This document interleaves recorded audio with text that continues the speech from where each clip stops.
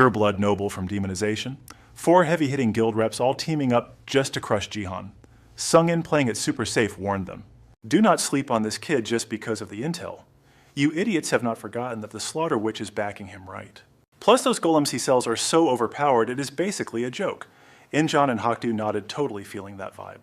Unable to hide her twisted thrill, she grinned. Let us get this party started. What are we waiting for?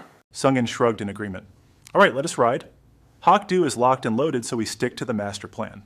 I will kick things off, saying that the old man tapped the glass. A glowing pentagram flared to life, instantly wrapping his entire body in blinding light. The very fabric of space violently warped, ringing the bell for round 1. City blocks fractured and crumbled as concrete, steel, and street trash were violently sucked into the sky. An invisible force whipped the debris into a massive swirling tornado. Right up in the clouds, a colossal junkyard golem began patching itself together. Its massive frame completely blotted out the sun. From deep within the beast's core, Hakdu's arrogant laughter boomed. Behold, the absolute power of Blackrock. To search Slaughter Witch. The gamer. Payback time as now Jihan's base took the hit too violently, shaking like a level 9 earthquake. Chunks of cement rained from the cracking ceiling. The trio instantly looked up on high alert. Jihan slammed his remote observation skill into high gear. It took him 0 seconds to figure out what was crashing their party. A system warning popped up. Looks like the bad guys have officially crashed our server. Sunil stood there completely mind-blown. Say what now? The main character instantly cast the feed onto the giant monitor for the squad. Check this out. Dead silence fell over the command center. There, right on the screen. A humongous trash golem broke through the thick smoke. Sunil immediately recognized that ugly design. Wait, is that Blackrock? Shin-young nodded with absolute certainty. Oh, that is Blackrock, all right. But seriously, look at that scale. How massive is that thing? Jihan's mouth gave a nervous twitch. A drop of cold sweat slid down his temple. Scanning magic says it is pushing 400 meters. Okay, that is ridiculously huge. The 63 building is 200 meters. Lotta World Tower is 500. This super golem is a walking skyscraper. She frowned, brain short-circuiting at the math. I didn't even know creating something that massive was physically possible. I am no alchemy expert, but I know the basic rules of the game. Normally beefing up the size means the mana drain goes totally off the charts, unlike your custom builds, Jihan. Using pure magic and alchemy for a monster that big would eat a terrifying amount of mana, you would be way better off spending it elsewhere. Sunil totally backed her up. Shin-young nailed it. Running a giant like that is hilariously inefficient. Unless they cracked some secret cheat code, Jihan was not about to sit around doing the math. He went straight to action mode. Let us test their logic. Grab some popcorn and watch. He roared his ultimate command. Golems, full frontal assault. Instantly, Jihan's massive army sprang to life.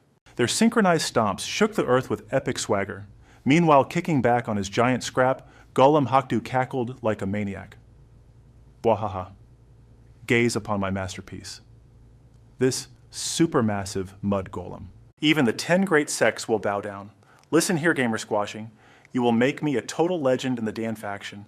Mithe just side-eyed him dumping a huge bucket of cold water on his ego trip. Do not pop the champagne yet, old man. You are hardly flying solo here. Hakdu choked on his villain laugh, coughing awkwardly to save face. Well, duh. But my alchemy's the main engine running this beast. Injan rolled her eyes with a savage smirk. Still taking all the credit makes you look super pathetic. Keeping this monstrosity online took some hardcore sacrifices from all of us. Sung-in nodded along. Facts. We threw in Demonization's Devil Heart and my ultra-rare Soul Crystal. Plus, without Valhalla dumping all their mana into the tank, this thing would just be a pile of junk. Slammed with the actual receipts, Hakdu just clamped his mouth shut in total embarrassment. Yeah, I know. Suddenly a cold shiver shot down his spine. The radar was pinging, target acquired. Down on the deserted highway, a lone alpha golem was casually strolling right into his crosshairs. Hakdu squinted at the tiny black speck and absolutely lost his mind, laughing. Wahaha 4 meters. Are you kidding me? I'm going to crush that little ant. Sung-in dropped his guard. Spot on like a swarm of ants, black alpha golems flooded every street corner. One glance was all it took. And Xian knew the hype was real. The gamer's crafting skills had the Abyss auction house drooling. Mitai just let out a twisted laugh. Who cares, haha, good enough? He gripped his axe, battle aura blazing like wildfire. Smash that subscribe button so you do not miss out. Suddenly, Mitai's axe flared with blinding light, ripping a magic portal wide open for a majestic lion to leap through. He vaulted onto the beast's back, leading the wild charge. Hundreds of warriors howled behind him. From afar, Jihan's voice boomed through the golem. Soul is now the gamer's turf surrender, and it won't hurt. Fight back, and you are dust surrender now. But Mitai just ignored the warning, dive bombing straight into enemy lines. The robotic voice suddenly shifted, turning dead serious. Hostile behavior confirmed. Target apprehension sequence initiating. The lockdown will commence immediately. Brace yourselves. Mitai just laughed like a total maniac. Charge. His axe erupted in blazing fury, literally warping space itself. Right then, a golem's arm morphed into black steel tentacles striking out, but a blinding flash chopped it clean off before it could even connect. His giant lion slammed into the golem, knocking it completely off balance. His cocky laughter echoed across the entire battlefield. Ha ha ha, suddenly. Thick smoke exploded out of nowhere, completely blinding everyone. Without missing a single beat, Mitai hurled his axe straight into the fog. The axe spun like a deadly buzzsaw, flying out and smashing dead center into the golem's magic core. Core shattered, the giant beast melted into a puddle of useless steel. Mitai roared to his crew on the rooftops. Bras. The head is the weak point. Smash it. But before he could even finish, another golem stepped right up to the melted sludge. It reached down and boom, the whole metallic puddle was instantly sucked up and totally absorbed in a split second. The golem blew up to double its original size. Seeing this insane glitch, Mitai froze. He instinctively took a step back, totally shell-shocked. Holy crap! The golem's core glowed bloody red. 1 unit destroyed, recalculating threat level. Apprehension protocol temporarily paused. Tiny lightning bolts danced across its body, screeching with cold metallic fury. The robotic voice dropped like a literal death sentence. Non-lethal attacks authorized. Do not panic. I will avoid your heads and chests. You guys can just respawn anyway. So stop struggling and just enjoy the ride. Blue lightning flashed against Mitai's pale face. On the golem's command, the entire sky blew up with deafening thunder. Massive lightning bolts crashed down, blinding the whole battlefield. He desperately raised his axe. His arms shaking violently under the pressure. Damn it, Mitai still could not believe this ridiculous power scaling. Suddenly his eyes shot wide open. His whole crew was getting swallowed. Mitai exploded with rage, swinging wildly. Squad fall back, attack the mega golem. His lion ripped a U-turn, dragging the squad into a chaotic retreat. Watching this clown, Jihan was absolutely speechless. How do they just run? Shinjun kept his cool, totally unfazed. That is just how Valhalla rolls. They know the absolute glory of dying in battle. First. Ditch the fight if you are totally outmatched. Then just camp out for a brutal second wave. Not buying that shameless logic, Jihan scoffed. Man, that is super inefficient. Dropping a totally savage, sarcastic diss. Glory my foot, does it taste as good as Huzan's glory? Instantly, both friends hit him with major side-eye. Sungen scowled, completely triggered. We are in a war zone and you are cracking jokes. Absolute idiot, Shinjung just sighed, radiating pure disappointment. Jihan, I might not know much about this world, but that was profoundly dumb. Jihan's heart dropped, cold sweat pouring down. What the heck? Why is everyone roasting me? They both shook their heads in pure exhaustion. Yep, because you are the only one acting like a clown. While Jihan silently cried over his bruised ego, Shinjung cut the chatter. Joke time is over. What is your game plan? Lock in right now, drop the goofy attitude. What will I do? Just sit back and watch. Oh, by the way, I wonder if this works on Bluetooth. That wild idea left Sungen totally confused. What? Boom, Jihan instantly popped his basic God Eye skill. A mystical emerald glow completely swallowed his pupils. A crazy stat screen popped up. Oh, jackpot. The enemy's official name is Super Mega Mud Warrior, stitched together from 4 different guild artifacts. Catching a glimpse of the system screen, Sungen's jaw literally dropped. Wait, it literally exposes their weak points, too. Overpowered. Whoa, guess my skill leveled up recently. I did not even know it had this cheat code. Shiyan's sharp eyes caught the fatal flaw. She read the final line aloud. 3 glaring weaknesses. Take out the power core, or crush the puppet master. Both options totally sucked. The enemy wasn't stupid, they'd guard those spots heavily. Jihan simply nodded, then casually dropped a wild curveball. Obviously. But hey, by the way, who the heck is Kim Gigyu son and didn't even blink? BlackRock's boss idiot. Jihan just blinked, cluelessly. Oh, totally didn't know that. Sun and sweat dropped hard. So, what's your genius plan now? This is the big leagues. Jihan leaned forward, stroking his chin like a supervillain. Let us see. Silence fell. Then a wicked, totally unhinged smirk crept across his face. His voice dripped with pure adrenaline. They want to play Godzilla. Why do not we join the party? Sun froze completely. Fear and shock warred in his eyes. Wait, is that even possible? Jihan scanned the enemy's towering monstrosity. Never tried sizing up like this before. But hey, let us roll the dice. Just visualizing it made his gamer blood pump furiously. A legendary clash of epic titans. Showtime. He barked out the command. Form up, everyone.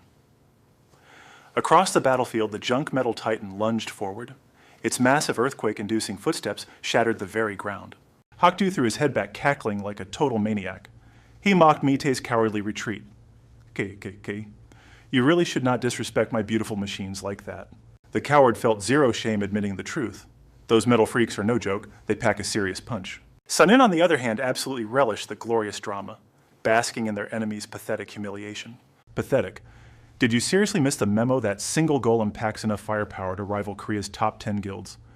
Hearing this epic hype, Mitei just disgustedly spat onto the dirt. A cocky, reckless grin split his face. Whatever, man. I've carried my weight in this boss raid today. The rest of this mess is entirely on you guys.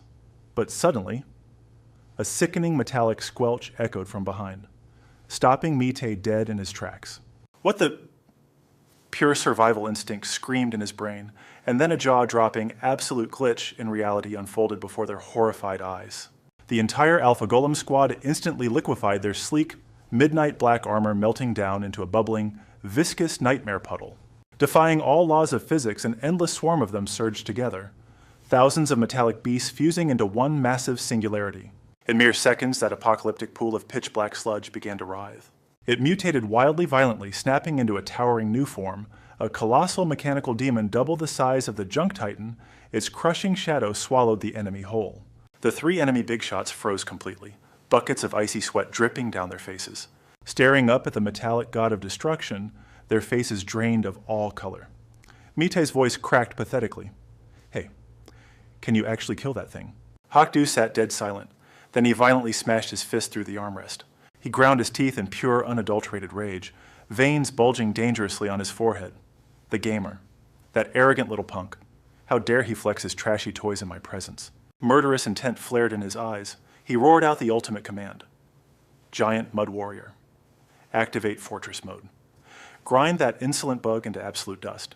Obeying its master, the Titan heavily raised its colossal arms, locking its massive hands together in a deadly battle stance. BlackRock's ultimate secret art activated. This was not some fake illusion magic. It sucked dry the actual mental energy of real people, refining it with pure mana and compressing it into devastating artillery shells. Jihan had barely survived this trick before. But this time, it was a ridiculously overpowered max-level upgrade.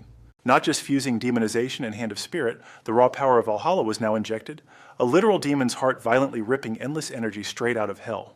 The Super Soul Stone forcefully commanded that chaotic hellfire, while the absolute blessing of Odin stabilized the Titan's bursting core. Behold the ultimate weapon, the ridiculously massive god-tier supergiant Mud Warrior.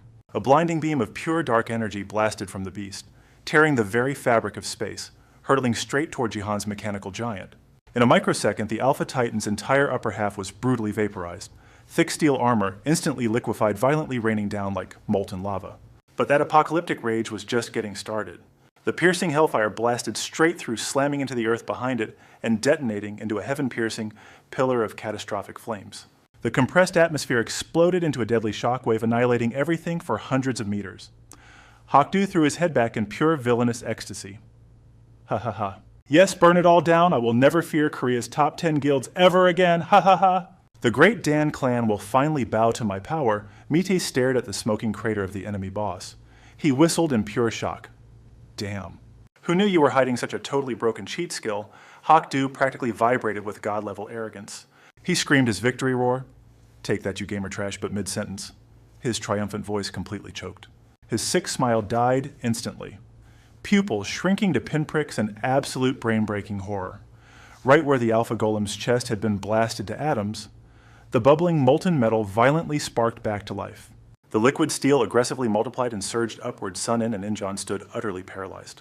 Their jaws practically hitting the floor, Hakdu crushed his fists together, his entire body trembling in cosmic rage. Son of a glitch, melt that garbage back into scrap metal. Hearing the command, dozens of corrupt energy beams shredded the sky, raining down absolute hell upon their target. The lasers effortlessly punched holes right through the recovering Titan, but this mechanical beast refused to be a punching bag. It fluidly dodged through the deadly grid of lasers, the twisted liquid metal aggressively snapping back into place, flawlessly regenerating its massive head. Its colossal foot slammed back onto the battlefield, triggering a massive seismic quake. All of Mitei's previous cockiness instantly evaporated, replaced by a cold, gut-wrenching wave of pure panic. He backed up, stammering like a frightened kid. "Old man? Please tell me that ultimate attack actually did something." Hakdu violently smashed his console, screaming in absolute mind-breaking denial. "No freaking way, that is totally impossible. Do you have any clue how much mana that strike burned? It could literally obliterate a god. I will absolutely pulverize its weak point." Instantly, 4 waves of pitch-black aura morphed into devastating shadowy arrows. They launched forward with apocalyptic force. In a fraction of a second, the gap completely vanished. The tension was absolutely suffocating. As those shadowy spears rained down like a brutal storm, Alpha Golem instinctively reacted. It morphed its massive face into a gaping bottomless void, but the real shocker was behind it. Layers of defense materialized across its body, cleanly channeling that catastrophic attack right through it. Not a single scratch remained. This absolutely bizarre spectacle left Injan and Mythai completely speechless, their eyes wide with absolute disbelief. Meanwhile, Harkdu was violently trembling. Pure rage radiated from him like literal smoke. He could not believe his ultimate move failed. While everyone was still paralyzed by shock, Sung-in suddenly materialized out of nowhere. Without missing a beat, he yelled a warning, "You all better dodge right now." In that exact moment, Alpha Golem rapidly regenerated its mass channeling. Every ounce of its monstrous strength, it threw a devastating hook at the Mud Warrior. The fist moved at lightning speed, aiming dead center for that giant rocky face. The violent impact triggered an apocalyptic explosion. Blazing infernos violently erupted, sending massive shockwaves ripping through the entire battlefield. The earth shattered violently. Even Jihan's crew felt the terrifying tremors from inside. As the brutal aftershocks finally faded, Jihan muttered in absolute awe, "That was literally like a Zarbomba going off." Sitting nearby, Sung-in, blinked in pure confusion. A Zar what now? That sudden question triggered a super nerdy flashback, prompting Jihan to drop some explosive history knowledge. It was a monstrous nuclear weapon built by the Soviets during the Cold War with America. It is literally the most gigantic bomb ever dropped in human history. When they finally tested that absolute monster, the blast radius literally triggered a massive earthquake. Hearing this insane trivia, Sung-in could not hide his sheer terror at such unimaginable, world-ending destructive power. That is one insanely overpowered weapon. Staring blankly at the smoking monitors, Sung-in drifted into deep thought. We actually have some highly catastrophic stuff just like that down in the abyss. Meanwhile, back at Ground Zero, the devastating blast zone was completely ruined. Massive craters littered the scorched earth, while thick white smoke endlessly choked the sky. Deep inside those pitch-black abysmal craters, weird slimy chunks of dark matter started aggressively creeping out of the shadows. Sung-in instantly widened his eyes in absolute shock. What the heck is that disgusting stuff? Jihan just flashed a cocky, rebellious smirk. "Oh, those that is just my badass golem swarm?" Thanks to its clutch emergency evasion and insane self-healing traits, that thing is practically immortal. Let us check the damage report. Closing his eyes, he tapped into his psychic link to instantly analyze his monster squad's true status. The system clocked exactly 2,081 units left. Damn, a massive chunk of them got completely pulverized. But Sung-in spotted a highly suspicious anomaly floating up on the live feed. He aggressively pointed at the screen. Bro, not all the enemies got wiped out. Jihan flinched, his super relaxed vibe instantly shattering. Hovering dead center in the desolate skyline, a grotesque, heavily pulsing core was floating ominously. It throbbed with a highly disturbing cursed rhythm. In that terrifying split second, a catastrophic gravitational pull violently hijacked the shattered Earth. Chunks of debris flew wildly toward the core. Massive heavy boulders aggressively fused together, perfectly rebuilding the legendary Mud Warrior form. Look at that freakish monster. It is actively regenerating. Yet surprisingly, not a single drop of fear clouded Jihan's sharp eyes. He merely scoffed with pure arrogant teen energy. Is that right? A dangerously rebellious smirk crept across his confident face. He practically vibrated with insane excitement as the chaotic battlefield violently shifted. But sadly for him, my savage swarm is way faster. Instantly, the Alpha Golems launched themselves straight at Harkdu's pathetic Mud Warrior. They swarmed like a million ravenous mutant insects, ruthlessly biting and tearing. The golems relentlessly piled on top of each other, literally swallowing the giant beast alive. While the giant desperately thrashed around in pure agony, the high-tier players quietly monitored the absolute chaos. The horrific reality was crystal clear now. Sung-in could only sigh, dropping a brutally honest observation. We seriously cannot beat this absolute monster. In-John violently grinded his teeth, totally consumed by wounded pride. Is that arrogant little punk actually stronger than the legendary 10 Great Sects? Mythai was also visibly boiling with bitter rage. Damn it all. We took highly catastrophic losses on this disastrous raid. That demonic brat Jihan. After aggressively venting his frustration, he shot a highly suspicious glare towards Sung-in. So what is your grand survival plan next? Without hesitating for a single microsecond, the pragmatic rogue bluntly answered, I am instantly dipping out of here. Or maybe I will just crash another guild's party. Before those two angry losers could even argue back, his shadowy silhouette began glitching out of existence. Peace. Out. I am literally ghosting you guys. Thank God I was smart enough to leave my precious guild members safely behind, finding zero useful answers from that coward. Mythai bitterly turned toward his remaining so-called allies. But both In-John and Harkdu were completely frozen in absolute silence. Their utterly shattered expressions screamed pure disbelief at the catastrophic nightmare unfolding below, right at that heavy moment. Harkdu finally choked out a pathetic whisper, his broken voice dripping with soul-crushing despair. My glorious earth golem. My supremely invincible giant. Ruined. Utterly disgusted by this pathetic losing team, Mythai finally decided to completely abandon ship. Yeah, I am out of this dump too. Stay safe, losers. As In-John aggressively teleported into the void, he spat out one final highly toxic curse. Absolute garbage. Just 1 second later. Two terrified lackeys from the Black Stone Guild abruptly warped in front of their deeply traumatized boss. Sweating bullets and panicking hard, they frantically begged him, "Boss, snap out of it." We absolutely have to evacuate right now. But Harkdu was hopelessly trapped in a mental blue screen loop. My beautifully supersized Earth Golem, so gigantic, so huge. Finally, without leaving behind a single heroic last word, all three pathetic figures instantly teleported away from the battlefield. As the chaotic smoke cleared and the epic clash officially concluded, a barrage of blue system windows flooded Jahan's vision. Ding, you have successfully looted the Crystal Super Soul and the legendary Demon Heart.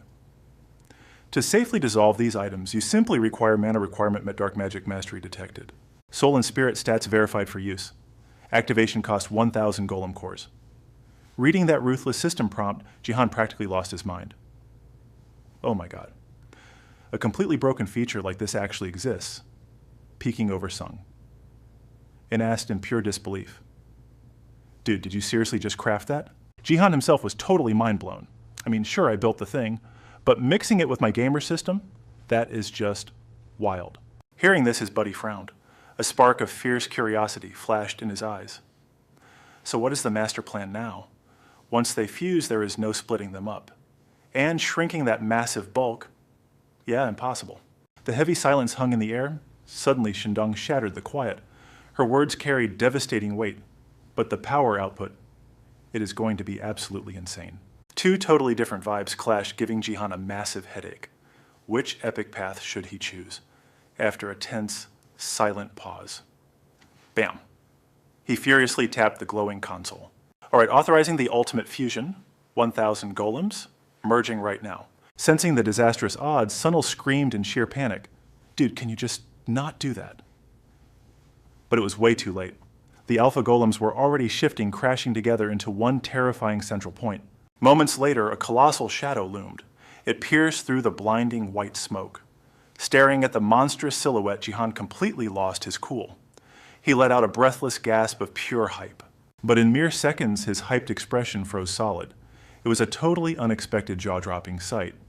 This new beast, just a super-sized, ridiculous alpha golem rocking two ridiculously massive, menacing horns. Sunil's face was a massive question mark. What the heck is wrong with you? The world is literally flipping upside down and you are just standing there, totally chill. Before he could even finish ranting, massive blazing red text exploded across the screen. Total domination protocol successfully completed. The second Jihan's epic golem squad merged, the system pinged a shiny level up, but then he noticed the eerie silence. Wait, where did all the bad guys go? As his brain struggled to process the ghost town, Shindong slowly broke the tension. Obviously the cowards ran for their lives. Jihan blinked, completely, totally baffled. But why? Her gaze held an indescribable deadpan vibe. Duh, because people actually value living, you idiot. Jihan's mouth twitched, utterly speechless. Well, if you say so. But Shindong had zero patience for stuttering. She ruthlessly cut him off. So what is your next chaotic move? Jihan totally choked on his words, awkwardly dropping a half-baked reply. Nothing really. Then his eyes locked onto the glowing local map. Right now, I have completely conquered the Unpyeong district. Those lawless rogue mages or the divine sects pushing into cult turf, I have claimed every single inch of that ground, within these borders. 70% of this zone is mine. He paused abruptly. Jihan hesitated for a split second, then slowly, smugly added, and obviously, every single SimCity NPC too. Hearing that ridiculous name drop, Shindong raised a very skeptical eyebrow. Wait, SimCity. However, Sunil just let out an exhausted, soul-draining sigh. Yeah, whatever. SimCity. I totally knew you would say that. Ignoring their absolute teenage cringe, Jihan burst into maniacal, villainous laughter. Ha ha ha. Just you wait. I will show you what a true juggernaut looks like. He whipped his gaze toward the newly birthed monster, absolutely hyped. Check this out. Status window. Open. A ridiculously long title popped up. Demonic Mana, Liquid Metal Golem. Their jaws hit the floor in sheer terror. This is absolute madness. Jihan firmly nodded. Yeah, completely unhinged. Shindong analyzed it with a deep frown. A self-replicating weapon. It is literally an invincible meat shield in massive turf wars. Well, congrats, Han Jihan. You scored an overpowered jackpot. Sadly, his two besties were still completely short-circuiting. Jihan poked his dazed buddy. I know it is huge, dude. But hey, have you ever seen anything this massive? Sunil slowly shook his head. Never in my life. He rubbed his chin, pondering the rival factions. Even the Nine Gates lack something this ridiculously weird. Jihan pressed harder. What about the 10 great sects? His friend kept up the tactical analysis. Doubt it? Remember that insane corporate battle you fought? Did they ever unleash anything like this? That question sparked an old traumatic memory. Jihan froze on the spot. You're probably right. Meeting adjourned. The squad bailed, leaving Jihan alone in his brooding chamber. Shindong left for hardcore training, and Sunil crashed at home. Time for some well-deserved rest. His fingers danced across the glowing holographic screen. Time for base building mode.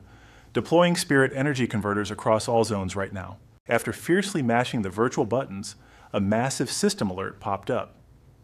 Spirit energy converter construction initiated estimated completion time 28 grueling hours. Instantly, the Alpha Golem squad marched out, executing his command without a single hesitation. Each beast took its designated role. Moving with flawless, terrifying rhythm, they slammed massive boulders right into perfect position. Meanwhile, Jihan was totally locked in. Should I set up defensive arrays and magical traps? Let us craft those defense structures right now, fortifying the defense zone. Now let us build an epic golem manufacturing plant. A barrage of system alerts flooded his vision. Defense mechanisms and golem factory construction started 12 hours for the defensive perimeter, 16 hours for full defense gear, and 9 hours for the monster factory. But before he could even breathe easy, a brutal blazing red warning flashed: critical alert, insufficient mana storage capacity. Build a mana storage. Staring at the newly spawned system prompt, Jihan could not hide his absolute hype. Oh, so it actually requires a whole mana storage facility. He instantly smashed that glowing construct button. A system notification popped up right away. Time remaining 4 hours. Shifting his sharp gaze to the map window, he quietly ran the math in his head. Construction phase completely locked in. Now I just need to sit back and watch my epic power level skyrocket. That supermassive golem, in particular, absolute ultimate weapon material. Right there, it could literally nuke this whole area away. But man, that ridiculously long name was giving him a major headache. Staring down the epic monster rename prompt, Jihan scratched his head wondering what the heck to call this massive beast. After brainstorming some totally edgy ideas, he firmly locked in something slick and punchy. Bossman. The system immediately chimed in with a successful rename. Ping, the ultimate beast, finally had its title sorted. Jihan casually leaned back, completely satisfied. Simulation fully terminated. I guess that officially wraps up everything riding that chill, victorious vibe. He casually dug into his pocket, whipping out his trusty smartphone. Without skipping a single beat, he dialed up a very specific ally. Time to perfectly execute that contract we drafted a few hours later. At the massive Abyss Austin headquarters, towering fiercely under the blazing sun, the second Jihan stepped inside, he froze solid like a stone statue. I really did not expect you to run an actual real-world business. Inside a small meeting room, a familiar voice echoed before anyone appeared. Oh wow, absolutely top-tier vibes as always. No need to copy those cliché webtoon tropes here, am I right? Ma-hun laid it all out, clearly blown away. I was honestly totally stunned. I never imagined you would level up this insanely fast like some genius main character. Considering Gaia's system choices, I totally doubted your epic potential. Hearing that totally unfiltered shade, Jihan frowned with pure teenage annoyance. Oh, is that so? But the guy just nodded with absolute zero hesitation. Yeah, obviously. Right now you flex the raw power of the 10 great sects. Plus your stats are basically sitting at the legendary angel tier. A sudden thought crossed his mind. Does it matter to be on the god ranking board? There is a massive power gap between rank 1 and the bottom, Ma-hun confidently declared. Obviously, anyone hitting angel rank has completely transcended mortal limits. The god board's existence proved that brutal truth. Hence, the top 100 absolute beings, Jihan narrowed his eyes, repeating in disbelief. Top 100. To clear it up, he explained perfectly. Top 100 angel tier elites, but 10 of them could slaughter the remaining 90. Ma-hun suddenly blinked. Wait, what? You really did not know that Jihan just shrugged truthfully. I never gathered such detailed background lore. Seeing his clueless gamer face, Ma-hun burst out laughing. I guess it can be like that for everyone. Information is cold hard cash, but I can provide that premium service even about the top 100. Those 10 existences are an untouchable wall. They strictly rule as the masters of the 9 sects. Hold up. Jihan instantly caught the glitch. Something totally felt off his lips, muttering with suspicion. What about the last guy you said, 9 sects? He processed the data for a second before a brilliant light flashed in his brain. Zazan Jihan suddenly remembered the exact name of that missing boss. Right, the Harem King, he is undeniably the absolute strongest. Hearing that legendary title drop, Ma-hun hesitated for a split second, struggling to explain. Honestly, ranking these mythical martial artists is a total nightmare. Number 1, the 9 sects, the top 100. We can divide it like that. But those 9 sect masters demand the top 10 title purely out of arrogant pride. He hammered the point home again. The 10 strongest beings in existence, Jihan secretly ran the tactical data. 10 untouchable powerhouses at the absolute peak of the angel tier. But those 9 sect masters absolutely refused to pick a fight with the Harem King amidst his chaotic thoughts. He came to a crazy deduction. Is that guy literally a superhuman glitch? After some heavy calculating, Jihan totally trashed the thought. All right, enough stalling. Let us start the real grind, hearing his totally fired up tone. Ma-hun nodded in full agreement. Obviously. I have already prepped the crafting blueprints and materials on this sheet. Jihan flashed a hyped grin. Perfect, we can kick off production right now, but I'm only grinding for 5 hours a day. Ma-hun knew exactly how to negotiate this. Are we talking real-world hours or inside the hyperbolic time chamber? Jihan totally shot back without a single flinch. Time chamber hours, obviously. As a totally ruthless businessman, Ma-hun was not about to let his exploiting spirit die, especially when crafting skills leveled up so insanely fast. How about 10 hours a day? Jihan instantly threw up a rock-solid stare, shutting it down hard. Nope, 6 hours. And just like that, they devolved into a completely chaotic street market haggling match. 9 hours. But Jihan held his ground like a boss entirely lost in endless stamina calculations. Finally completely defeated by the kid's rock-solid stubbornness, or maybe he had already factored this in, he directly shrugged and gave up the fight. 7 hours it is. Now follow me. Inside the massive echoing dimensional space, Jihan stood alone, silently channeling his power. He endlessly forged new gear, watching the items stack into massive mountains. He kept shouting at the top of his lungs. Blinding energy erupted endlessly, spawning new creations. Create. Create. A wicked smirk crossed his face. He finally cracked the formula. Different recipes meant different experience drops. And right now in this time room, he picked the absolute best cheat code recipe for maximum experience points. His ultimate masterpiece, the permanent mana potion. Legendary tier, baby. It only restored mana for the big leagues, completely useless if your intelligence stat passed 500. He held it up, flexing hard. Half salty, half incredibly smug, he laughed. Even total normies could unlock magic with this juice. If only he knew this cheat code back then. Think of all the wasted skill points. Still, each bottle cost a whopping 3 billion. Time to grind like an absolute madman, he roared once again. Suddenly, he froze mid-shout. Create. What the heck, I am perfectly in the zone here. Jihan squinted into the distance. Total, absolute emptiness. Glaring at his mana pile, he barked out a complaint. Yo, I'm completely out of materials.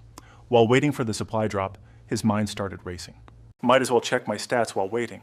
Bam. A glowing system screen popped right up. The skill board flashed. Crafting hit level 89. A few more days of heavy grinding and I will hit 99. He glared at the recipe list. Damn, I still cannot craft that Newman conversion gear. How many more levels do I actually need for this thing? Boom. A black hole ripped open above him, dumping a massive mountain of materials. Pumped up, he cracked his knuckles. Got a contract to fulfill. Back to the epic grind. Create. As a killer sunset painted the sky, Jihan kicked his front door shut. I am back, losers. He blinked at the dead silence. Seriously, nobody's home yet. He flicked open his mini-map. Oh, they are here, probably sweating it out in the time room. Scrolling through his skill tree and recipes, a smug grin crept up. Perfect. Keeping these recipes on lockdown is the absolute meta move. More recipes meant insane unfair power, time to expand the turf and train Bosman. A wicked smile flashed across his face. But first, I have a little side project. He thought to himself, yeah, I'm definitely high-leveled enough for this now. Subspace magic. Sure, his system inventory was completely overpowered, but the storage limit sucked. Plus, you cannot stuff a boss monster into an inventory. So he ordered it to patrol Yunpyong and set up core collection nodes. Gadgets that sucked up core energy and spat out pure mana. Obviously, all that sweet mana flowed straight to his home base witch tower. He dropped an obelisk every 100 meters, centered right on his house. Basically, all of Yunpyong was his personal magical turf. Now Jihan was practically vibrating with hype. I'm sitting on a ridiculous mountain of mana. Let us forge that subspace. Open. A swirling dimensional rift ripped through the air. He stepped right in. He muttered to himself, an illusionary zone could fake a subspace, but the difference is massive. He weighed the facts in his head. An illusionary zone was just renting server space from Gaiothi, but a subspace that was his personal private real estate. Furthermore, illusions could be smashed to bits, but his subspace utterly indestructible. Nobody gets in without his VIP pass. The only catch, it drains mana like a thirsty vampire. Shaking off the heavy math, Jihan snapped his fingers. A wave of neon, violently glowing stones floated out. The core materials. Reconfigure. The stones zipped through the air, snapping into a massive glyph. His eyes turned dead serious. A gleaming golden staff flashed into his grip. Channeling absolute power, he commanded the room. Listen up. Mana flow? I issue this absolute decree as the presiding judge. He slammed his eyes shut. A violent eruption of power blasted straight into the floating materials. The glowing stones went supernova, looking like an epic sacred ritual. Jihan's voice dropped to a frosty chill. Space. Control. Mana. Rearrange. Fortify. Soul. Absolute fusion. Create subspace. Boom. The materials violently shattered into floating shards. The literal ground violently quaked. Hundreds of glittering shards ripped into a chaotic tornado. A massive explosion of light, leaving behind a single blazing spark floating in the void. Ding, the system chimed in. Subspace creation. Absolute success. Inventory will now synchronize with the subspace system. Inventory is evolving. Inventory locked to a three-dimensional cubic space of exactly 1 kilometer. Please feed it more subspaces to expand. Jihan stared at the blue holograms. Mind utterly blown. Holy crap. I did not see that coming. It merged right into my system inventory. Guess I do not need to constantly bleed mana to keep it open anymore. Massive win. Let us check this bad boy out. Inventory. He squinted hard at the user interface. It looked exactly the same, but wait. He felt the insane difference immediately. It was an absolutely massive white cube dimension inside. Toss an item and Baum auto-sorted and perfectly stacked like magic, but Jihan scratched his chin, suddenly conflicted. He mumbled with a heavy frown. It is definitely slicker than the old basic inventory, and the storage capacity is totally cracked now. Whatever, I will take it. A devious smirk pulled at his lips, because the absolute best part. He hoisted his golden staff, his voice dropping to dead zero. Material reconfiguration. The loot violently shifted into bizarre shapes. Without missing a beat, his eyes flashed.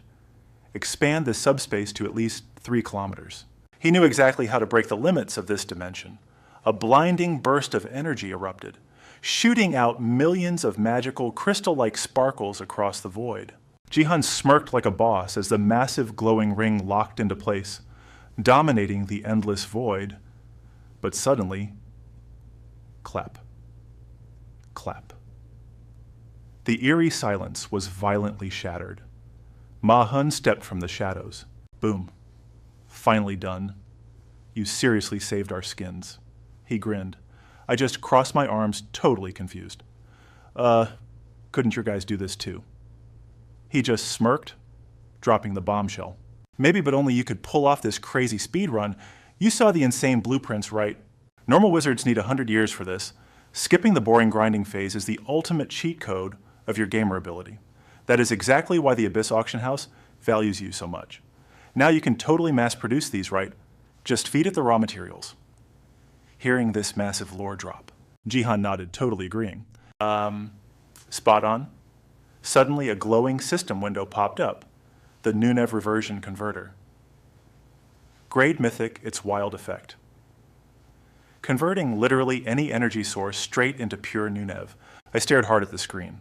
The raw materials alone burned through 400 billion won. Is this shiny gadget seriously worth that insane price tag? Manhun's eyes flashed with intense hype. Absolutely, he declared. Nunev is ridiculously overpowered. Any guesses what energy type it mimics the most? I blinked, totally clueless. What exactly? Seeing my blank stare, Manhun teased. Oh boy, you skipped magic class, huh? You're a wizard, dude. Hit the books anyway. Like I was saying before, the closest match to Nunev is straight up divine energy. My jaw practically hit the floor. He kept going. Divine energy is the literal power of gods, but honestly, Nunev ranks way above even that holy stuff. Actually, scratch that, it stands at the absolute peak of all powers. It is the primeval force from the dawn of creation. My brain almost short-circuited processing that crazy revelation. This thing is that legendary, but wait, what the heck is the dawn of creation? Manhun smirked conveniently, letting a massive secret slip. Even we didn't know this until our top-tier wizards went deep into some hardcore research. Mr. Gamer, you're one clueless VIP. Oops, forget I said that. My face instantly went dark with annoyance. He just laughed it off. Consider that a free lore drop for being our favorite business partner. He was totally trying to change the subject. I sighed helplessly. Whatever, I'm too tired to rage. One more question. Who exactly existed at the world's creation? Manhun's voice turned deadly serious. God said, "Let there be light," and there was light. It is straight from Genesis. Ever read it? I blinked, totally lost. I'm listening. He spoke with heavy rhythm. Genesis means the forging of the universe, the world's birth. That existence at the absolute beginning, that is the creator. My eyes went wide. Was he seriously talking about a literal God right now? I panicked. Hold up, I thought the creator was Gaia. Manhun shook his head calmly. Hard disagree. Gaia just rules the earth and made the illusory dimensions. Sure, she split the world and is crazy strong, but do not ever compare that basic entity to the true creator. Our earth is just a tiny speck of dust in an unfathomably massive universe. It is super arrogant to think Earth is the center of everything just because we happen to live here. I froze, my brain echoing basic. This massive lore dump was seriously messing with my head. Why are we suddenly getting so philosophical? Manhun just smiled gently. Haha, grind your way to the top and you will understand naturally. Want a tiny pro tip, May? That definitely caught my attention. What is it? His voice turned terrifyingly serious. The existence of the abyss is absolute evil. But it is a completely necessary evil. Engrave this into your brain. That way you won't regret anything later. I frowned hard. A necessary evil. What is the abyss hiding? He flashed a corporate smile. Awesome. Thanks for delivering this in 10 days. Contract complete. As a bonus, I'm gifting you total immunity within the Abyss Auction House territory. Good luck. I watched him vanish into thin air. My face hardened. This situation was getting dangerously out of hand. Warping back to my safe house, Lilino practically teleported in, vibrating with intense hype. Wow. Incredible, exactly what I expect from my star pupil. Who knew you'd speedrun conquering the Unpyungu faction? I blinked. Tichu could easily solo them too, right? She raised an eyebrow, replying coolly. Nope. I totally suck at the crafting mechanics.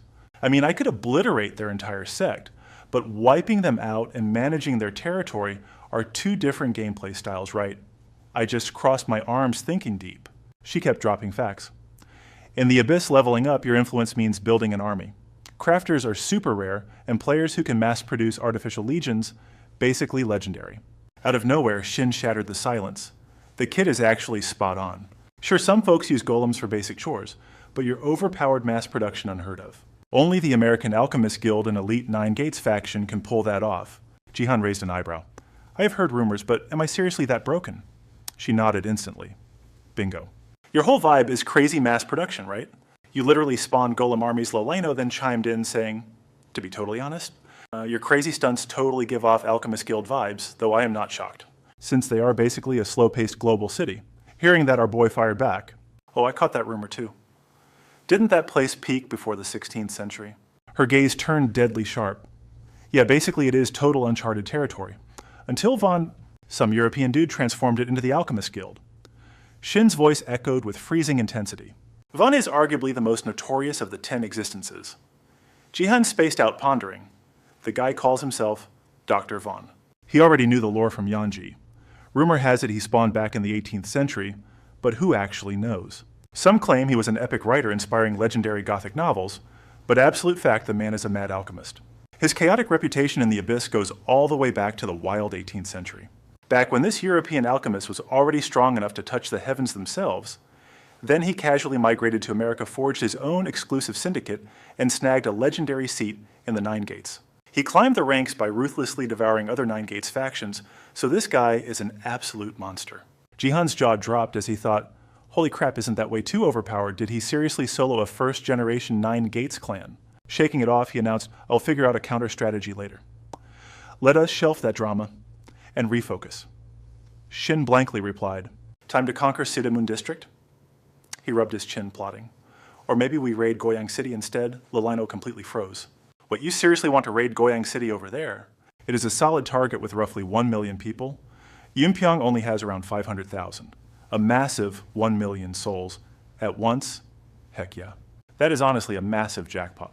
Meanwhile, she just kept her cool smoothly, pointing out, we cannot mathematically guarantee those exact numbers, though. If we exclude the righteous factions, the Danbi clan's actual allies only make up about half of that total. Processing that insane intel made Jihan literally cheer out loud. Still totally fine, that gives us roughly 800,000 targets. He started doing the mental math. Yunpyong District has around 500,000 citizens. However, his current turf only holds 350,000, meaning 350,000 mines converting directly into pure mana. Smirking through his strategy, he asked, so which city gets wrecked first? Without missing a beat, Shin declared, I say Goyang City is the ultimate prize. Lolino nodded aggressively, totally agreeing. Same here. Taking their advice, our boy fell into deep thought, wondering if Yanji's intel was legit. Scratch that he knew it was absolutely flawless. Based on the data, this invasion would be an absolute cakewalk. Fired up, he yelled with fierce determination. Heck yeah. I will conquer Goyang City in just 1 week. Jihan enthusiastically broadcasted his master plan. Perfect. We blitz Goyang City in 7 days flat. Turning to the fiery redhead, he smirked. Why not tag along for the raid? She did not even hesitate to agree. Sounds epic. It is finally time to taste some real frontline action. He then glanced at his mentor. What about you, Teach? Lolino shook her head, shooting him down. Pass, I am buried in tedious paperwork. Curious, he tilted his head. What kind of work? She pouted, clearly annoyed, interrogating those screeching demons down below. Jihan's sweat dropped instantly at that cursed image. Just call me if things get sketchy. Lolino flashed a brilliant smile. You bet I will. Pumping his fist, he prepared to depart. All right, squad. Let us roll out. I will prep too. In a literal flash, Jihan vanished into his pocket dimension. Let us see, the glowing skill tree popped up, sparking his grand strategy. Level 161 reached, and I'm still swimming in stat points. He paused briefly, dramatically raising his index finger. All these leftover points. His finger blurred, spam clicking a single majestic button. Dumping absolutely everything into intelligence. Upgrading pure brainpower. His god-tier stats skyrocketed, glowing furiously on the screen. Jihan grinned proudly at his min-max stat window, yet a tiny itch of curiosity remained. No new skills are unlocking. Could there seriously be an even more broken tier? On to the next chaotic project. He tapped another icon, checking the mana farm. Inside, a sweaty horde maniacally pedaled exercise bikes, desperately grinding away for pure capitalist glory. Behold my hardcore mana generator. Pedaling this rig literally squeezes raw magic from their sweat. The catch: fail your daily quota and you are eating straight garbage. Total exploitation. Better output equals better meals. Jihan already planned how to spend this massive energy pool. Plus, they get entertainment. I built a trashy internet cafe where they pay with mana. Web access is read only. His cold gaze dismissed them like mere NPCs. Furthermore, these losers are locked here forever. Psychopathic killers deserve worse. Honestly, they got lucky. Jihan scoffed. It is agonizing work, but they kept their miserable lives. At least grinding beats boredom. He swiped the screen, opening the guild window. Our 3-member squad had actually leveled up significantly, showing totally solid progress. Checking the stats facilities expanded, and membership grew probably thanks to the teacher. Our budget hit 52 billion, even with dwindling golem numbers. Constant production will spike those numbers again. But the most epic shift, I finally became a self-sufficient manufactory. The conversion plant output is skyrocketing. We just banked 1 million mana. That insane growing wealth is my ultimate firepower. Reviewing his grind, he realized I can sell magic stones, craft epic artifacts, and use those rare abyss recipes. Massaging his temples, Jihan exhaled. Prep work is done. Now about that annoying Goyang City Guild? A low-tier faction of the Mountain Scholar sect Korea's top 10? The legendary top 10 sects practically rule Korea. That corporate guild that provoked me before, yeah, they belong to this elite circle. What a massive headache. I thought they quit, but now they are a high-ranking sect. Someone powerful must be pulling their strings. Their bloody history speaks volumes. While not corporate level, the top 10 boasts terrifyingly similar potential. The Mountain Scholar sect stands among them. Chinese monks allegedly migrated here, evolving their deadly martial arts after settling down. His intel was crystal clear. They practice Chinese alchemy and monk-style combat, but their mastery over dark Taoist spells is truly menacing. People clearly separate the local style from the Chinese original. Despite their roots, they are not really allied with mainland Orthodox groups. Calling them an independent rogue sect fits perfectly. Jihan pondered deeply. Intel suggests the Mountain Scholars aren't infamous thugs, plus they maintain close ties with the Dan clan. It is a twisted dynamic. Yet the real anomaly is this specific guild. For a lowly subordinate branch, their evil reputation is notoriously loud. The Dan clan ignores them, so the sect letting them run wild just proves gross mismanagement. Wait, he immediately backtracked. No, I am thinking too modern. There must be a darker underlying reason for this chaos. Just because they aren't totally evil doesn't mean they play hero. They probably just sit back happily collecting bribes from lower guilds. Rubbing his aching forehead, Jihan sighed. Regardless, the top 10's branches infect the entire capital, deeply rooting into every district. Chungcheong Gyeongsang, Gangwon-cheongi, and Jola. This is a massive threat demanding attention. Every faction has bases across these 5 territories. 9 sects dividing 5 provinces and 1 sea. Why only 9? The answer was blatantly obvious. Because the company claims Seoul now, they style themselves an international syndicate, harvesting spiritual energy globally through games or whatever garbage they claim. It is all an excuse for absolute greed, elevating them to apex predators among the top 10. The Heaven and Earth shaman leaked this. Still, Jihan despised their tyranny. Ignoring them meant letting the company grow unstoppably cancerous. After surviving their backstabbing, he learned the company allied with the Dan clan, forcing the clan to totally wash their hands of this mess. Whatever, a new screen flashed. The real crisis was here. A gigantic centipede was invading the Chinese poison. Alchemy sect had seized Goyang. Atop the beast, a mysterious woman danced wildly, controlling its every move. Fluttering butterfly wings filled the sky, turning beauty into pure terror. The haunting chime of her bells echoed everywhere. Insect manipulation, Jihan's face hardened instantly. But that was a fatal misconception. Their true terrifying power was lethal poison. Based on his intel, the poison faction weaponized ancient Chinese alchemy to brew absolute devastation. So they are basically a toxic poison sect. They use creepy crawlers to brew lethal venom, but why are they considered totally evil? The answer hits like a brutal truck. They actually hunt human beings. This twisted barbaric act goes way beyond simple villainy. They use living people as bug food, dragging innocent civilians into this nightmare. Endless rumors confirm this madness. Some say the abyss is absolute rock bottom. But even there, the sick garbage is pure evil. If they were just sacrificing folks for toxic ingredients, shouldn't someone step up to brutally punish those unhinged crimes? Jihan is completely disgusted by this sick behavior, but slaughtering innocent civilians that crosses every single forbidden line.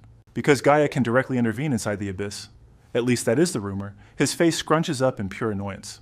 After all, it is not called evil just for harming folks, but because this chaotic madness completely ruins the absolute balance for everyone. Seriously, this nightmare could not get any worse. His racing heart violently urges him to strike back immediately. As a normal teenager from modern society, I absolutely cannot let this psychopath do whatever the hell he wants. Yet glaring at that freaky face makes a wild thought explode in his mind. They look deceptive, but that psycho is definitely a trap. He refuses to be fooled by a thorny trap like him. I honestly would have been totally blind without that secret intel. Lethal poison. Demonic bugs, dark curses, and deadly martial arts. His mind is fiercely locked in. Time to solo this dungeon master. Inside a pitch-black room lit by a sick yellow bulb, a captive victim leaks endless tears and agonizing blood. It hurts so much, he screams his lungs out begging, "Please spare my miserable life. Just kill me already." A gargantuan centipede lurking in the sinister shadows twitches its gross antennae. It slithers into the harsh light mandibles dripping with fresh crimson watermelon juice. The shattered man desperately wails for salvation, screaming, "Somebody please." But the freaky half-man, half-woman creep just flashes a twisted smirk. "Nope, not happening, sweetie. You are strictly forbidden from dying right now. Zeon Hoa possesses absolutely zero mercy. You still need to gently nurse our precious little babies." Over the agonizing screams of the dying man, the villain completely giggles, "Oh, just look at you. You're doing an awesome job as their papa.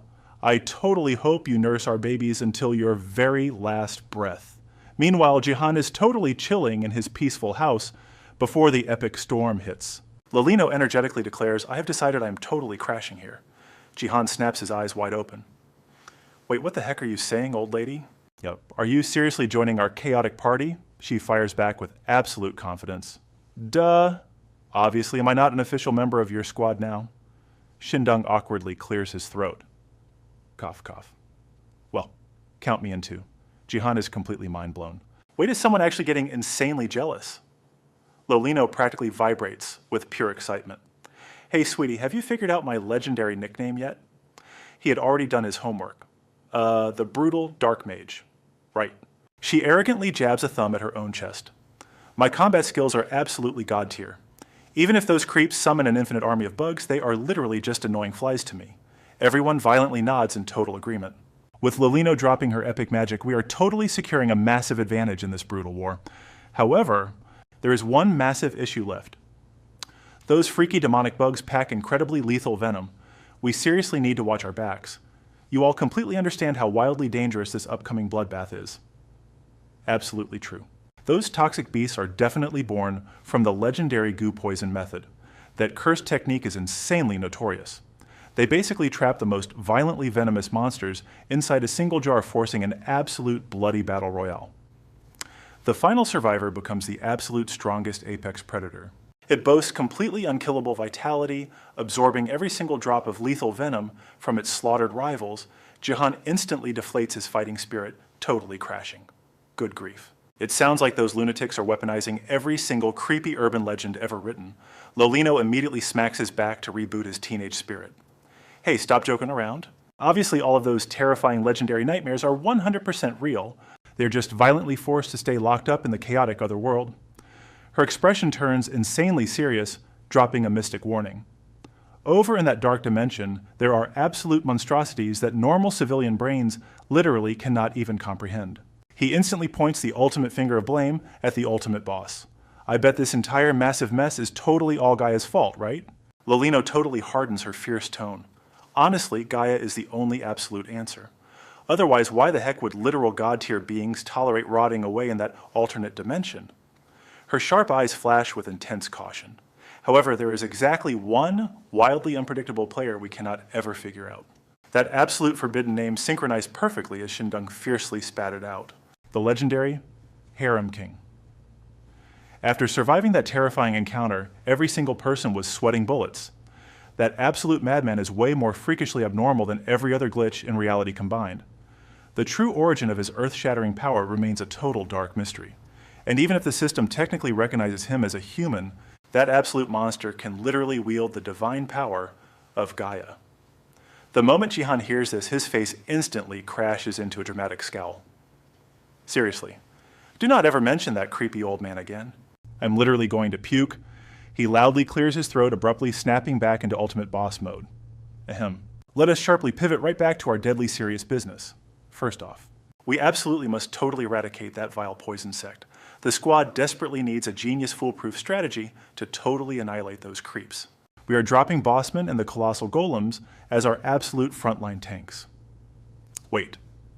But unleashing that much chaos will instantly trigger the alarm for everyone in the abyss. Those massive golems are practically walking lighthouses, totally inviting rival guilds to violently ambush us. Shindong firmly nods his head, agreeing with the tactical risk. Exactly right. Every single rival faction inside the elite top 10 Korean guilds already has our secret data entirely downloaded. The only reason they are hesitating to strike is because they are totally terrified of Ryuji Anui. Lolino aggressively drops her tactical take, but I strongly bet those elite hunters will not just chill on the sidelines forever. Those veterans are absolutely not some clueless newbie rookies. Jihan completely refuses to argue against that brutal logic. Yeah, I am totally thinking the exact same thing. However, one glaring mystery suddenly makes his tactical brain violently hit the brakes. Plus, according to our spicy underground intel from Janji Dang, the Ansun sect is fiercely refusing to join the poison sect's bloody crusade. Do you honestly think that absolute rumor is remotely trustworthy? She lets out a totally wicked smirk, perfectly understanding the dark mechanics of that elite guild.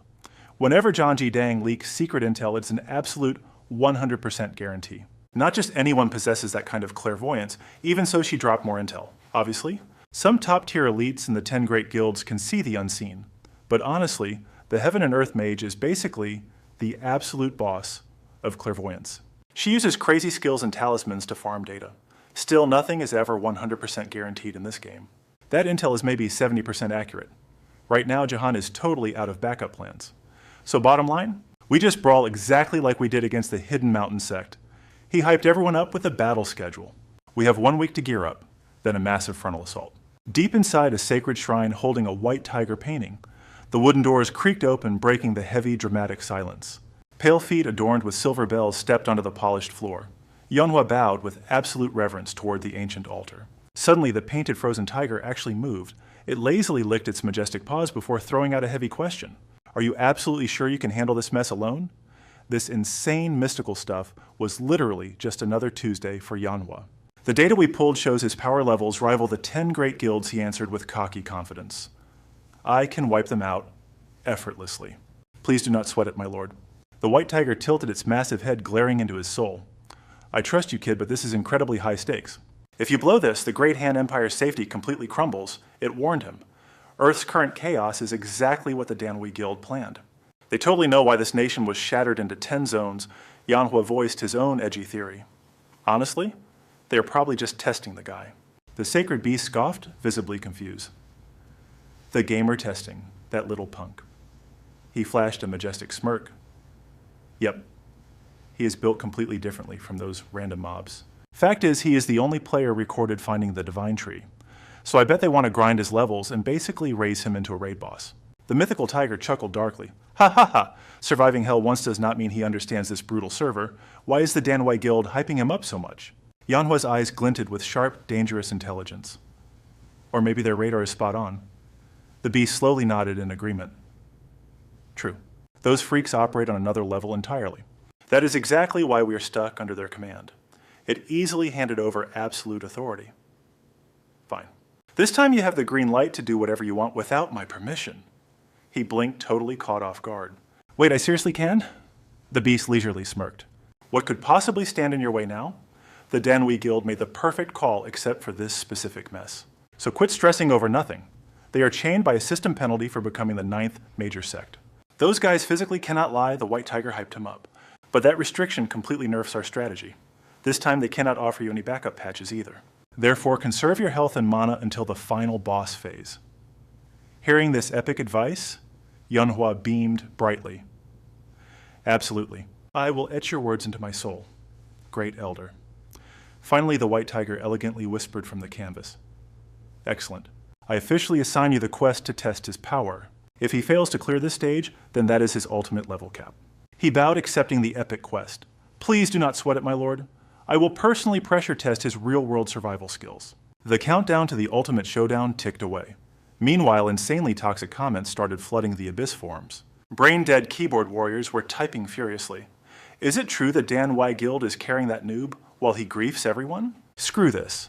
I am going to completely obliterate that idiot Jahan.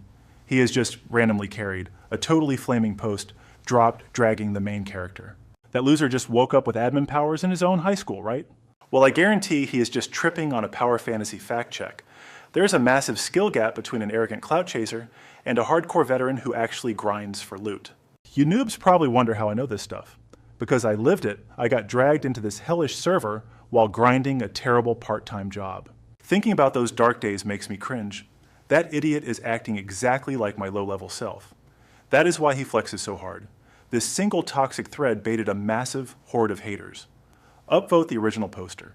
The gamer is literally just an edgy teenager, right? That moron does not even know when to log off. Shut your mouth, you above me. You know his stats are way too high to care about a weak NPC like you. I'm muting you, little brat. Wait, what did you just say? Are you an 80-year-old boomer trying to boss me around? Go fix your dentures, old man. So what if he is on a power trip? Surely some high-level player will give him a brutal reality check, right? The Sealhan Guild will probably wipe the floor with him. Yeah, Sealhan will easily crush him. Shut up, you dirty spammer. These absolute cowards only know how to player versus player in the comments section. Hey, if they go to war, should we raid their hotel for loot? Are you brain dead? I absolutely refuse to step into their nasty poison traps. Ever tasted that toxic trash? Doesn't matter who wins this little turf war. We're crashing the party either way. When the monsters clash, the smart guy sweeps up the loot. Let the bloodbath begin. Meanwhile, Jihan was totally flexing over his shiny new mass-produced golem army. 1 week of hardcore grinding boom, 2,000 brand new golems ready to roll. Now I'm rocking a massive boss unit and an epic squad of over 3,000 metal babies. But of course, the universe just had to throw a massive curveball. The second I started my ultimate prep montage, the Poison Clan decided to pull a sneaky mutation of their own. Stepping into the illusion, his jaw basically hit the floor. He stared at the absolute madness and practically choked out his next words. Since when could these freaks pull off a hack like this? Luliano swooped in on her witch's broom, dropping pure sass. Why wouldn't they, kiddo? Give a bug the right playground and they'll warp reality however they want. Jihan's brain was still totally short-circuiting. Yeah, but they spawned an entire freaking forest of toxic mushrooms. This is straight up overkill. Shin-young scoffed at the ridiculous sight. Looks like the Hidden Mountain clan is secretly funding these toxic losers. They claim they're playing neutral, but no way they'd let a rookie guild steal their spotlight. Those elites are definitely playing dirty and feeding them power from the shadows. Jihan facepalmed hard.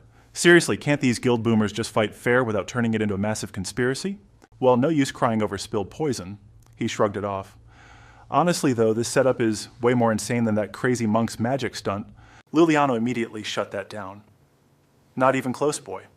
That monk could turn all of South Korea into a jungle if he wanted. These bugs only pulled this off because this zone has 0 limiters. A true master would smoke them.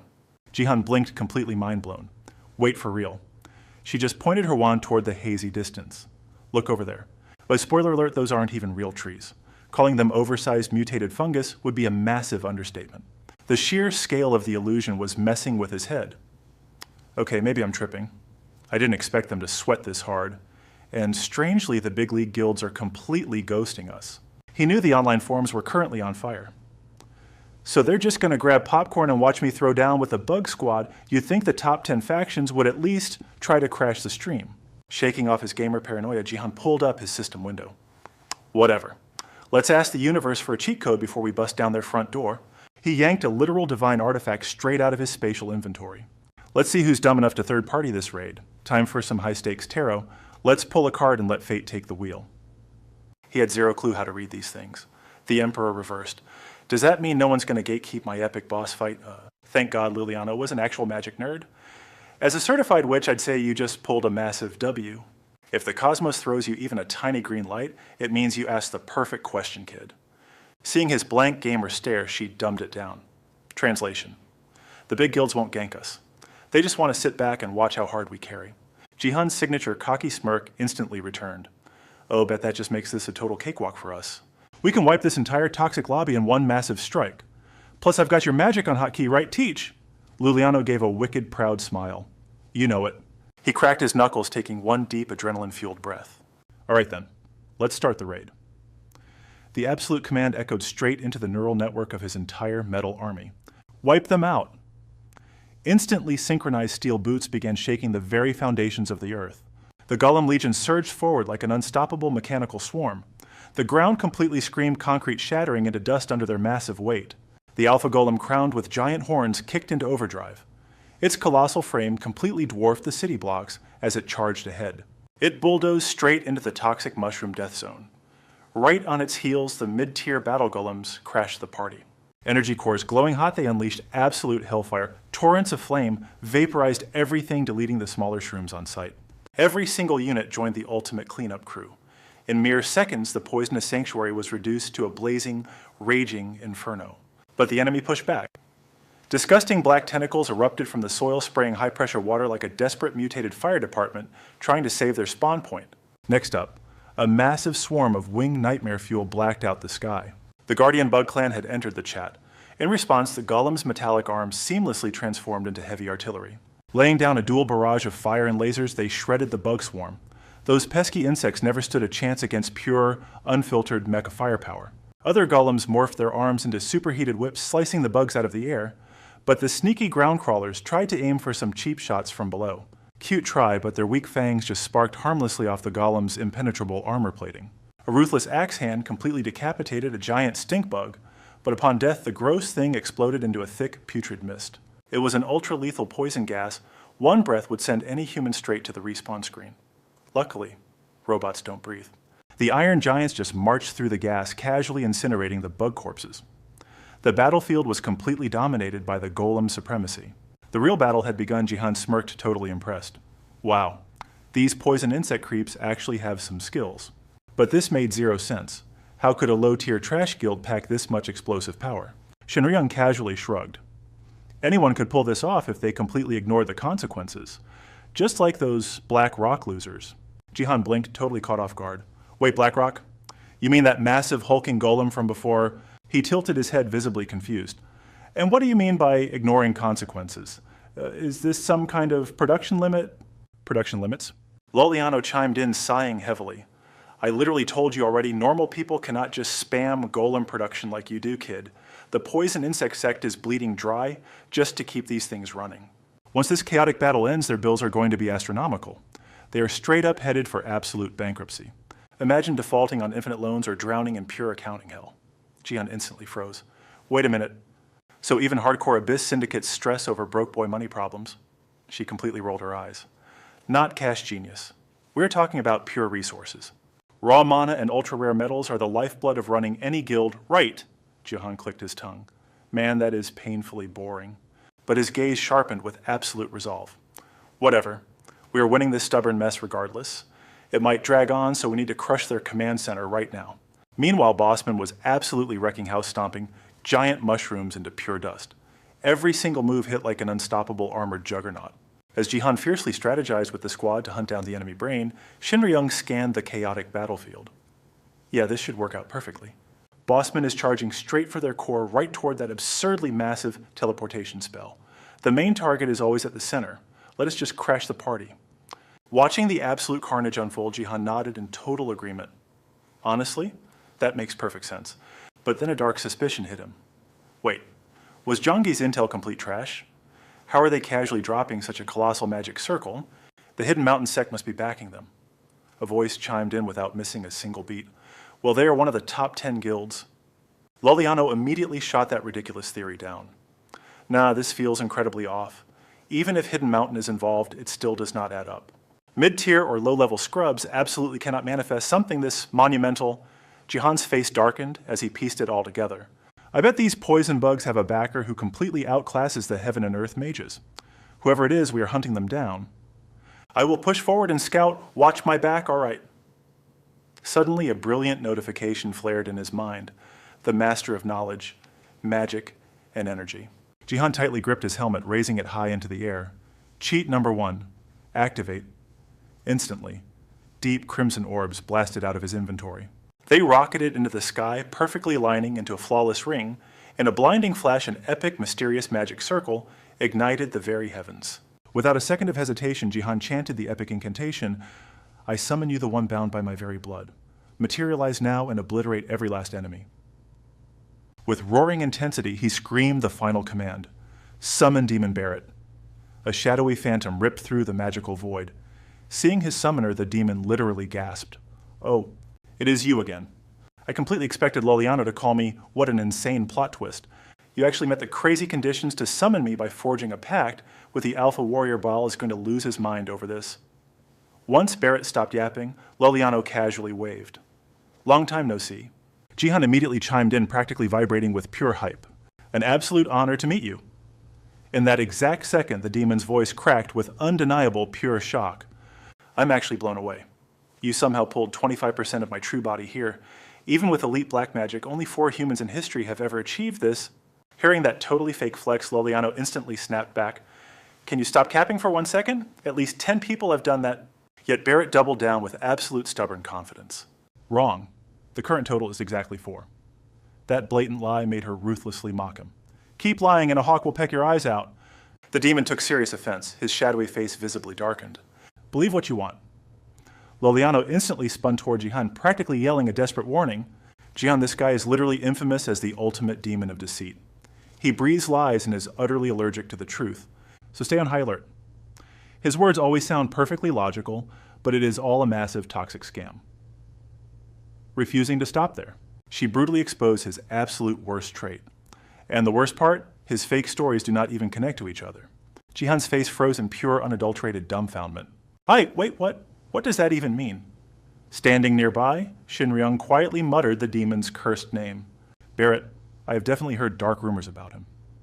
Pausing for dramatic effect, she dropped all the lore she knew. Every single word he spits is a manipulative trap. His lies are perfectly sweet and sophisticated, making them sound completely undeniable and right. Hearing this terrifying confirmation, a cold sweat violently poured down Jihan's face. Good grief. Unable to hold back anymore, Barrett's booming voice instantly snapped everyone right back to reality. So kid, why exactly did you summon me here? Without a single ounce of hesitation, Jihan laid out his crazy plan. I need your legendary power to completely obliterate these bugs and burn that entire mushroom forest across the front lines to ashes. Hearing this wild request, Barrett let out a massive laugh. Raising his staff high, he roared out, "Ha ha ha! That is absolute child's play. Your wish is officially granted, kid." Right after that, the orb on his staff erupted with blinding, mystical light. The ground violently quaked as if an ancient titanic force was finally waking up from its slumber. In a mere flash, countless massive colossi violently smashed through the earth, creating an absolutely breathtaking and overwhelming spectacle. Jihan froze in pure awe, screaming internally in his mind, "This is just completely insane. Their army is way bigger than my own golems." Right then, Barrett's majestic voice echoed, "Hear my absolute command." He projected his fierce orders to the Titans. "My legion of 10,000 obliterate every single thing in your path."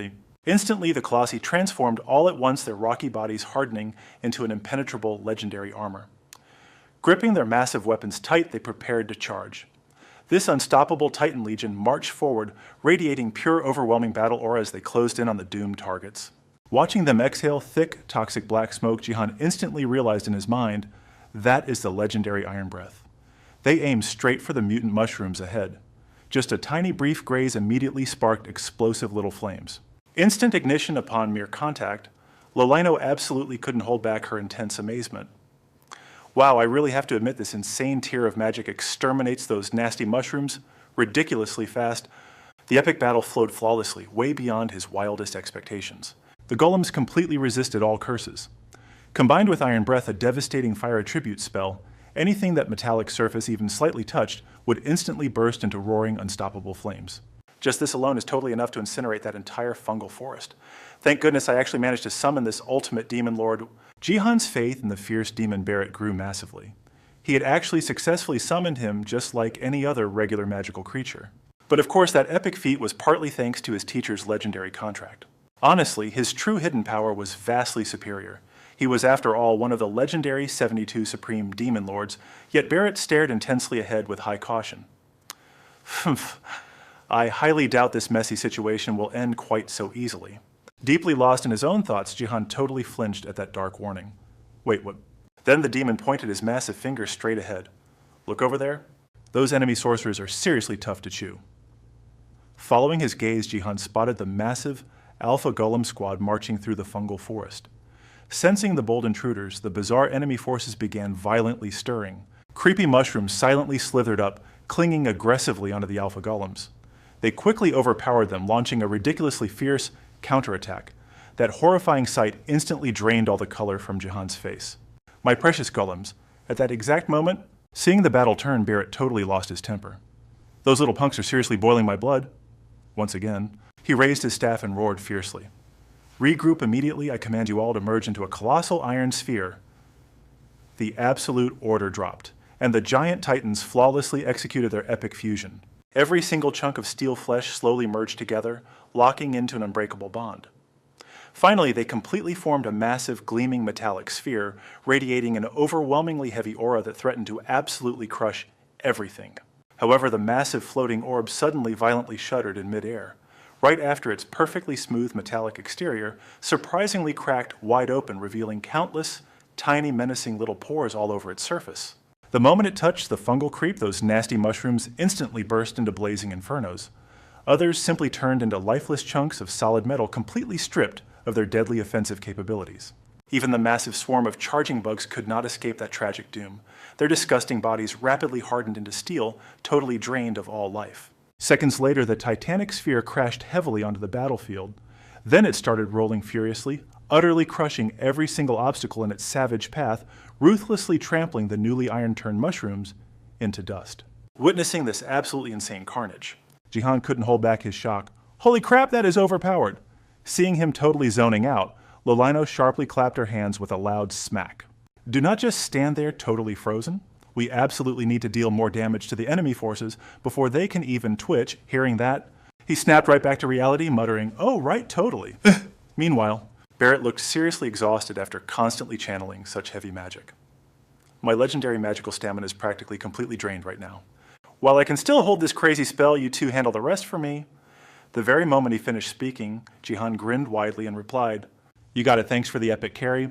Then he spun back to analyze the intense battlefield.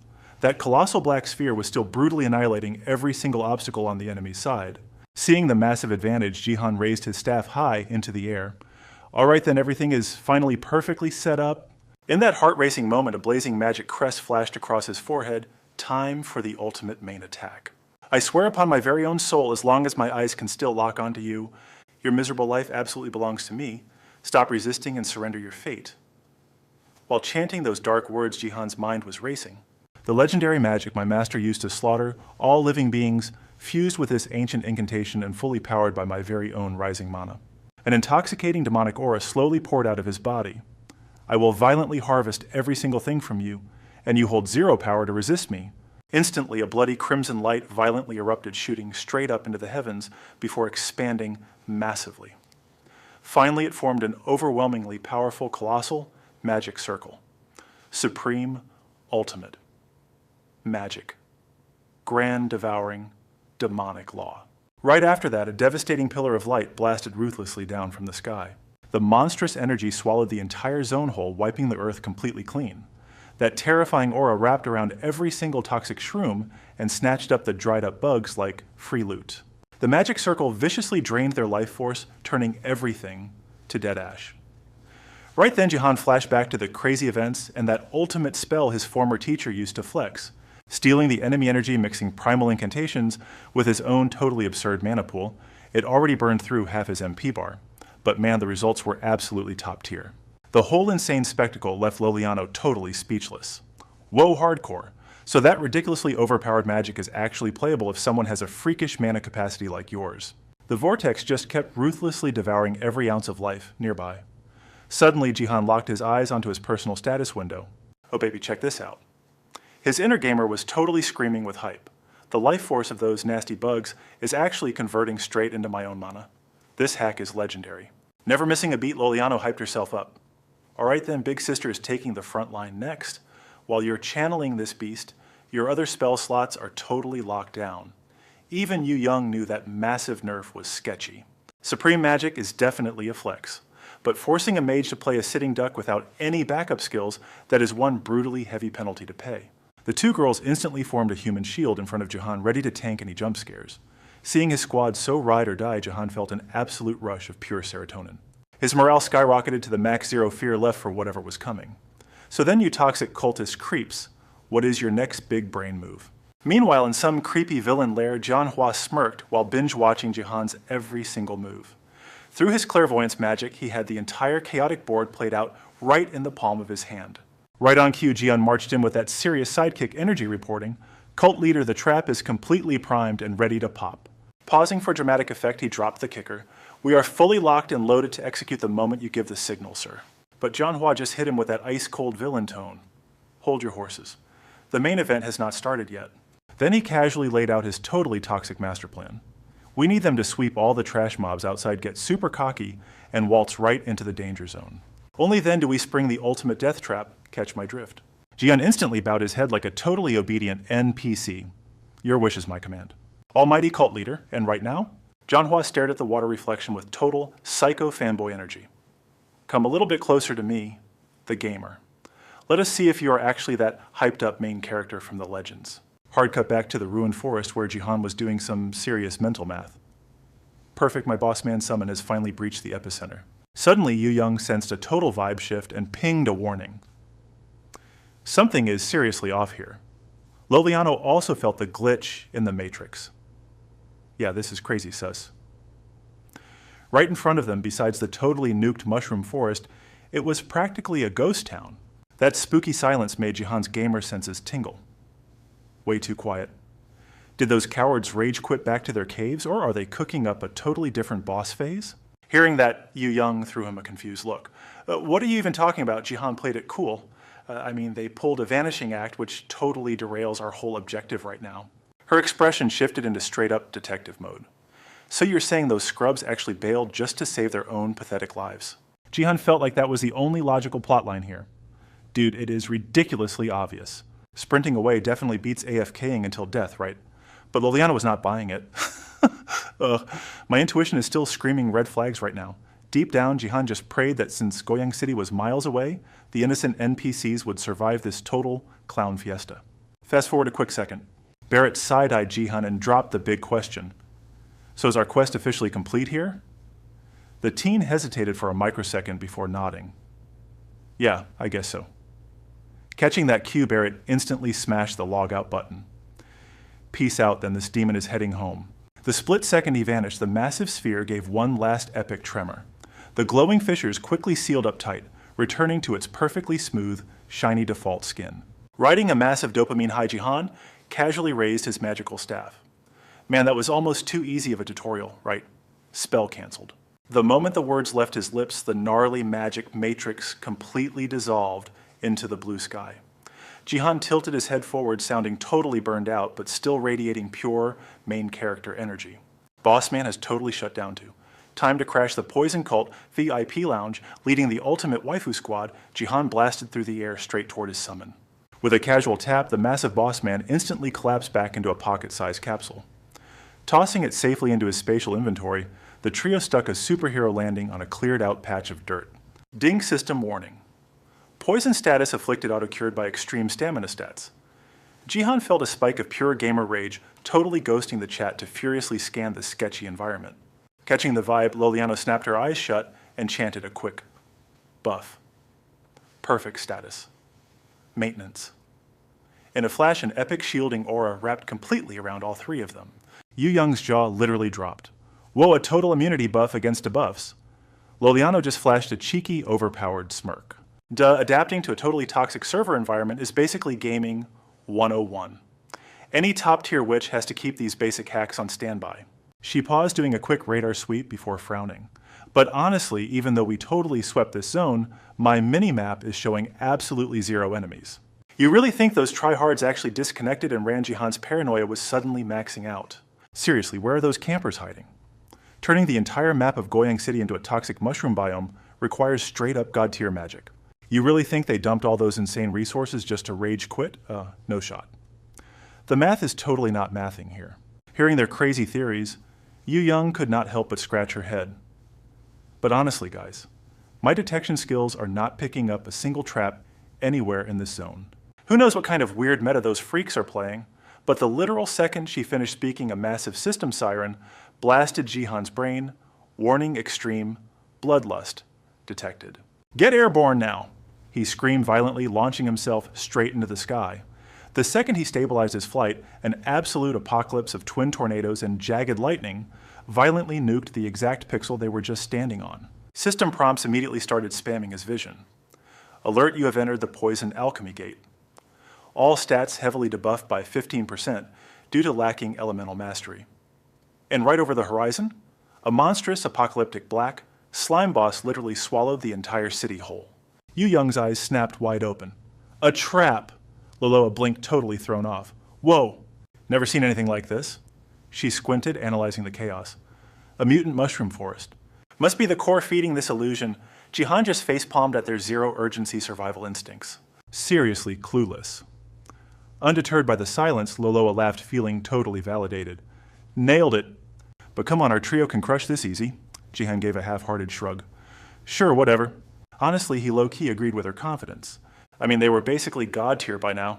He hoisted the staff of Hermes high. Brows furrowed, Jihan barked a command.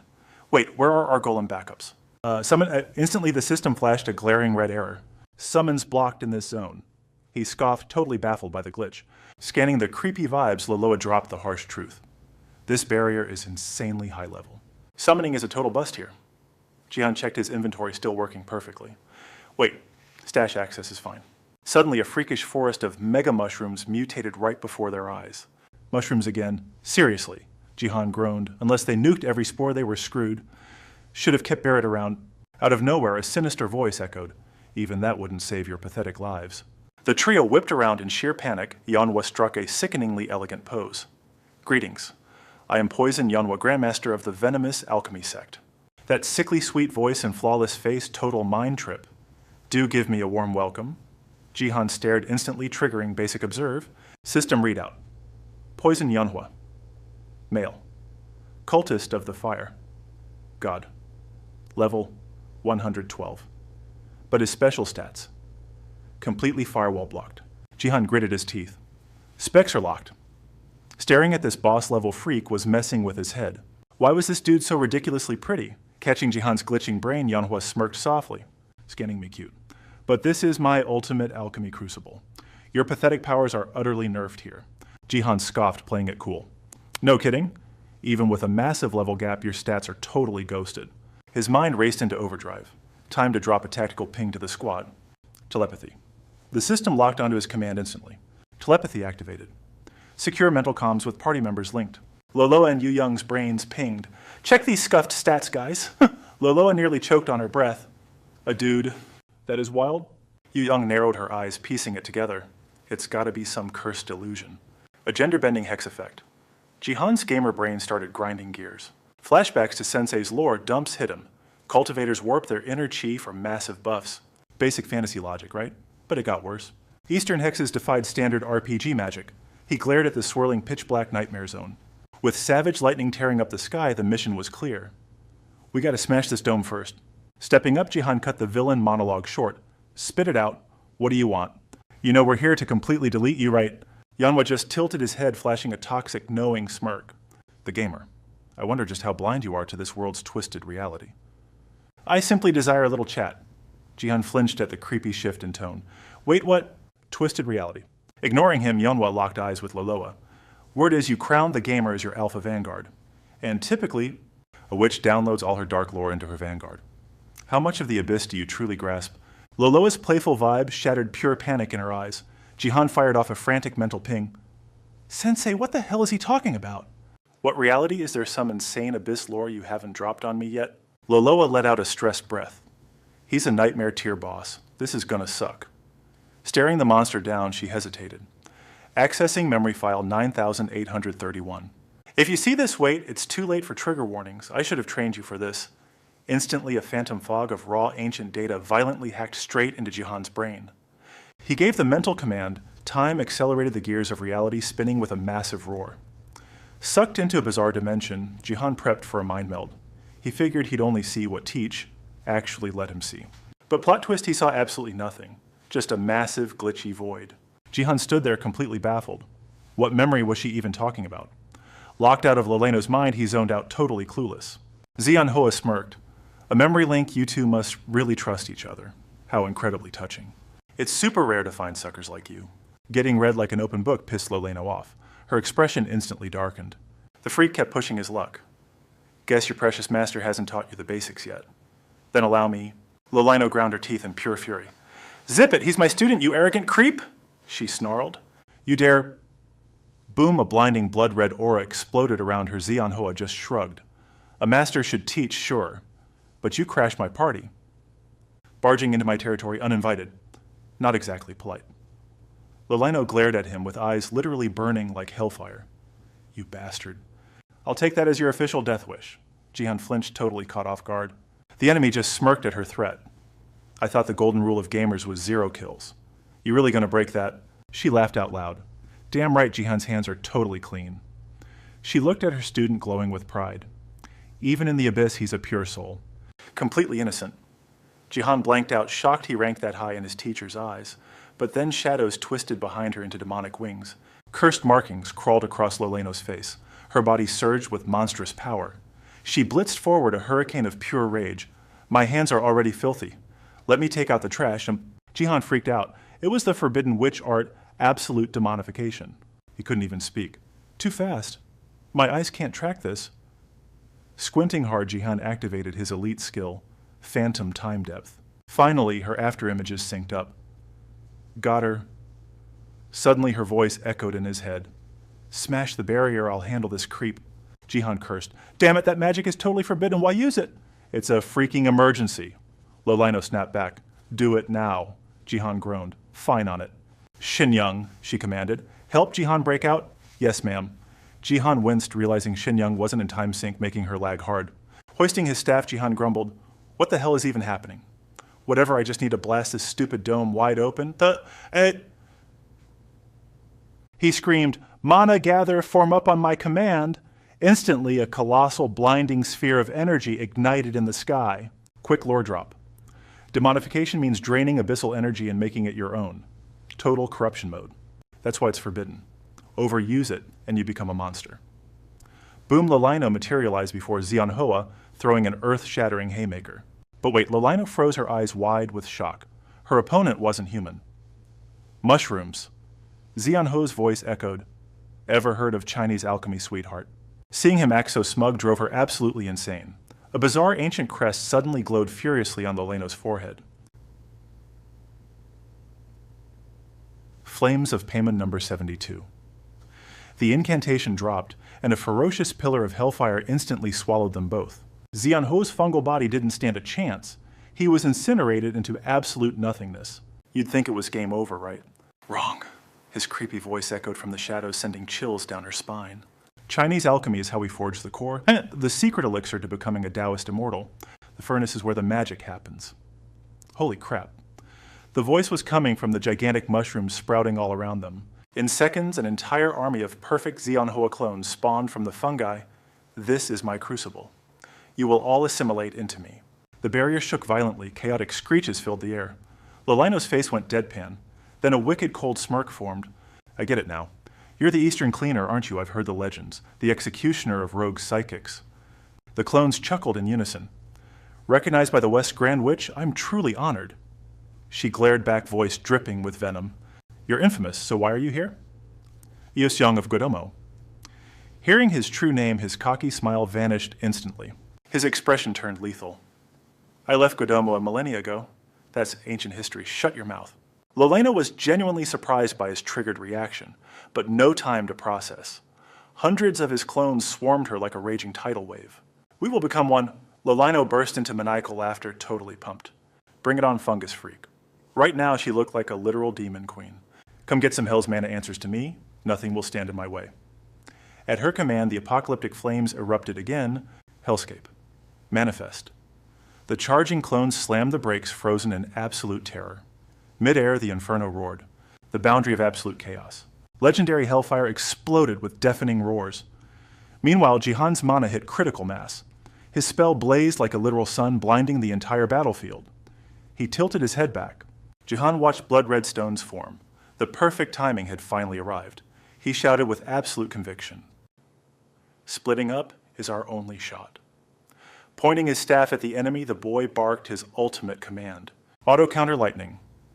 Instantly, a massive barrage of thunderbolts erupted from the stones, annihilating the giant mushroom forest.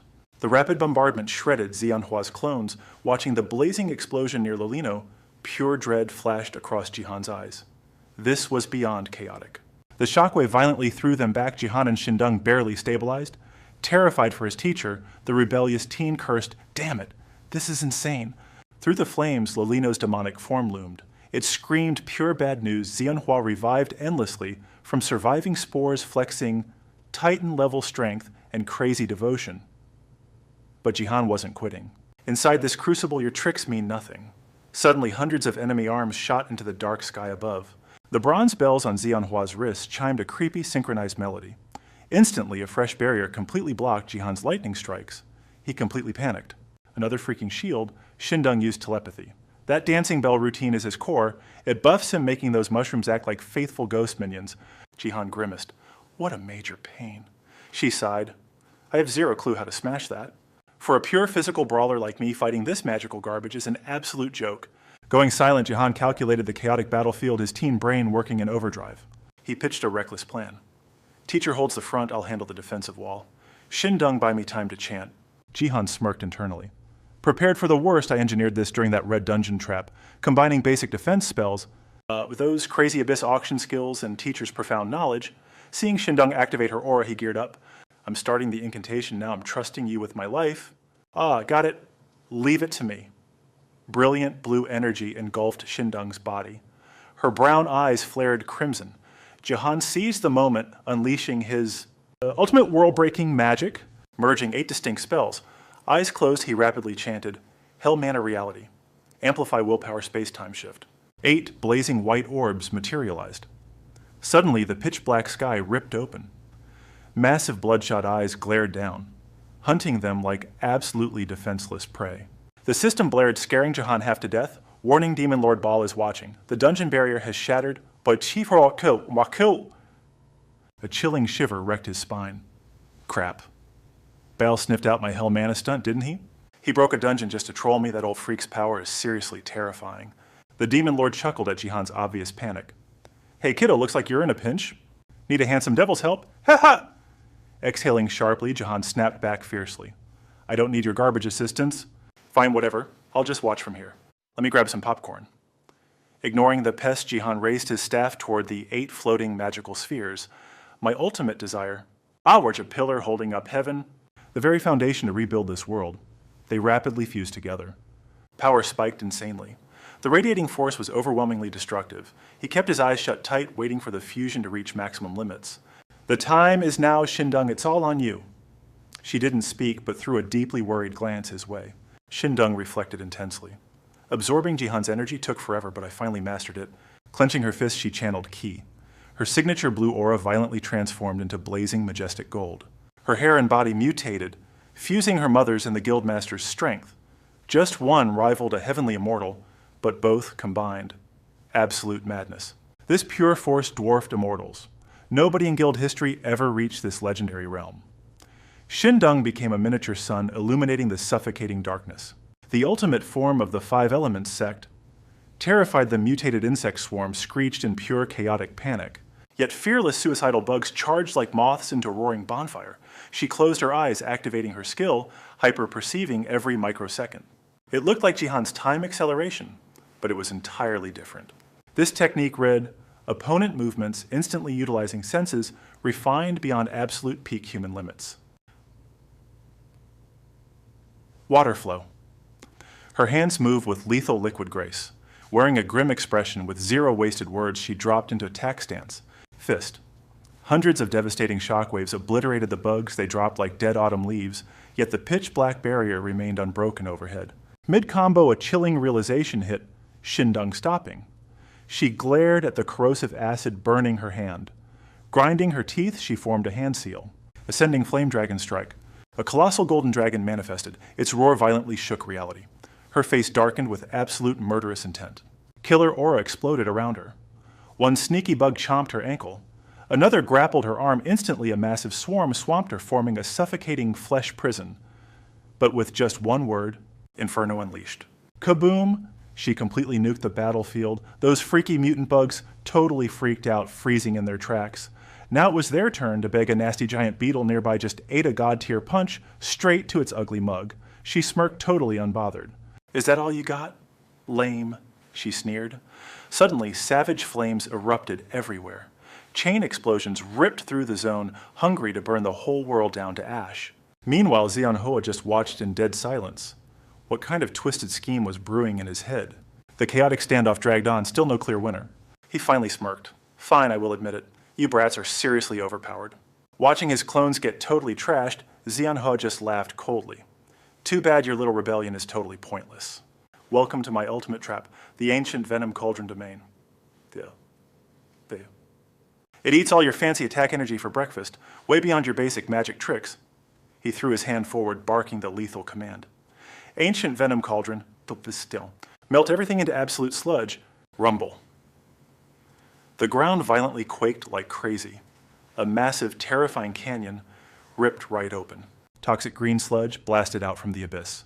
The lethal goo flooded the battlefield, creeping into absolutely every single corner. In a flash, massive mushroom patches withered away and dissolved into gross mush. Xianhoa's arrogant voice echoed. Everything will melt down and become one. Lolino totally felt the hardcore danger vibes. But what the heck was this freaky acid literally eating everything in its path? Now what? She groaned. Biting back her raging temper, Lolino grumbled. Whoever dropped this sick barrier is totally god tier. What an absolute pain in the neck. Sizing up the total psycho in front of her, she mentally cursed. The Eastern Fixer. I thought that was just a stupid urban legend. Plus my hell energy is totally lagging. By now this whole zone should be a blazing inferno. No hellfire, no demon squad dropping in. It is literally like trying to bust open a mega dam with a puny garden hose. Lolino's brain went into overdrive. Time for plan B, mind link. Her eyes sparked. Dropping the mental firewall. Let us see what you are plotting, kiddo. Show me... Boom. A vision of Jihan chanting some wicked spell popped into her head. Bingo, that trick might just be our golden ticket out of this mess. Then it hit her and she totally cursed. That absolute dirtbag Ban. He got the signature, so he will definitely try to ditch our contract. She sighed hard. Demon's right. What can you do? She paused, doing the math. So I just gotta play decoy and stall while Jihan works his magic. She flashed a wicked grin and chanted out loud. Yimun's true gaze awakened the all-seeing eye. Squinting at that nasty sludge, Lolino finally cracked the code. Wait, that is pure death venom. Melting everything down to fuse it together. Not too shabby. An insane, hyped-up thrill rushed through her. If you want to play rough, let us get crazy. She instantly slammed down a brutal hell spell. Demonic invasion. Savage flames exploded around her like a total boss. Zero hesitation. She rained down an absolute storm of massive fireballs straight into that toxic death pool. Kaboom. The collision triggered a terrifying hellfire blast that swallowed the whole zone. No slacking off yet. Lolino hyped herself up instantly, chaining her next stealth move. Phantom Time, Warp, Demonic, Summoning, Array. Bam, before the echo faded, a shiny new magical shield snapped into place, totally wrapping her in epic armor. Crack up in the pitch-black, lightning-streaked sky reality, literally ripped apart. Out of the creepy void, a gnarly hand with razor-sharp demonic claws grabbed the edge. A tiny blazing fire gremlin squeezed through the dimensional tear, ready for action. Soon a whole squad of feral fire demons swarmed the field, shrieking out seriously bizarre, creepy noises. The summoning circle snapped shut. The entire demon squad roared with insane hype. KKK, hey Lolino, what is our epic mission? They kept jumping around like total maniacs. Spill the master plan, KK. Lolino just stared at her chaotic, hyped-up minions. She muttered, totally drained of energy. My mana is totally nerfed. I could only drag out a few low-level gremlins in this terrible zone. Backed into a seriously tight corner with zero options left, she just had to roll with the punches. Whatever this lame squad should be enough to stall for time, with a rebellious spark she screamed her absolute order. Burn those losers to the ground. The demon squad roared back in chaotic unison. Roger that. Let us wreck them for the Ban family. But before they could even rush in a devastating sonic shockwave, slammed into the crew, the whole squad shrieked in absolute agony. Violent sonic ripples brutally smashed right into her shield. Lolino totally freaked out for a second as the terrifying truth clicked. Is this... Before she could process the crazy glitch, the fire demons unleashed a horrific scream. Pop, their heads literally exploded like balloons as the insane frequency broke their limits. That brutal wipeout left her totally stunned and pale. Sonic waves. In that exact split second, Xianhoa casually brushed off the dust and dropped a lethal warning. You better watch your back. Worry about your own pathetic life first, he sneered. Strutting forward like an absolute boss, his overwhelming killer aura suffocated the air. But as Lolino's eyes locked onto the weird glowing bracelet resting on Xianhoa's wrist, she totally froze. She watched her shield splinter into pieces, her eyes narrowed in suspicion. Those bells definitely were not some cheap costume jewelry. He casually raised his hand. A cocky smirk played on his lips. Took you long enough, this bad boy is the bell of severance. Hearing that legendary name, Loleno's face lit up with absolute thrill. A mythical weapon that completely obliterates anything in its path. Her silhouette suddenly flickered and vanished into thin air. She left behind a cheeky taunt. Not a bad toy you got there. In a flash, she ditched the fiery barrier. She blitzed straight towards Zianho with her hand outstretched. She was ready to pin him down, totally convinced of her crazy theory. This has got to be his original form. But right before she could grab him, boom. Massive sonic waves erupted like an invisible force field, completely shutting down her sneak attack. Loleno gritted her teeth in absolute frustration. Her breath hitched as her muscles screamed. She desperately pushed against the crushing pressure. But before her rebellion could even take off, he just casually flicked his wrist. Zianhoa cranked that vibration to the max. The deafening shockwave completely exploded outward. It twisted violently in the sky, fusing into a colossal blast that literally shook the heavens. In a split second. Loleno got blasted all the way back to square one. Gasping for air, she barely managed to pull herself together. She tilted her head back and clicked her tongue in pure annoyance. She pieced the puzzle together and hissed through her teeth. You aren't actually from the Chinese alchemy sect, are you? I'm a dancer. I worship a divine being. I study his sacred alchemy to ascend to absolute immortality. To keep my god entertained, I had to master these ancient, crazy traditional dances. He paused for dramatic effect, letting the silence hang before whispering. So, should we get back to the main event? Loleno practically growled. Dancer my foot. You are full of it, dude. Completely unbothered, Zianhoa just smirked. His terrifying aura exploded around him as he lifted his chin. Is it a crime for a guy to rock a skirt? Talk about toxic haters. In a flash, he swung his arm, hurling that exact same killer move right back at her. Loleno instantly threw up a barrier. Sweat dripped down her face as she panicked. Man, this guy is seriously bad news. Plus, this crazy alchemy furnace barrier, combined with that purple gold gourd, it can literally melt down absolutely anything into liquid. That purple gold gourd is straight out of the journey to the west. Mythos. You just hold the relic and call out your enemy's name. It does not matter how massive you are. You get sucked into the bottle and melted into wine within hours. The Demon King who owned it loved getting wasted on that stuff. And boom. A legendary myth was born. Putting the crazy pieces together, Loleno started scheming. This wicked furnace works just like that mythical gourd. If I stall for too long, I am totally cooked. Making up her mind, she threw down the gauntlet. Fine then, edgelord. You really want to gamble your actual life on this. Zianhoa chuckled darkly. His wicked smile practically screamed danger. Pretty sure I made that obvious from the start. She instantly snapped back. Maybe in your twisted head. But I never agreed. However, his next words cut through the tension like a knife. Demonification is a highly illegal, totally forbidden dark art. Whoever uses it is basically throwing their life away. 2. How are we any different? Loleno aggressively grabbed her own demonic horn. She totally blew off his warning. It is completely different, you freak. A wild, triumphant smirk crept across her face. I'm about to show you what, going all in really looks like. A terrifying shriek instantly shattered the atmosphere. For the first time, Zianho's eyes widened in pure shock. Ignoring the agonizing pain ripping through her body, Loleno savagely tore the horn right off her skull. Crimson blood sprayed everywhere, mixing with her absolute bone, chilling roar of agony. But amazingly, she did not look hurt at all. Her face was completely lit up with a psycho-victorious grin. Seeing this totally unhinged display, Zianhoa went deathly pale. Cold sweat dripped down his spine. Realizing he was fighting a literal lunatic, he instantly fired up his core energy. Ancient Chinese poison arts lethal. Sonic waves pulsed outward with his every command. They violently swarmed and trapped Loleno inside. The entire dimension began to violently quake. The ocean below started boiling like crazy. It erupted into a massive, terrifying tidal wave, towering dozens of meters high, but this apocalyptic scene did not make her flinch once. That weak garbage cannot hold me. And then, Loleno held her bloody horns high to the sky. She screamed like a zealot offering a dark sacrifice. Paimon, this is my ultimate offering.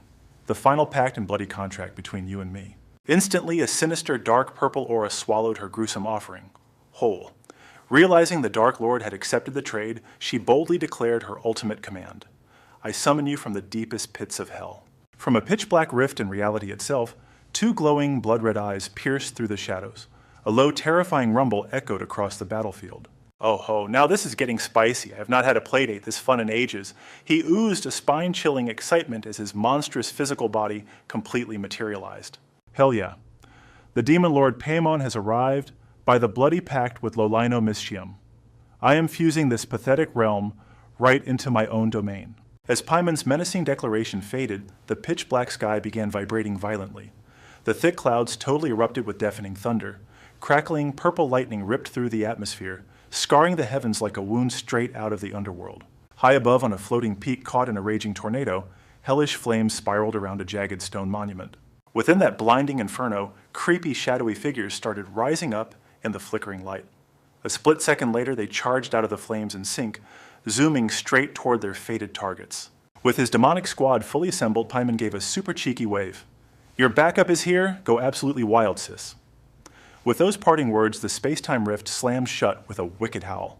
The dark vortex totally swallowed up every last trace of light. Lolino ignored him, throwing her hand up to catch the moon's silver glare. As the lunar glow bathed her body, every single scratch stitched itself shut, pulsing with insane regeneration magic. Summoning a massive blood circle behind her, she calculated the odds. She desperately needed time to charge her ultimate spell. Dropping this nuke in enemy territory was crazy risky. That is exactly why she called in Paimon for backup. The guy literally punched a massive hole straight through the furnace barrier. Too bad that annoying little brat refused to get sucked into hell. Whatever this just proved, her crazy plan was the absolute best way to kick some serious butt. Smirking, Lolino barked her orders. Hey minions, go stall that creep for me. The demon squad bowed in perfect sync before scattering like roaches. A few edgy ones bolted straight toward the blazing volcano island they had just ditched. They started snatching up the floating hellfire like it was free candy. Armed with balls of blazing fury, the whole mob locked their sights right onto Lolino's target. Zero hesitation. The demon gang dive-bombed Xianhua with murderous intent. But did the guy flinch? Nope. He actually flashed a super creepy, entertained smirk. Seriously, you do not mess with the great wizard of the West? He casually raised his hand, shaking his mystical bells to unleash a crystal-clear, ringing shockwave. Bam, a massive tidal wave spawned out of nowhere, instantly snacking on their hellfire. The explosive elemental clash triggered a blinding, chaotic smokescreen. Using the fog, one sneaky fire demon lunged with a lethal blade for a dirty, cheap shot. But Xianhua just lazily tilted his head, dodging the lightning-fast ambush like it was nothing. Then he snapped his hand forward, so fast the air literally screamed. In a split second, the demon's entire upper half just got deleted from existence. Brutal. Not missing a beat, he flicked his wrist, sending sonic ripples slicing through the air. Pure explosive aura burst outward, crashing directly into the charging demon mob. The ear-piercing frequency literally popped their eardrums, making the monsters writhe in agony. The weaklings completely vaporized by the sonic boom, leaving behind nothing but nasty, thick black smoke. But hold up, Xianhua wasn't exactly celebrating his savage kill streak. A rare twitch of hardcore panic flashed across his cocky face. Staring dead ahead, the nightmare was far from over. Infinite waves of psycho-demons just kept flooding the battlefield without a single pause. Caught in this ridiculous spam attack, the guy was seriously losing his patience. This demonic dimension was seriously becoming a rigged boss fight, catching his breath. Xianhua crossed his arms, locking into a hardcore battle stance to drop his ultimate wipeout. Lethal sonic waves ripped outward endlessly. Glancing down, his confidence actually wavered. His toxic ocean combo wasn't even fully charged yet. Trapped in this total lose-lose scenario, he knew backing down was off the table. He was officially out of options. Pushed straight to the edge, Xianhua had no choice but to spam his final trump card. Gritting his teeth, he started chanting the forbidden activation code. A vicious sea of venom erupted at his command. Merging with his booming voice, he screamed, "Drown them all." Tilting his head up, he flashed that classic psycho grin. Turn this garbage into dust. The screeching tidal wave of toxic sludge launched straight for Lolino's squad. It was an absolute cinematic apocalypse, finally making her furrow her brow in serious annoyance. Boom. The deadly tsunami crashed down, swallowing the entire zone in a massive display of toxic dominance. But wait. Xianhua's smug face suddenly froze in pure unadulterated shock. Out of absolutely nowhere, a gigantic cursed monolith had spawned on the battlefield, radiating major villain energy. He gasped. No freaking way is that. The massive crystal straight up replaced Lolino. It parked exactly where she just stood, glowing like the most indestructible legendary item ever dropped. While Xianhua was literally buffering, trying to process this madness, a chilling voice echoed from the void. I brought you a little souvenir. Over the raging thunder, the voice dripped with absolute sass. An extra-large, mega-sized gift actually setting up a direct connection to the underworld was super annoying. But hey, I can't let those two take all the credit for being ruthless. Before the edgy monologue even finished, the mysterious caster ripped the fabric of reality wide open. A terrifying black hole spawned, violently vomiting out oceans of boiling, cherry red magma.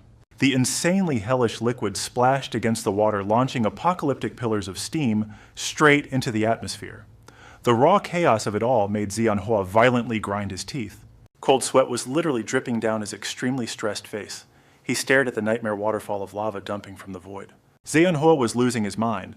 This psycho didn't just summon a tiny slice of hell. She literally opened a permanent gateway to the underworld. Choking back his panic, he somehow managed to force down his heart rate. He finally snapped, screaming his lungs out. "Are you totally insane? You're bringing the entire underworld up here."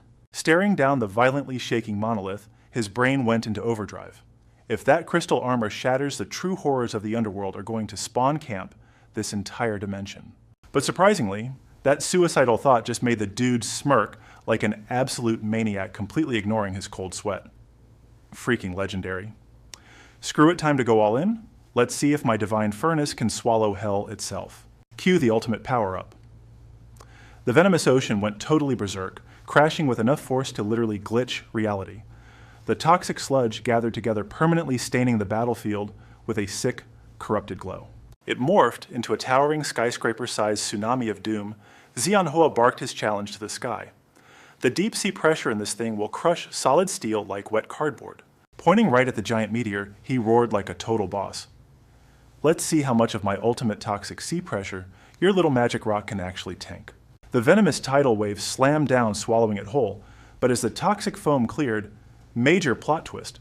The stupid meteor was just chilling there, completely scratch-free, not even a tiny dent. As if Xianhua would just rage quit. He spammed his ocean skill again, cranking the absolute power to max until literal white mist blanketed the entire stage. Finally clearing the field, he gasped for air. Crap. I definitely just burned through my entire mana bar.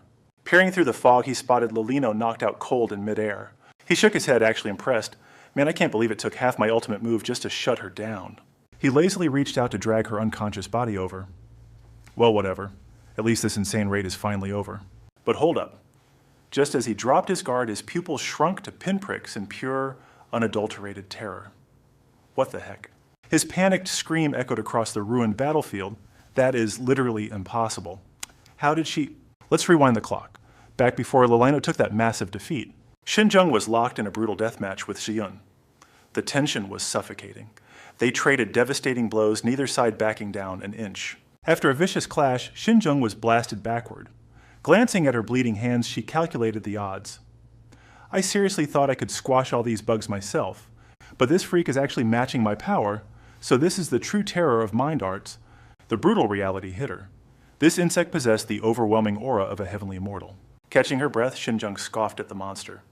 Never expected a creepy crawler to pack such a deadly punch. The beast simply sneered. My master and I care little for your mortal world. Your ignorance of my absolute power is expected. Hearing this arrogant trash talk, Xinzheng clenched her blazing fists. Pure, unyielding resolve ignited in her eyes. I get it now. Her next words made the monster flinch. I know how to sever your pathetic mind arts. You are definitely built different from the rest. You actually managed to block 5 of my strikes.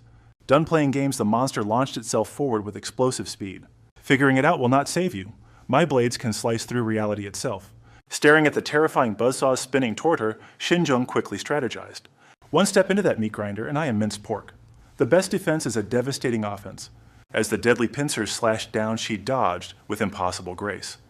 In a flash, she grabbed the rhythm of its attack. Meanwhile, the cocky monster suddenly froze, giving up already against my scythes. Nope. Her hands clamped down like titanium vices, crushing its limbs. She whispered her deadly chant. Mind arts. East and Fire Spirit. With just a few graceful lethal movements, the monster's pride and joy shattered into oblivion, crushed by her overwhelming psychic control. Watching its legendary weapons crumble into floating space dust, the beast panicked. What the heck?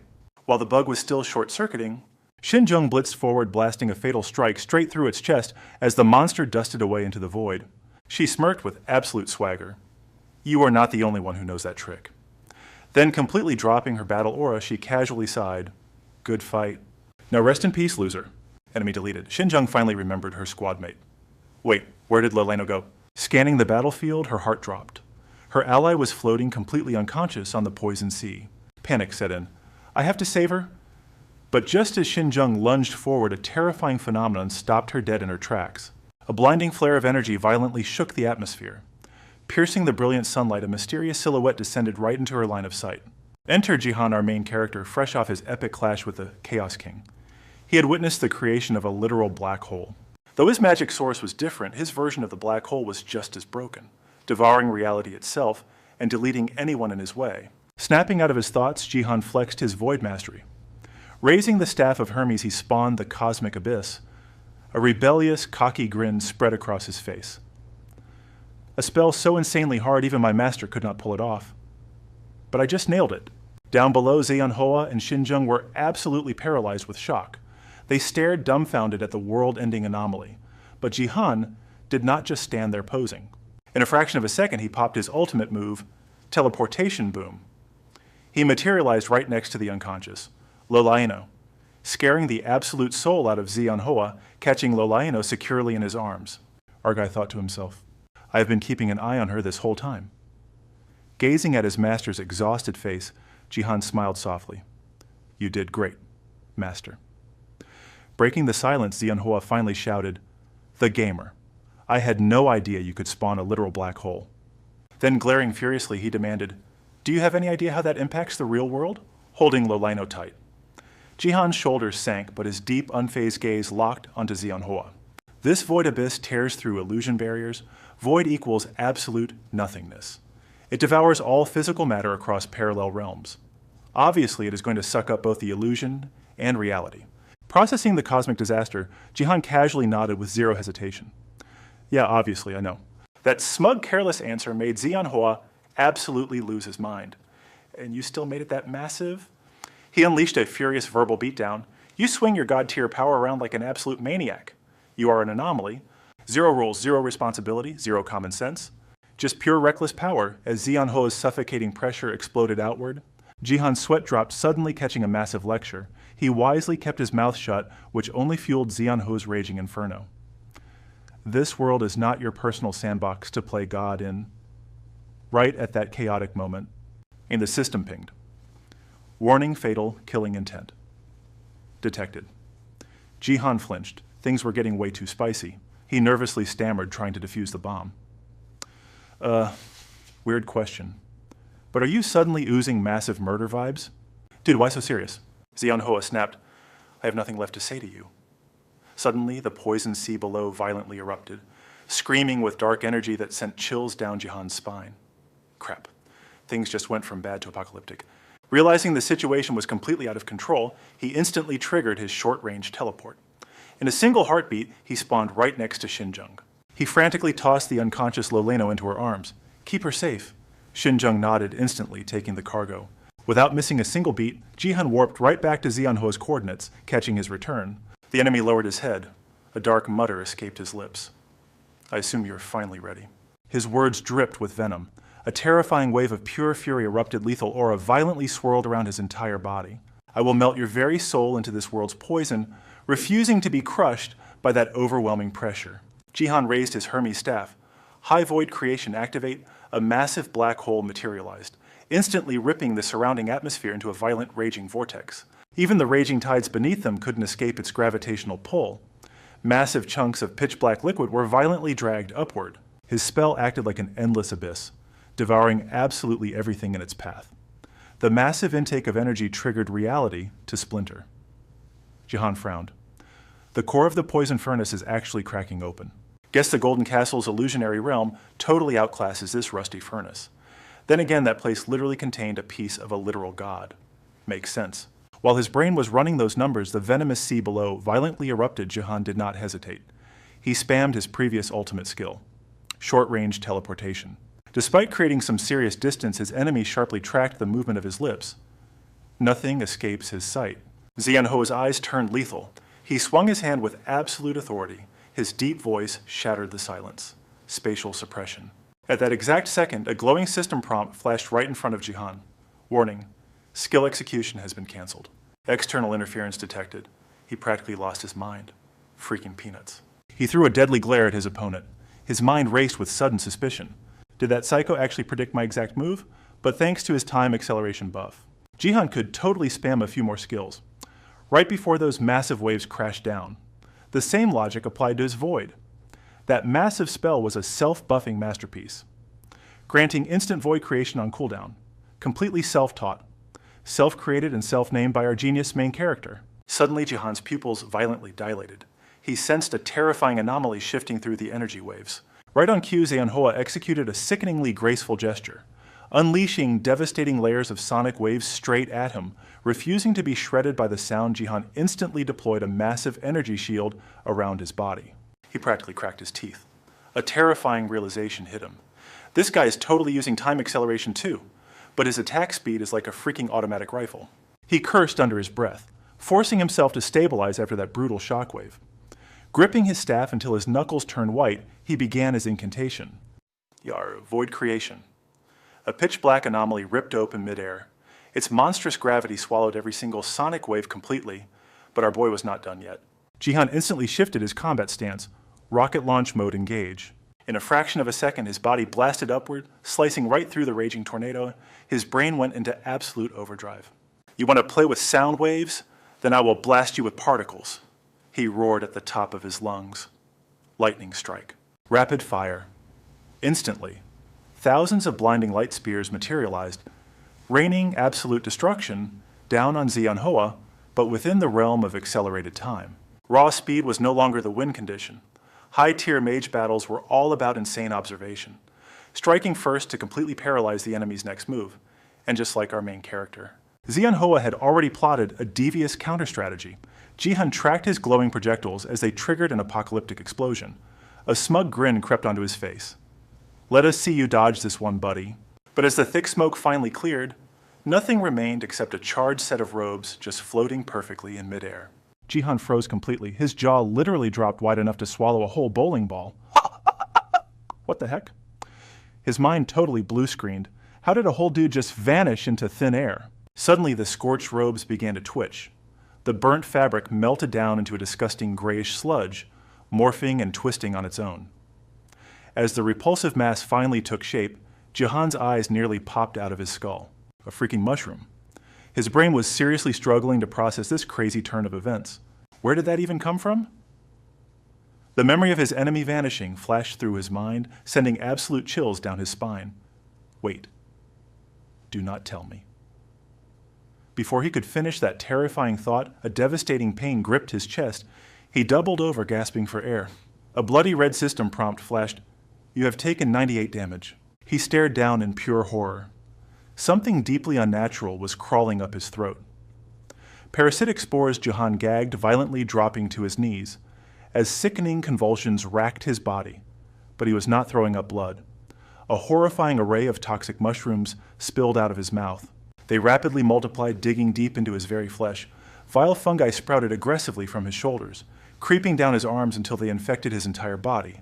Paralyzed by agonizing bone-crushing pain, our hero gritted his teeth to endure the torment. Only one furious thought crossed his mind.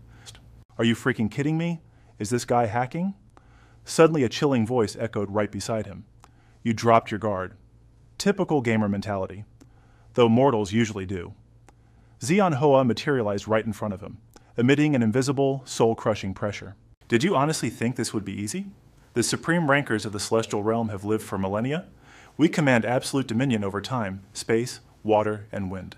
To think you lack the basic comprehension of warping the laws of nature, while simultaneously trying to control them, how utterly disappointing. You really are just a naive amateur, thinking you can cause chaos in a reality that we rightfully rule. He extended a hand toward his struggling victim. Well then, it is time to pay the toll. Come to me. Become one with my existence. But Jihan remained dead silent, his jaw locked down with insane force. Viciously biting right through the massive mushroom, blooming from his mouth, he violently whipped his head to the side, spitting the toxic sludge into the dirt. And in that very second, a blinding light violently erupted from his body, accompanied by a downright beastly roar. Shut your mouth, you arrogant freak. Yeah, I made a stupid mistake. Jihan crushed his grip around the Hermes staff. An overwhelming surge of pure mana ignited, engulfing his entire body in blinding magical flames, instantly incinerating every single parasitic spore to absolute ashes. I admit I completely missed the invisible spores in the air. But let me tell you one little thing. Witnessing this sudden explosive turn of events, Zeonhua genuinely flinched in pure shock. Meanwhile, back inside our hero's system interface, massive red warning notifications spammed relentlessly. Critical alert. You have taken 128 damage. You have taken 79 damage. Jihan let out a pained, sarcastic groan. That freaking hurt like absolute garbage. Boom. His body erupted in blinding light. Epic mana pulsed outward, paired with a scream shaking the very atmosphere. Total abnormal resistance, Zanhua froze completely, utterly stunned. Meanwhile, Jihan just casually wiped dirt off his cheek and smirked, muttering under his breath. Spores are basically just poison, bro. Magic resistance handles that perfectly. Suddenly, a super chilly breeze hit him. Looking down, he realized he was literally butt naked. Panicking, Jihan frantically opened his inventory, hastily slapping on some clothes while desperately playing it cool. Right then, Zanhua finally spoke, his voice trembling in absolute disbelief. Seriously, this is totally absurd. How did you resist my deadly spores? Seeing this, Jihan simply arched an eyebrow. My body literally never changes, dude. Because he was a max-level gamer, one of his most broken cheat skills saved his neck. Even at 1 health point, his battle strategy stayed identical to a full health bar run. Normal players would be dying bodies completely shattered into pieces. But not our boy. Spamming magic was totally natural, easily blocking the gross internal fungal damage from those deadly spores. Watching the dark vortex aggressively spinning in midair, Jihan marveled. The void is literally inhaling the poison. Though the first one shrank, it remained active. The void itself was sucking the world's nutrients. It grew powerful enough to punch a massive hole straight through the dungeon. He glanced back towards Zanhua, piecing it together. That is definitely why he snapped. Destroying the dungeon absorbs the illusion space. Then it can totally manifest into reality and consume the real world. That was exactly his master plan. A brief cocky victory rushed through Jihan's veins. You must be pretty annoyed, right? Since I spawned a ridiculously overpowered void. Thinking this, he blurted out, "Heh, maybe you are the one who totally underestimated my skills." He kept scheming inwardly. So my only job right now is completely stalling for time. Let the void absorb this dungeon's epic power. The annoying guy kept rambling. Now I can spawn infinite mini-voids. Stopping there. Jihan let out a mocking heavy sigh. Obviously it has limits. The void is not a free buffet. First off, I can only spawn them nearby. They absolutely cannot move. But isn't that an insane force field? Exactly. Any attack just gets completely vacuumed up. That is literally checkmate, bro. Got any hidden tricks left? Don't you see this realm is totally collapsing? Before anyone else spoke. He shifted his gaze downward. The toxic sea shrank massively compared to its crazy debut. After Jihan's non-stop epic rambling, Zanhua ground his teeth, spitting out a sharp "you." But before he could finish venting, Jihan tossed out another cocky suggestion. Make your choice now. I bet this ancient toxic Chinese cauldron shatters in seconds. Hearing this, he just smirked with a totally helpless smile. Ha, you are one insanely unpredictable dude. What choice do I even have in this mess? Dodging the real point made Jihan furrow his brow. Want to surrender nicely or throw a useless tantrum? Zeonhua found it pointless. Huh. What is the difference? Honestly, it ends identically anyway. Jihan coolly explained without hesitation. The massive difference is your post-game treatment. Surrender like a good boy and I promise, humane conditions. Resist and you face brutal consequences. That sudden threat genuinely shocked Zeonhua. Wait, so you are not executing me? Jihan looked super confused at that wildly weird question. Why murder you? I have literally never killed humans. Inwardly, he was already plotting max profit. Just lock him in the dungeon as a permanent human mana battery. Why trash such premium loot? Those cold, greedy words left him totally paralyzed, hanging heavily in the tense atmosphere. Snapping out of his daze, he bowed his head, muttering, "Unpredictable. Selfish, but honestly, I respect it." Staring at Jihan, Zanhua dropped 2 weirdly accurate words. Totally unique. He smirked casually, judging the teen. Truly a massive anomaly. Seeing zero fear and him casually dropping cryptic nonsense made Jihan slightly anxious. How are you this chill? Still hiding a secret trump card. Skipping the nonsense, Zeonhua confidently declared, "Heck yeah, I do. If you somehow block my ultimate final move. I will totally surrender to you." Jihan hated waiting and immediately shot back. Bring it on. His brain spun with rapid calculations. The Void Lord's epic effect remained perfectly active. Boom. Extraordinary resistance unlocked. What else is left to say? He stared at the roaring sky, locking eyes on the ancient poison cauldron. That is the name of this nightmare. You know what ancient poison is, right? Jihan smirked and nodded. I know. Clasping his hands together, he grinned. So what is this place's special trait? It violently dissolves absolutely everything. You still do not grasp the true meaning, right? Ding, the system flashed a toxic gas warning as Jihan instantly fired back. Bet it cannot dissolve the literal void, right? Xianhua gasped, a smirk vanishing fast. Flipping the script like a sore loser, he chuckled. I misspoke entirely. This poison cannot melt absolutely everything. Time, space, and the void are safe. Whatever else, I am unsure. But it annihilates countless other things. Some are just insanely special. Jihan frowned, totally confused. Suddenly, Xianhua lowered his head, unleashing a terrifying demonic aura. He whispered darkly, Souls. Pretty special, right? That creepy line sent violently cold chills down Jihan's spine. His body locked up, hair standing on end. Pure survival instinct kicked in, making him aggressively leap backward. He instantly deployed a massive spatial void shield. Seeing Xianhua just chilling in that chaotic death fog, Jihan panicked, violently gasping for air. But mere seconds later, because of his freakish slime origins, the dude's entire body suddenly started melting into absolute goo. Jihan completely freaked out. What the heck are you trying to pull, you psycho? After eating Jihan's relentless combo, Xianhua mutated into a monstrous giant slime blob. Globs of toxic slime dripped onto the solid water. The real horror movie started now.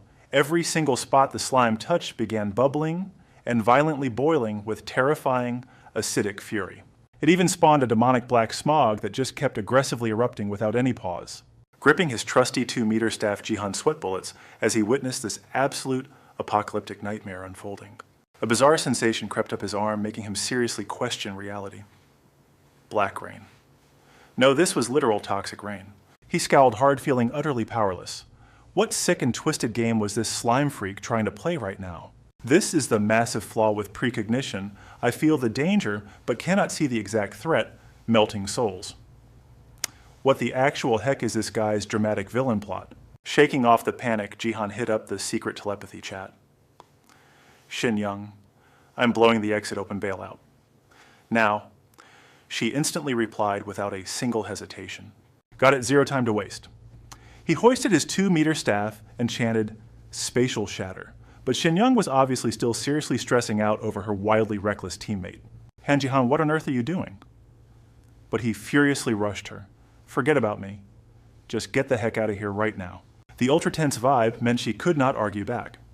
Nodding hard, she strictly demanded, Fine, but you better make sure to come back alive, you crazy idiot. With that, Shin Young scooped up the totally dazed Lolino Miss Chim and bolted left, flying entirely solo. Jihan squared up, dropping into a seriously sick battle stance. Let us see how this twisted boss fight plays out. Total mental chaos hijacked his brain, dialing his anxiety straight up to an 11.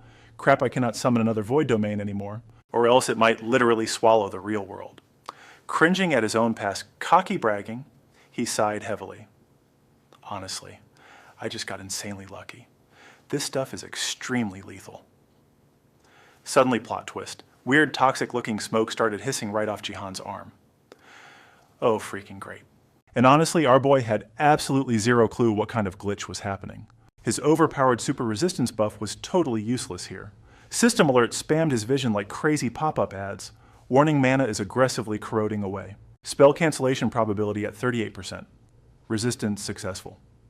Magic buffs maintained. Jihan stood there, absolutely and utterly mind-blown. Cold sweat mixed with the pitch-black toxic rain heavily dripping down his stunned face. Do not freaking tell me. It can melt pure magic. A terrifying bone-rattling shiver violently sprinted down his spine. This insane acid can literally dissolve magic spells. Even pure magic is not safe, and the nightmare escalated. The seemingly chill flat water was now violently erupting into a massive, deadly tsunami right in front of Jihan. He completely ignored his own physical limits, absolutely hypnotized by the terrifying horror show unfolding. The toxic floodwaters were rapidly and dangerously rising. It deletes absolutely everything, and my void domain is heavily flooded with this toxic garbage. Are you seriously trying to melt me too? You total jerk. Completely overloaded with all this insane boss fight drama, Jihan loudly clicked his tongue in pure unfiltered annoyance. Such a massive pain, his brain desperately searched for a slick counterattack. Should I spam another void domain? The system penalty sounds completely awful, but otherwise it is literally game over. Drawing a total blank on survival strategies, he desperately rubbed his chin. Come on, there has to be some kind of secret cheat code or loophole. Luckily, the main character plot armor finally kicked in. In an absolute flash, a glowing ray of epic hope sparked right inside his totally desperate mind. Time to completely wreck this guy. Without hesitating, he ripped open his system inventory, pulling the stats on that ancient poison cauldron. Every single drop deals 100 damage dissolving objects with only 3 weaknesses: time, space, and the void. Reading this ridiculous stat block made Jihan want to rage quit. Are you kidding me? What's its weakness? You think I'm blind? But honestly, the current situation forced a recklessly quick choice. Hell no. The flaw was glaringly obvious remembering its core traits. In its original spatial form, that ancient poison cauldron was an absolute fortress. Couldn't crack it then. But now, exactly. It cracked when the enemies escaped. Zero hesitation left, so. Jihan erupted into blazing flames. Straight up Super Saiyan rage mode, going absolutely all out. A second later, sensing the scheme, Zeon summoned a 10-meter toxic tsunami, but alas, the dude's reflexes were trash. Jihan flashed a cocky grin. Way too late, buddy. Power surge, Jihan packed enough juice to trigger his ultimate move. Spatial disruption. Massive shockwaves exploded, violently cracking the very sky. The tsunami violently clashed against his unstoppable skill, refusing to back down. Toxic venom completely engulfed Jihan. Warning alerts spammed his vision. Magic nullified. Magic nullified. Item. Critically damaged. Luckily his flesh survived, but his dripping clothes were toast. This acid was insane. Panicking, Jihan stared at his splintering staff. No way, don't break. Before he could react, more frantic system errors exploded. Flesh erosion detected, gamer body triggered. Physical decay halted. Passive perks kicked in, but the excruciating agony was painfully real. Holy crap. This hurts like absolute hell. Pushed to the brink, he desperately cast a silencing chant for absolute pain control. Finally, Jihan breathed. Thank God those mental buffs resisted the acid total lifesavers. No time for thoughts. He squeezed his eyes shut, layering intense mental shields. Moments later, his booming aura erupted, completely dominating the toxic environment. Survival mode activated, but before he could chill, a foul stench snapped his focus. He scowled deeply. Damn it. Smells like straight gutter trash. Never drank it, but still. This is bad. The disastrous luck just kept piling up. He turned pale with utter shock. His legendary weapon was melting. Oh, screw destiny. Luckily, his massive mana pool easily fueled a quick repair fix-it. Crisis averted. But wait. His naked six-pack was completely exposed. Frantically tapping his inventory, he grumbled. Not this stupid naked trope, again. Teeth grinding, his mana drained at ridiculous speeds. The barrier was cracking. Time to stubbornly stall. If this pocket dimension shatters, Zeon loses his toxic control, back to normal reality. Calculating the rapid mana drain, Jihan smirked. 30 minutes left. Supreme confidence returned to his sharp eyes. He had enough mana potions. Time to chug. Let's see who outlasts who, loser. Breaking the chaotic silence, Zeon finally scoffed. Predictable Jihan wasn't panicked anymore, just sharply listening. Ignoring his silence, the villain declared absolute victory. You've already lost, Jihan instantly fired back. In your dreams, edgelord, I can endure forever. The toxic green ocean violently swirled. Zeon arrogantly snapped his fingers. Then perish, little pest. Despite his magical shields, the relentless crushing waves kept Jihan on maximum edge. Mocking him during the brutal barrage, Zeon proudly explained his ultimate art, hydro destruction cuts, pure steel. The overwhelming pressure brutally pinned Jihan down. Now then, time to literally melt. Jihan squeezed his eyes tight, bracing for the catastrophic impact. Holy crap. He messed up. But suddenly, an eerie silence fell. The entire landscape had bizarrely shifted. Utter terrifying darkness suddenly swallowed him completely. Floating in pure blackness. Zero light. Anywhere. Shock mixed with pure relief. Knew the author wouldn't kill me yet. But what is this place? Finally assessing the horrific damage, Jihan completely ignored his battered body. His epic 2-meter staff was gone. The legendary weapon actually shattered. Dungeon escape. The dramatic command completely failed. System error blared. Panicking, he tried summoning literally anything. Skills weren't locked. They were utterly glitched. Pour out items. Thankfully, the inventory system still worked, but cruel fate instantly crushed his fleeting hopes. System prompt item utterly destroyed, Jihan froze in pure disbelief. What the absolute hell? His gamer brain instantly kicked into extreme overdrive. This definitely wasn't a standard dimension. Then reality violently hit him. I was literally drowning in acid. How did I teleport here? But zero time for chill math here. Brutal damage numbers just kept flashing. 291 to 1021. Jihan totally blanked, staring at his glitching red health bar. Yo-yoing. HP, absolute nightmare fuel. And his mana pool was tanking too. After surviving literal hellscapes, the dude had finally found his zen. And now this garbage happens. Rewinding the tape to his final, ultimate skill flash, it suddenly clicked. He was dead center inside that freaky mystic cauldron. Echoes of that toxic creep, Xeon, rang in his head. Melting souls, minds, and magic. Yeah, right. All that mystical radioactive sludge had to pool somewhere. Right? Enter the Grand Furnace. An ancient forge brewing some twisted immortality pill. Every mythical brew needs a crystal core. Feeling like he just snagged the platinum trophy in an epic brain game. Jihan pumped his fist like an absolute boss. Bingo, that was the only lore-accurate logic for this glitchy mess. Oh yeah, I am literally soup inside this demonic crockpot. Nailed it. But his nerd triumph crashed hard into fatal reality, leaving him ripping at his hair. Who celebrates being boiled alive? Cold dread washed over his ghostly pale face. Dealing with a massive 3,959 damage spike, bro had zero counterplays for this. Thank the gaming gods for Jihan's hardcore obsession with maxing out health and mana stats. His passive region fought the catastrophic damage to a bloody standstill. Squinting at the blinding cosmic glow above, he muttered under his breath, "Just gotta tank this chaotic heat and I am out of here." His rebel confidence? It came from knowing this demonic crockpot was already falling apart. That gargantuan spatial void tearing up the sky, totally Jihan's calculated masterpiece. Plus, it was programmed to self-destruct once it swallowed this cursed barrier. Not to mention his squad, the fierce Shindung and Master Lolino, were totally on backup duty. Oh, and millions of Underworld subs were literally streaming this madness live. But right before our boy could catch a breather, a brutal wave of system alerts spammed his vision like toxic pop-ups. Critical alert cognitive meltdown neutralized by gamer's mind. The text hit him like a rogue lightning bolt. Melting souls and wiping minds. Core trauma from ages ago suddenly booted up in his brain's hard drive. Major déjà vu. Just like that psycho cult boss who hijacked the world's code to mash everyone's consciousness into one creepy hive mind. While that freaky cult was still spreading its virus out there, Xeon's ghostly voice crashed his inner monologue. "You threw down with the faceless cult, didn't you?" "Feels pretty familiar, huh?" Jihan snapped back on pure savage instinct. "Yeah, no kidding." "Wait, what the?" A strategic void shadow was totally censoring the dude's junk. Jihan snapped back to reality, physically cringing, and backstepping 10 feet away. Gone was that overwhelming tsunami-level boss aura.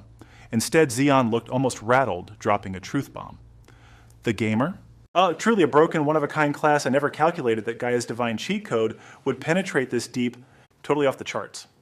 But Jihan could not care less about this weirdo's sarcastic hype or genuine fanboying. Our main character had only one glaring issue. Yo, illusion or not showing up buck naked is a literal federal crime against my eyes. Xeon just tilted his head with max arrogance. "Oh, does my aesthetic bother you?" Jihan exploded with zero hesitation. "Heck yes, anyone sane would be bothered, you creep." But the dude just flashed a deeply punchable, cryptic smile. "Haha. Man, you're so brutally green, a total noob in every sense of the word, and yet you had the absolute guts to crash my stage." Xeon dropped that heavy, super dramatic question like an anime villain. "What on earth does the universe even see in a kid like you?" That condescending trash talk instantly triggered Jihan's rage mode. "Shut your trap, we are way past the cozy campfire chatting phase, pal plus." This glowing death trap is far from a safe zone, but the weirdo just shut down his panic with a major lore drop. "Relax, kid. In this state, throwing hands is impossible. We can literally only run our mouths." Jihan's jaw metaphorically hit the floor. "Wait, what?" The next cinematic beat delivered Xeon's Dark Professor monologue. "This is the core forge of the ultimate toxic immortality pill. Everything inside this zone gets completely melted down to pure data." Hearing that horribly familiar mechanic, Jihan didn't even flinch, his eyes just locked onto the boss like laser beams before he muttered the undeniable truth. So my theory was completely dead on. The naked phantom looked genuinely shook. "Oh, you actually cracked the code." Jihan gave a brutal teen shrug. "Nope. Just a totally blind genius gamer guess, but seriously." Jihan wasn't some walking wiki page. He needed facts. So why exactly are we locked in a strict dialogue-only event Zeon didn't skip a beat before dropping the ultimate reality check. Because I'm literally a hologram right now. I just look like I'm standing in your personal space. I'm broadcasting directly into your brainwaves, hence the lack of a proper wardrobe. Those twisted puzzle pieces finally snapped together in Jihan's mind. Wait, you got totally liquefied into this digital soup too, didn't you? With zero shame left to hide, the phantom boss let out a soft, defeated sigh. Bingo. So right now I lack a fixed form. He unapologetically confessed his true, terrifying identity. I am the living elixir of immortality. Just those words sent shockwaves through the main character's brain.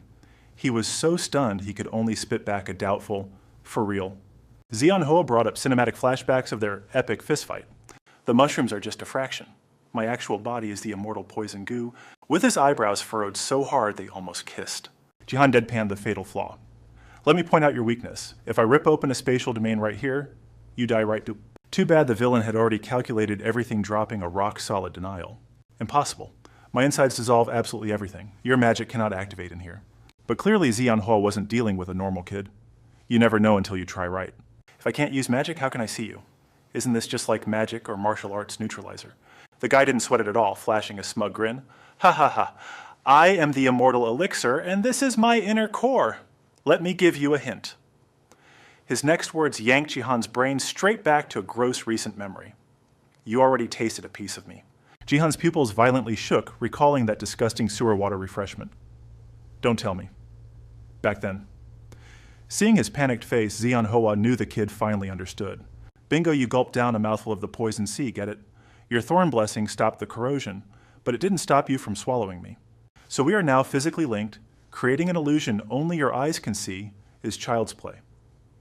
Despite the chills running down his spine, Jihan logically fired back. That won't last long. Once my stomach digests it completely, this mental link snaps. From then on, it won't be you anymore. It becomes my pure energy. The villain shrugged. Obviously, but we still have plenty of time. He then slowly pitched an idea. Before that happens, shall we have a little chat? Jihan flinched at glaring daggers. Ignoring the teen's hostile attitude, Zeon Hoa smoothly continued his dramatic monologue. You are totally trapped in here, at least until someone outside rescues you or until this cauldron shatters right. Turns out that entire villain speech was just to justify his conclusion. So swapping a few stories would be pretty cool, wouldn't it? Even though Jihan's brain was lagging, he firmly rejected. No, nothing cool about it. The villain maintained his beautifully creepy smile. Ha ha ha ha. Oh, it is cool. Getting straight to the point, he began his interrogation. First off, I want to discuss the utter chaos you have caused me. The teen immediately flashed dead fish eyes. What the heck is this psycho planning to say? Here comes another overly detailed, blunt speech. Spanning across the vast void, he spoke. You have become incredibly famous. Do you know how insanely hard it is to get that popular so fast? Usually famous rookies just die, getting ambushed in random places. Then they turn into literal canned food. So I know a lot about you. The Thorn Blessing turned you into a natural-born powerhouse with gaming abilities. Recently, you started hunting down anyone you consider evil. Hearing this insanely accurate stalking, Jihan's face grew visibly stressed. Zeon Hoa then coldly judged, I don't find your crusade that special. His very aura radiated pure confusion mixed with complex emotions. What I totally do not understand is not a single villain you fought has died. Jihan's rebellious vibe vanished, replaced by deadly seriousness as the villain piled on the questions. Why is that? Still trying to read what Zeon Hoa was actually scheming, Jihan threw out a probe to confirm. What exactly do you mean? The guy didn't mind repeating it word for word. The reason you only hunt the wicked, and why you absolutely refuse to kill them. In that exact second, it clicked. This freak was trying to milk information out of him. Thanks to that tension, a flurry of system notifications suddenly popped up. Ding, you have acquired the new skill Intuition. With the overpowered ability to predict limited futures and read situations, Jihan was absolutely dumbfounded. A new skill right freaking now. Not leaving Zeon Hoa hanging for too long, the teen slowly let out a breath. I have no clue what your endgame is, but I will tell you. The answer is super simple. He clenched his fist tight, proving his unyielding teenage willpower, dropping a totally unshakable declaration. I just do not want to be evil. That is it. And this completely unexpected rebellious answer hit the interrogator with a massive wave of shock. A second later, a soft smirk crept onto his face as he judged the boy. What a fascinating answer. You refuse to be evil. However, that teen angst logic alone wasn't enough to solve all of Zeonho's cosmic questions. But aren't your actions clearly villainous? You brutally attack people and steal their hard-earned loot. Normal folks simply call that violent armed robbery. Jihan just let out a scoff, calmly firing back. If I lived in a normal society, obviously I wouldn't do that crap. But this is the Abyss right. Those gritty words were enough for the villain to draw a wild conclusion. So you're saying since the Abyss isn't the real world, absolute savagery is permitted? The conversation was drifting so far into philosophy that the teen totally lost his patience. What do you want? A moral debate with me, Zeonho chuckled darkly. Not exactly.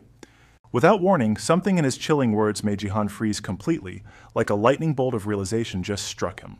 His brain went into absolute overdrive. Boom. A sudden spark of hope crashed right into him. Hold up. There had to be a loophole. A secret way to cast magic in this dead zone. While this dude kept yapping about his nerdy obsession, I just wanted to cut straight to the chase. Zeonhua's eyebrows knitted together hard. His voice dropped to a dead serious growl. You seek evolution. Jihan shot back without missing a single beat. Nope, but secretly he was brewing a massive plan. Just gotta hoard enough mana inside my core. The guy wasn't buying a single word. He pushed harder, demanding the absolute truth right then. So why crush the bad guys? The answer was totally obvious. Pure self-defense, baby. That cheeky comeback hit Zeonhua so hard his eyes practically bugged right out of his skull. You either join some shady guild or you end up as sacrificial meat. Pretty messed up, right? But joining up means doing dirty work like hunting folks down in the real world and totally wrecking them. He spilled his absolute guts with total sincerity. Look, I don't want to play the villain here. Honestly, being the bad guy sucks. But a guy's got to survive this trash fire of a world, right? So I target the absolute worst I can't ignore these scumbags. Taking them out is basic justice. Zeon. Hua scowled in pure disgust. Such arrogant trash, you think you play God? Jihan just hit him with a super casual shrug. Heck no. But since when do you need a permit to survive this abyss? His voice turned deadly sharp. Newsflash, buddy. The only rule that matters here is the one Gaia shoved down our throats. No superpowers allowed in the real world. Meanwhile, Jihan's inner core exploded with raging aura. Oh, heck yeah. This should be more than enough. Done playing hide and seek. He roared his absolute defiance right as the ultimate skill activated. I will survive, and to do exactly that, I've decided to turn my crazy rage into pure action. I'll hunt every single villain alive and crush them. No bad guys left means nobody coming after me, right? But it was way too late. Zeonhua's brain practically short-circuited. He realized he severely messed up zero time left to dodge. A massive black hole violently ripped open behind Jihan. The gateway to the subspace was unlocked. Absolute panic crashed into Zeonhua like a freight train. His mind completely shattered. How the heck are you casting magic? The tables had violently turned. Jihan's ego skyrocketed straight into the stratosphere. My body isn't rotting away anymore, is it? This subspace is literally my personal territory. I couldn't activate it as a basic domain, but as an active spell, I can bust the door wide open. His teenage rebel energy was utterly unstoppable. You claimed you couldn't melt through space and time, right? I'm dumping everything straight into my zone. That epic trash talk made Zeonhua scrunch his pretty face into a massively ugly scowl. He let out a stressed sigh. Totally backed into a corner. Guess I gotta use my ultimate trump card. Jihan gave a cocky smirk. Still hiding a secret move? He snapped back. I know Gaia blessed you. Pure dread heavily saturated the air. But I also possess a fraction of worldly power. Boom! Zeonhua instantly ignited like a descending god. Absolute power flared by divine decree, let heaven and earth merge. Let everything dissolve into one. System alerts viciously spammed the screen warning planetary erosion sequence has officially commenced. The toxic rot attacked the player's physical form. Disgusting decay instantly crawled up Jihan's muscular arm. Blistering agony made him fiercely grind his teeth. Cold sweat totally wrecked his tough guy image. Gotta throw up a spatial block, but his defenses absolutely crumbled. The corrupted system text kept flashing like a doom timer. What the heck? But the real nightmare was sneaking up fast. Jihan suddenly lost his footing and plunged into the Abyss system. Pop-ups confirmed they entered an illusionary matrix, mental corruption sequence, active player psyche taking massive damage. Getting totally bored by the spam he mentally commanded. Mute the totally annoying notifications even while floating in absolute nothingness. Jihan's chilling focus instantly returned. Skills locked. Summons blocked. Big deal. His veteran instincts flared with arrogant rebellion. You seriously think this cheap trick can trap me? Guess what, loser? I've already beaten this level before. He totally shifted his gaze to his secret backup plan. His smirk was dangerously bright. Busting out of here with mental magic is a total joke. But suddenly, the scene violently glitch-shifted. A super obnoxious voice echoed out, "Hey, you little punk." A traumatic memory of school bullies glitched right in front of him. I told you to bring extra lunch money. You brought pennies. Do I look like a joke to you? Yo, back off. You're going to kill the kid who cares if he croaks. We are underage anyway, so the law cannot even touch us. Look at this punk's cocky face. You are absolute trash. Despite muting the alerts, the system relentlessly spammed corruption warnings, downloading pure agony into his brain. He froze in shock. The psychotic voices just kept echoing. Damn it, my old man cut off my allowance. This loser barely has pocket change. Let's hit the cyber cafe, got nothing better to do. Oh, wait a sec. Did this punk not say he had a cute little sister? Jihan watched in absolute horror as the gang leader Blacktail smirked. Are these the kid's actual memories plunged straight into the nightmare? Jihan physically shook with explosive, uncontrollable rage. Do these psychos not feel an ounce of guilt? But before he could process it, the twisted illusion violently shifted scenes. Hey, you little brat, you dare talk back to me? The nightmare escalated instantly. It was not just schoolyard bullying anymore, it was straight up domestic abuse. I already lost big at the casino today, you little brat. Jihan's entire body convulsed as the toxic words slammed into him.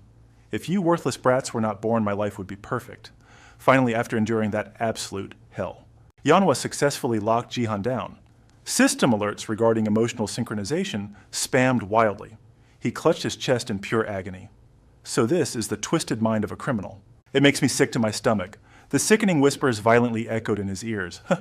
You think you can steal my cash and just walk away? The law. Haven't you heard the golden rule? One law for the filthy rich and a totally different one for deadbeat losers like you. The toxic emotions of tens of thousands of scumbags crashed into him like a tidal wave. It was enough to drive any teenager totally insane. Shut up and stop. Mana erupted from deep within his core. It exploded outward with the blinding intensity of a supernova. Mental barrier activated, soul fortification, indomitable will. Thanks to Jihan's unbreakable mental fortitude, the world-class psychological corruption completely shattered. His legendary gamer's mind and raw magical power kicked into overdrive. Status effect corruption successfully neutralized. After surviving that literal psychological hellscape, there was no way he was walking away perfectly fine. He collapsed to his knees, violently gasping for air like a drowning man. Only then did the heavy silence break. Yeonhwa's chilling voice slowly echoed through the space. Quite an unforgettable little trip, was it not? Since the brutal assault was purely psychological, the raw aura radiating from both of them had completely shifted. Drained of stamina, all Jihan could do was glare back in total confusion. What the hell was that garbage? But the mysterious man completely dodged the question, smoothly pivoting to a totally different topic. You know exactly who takes out the trash left on your porch, right? Whether Jihan was following along or not, Yeonhwa was already launching into his grand villain monologue. It is the sanitation crew, obviously. If those guys did not haul it away, your entire neighborhood would drown in absolute filth. Well, this pathetic world operates the exact same way. Caught totally off guard by the weird metaphor, the teenager just stayed quiet and let him preach without interrupting a single word. His expression turned dead serious as he emphasized every single syllable. Even if literal hell exists, it does not magically fix human garbage. Someone still has to take out the trash. Suddenly, the puzzle pieces clicked in Jihan's brain. Now it makes perfect sense. You are the legendary Eastern cleaner. I have heard the crazy rumors about you. The psychic specialist who literally sweeps up humanity's twisted minds. Getting recognized by a Western witch is quite the honor. The flashback hit Jihan like a freight train. Holy crap. So that is what those two top tiers were gossiping about. Breaking the heavy dramatic silence, Yeonhwa shot him a piercing, dangerous look. The pure scum of human society. What are your actual thoughts on them, kid? Jihan did not even hesitate for a microsecond. They are a massive pain in my neck. That brutally honest teenage sass instantly sent the guy roaring with booming laughter. Ha ha ha. Is that really it? Wiping them out. Erasing their pathetic existence? Has that dark thought seriously never crossed your mind? Jihan's eyes narrowed sharply as a cold sweat rolled down his jawline. Those traumatizing scenes of domestic abuse and schoolyard beatdowns violently looped in his brain like a glitched-out movie. Just the mere existence of absolute evil is a plague on society. It does not just destroy homes and steal cash, it totally shatters human psychology and rots the soul. Let's get completely real here. If we just ignore that toxic trash, this entire planet goes straight to hell. Jahan physically flinched at the sheer scale of that statement. The whole world gets wiped out over some bad vibes. A totally unhinged smirk crept across the cleaner's face. Sounds like an insane exaggeration, does it not? But that is the brutal, terrifying reality. Statistically speaking, one average scumbag ruins 10 innocent lives. Now imagine a master of pure evil. We are talking 10,000, 100,000, or millions of lives utterly destroyed. That concentrated malicious energy violently bleeds into the atmosphere, literally spawning hordes of bloodthirsty demons. But Jihan's stubborn gamer logic was not buying the apocalyptic math. An entire server wipe just from some negative emotions. Hard pass. Manhwa just slowly nodded his eyes, dead serious. Hate to break it to you, kid, but that is the undeniable truth. These vile demons will completely overrun Earth, totally bypassing Mother Gaia's divine protection. Jihan's teenage brain short-circuited, trying to process this epic lore drop. Wait, what? How does that even make sense? These absolute monsters actually possess high-level intelligence. They would not just suicidally rush us for absolutely no reason. The man simply shrugged it off. Freshly spawned demons are totally clueless about Gaia's cosmic rules. Sure, the divine system instantly smites them when they crash the human dimension, but the horrific damage is already done. Once ordinary civilians witness these nightmare creatures, the blissful illusion completely shatters. They will wake up to the traumatizing fact that their safe little world could be violently deleted at any given second. Jihan furiously threw his hands up, completely mind-blown and totally unable to stay quiet. Dude, you are literally describing a hardcore Lovecraftian horror game right now. Manhwa flashed a grim, knowing smile. Spot on, kid. That is exactly what this is. He laid it out with bone-chilling clarity. Every single human is blindly dancing on paper thin ice. One tiny crack, one single glitch in the matrix, and society violently plummets into the freezing abyss. And what happens to the poor souls who witness the crack? Every terrifying syllable struck Jihan's brain like a massive, blinding lightning bolt of pure cosmic dread. Ignoring the teenager's existential crisis, the cleaner passionately delivered the absolute worst-case scenario. A colossal, suffocating wave of dark energy infects their souls. The paralyzing terror of death is not something you casually brush off. That pure paranoia forcefully manifests and spawns even more monstrous demons in an infinite loop. As the heavy apocalyptic warning finally hung in the air, the young gamer raised his head, a spark of cocky confidence returning to his eyes. The world was hurtling toward a ghost-fueled apocalypse, but the Nine Gates, they absolutely were not having it. Plot twist. This guy already had a cheat code for this exact disaster, even if half those gatekeepers literally could not care less if the Earth exploded. Jihan's brain completely short-circuited. Hold up, rewind. Did you just say they do not care? Manhwa just shrugged, cool as a cucumber. Gaia's firewall keeps the planet safe, but haters are always going to hate, you know. Out of the 7 gate factions, some guys are throwing major temper tantrums. Suddenly his voice cranked up to dramatic movie trailer levels. Oops, we are totally getting sidetracked. Let us rewind the tape. Jihan just stared at him like he was entirely crazy. Rewind to where exactly? The dude smiled like a saint talking about supervillains. My absolute burden in life, taking out the trash. Jihan's patience officially left the chat. His inner mana exploded like a ticking time bomb. His voice dropped to absolute zero. Yo, you're totally missing the point here. Why on earth should I care about your little side quests? Let me guess you think you are the hero of this movie? Despite getting completely roasted, Manhwa kept flashing that trademark punchable smirk. Ha ha ha, not even close. He dropped the edgy villain monologue right on cue. Honestly, I prefer the term necessary evil. A beautifully toxic evil to protect this fragile little world? Honestly, bro, it is exactly what you do. He leaned in, lowering his voice for maximum cinematic tension. So let us make a deal. Jihan was genuinely caught off guard. A deal Jihan shot back cold, sharp, and totally unfiltered. Manhwa casually held out his hand, acting like their epic deathmatch from 2 seconds ago was just a friendly spar. Let us call a timeout and team up, randomly executing some normal guy outside the abyss, yeah. That is a massive felony out in the real world. Jihan just stood there letting the dude's absolute nonsense wash over him. Wait, you think you have the moral high ground here?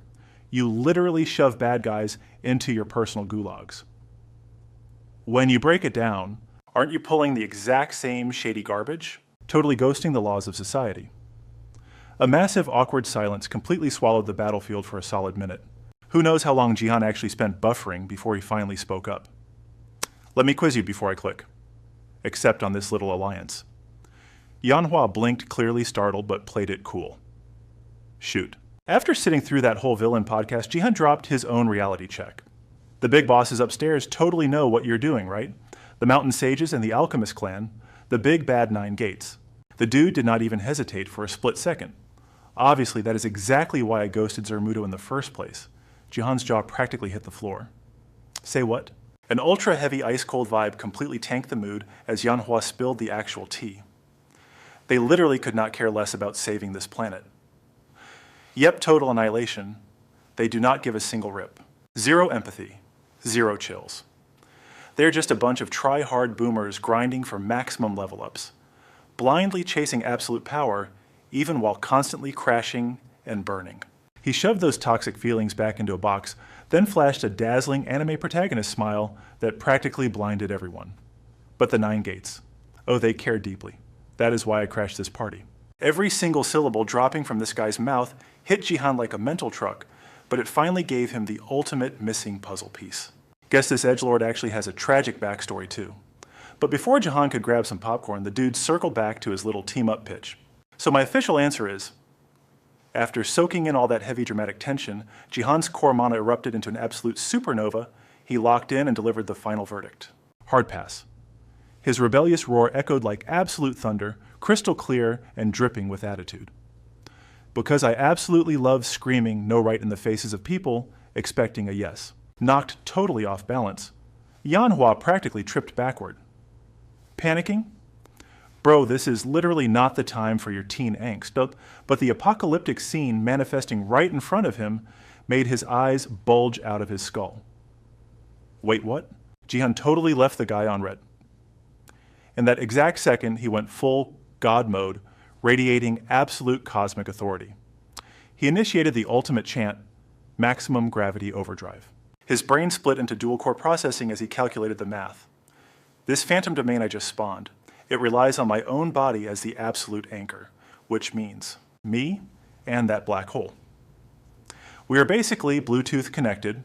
I am going to vacuum up every single drop of this toxic sludge with maximum gravitational pull. Pure unadulterated darkness exploded outward like a hungry beast. It was so overwhelmingly aggressive it practically swallowed Manhwa completely whole. Okay, wow. Definitely did not factor this into my master plan. The dude's body got hit with such insane gravity force. His villain monologue instantly downgraded into pure, high-pitched screaming. Meanwhile, Jihan just stood there entirely unbothered. Yeah, whatever, bro. Tell me your tragic backstory some other time. Finally, his health points totally bottomed out. He could not hold on for another frame. His physical form shattered into pure black pixels before getting sucked into the endless void. Even the suffocating shadows got completely vacuumed up by that absolute god-tier attack. With the boss defeated and his prison domain completely nuked, Jihan's personal inventory system instantly unlocked, time to gear up with full legendary loot. Just as that absolute nightmare of a barrier finally shattered into a million digital pieces, he practically screamed the ultimate override command, Dungeon Escape.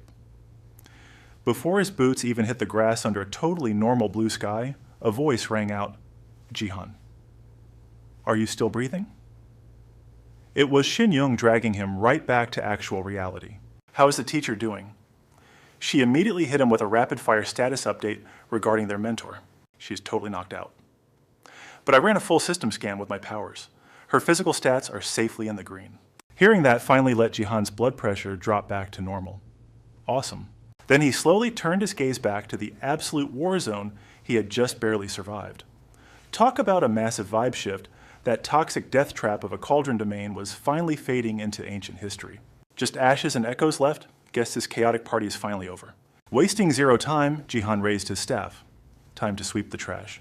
First resetting this monster pit. Blinding starlight erupted from his weapon on command. Boom. The Goyang City Center illusion barrier was completely wiped clean and reset. It required snapping back to reality to forge a new illusion. Even casting it himself, Jihan stood there absolutely stunned. This never stops blowing my mind, he muttered calmly. This shadow realm mirrors reality. It vanishes but always respawns. The system immediately fired off the million-dollar question, so claiming this territory now, he smirked and nodded eagerly. Hell yeah! No hesitation at all. The glowing system map instantly materialized right before his eyes. Golems began their epic conquest. The Goyang City takeover notification violently popped up. Watching this epic scene unfold, Jihan was absolutely hyped. Thank God I hoarded backup golems. Alright, let's head home. After surviving endless battles, they finally reached the safe zone, greeted by massive system spam. War mode initiated. To exit, use the cancel command. Goyang lacks a ruling faction. Goyang territory successfully secured and dominated. 0 surviving prisoners gained 13,421,842 experience and epic loot. A flawless, effortless sweep. Jihan was hyped. Sweet. Goyang City was completely his. To double-check everything, he confidently barked another order. Territory management mode activated now. The massive zone he just conquered entered the planning phase. Using veteran gaming logic, he effortlessly issued highly detailed commands. Build barriers and attribute converters across all Goyang districts. The overpowered system was the ultimate fast-track construction cheat code. Jihan scowled intensely. These enemies weren't pushovers. Even after settling things, he brooded over the dark future approaching. Better stack defenses early. He turned to Leleno, still frozen solid, exactly as she was when rescued. Jihan muttered anxiously. Can my skills even heal her unconscious state? Screw overthinking it. He violently sparked his core ability, Soul Restoration. Pure blinding light violently erupted, shattering her mental chains. Passing out during the epic Poison Flower Xeon clash meant Leleno woke up absolutely terrified. Jihan asked warmly, You could? She stared blankly, mind still completely scattered. Where the hell am I? Till you're safe. Realizing the truth, her face lit up like a brilliant spring bloom. We're home. We actually won, right? He couldn't hold back the massive wave of absolute joy flooding his chest. Yeah, we totally did. Suddenly, Jihan remembered Poison Flower Xeon chilling in his inventory. That psycho was currently compressed into a silent stone sphere. Jihan sighed in relief. Glad he isn't wrecking my loot. I'll unbox him later in a safe zone. Though negotiating with the Dan and Sunchi clans would be a total headache. Jihan's aura suddenly darkened, catching Leleno's sharp attention. Why the ultra-serious face? He let out a heavy sigh, instantly spilling the tea. We have a massive problem. Korea's 10 gates are ridiculously overpowered. Just a branch guild was this insane. She simply gave a veteran's shrug. Hey, crazy variables always exist. Let's see. Pulling herself together, she pivoted straight to another deadly serious topic. Still zero intel from the other syndicates. Han Jihan sweated bullets, recalling this nightmare, replying grimly. Nothing yet. Leleno's eyebrows crashed together, completely ready to scold her dense student. Listen carefully. They are absolutely hiding their trump cards, staying silent after a prime territory got obliterated. Total garbage. Let's see. Shockingly, he had the perfect frustrating answer. He said it was just a test. She whipped her head around, utterly stunned. A test? Jihan didn't hesitate to drop the bomb. I had a little chat with Poison Flower Xeon. Wait, this is faster. Cutting the boring explanation short, he chose the ultimate shortcut, memory sphere creation. Being a lethal murder witch, Leleno instantly recognized the spell and absorbed it immediately. The intense Jihan and Xeon interrogation data was downloaded and processed in a split second. Excellent.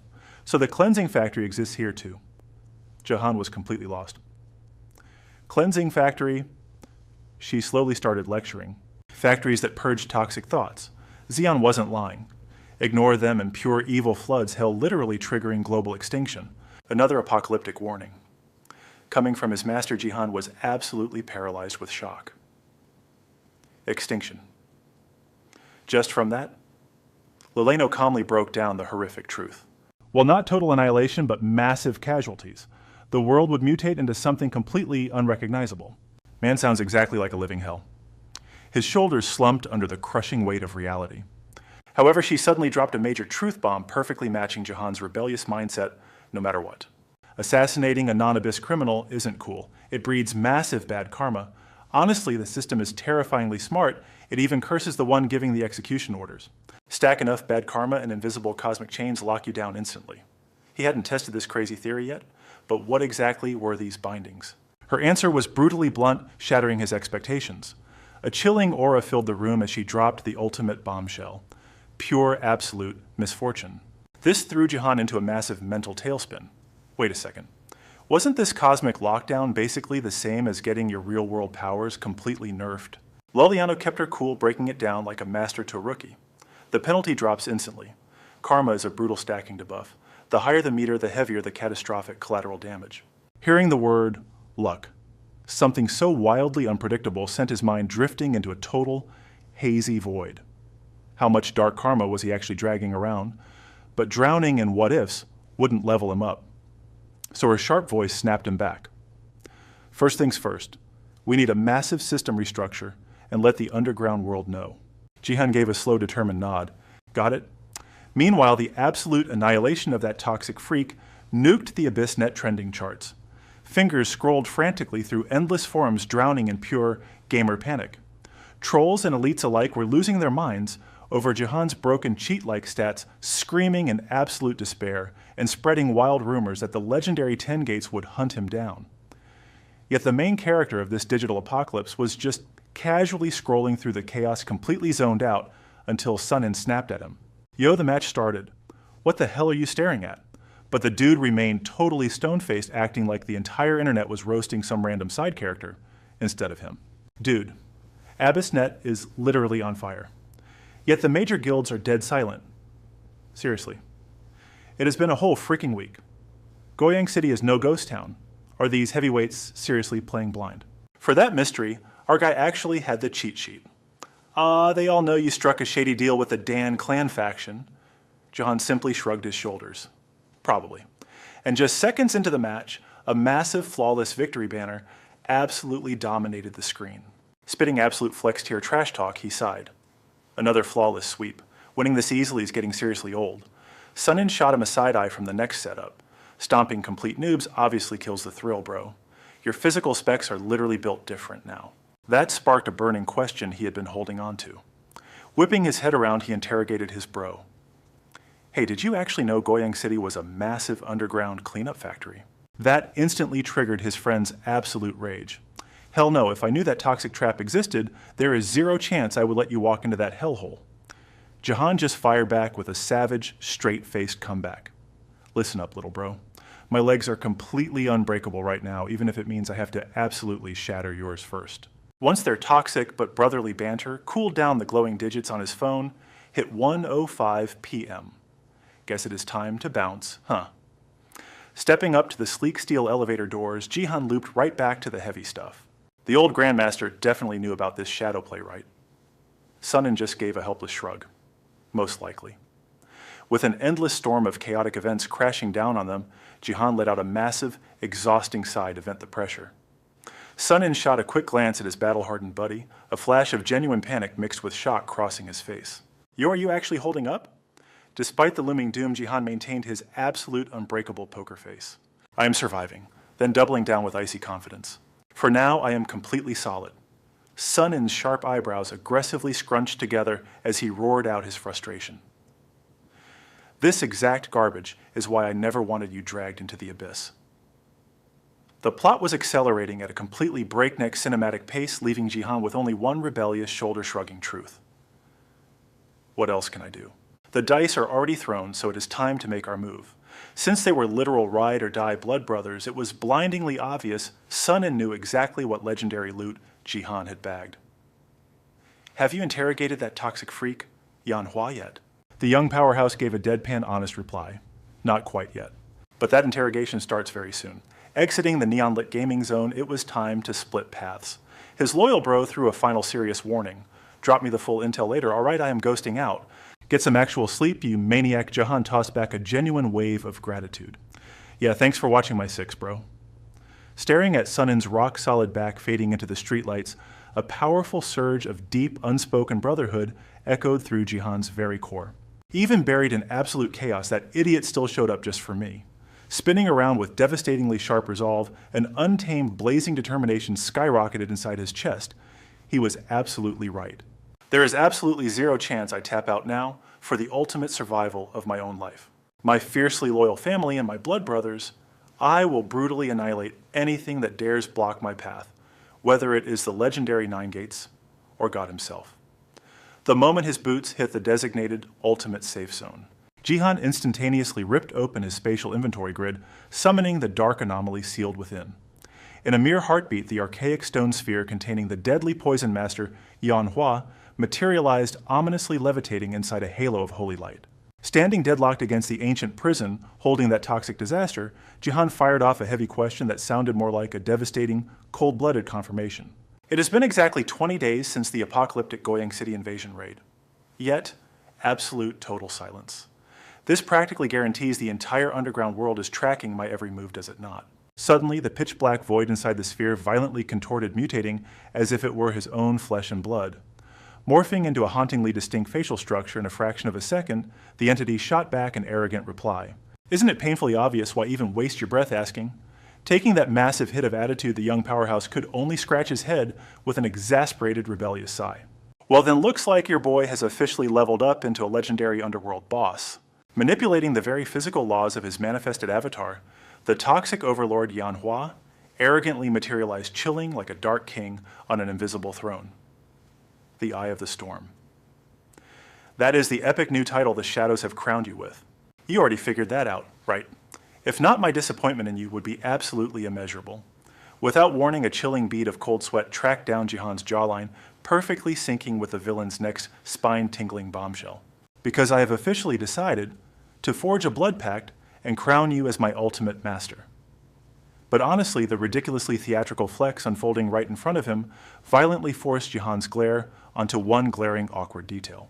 You lounging up there, spitting absolute loyalty, looks exactly like you are baiting me into a lethal death trap. The toxic phantom just let out a dark, booming cackle. Does the aesthetic truly matter? Once the soul-binding contract is inked, the ultimate hierarchy is locked in forever. Like hell, it doesn't matter. Just days ago, you were a world-ending boss that pushed Loliano to burn her absolute primordial origin just to survive. So Jihan's aggressive paranoia was 100% justified. This sudden total surrender radiated massive red flags.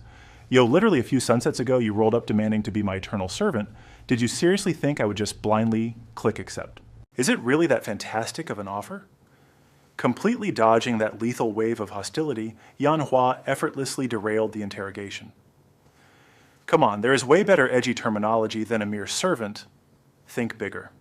The ultimate subordinate, or perhaps a legendary elite mercenary. Failing to hold that serious villain aura for even a minute, his voice dripped with an absolutely sickening theatrical charm. Or better yet, do you deeply desire a loyal slave? That wildly out-of-pocket comment instantly nuked Jihan's cool, plunging him into a cringe-induced, absolute, full-body shiver. Dude, I have zero interest in hearing some crazy dude spit that creepy nonsense, snapping back to his ruthless main character mindset. A split second later, he brutally shut it down. I literally do not care about your titles. The only thing I give a damn about is the catastrophic trap you are definitely plotting. But the toxic phantom didn't flinch or show even a microscopic drop of rage. There's absolutely zero shadow play here. For you to casually assume such dark betrayal, it genuinely shatters my black heart. I fully believed I'd already exposed my ultimate raw truth to you. My one and only single burning ambition is to forcefully maintain and radically evolve this rotten world into absolute perfection. The magical crimson tethers binding his soul to the ancient sphere vibrated intensely, clashing with Jihan's ice-cold, unyielding skepticism. And that delusional messiah complex is exactly why you are walking, talking pure suspicion. The toxic overlord tilted his head in genuine, arrogant confusion, considering the absolute mountain of chaotic lore between them. Fascinating. Exactly which of my legendary master plans are you even referring to? His expression was pure ice. He dropped every single syllable like a heavy anchor. Your so-called pure intentions. The monster lowered his gaze, his eyes narrowing slightly. I see how it is. Well, at least you acknowledge my good heart. Taking a deep breath, Jihan finally laid his cards on the table. You are right. Your twisted methods aside, I get that you wanted to make things better, even if you treated humans like absolute garbage. Manhwa just blinked his eyes, curving into a dangerous crescent. Oh wow. Haters gonna hate, right? Are you saying my beautiful intentions are actually a giant red flag? Bet. Loud and clear, cutting through the villain's dramatic sigh. Jihan stepped up to drop some brutal truth. Look, I know there are actual heroes out there. Good guys who would totally take a bullet for a stranger. Sizing up the monster our boy completely saw through the psycho's entire act. But even those crazy saints do not pull the twisted stunts you do. That single call-out hit the nail perfectly on the head. You mean my little habit of slaughtering millions to save the world? The main character nodded without missing a beat. Exactly that, Instead of getting mad, the gorgeous psychopath totally lost it. Ha ha ha. Did you honestly think I was clueless? I am not crazy. I know my methods are totally villainous. My goals might be pure, but yeah, I act exactly like a total demon. A suffocating, bloodthirsty aura suddenly exploded from him. Jihan flinched hard. Yep, totally called it. This dude is a walking hazard. The villain flashed a wicked, razor-sharp grin. He completely owned his toxic behavior.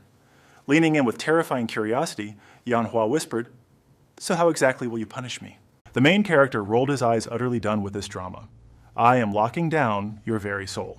A total, absolute obedience contract. You belong to me now. Silky bangs cast dark shadows over the demon's mysterious eyes. Oh my. I would absolutely love to serve you, Master. The instant submission threw our hero completely off guard. Jihan practically choked on air. Yo, you know I might randomly change my mind, right?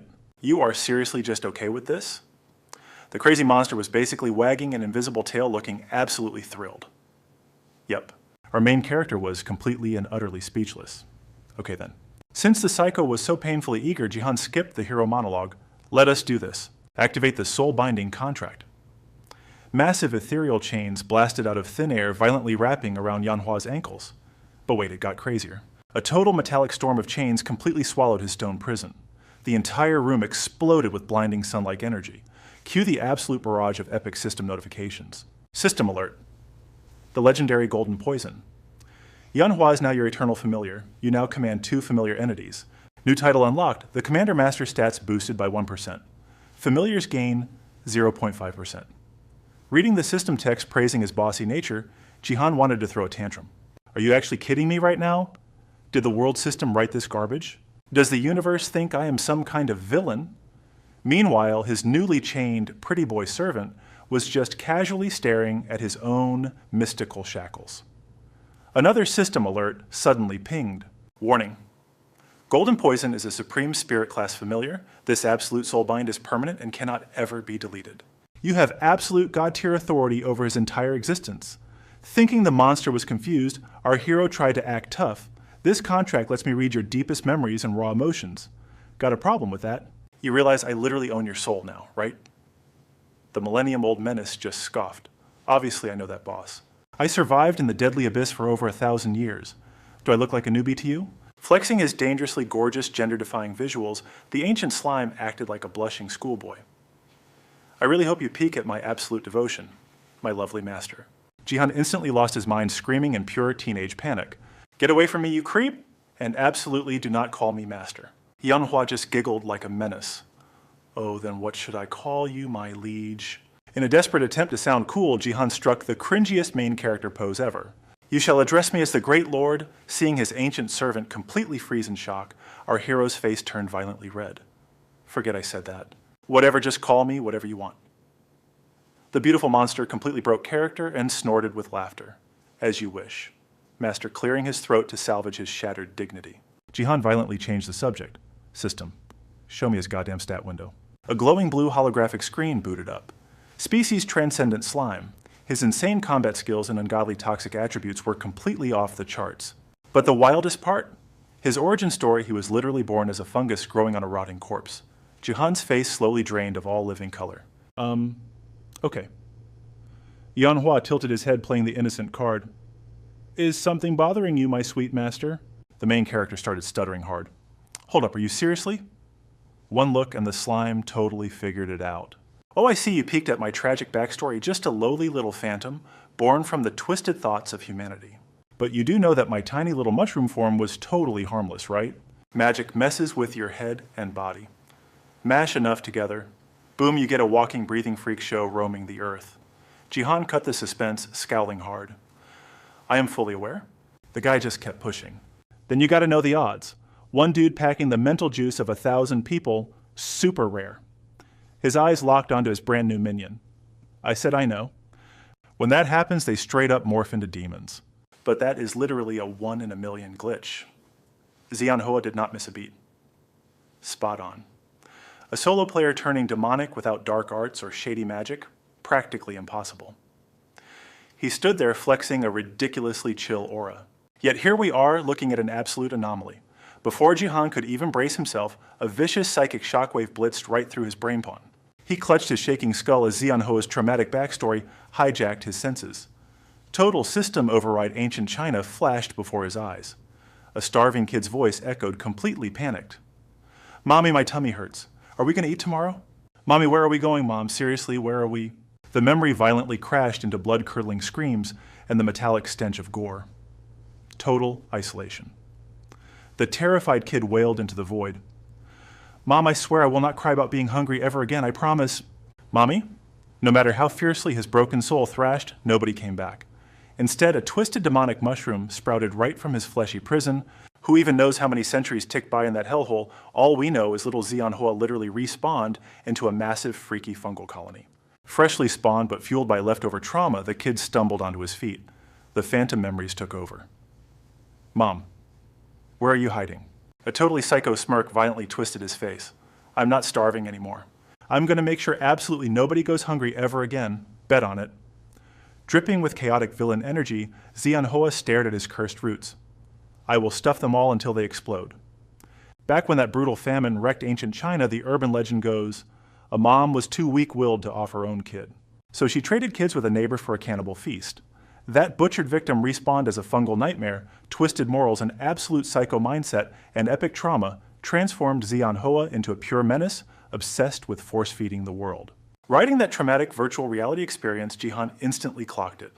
This was his new lackey's tragic origin story. Realizing his brand new boss just tanked his brainwaves, the guy flashed a massive self-deprecating smirk.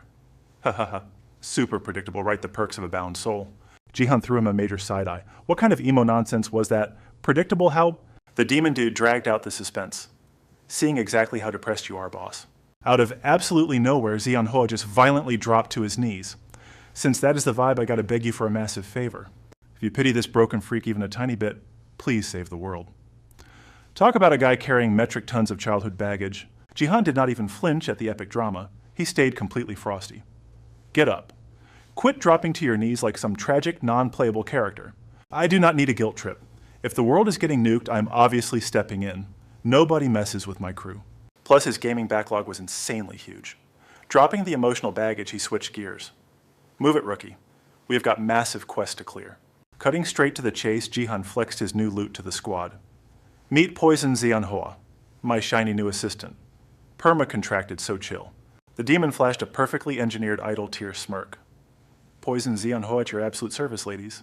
Seeing Shindung and Loleno literally buffering from pure shock, Jihan knew he needed a major skip button. Let us just download his memory orb. After speedrunning his epic lore, she exhaled massively. "Not bad, kid." Phew. Crazy stuff like that actually spawned in Western Europe, too. Even with massive stress lines on her face, Shindung totally agreed. "Right. I will officially stop vetoing this guy joining our squad." Instant vibe shift. Zianhoa started glowing like a literal supernova of happiness. Drama over Jihan grabbed the mic. "All right, people. Love totally ruining this awkward mood, but let us focus. Beyond unboxing my new teammate, we have got a massive raid to plan." Lolino narrowed her eyes. "Spit it out, kid." He did not waste a single frame and dropped the bomb. "The apocalypse is currently loading. Or so I heard. Anybody holding onto some cheat code intel?" She arched a totally judgmental eyebrow at the demon. "Let me guess the new guy leaked it." Jihan confidently owned it. "Spot on. Pretty sure you unlocked that exact lore in his memory file." He claims the server is getting wiped.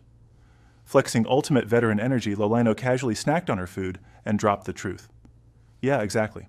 There's always some villain trying to crash the system and reboot the world, and naturally some of us like our save files exactly as they are. Total endless warfare. Been grinding this feud for millennia." Then she completely pivoted to the girl next to her. "Yo, Shindung, bet you were completely clueless too. Outside the mega guilds, nobody drops this lore." She swallowed her pride and admitted it. "Yeah, totally out of the loop." A split second later, Loleno dropped the ultimate bombshell. "What do you think happened after Gaia chained this messed up world for the very first time? Got any brilliant theories hidden inside your own head?" Total freaking chaos. She hammered the point home with absolute zero hesitation in her bold voice. "Spot on. About 70% of the awakened folks, their ancient magic and secret arts got wiped out.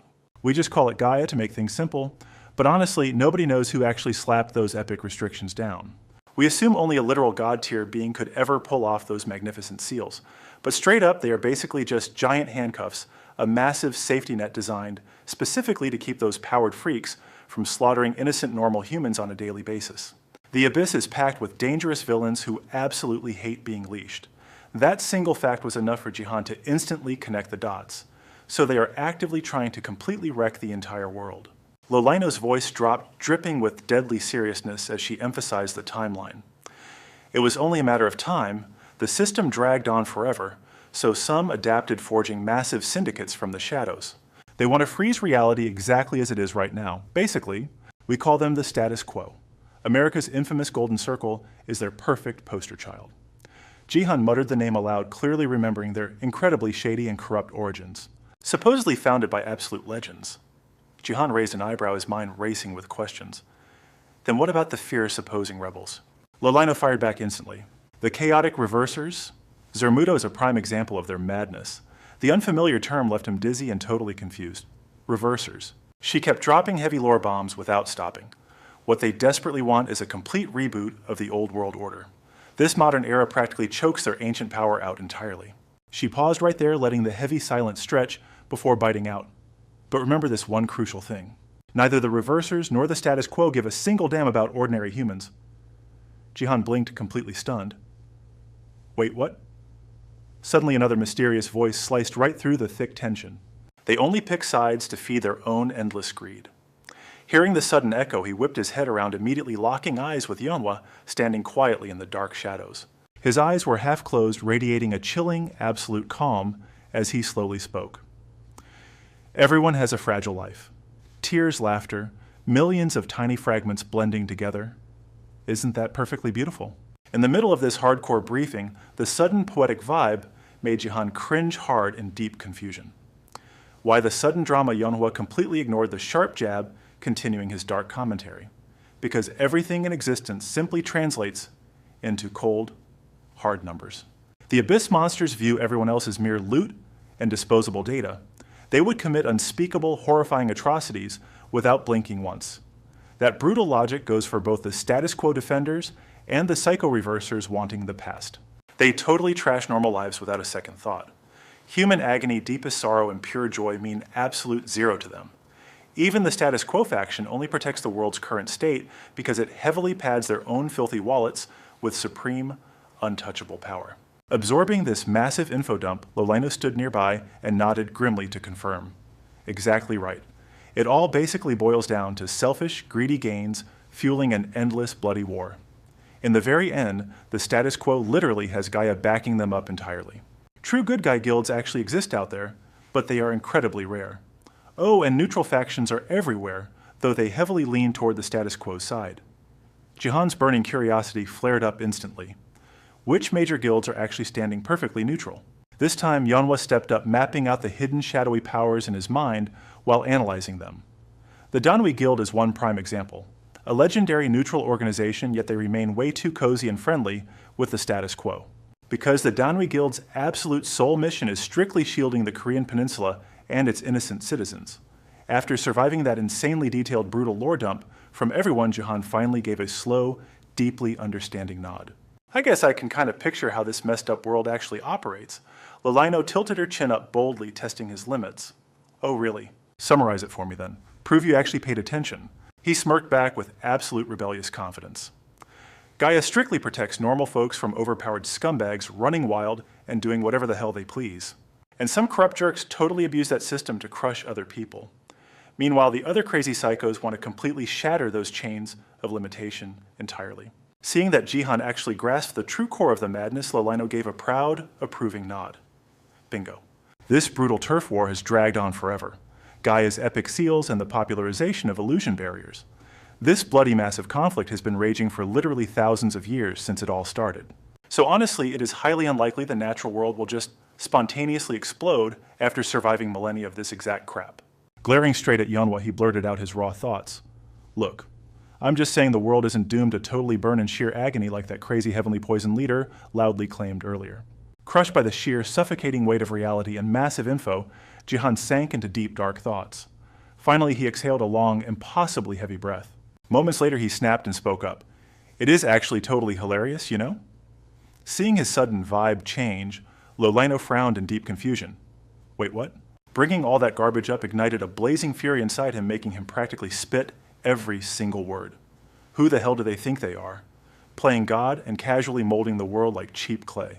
Her lips curled into a dry, mocking smirk, clearly amused by his pure teenage rebellion. She shrugged casually before continuing. Well, they hold the actual power, to be exact, the holy trinity of dominance, pure, brute force, filthy cash, and absolute authority. And Leleno flashed a savage, knowing grin as she raised her voice. What can you do? We are basically completely helpless in this rigged game. Or maybe, staring Jihan down intensely, she finally dropped a cryptic, mocking challenge heavily laced with deep scrutiny. You seriously plan on changing things, but he stayed totally silent, his fists clenching dangerously tight in sheer overwhelming frustration and utter powerlessness. Seeing him completely mute, she quickly followed up with her final, deeply devastating verdict. Han Jihan, the main character, the gamer. Even if you do absolutely nothing, the world spins on just fine. The Golden Circle maintains the freeze Danui aggressively guards Korea, and the rest just chase their own selfish greed. Honestly, you can just leave them all be. A massive storm of conflicting emotions ripped through his dizzy mind. He couldn't charge in blindly, but he couldn't walk away either. But right at that very second, a sudden explosive noise shattered the heavy tension, making Jihan jump completely out of his skin. I'll just call that straight-up delusional positivity. Shiyan, who had been dead silent, finally fired back with absolute ice. If we were clueless, sure, that's one thing. But playing dumb, now not happening. Those words sparked a blazing fire in Jihan's eyes. He nodded, his resolve totally locked in. Shiyan's heavy truth actually made Lolano freeze for a second. She was totally speechless. Finally, she crossed her arms, throwing massive attitude. Look, whether you kick the bucket totally clueless or fully enlightened, dead is still dead. Her ruby eyes flashed with sharp sarcasm as she locked onto her student. Truth hurts, kiddo. Leaning back with a wicked, teasing smirk, she dropped the bomb. So, what's your big master plan now, genius? Well, Han Jihan, facing her savage challenge, he didn't even flinch. His voice dropped to a dead serious rumble. I'm going to rewrite the entire world. That insane flex made her burst out laughing, totally hyped and genuinely shocked. He clenched his fists, pure adrenaline pumping through his veins. I know it sounds like absolute garbage, like some random noob dreaming of becoming a massive tech CEO overnight. But if I actually rage quit now, what do I even have left? Giving up just isn't an option. Hearing that edge in his voice, Loluano tilted her head, completely intrigued. Left with what exactly? Jihan's voice grew dangerously quiet, heavy with a dark, unspoken burden. Absolute despair. A totally wrecked, paranoid existence. Just endless zero hope. I'd be stuck sweating bullets every single day, waiting for my entire universe to just violently crash and burn. He silently added to himself, a totally toxic paranoia, the kind of nightmare you can never unsee. In that exact split second, Lolano's smirk broke into a full-blown grin. She started aggressively clapping, bursting with twisted pride. Oh, that is incredibly epic. That is my star pupil right there.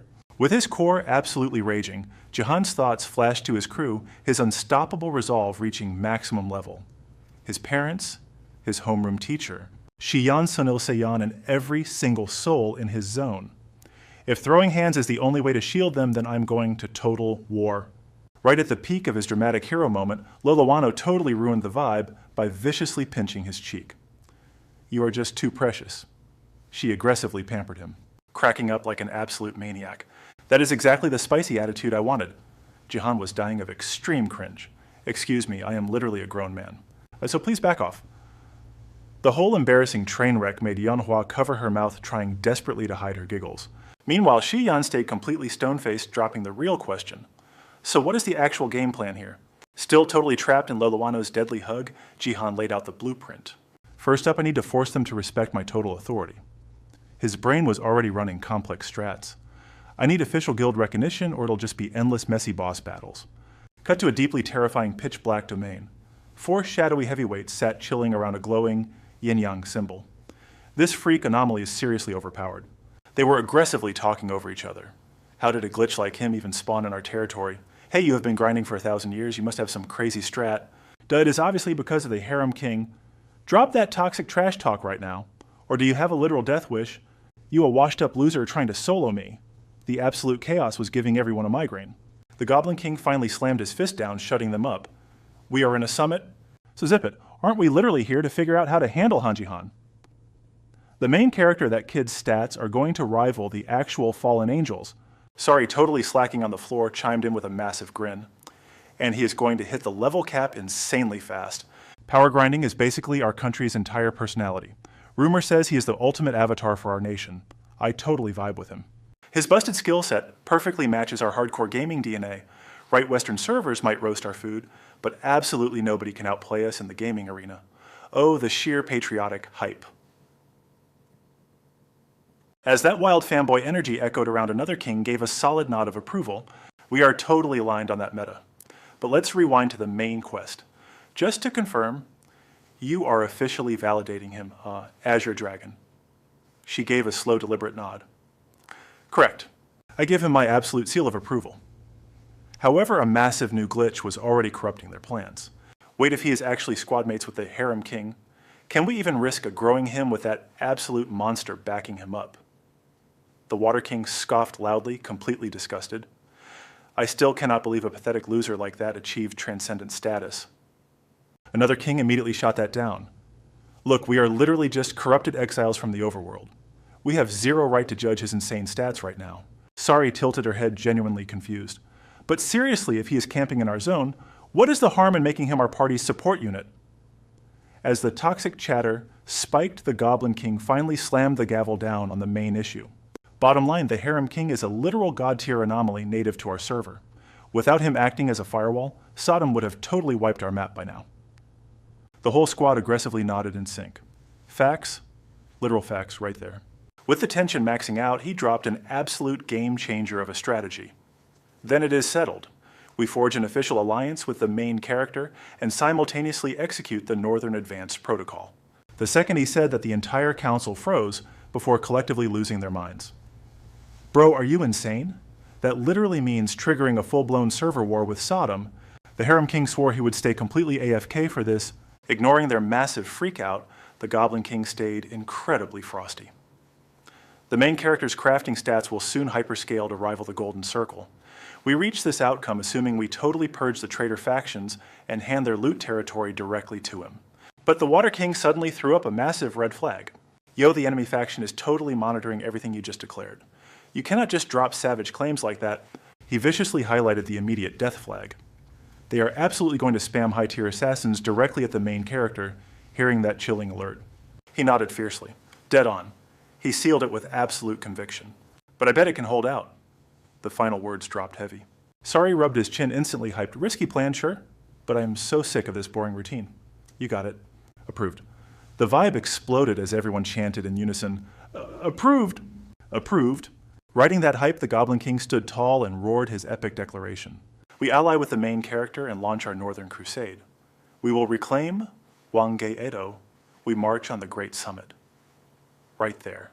A wild fate Hanjihan could never predict was permanently sealed. Total contrast to the void outside. This barren wasteland crawling with wandering basilisks was blindingly bright. Jihan was already there, summoning a massive eye of destruction. Locking onto its prey, it blasted a scorching beam of absolute death at the closest basilisk. In a flash, the beast vanished, leaving only a charred crater. Watching nearby, Xinzheng tilted her head. Can we not take those outside? They would be a crazy strong army. Checking the basilisk's level, 101. She analyzed further. Over level 100 means power that normal abyss dwellers can barely dream of reaching. But Lolano totally disagreed. No way. This grinding zone exists purely because of Jihan's overpowered natural-born ability. She gave Xinzheng a sharp look.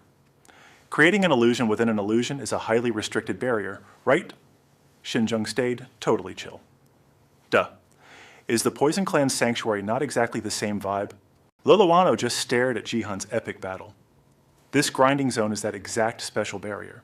The monsters here are basically gifts he receives from Gaia. Dragging them out is impossible.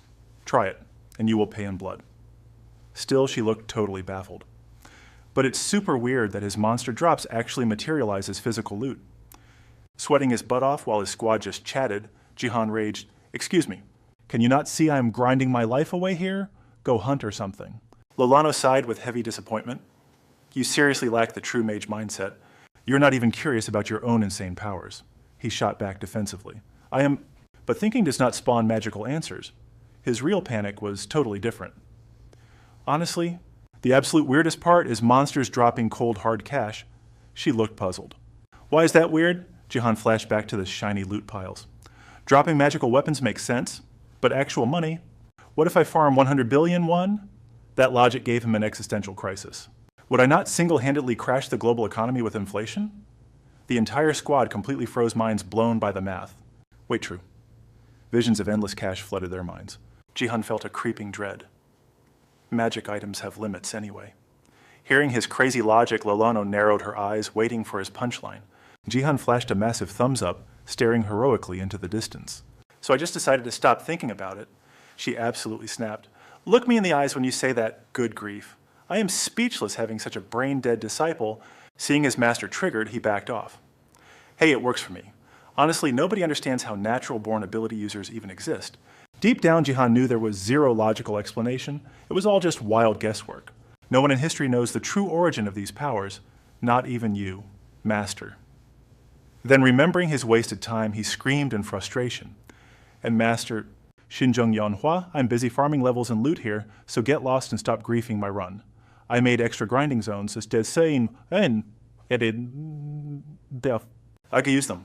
Loloano just shrugged, totally unfazed. Hard pass. Besides, the mobs in your zones cap out at level 120. At my level, I would have to slaughter tens of thousands just to level up once. Jihan screamed internally. Then just do it. Suddenly. Yanhua stepped up, polite but seriously hesitant. I hate to interrupt your grind, but his next words froze the whole party. We have a guest waiting. Jihan blinked, totally stunned. A guest. Right now, even Xinzheng gasped in shock. Suspicious. Beyond highly suspicious, he probed for intel. You feel that red flag too, huh? Any idea who this guy is? Yanhua flashed a smug, knowing smirk. Lucky for you, I do. Let me drop the lore. He rattled off the boss stats. He is the envoy of the 10 great clans of Korea. Famous even in the north. Jihan still had no clue. Who? He answered instantly. Hong Jidong, the king of envoys. When Jihan finally met this uninvited VIP, Jidong was radiating an unbelievably massive, friendly aura. First time meeting, right, Jihan? Forgive the casual name drop. I might look fresh, but I am ancient, kid. When ancient fossils refuse to die, they basically become freaking immortals. That is just the brutal reality. Staring at the massive boss with no level displayed, our hero totally panicked, instantly spamming his trusty observation skill. Is this boomer actually Hong Dudong low tier? Observe activate. System error. The observation skill completely failed. Jihan groaned in pure bitter disappointment. Clearly this overpowered dude is absolutely no joke. But wait, is he the actual mythical legend? Hong Dudong. Then he really is the legendary King Zundo from the epic myths. The pricey intel from the Heaven Guild totally missed this crucial detail. I guess their premium database is literally garbage. While Jihan was totally stressing out, the crazy old man suddenly burst into roaring laughter. Dudong just casually kept yapping away. Spying on your enemies using special skills is basically survival rule number 1 in this brutally harsh world. I honestly do not care about your rude little tricks. Go completely wild, kid. Jihan sharply narrowed his eyes at the sudden flex. Crap, the geezer completely noticed my skill. Swallowing his intense panic, our hero faked total confidence and spoke up. Glad you are totally cool with my so-called rudeness. Everything is pure chaos lately. Jihan just echoed the old man with a heavy sigh. Pure chaos. The guy clicked his tongue and laid out the intense drama. The major corporation almost totally collapsed before miraculously bouncing back. And just recently. Those pathetic small and medium guilds over in Seoul were completely and utterly wiped out. What else, that affiliated guild in Goyang City practically vanished into thin air. He then locked his piercing gaze right onto Jihan. Dripping with intense sarcasm, he smirked. Absolute chaos indeed. Right, Jihan, faced with this extremely direct and aggressive call-out, the rebellious teenager confidently snapped. Right back. It seems you seriously hate my guts. Dudong did not even blink, shamelessly admitting to the bold accusation. Obviously I do. Who loves a random punk ruining the hard-earned peace we violently bled to finally establish. As a core founder of this absolute system, my hatred for you runs incredibly deep. His icy glare locked onto our hero. But shocker, the crazy higher-ups somehow think totally differently. The next massive revelation left Jihan totally shook. They are actually actively backing you up. They even triggered the massive northern expedition. Why are those ancient fossils rushing this madness? The Dan clan is declaring total apocalyptic war on the 10 great guilds. As a core member, I am fighting for them to lock down the entire Korean peninsula. Dudong dropped the ultimate heavy ultimatum. You absolutely need to pick a side right now. That is exactly why I came. Taking all this epic lore in, Jihan scoffed. So you are basically just an errand boy messenger. But seriously, what kind of generic messenger could you not just securely text me this garbage? Honestly, this feels totally overly dramatic. Dudong completely dodged the snarky teen's question. I'm absolutely no simple messenger. You better use a significantly fancier title like a Supreme Ambassador. Or a glorious Supreme Representative. Jihan was totally dumbfounded by this massive boomer ego. What kind of pure absolute nonsense is he literally rambling about, cutting right through the utterly ridiculous monologue? Jihan wrapped it all up with brutal teenage honesty. So you are the big boss ambassador for the entire top 10 guilds, the old guy roared with thundering laughter. Exactly right. Reliving the epic bloody past, Dudong actually looked incredibly grateful. The Dan clan fully reclaimed the sacred divine tree word says you helped, so I personally thank you for that epic assist. That magical tree is the ultimate origin symbol and a genuinely terrifying absolute weapon. But Jihan boldly cut him right off. It was the Heavenly Clan, definitely not the Dan clan. Dudong tilted his head, visibly confused. Did you seriously not know the guild leaders are literally absolute blood brothers? Different fancy names, but they are totally the exact same unstoppable faction. The old mafia boss relentlessly pushed forward. I have absolutely zero right to gossip about their messy family drama, so let us instantly pivot. What actually matters is the divine tree, the heavenly sword, and the sacred bell.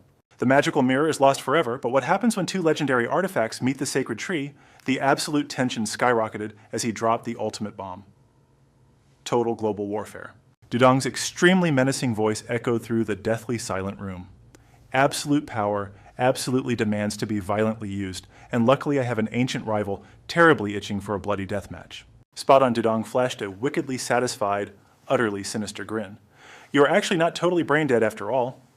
Han Jihan snapping right back to his intensely intimidating ambassador persona, he forcefully continued. We got completely sidetracked. The Dan clan is absolutely launching the Northern Expedition. The 10 great guilds are officially marching to bloody war. His absolute killer gaze locked right onto the young gamer. Jihan, your raw overwhelming power ranks right alongside the weakest of the top 10. So I am fiercely demanding your ultimate choice. Jihan immediately tilted his head, his rebellious teenage curiosity fully sparking. What are my actual epic options here? The dramatic ambassador raised 3 fingers like an absolute legendary final boss. You get exactly 3 paths: neutral, officially join, or fully rebel. Neutrality literally means completely vanishing from this entire chaotic chessboard. You stay totally out of our epic northern expedition, and you commit absolutely 0 attacks on any of our mighty guild alliances. Joining officially means you become our totally loyal support system. Supply endless massive resources or literal monstrous troop armies. In exchange, you get extremely legendary top-tier epic loot. Rebelling basically means absolute bloody terrifying warfare. The mighty Dan clan and the incredible top 10 will mercilessly hunt you into total, brutal extinction. But honestly, Dudong loudly clicked his tongue, his dark aura turning incredibly murderous. I would absolutely totally love it if your dumb teenage angst made you violently fight us. Freezing cold sweat completely drenched Jihan. The crazy guy's bloodlust was literally smoking like a terrifying demonic fog. Why the intense burning hate Dudong did not even slightly flinch. Because I am personally absolutely dying to totally erase you. The utterly brutal honesty left poor Jihan totally paralyzed. What the actual heck did I even do? But Dudong fiercely blamed every single apocalyptic disaster entirely on the incredibly poor teenager. You are the literal infectious cancer causing this apocalyptic war. The insanely wild accusation made Jihan's angry blood boil complete and utter ridiculous trash. This extremely stupid massive war was totally happening anyway. Ignoring the blistering rage, Dudong exhaled heavily and aggressively shot directly up from his seat. Oh, do you genuinely totally believe that pathetically childish logic? He instantly shot Jihan one last intensely terrifying glare, dropping a massive, heavy, dramatic cliffhanger. You definitely better think incredibly hard about your absolute, final, decisive move, right before aggressively stepping directly through the door. The immortal, terrifying boss dropped his absolute, ultimate, chilling threat. If you have half a working brain, you will quickly kneel and join us. Boom. The heavy door violently slammed shut, leaving behind a completely dead, frozen, terrifying silence. Leaving Jihan alone in the dead, silent room. He was brooding hard over Dudong's words when a voice suddenly blasted through. Whoa. Look at this gloomy, brooding loser. Lolino popped up from behind sporting a massive smirk. They basically invited us to the Nine Gates turf. War Xinzheng chimed in too. This is absolutely massive, you know that right, Jihan? Realizing the whole crew already knew the tea, he dropped the act and asked flat out, "So what do you guys think?" Manhwa dropped her cold analysis. Long-term teaming up is solid. The Dan clan never betrays their allies. But her next words hit him hard. Furthermore, they support the status quo. Going all out in battle is way better than just playing backup. Taking all that heavy advice in, he locked eyes with Loleno. And what does your hot take teach? A wicked razor-sharp grin spread across her face. I am completely backing the poison expert on this. We dive into the bloodbath and snatch the epic loot. Then he glanced at the last member. And you. Xinjiang hesitated, visibly sweating the pressure. I honestly have zero clue. Making these hardcore choices really is not my vibe, but looking at our current intel, I think their strategy is absolutely spot on. At this point. Jihan spiraled into a total panic, sweating absolute buckets over the sheer stress, forming an alliance with the Dan clan. The literal psychos trying to ignite an all-out war and actually fighting on the front lines, that is what the squad wants me to do. Before he could even lock in a choice, Loleno lost her absolute chill. If you pull that rebellious teen crap and say no, I will literally deck you. This threat immediately spiked his hardcore anxiety. Honestly, he was not even trolling right now. His pacifist gamer soul just could not fully commit to the madness.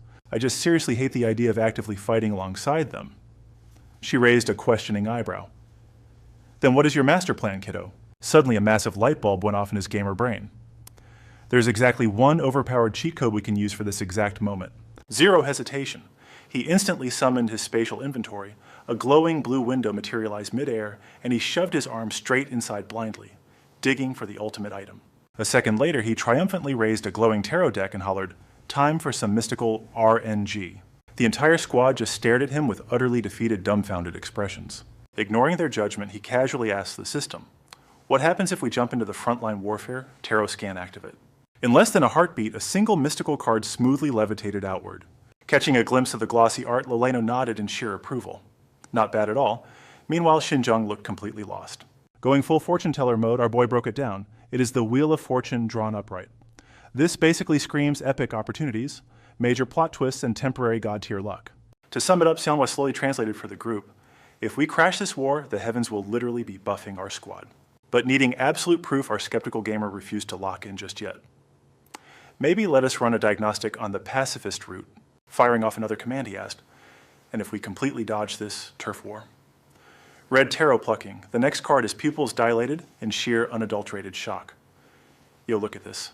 Loleno immediately scowled, sensing the terrible vibes. Oh, that is garbage. It literally means you will suffer massive regret over your cowardly choice. Seonhwa darkly added, I highly suspect it points to a totally irreversible disaster. Connecting the dots from both poles, Xinjiang finally hit the realization. So throwing down means epic drops, while dodging means doom. Come on, Hanjihan. Your bizarre fortune skills are literally hack-level accurate, thanks to the gamer system. Following the RNG gods is the only logical play here.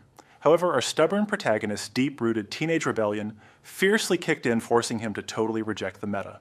Guys, I seriously refuse to be a pawn in someone else's bloody gang war. Call me a total clown, but my moral compass is violently allergic to actually murdering people. Hearing this pure-hearted nonsense, Loleno flashed a highly toxic smirk. Spoiler alert, kid, you have literally never ended a single life yet. Every single mob you crushed is just rotting in a jail cell instead of the graveyard. But Xinjiang was definitely not buying that innocent excuse. Stop capping, Hanjihan. Just by acting as their personal arms dealer, you are already deeply involved in the bloodshed. The gear you craft will definitely shatter some bones. Sanwa sharply nodded, fully backing the logic. She's absolutely correct, my lord. Miss Xinjiang speaks pure facts. Her brutal reality check instantly made our edgy gamer's complexion turn an incredibly sickening shade of pale. Ultimately, your crafted masterpieces could become literal execution tools, stealing human lives. Watching the entire party aggressively gang up on him, Loleno aggressively stepped in her tone, dripping with heavy sarcasm. You guys are stretching this way. Too far. Using that flawless logic, I could argue my tax dollars are currently funding international assassins. Surviving the relentless verbal combo, Jihan exhaled a massive sigh and spoke. Even so, after totally spacing out to process the drama, he finally locked in his final answer. I truly believe getting my own hands bloody makes a massive difference, so I am sticking strictly to the merchant route. Hearing his unwavering resolve, the heavy tension radiating from the trio instantly melted away. Loleno let out a breath. That is a totally playable strategy for our guild. Suddenly, a massive quest update flashed in her brain. Oh, plot twist. My alpha warrior is touching down in a few days. You already clashed with him before, so be a good NPC and prep a VIP guest room. Okay. Jihan's jaw violently hit the floor. Wait, that monster. Remembering their epic missions with Ahu, her eyes sparkled with wild hype that dude completely conquered Europe. Her sudden fangirl vibe felt super weird. Seriously though, what is your actual deal with that old man? I totally get the whole alpha warrior status, but what exactly is going on between you two? Lolino dodged the question like an absolute ninja. I will spill the tea next time. Anyway, let us tell Hongyu about our epic alliance before she could even move. A voice interrupted. Let me... Xianhua flashed a cocky grin. Advisor duties, huh? Suddenly Jihan grabbed his ringing phone like lightning. Sup, Bro Sunin asked with a super chill vibe. Just wondering what you finally decided. Jihan totally blanked out. Decided what I have literally zero clue right now. Two catastrophic words struck like pure lightning. High school. Jihan felt his absolute soul shatter into icy pieces. Crap's summer vacation is completely over. Total panic hijacked his brain. He completely forgot. With a heavy sigh, his rebellious genius brain started plotting to ditch classes. Honestly, I'm just going to send a magic dummy. Come over, let us build a fake student. Sunin instantly locked in the crazy plan. Bet see you tomorrow, bro. I got epic guild stuff to handle. Not wanting to drag it out, he hung up fast. Okay, man. The second the call dropped, Jihan switched to boss mode. Alright, Poison Xianhua. You hit up the legendary 10 Great Sex. Lolino instantly bounced over with crazy hype. What about me? What is my epic mission? Xinjiang suddenly barged right in. Do I have a quest too? Flashing a mysteriously bored look, Jihan stayed totally quiet before finally sighing. Just do your own awesome stuff. Since when do you guys actually ask me? She nodded slowly. Fair enough. Then I'm off to grind some levels, summon me if you need backup. The crew scattered like wild shadows. Lolino waved a quick goodbye. Guess I'm off to work too. Xianhua vanished right after her. Catch you later. Jihan obviously just gave a quick, silent nod. Meeting completely adjourned, just as he reached for the doorknob. Xinjiang suddenly froze right at the threshold. Throwing a sharp glance over her shoulder, she warned him. You better watch your back, the 8 immortals are moving. Danmo definitely saw this coming with their creepy precognition. Jihan kept his expression completely unbothered. That is exactly why I'm shattering fate itself. She gave a tiny smirk, totally getting his vibe. I totally believe in your crazy power. Catch you on the flip side. Once the chaotic crew finally left, he shifted into pure gamer mode. Alright, let us begin the real grind. Guild window open. Holographic stats for the Han Guild immediately flashed up, showing 4 elite members. Boasting 1 super mastermind and exactly 87 mana conversion factories. 24 massive golem factories and a single supreme magic tower. Mana reserves hitting roughly 15 million, scanning the epic numbers. Jihan felt incredibly smug. Expanding Goyang City and building those factories generates hundreds of thousands of mana per hour, absolutely insane. Everyone should invest in real estate for infinite mana. But hitting the final system line, his smugness completely vanished. What the heck is a level 1 alert? The cheeky system instantly responded with a flashing red box. Alert mental corruption levels in Goyang City are catastrophically spiking. Yokai spawn rates up 29.9%. Demon spawns up 25.7%. Jihan's eyes literally bugged out at the terrifying stats. Oh my god. A massive spike of 299 and 257 times. Mid-freak out, his brain suddenly clicked, remembering a crucial detail he totally ignored. He realized exactly who just joined their party. Oh duh. Since Poison Xianhua is in the squad now, evil vibes are just massively stacking up. Yet scratching his head, he felt completely baffled. But wait, I totally built those mana conversion factories. They are supposed to absorb evil energy and purify it into pure mana. They simultaneously suck up and process all the natural mana in the zone. Frustrated, Jihan aggressively yanked the system screen open again. I guess the current firepower just is not enough. Without hesitation, he fired off a brand new command. Advanced Settings Mana Conversion Factory. A super sarcastic tooltip instantly popped up. Quote, surprisingly decent considering Han Jihan actually crafted it. Unquote. That pure disrespect made his blood boil. Hey, was that cheeky roast really necessary, you stupid system? Turns out the factory literally does not care about demonic energy types. If it is evil energy, the factory just devours it. I basically slapped this together, yet the output efficiency is absolutely god tier. So my territory has 87 factories total, had roughly 40 before slapped down 40 more in Goyang City. Running the quick math, Jihan violently smashed the startup button. A glowing prompt demanded select the ultimate facility type you wish to construct. Without hesitation, he booted up the system. Build 1,000 mana converters near Goyang? A massive grin spread across his face. This epic grind was just the warm-up. The system instantly chimed. Command confirmed. Time acceleration engaged. His fingers danced across the glowing holographic panels, moving at absolute godlike speeds. Notifications spammed his vision like crazy. Mana burning fast to rush construction, his brain was already locked on the next insane step. First up, finishing these epic mana converters. Then dropping massive golem and potion factories, I have got a mountain of crazy work. Jihan chilled on his magic tower, totally mind-blown by his own broken stats. Is my potential literally infinite? His own cheat skills terrified him. Transcendent production active level 43, ready to craft absolutely anything. A mere 25% failure rate on legendary gear. That is just straight up cheating, creating god tier items from pure nothingness without spending a single crafting mat. His arrogant smirk shifted into absolute shock. This is way too overpowered. As long as my mana flows, I can spam craft relentless gear. His past grueling grinds flashed before his eyes. I used to sweat blood-blending mana stones with dirt, begging alchemy to forge magical weapons. But now bam, instant epic magical loot drops. Those memories hit him hard. Sung Mahun's old words echoed back. The gamer's true terrifying power lies entirely in mass production. The truth clicked inside his teen brain, mastering any broken skill instantly, pumping out legendary artifacts in bulk. Skipping the boring stuff and grabbing the final loot, the sheer reality of his cheat codes hit him. Oh wow. So that is the gamer's true cheat mode. Suddenly his phone buzzed like a crazy alarm. Oh snap. Gotta meet up with that dude's son in. Jihan bent his knees and blasted straight into the sky. He rocketed forward like a human missile, but mid-flight, a lethal shadow flickered in his peripherals. System alarms blared. Bloodlust detected emergency magical defense protocols initiated. In a split second, extreme countermeasures triggered spatial defense barriers. Immortal body specs. Transcendent resistance. Automatic shielding deployed.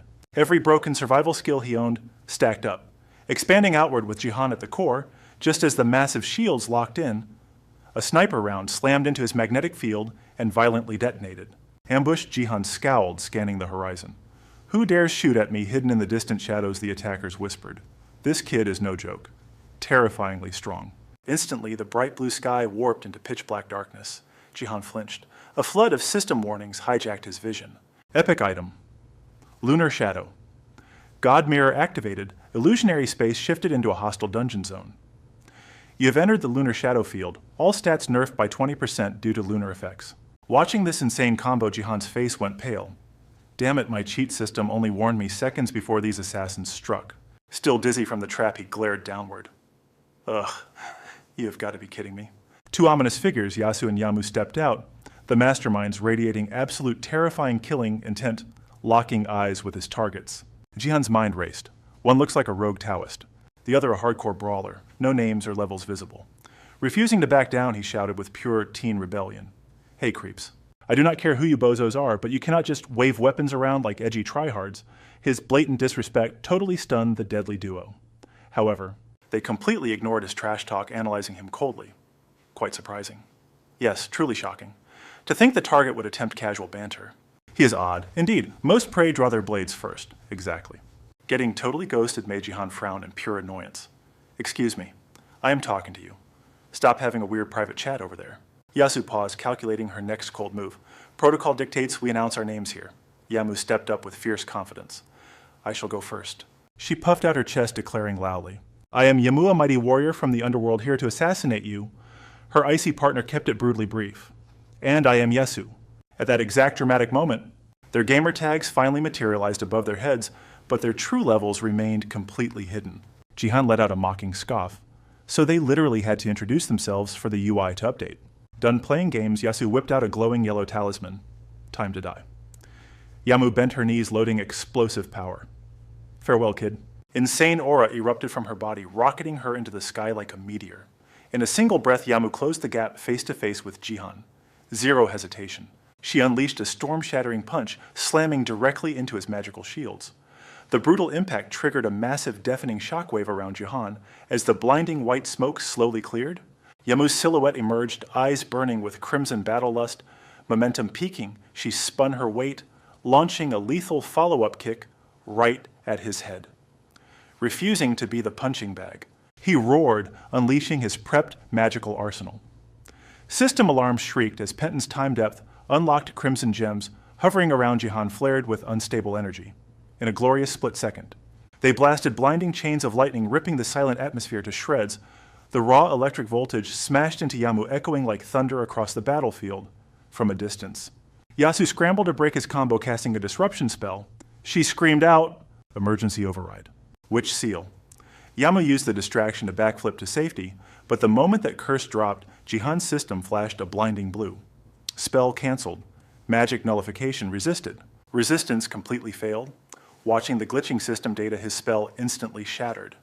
Panic immediately kicked in. What the heck was that? The crimson stones died out and his shield basically evaporated. Absolute freak out moment. They literally hacked his magic.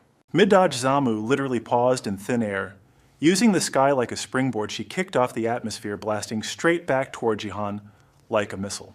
Talk about a crazy plot twist. Jihan instantly threw up a barrier and opened his inventory. His brain went into hardcore overclocking mode.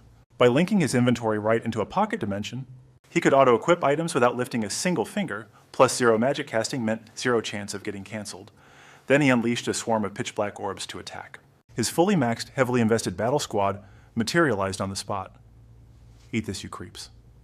Say hello to my ultimate combat golems. But Zamu did not even flinch.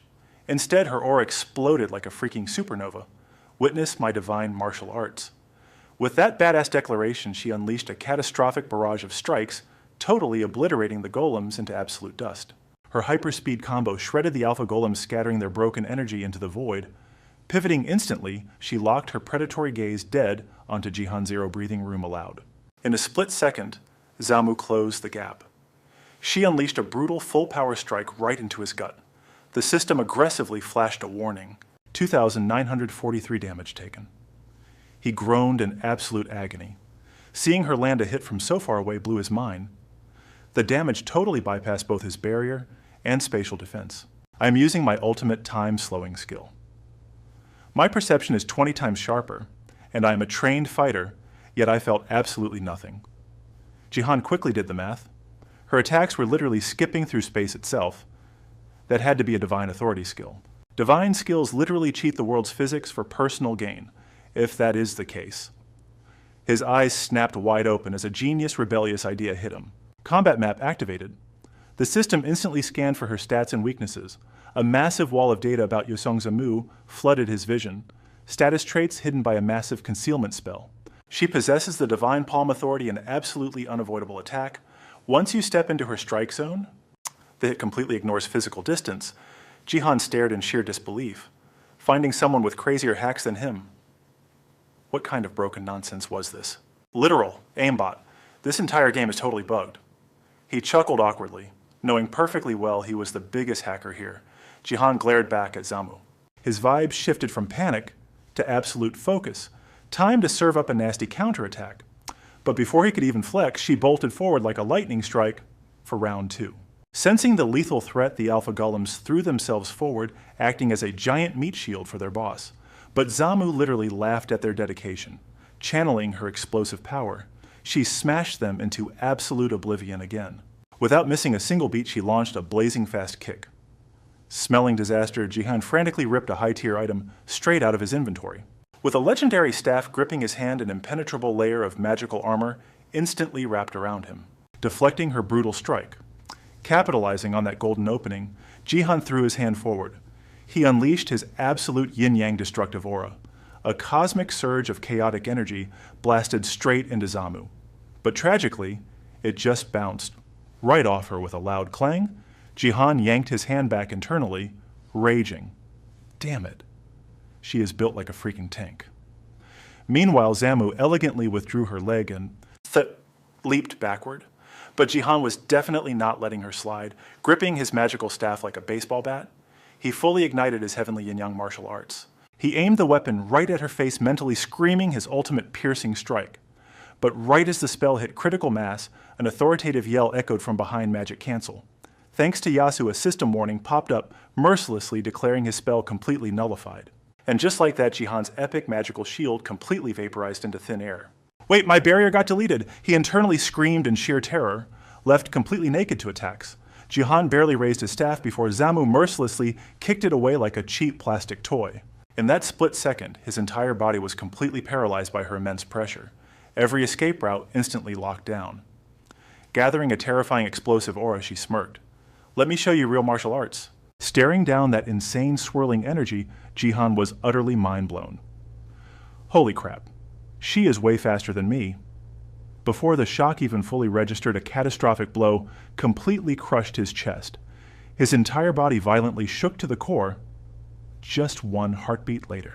A massive wall of system errors spammed his vision. 934, 132. 200 damage taken. Blinding pain radiated through him, but his gamer instincts stayed sharp. Her rapid-fire combo was another divine cheat skill. Without wasting a single microsecond, he furiously activated the command prompt.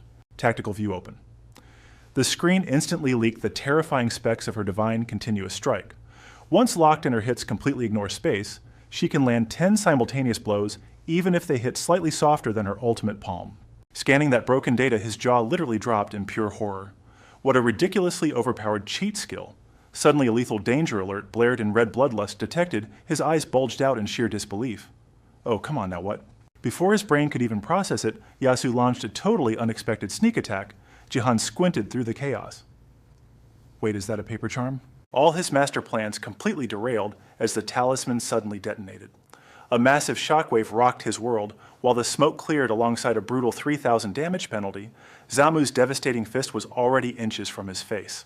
She poured absolute hellfire into that strike, sending violent tremors right through his bones. The system aggressively flashed bright red warning. Approximately 5,000 massive damage absorbed. This time Jihan completely lost his footing. His broken body plummeted downward in an uncontrollable freefall. He violently crashed into the earth, kicking up a massive storm of debris. Deep inside the fresh crater, he clutched his head to fight off the maddening, skull-splitting agony. Catching his breath, Jihan surprisingly stood up, casually brushing off the battlefield grime. Man having a literal gamer's body is definitely the biggest cheat code here. He locked his razor-sharp gaze on the sky above. Hovering majestically in midair, Yasu and Zamu stared right down at him, their calm expressions utterly unreadable. Yasu analyzed him with chilling calmness. He is protected by the world's absolute power. 0 physical damage taken. Zamu nodded in agreement. Exactly as the intel stated. This is going to be incredibly annoying. Yasu and Zamu? These two lacked the official rank to enter the elite Zamudo circle, but in terms of raw destructive power, they were absolute monsters. As certified human hunting specialists, their single-target assassination skills were top tier, pausing for a tense moment as the battle dragged out. Zamu cautiously tested the waters. Can we seriously not cancel his ridiculous immortality cheat? Hearing that, Yasu violently shook her head. Absolutely impossible. Even among global tier powers, his ability is literally top of the food chain. The absolute best we can do is suppress him. The moment those terrifying words dropped, Zamu instantly made up her mind. Then there is only one valid option left. We beat him until the system breaks. Yasu smirked in total agreement. Fully ready to drop some hardcore support, I will back you up. Take this. But the words died in their throats, eyes wide with terror. A shadow erupted beneath Jihan, swallowing the battlefield whole. The earth opened its massive jaws, devouring the space. Amidst the chaos, Yasu whipped out 4 talismans, chanting her desperate command. Drawing her blade to break his aura, she screamed, "Your power ends here." Instantly, a storm of razor-sharp wind blades surged forward. But the moment they reached Jihan, the deadly storm fizzled out into absolutely nothing. Watching this, Zamu gritted his teeth. We gave him too much time. Realizing ranged attacks were useless, he decided to risk it all in close combat. "Cover me, I'm going in." Yasu gave a firm nod without hesitation. With a battle plan set, she slid her fingers across the razor edge. The world fell dead silent as she offered her ultimate sacrifice. I offer my divine blood. Answer me. Meanwhile, Zamu dive bombed toward Jihan at breakneck speed, but from Jihan Abyss a colossal, terrifying arm exploded upward, carrying an overwhelming, crushing pressure. She froze, mind shattered by its impossible size. She could only gasp in sheer disbelief. A single arm. It is way too huge. Falling back, she shifted her stance. Energy violently gathered in her palms, erupting into a tidal wave of pure force. Divine Lotus Strike. But the nightmare was not over. Zamu felt a sinister chill and whipped around. A massive, shadowy titan towered above, lifting Jihan straight into the heavens. Before Jamu could even process the shock, Jihan busted out laughing. Ha ha ha. You think I have never raided before? You want to farm me? Then I will treat you like the raid. Boss as you are.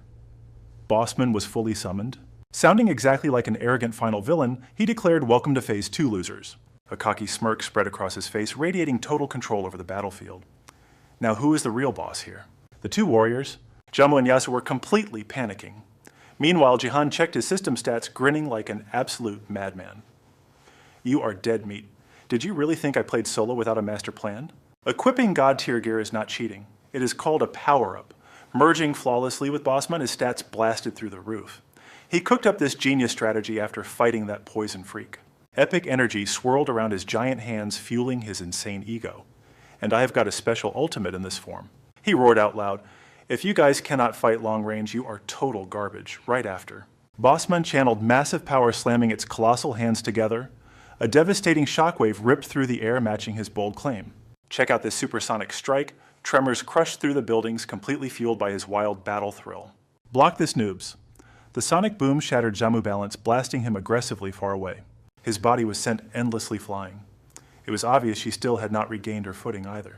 Jihan wasted 0 seconds. He commanded Bossman to dive straight at her, bringing the giant golem fist crashing down. The meteor-like pressure smashed the earth, sending blinding shockwaves blasting in all 4 directions. Giving them absolutely 0 breathing room, he barked his next command. Laser flare. The gigantic Bossman instantly swiveled its head. Blinding energy beams blasted out in every single direction. Watching the pure destruction, Jihan laughed like a total maniac. His cocky taunt echoed out. How is that losers, even legendary grandmasters, would cry facing my glorious skills? The tyrannical flames devoured the entire space, giving him the ultimate gamer satisfaction. Man, this feels so ridiculously good. But as the smoke cleared, Jamu and Yasu were completely gone. Huh, where did they hide? The barrier is up, so they could not have escaped. He instantly spammed his tracking skills to hunt them down. Reconnaissance scan, illusion detection, battle map, low tier, divine eye. The entire space loaded into his vision, revealing every tiny crack. Yet there was absolutely 0 trace of his enemies. Finding absolutely nothing, Jihan Gamer instincts screamed danger. Are they really gone? Did they rage quit and drop epic loot? No way that is happening. Suddenly, a glaring red system warning flashed violently across his retina. Bloodlust detected.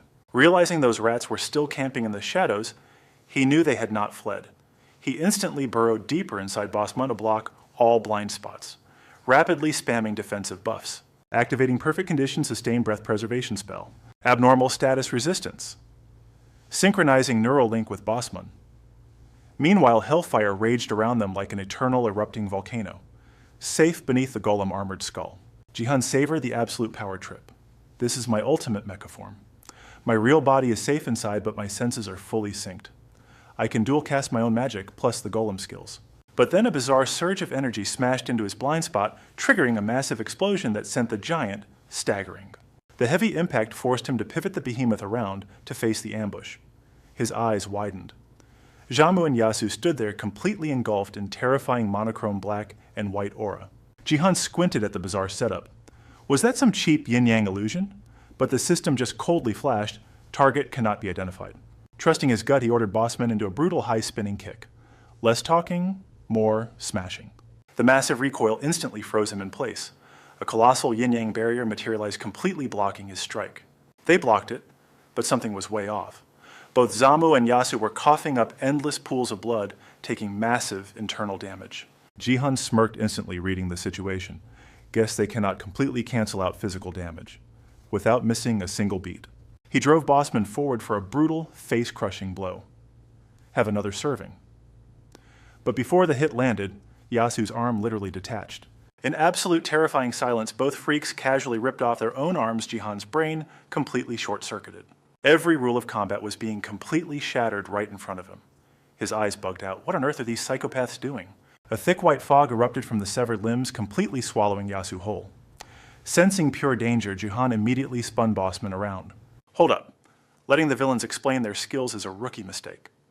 Channeling his ultimate aura, he threw a devastating mountain-shattering punch straight ahead.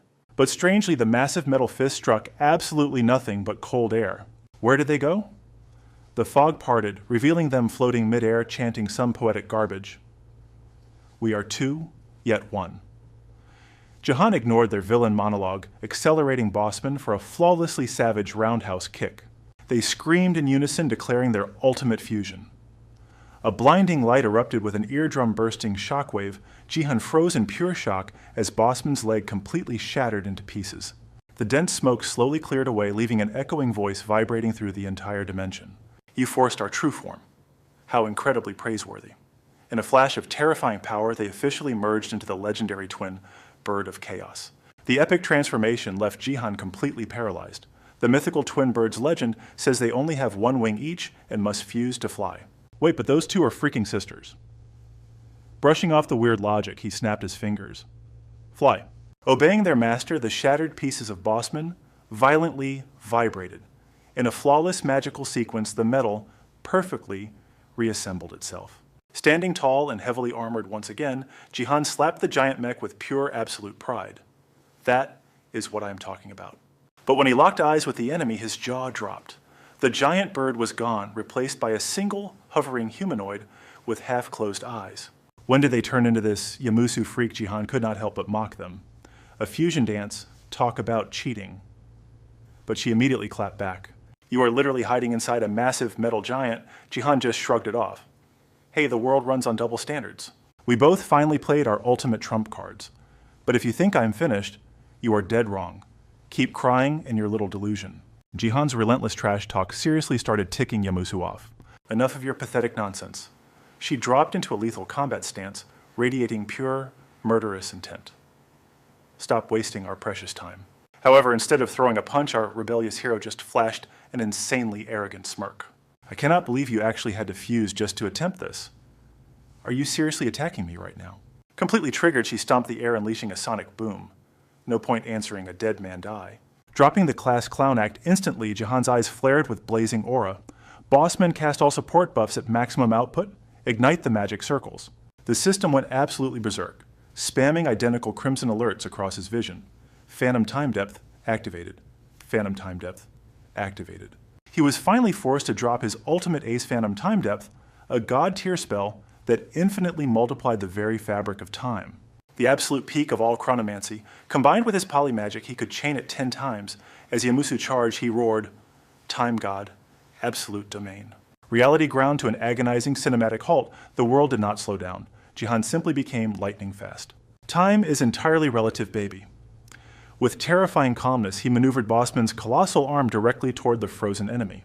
A literal 10 billion times speed difference, the gigantic mechanical fingers completely swallowed her in an inescapable cage of steel. Crushing her completely in the palm of his hand, Jihan let out a victorious, unhinged laugh. Gotcha, loser. Bossman instantly liquefied, shrinking rapidly into an impenetrable crystal sphere, totally sealing Yamusu inside. The system coldly announced target flawlessly locked. Stepping directly onto the trapped sphere, Jihan clenched his fist in pure adrenaline. Checkmate.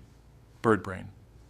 The orb floated helplessly bound by endless glowing ancient runes and supreme mana. Trapped inside her glass cage, Yamusu threw an absolute tantrum, wildly thrashing to break out. Watching this epic humiliation, Sunin raised an eyebrow. Are they really still falling for that? Jihan nodded with a cocky grin. Yep. They just never know when to quit. Do they? Sunin busted out laughing, somewhat impressed. Honestly, their stubbornness is kind of terrifying. But dude, the mana you dumped into that is absolutely insane. Jihan agreed. Totally. With that massive energy pool, I can easily spam god-tier combos. Sunin leaned in, wildly curious. Since when can you chain polymagic? I thought you needed absolute god-tier status for that. Jihan paused, acting dramatically humble. Probably after I tamed that legendary poison flower. But honestly, without my epic gear, I am totally useless. Come on, you know, the rules. The cooler the magic, the harder it is to pull off. But it was not even the complete version. A true Decatier spell would have completely frozen them. Sunin exhaled a heavy, exhausted breath. Yeah, dude, spamming that freely would literally make you a god. In your dreams? Pausing, he suddenly recalled a crucial detail and snapped his head back. So how many spells can you fuse without gear? Jihan replied with chilling calmness. 7. His buddy was completely blown away. That is still insanely broken. So you are basically heaven tier now, right? He proudly eyed the magic sphere, confirming. Spot on. But without my items, I'm not quite there yet.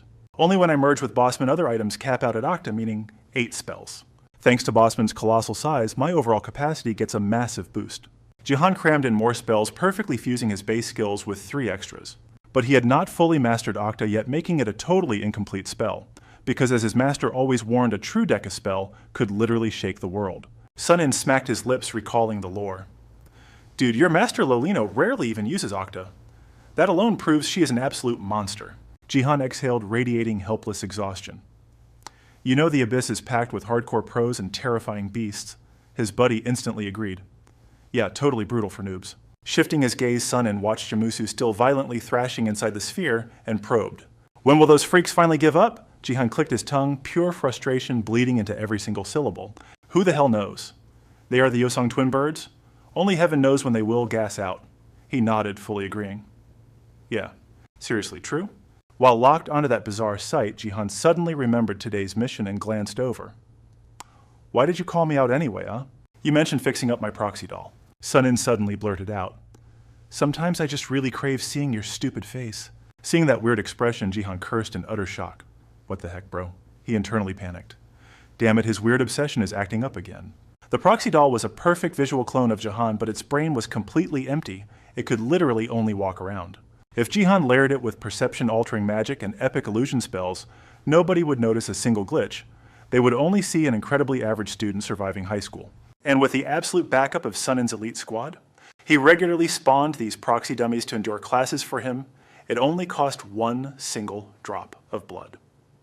Plus, the squad handled all the annoying maintenance, dropping the sarcastic banter. He rejected their core support. But you guys seriously do not need to baby me anymore. I can handle it myself. However, Sunin remained weirdly fired up about this project, but our faction officially runs the student program, so letting us handle it is way more efficient. Jihan could not even argue with that flawless logic. The whole student program was designed to help Abyss players blend with normal humans, using a proxy dummy to survive college. Even scraping by with a below-average degree, after all, graduating college was a massive flex in his country. A split second later, Jihan cracked open his digital inventory, whining loudly. I have way more epic quests to clear than attending boring lectures. He then whipped out a hyper-thin metallic tool offering to draw his own blood. Sunin nodded knowingly. Yeah. Since a gamer's body passively resists damage, a special syringe was absolutely required. The blood flowed, but his insane regeneration healed it instantly. Mission accomplished, Jihan carelessly chucked the vial at Sunin. Catch.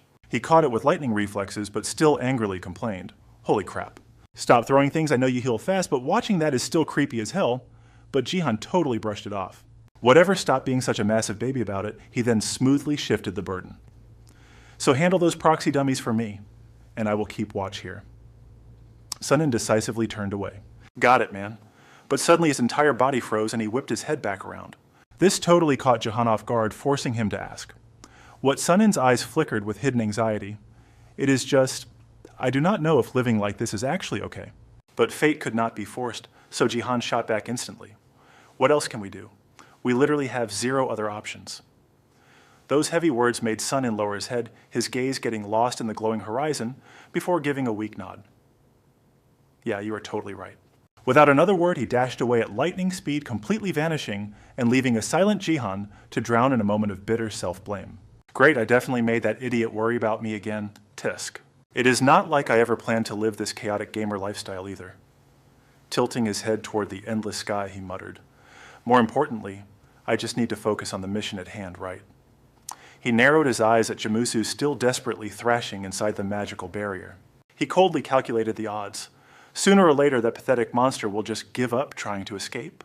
Meanwhile, that exact same morning, high up inside Jihan's glorious wizard tower, a barrage of digital system alerts violently chimed target lock fully completed.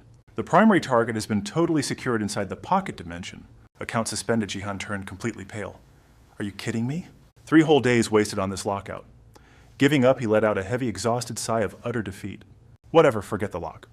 He glared at the control panel, dreading the massive workload. When will this nightmare end? This is stressing me out. His fingers danced across the glowing switches. Copy, isolate. Separate. And merged, Jihan violently yanked the master lever and twisted the dial.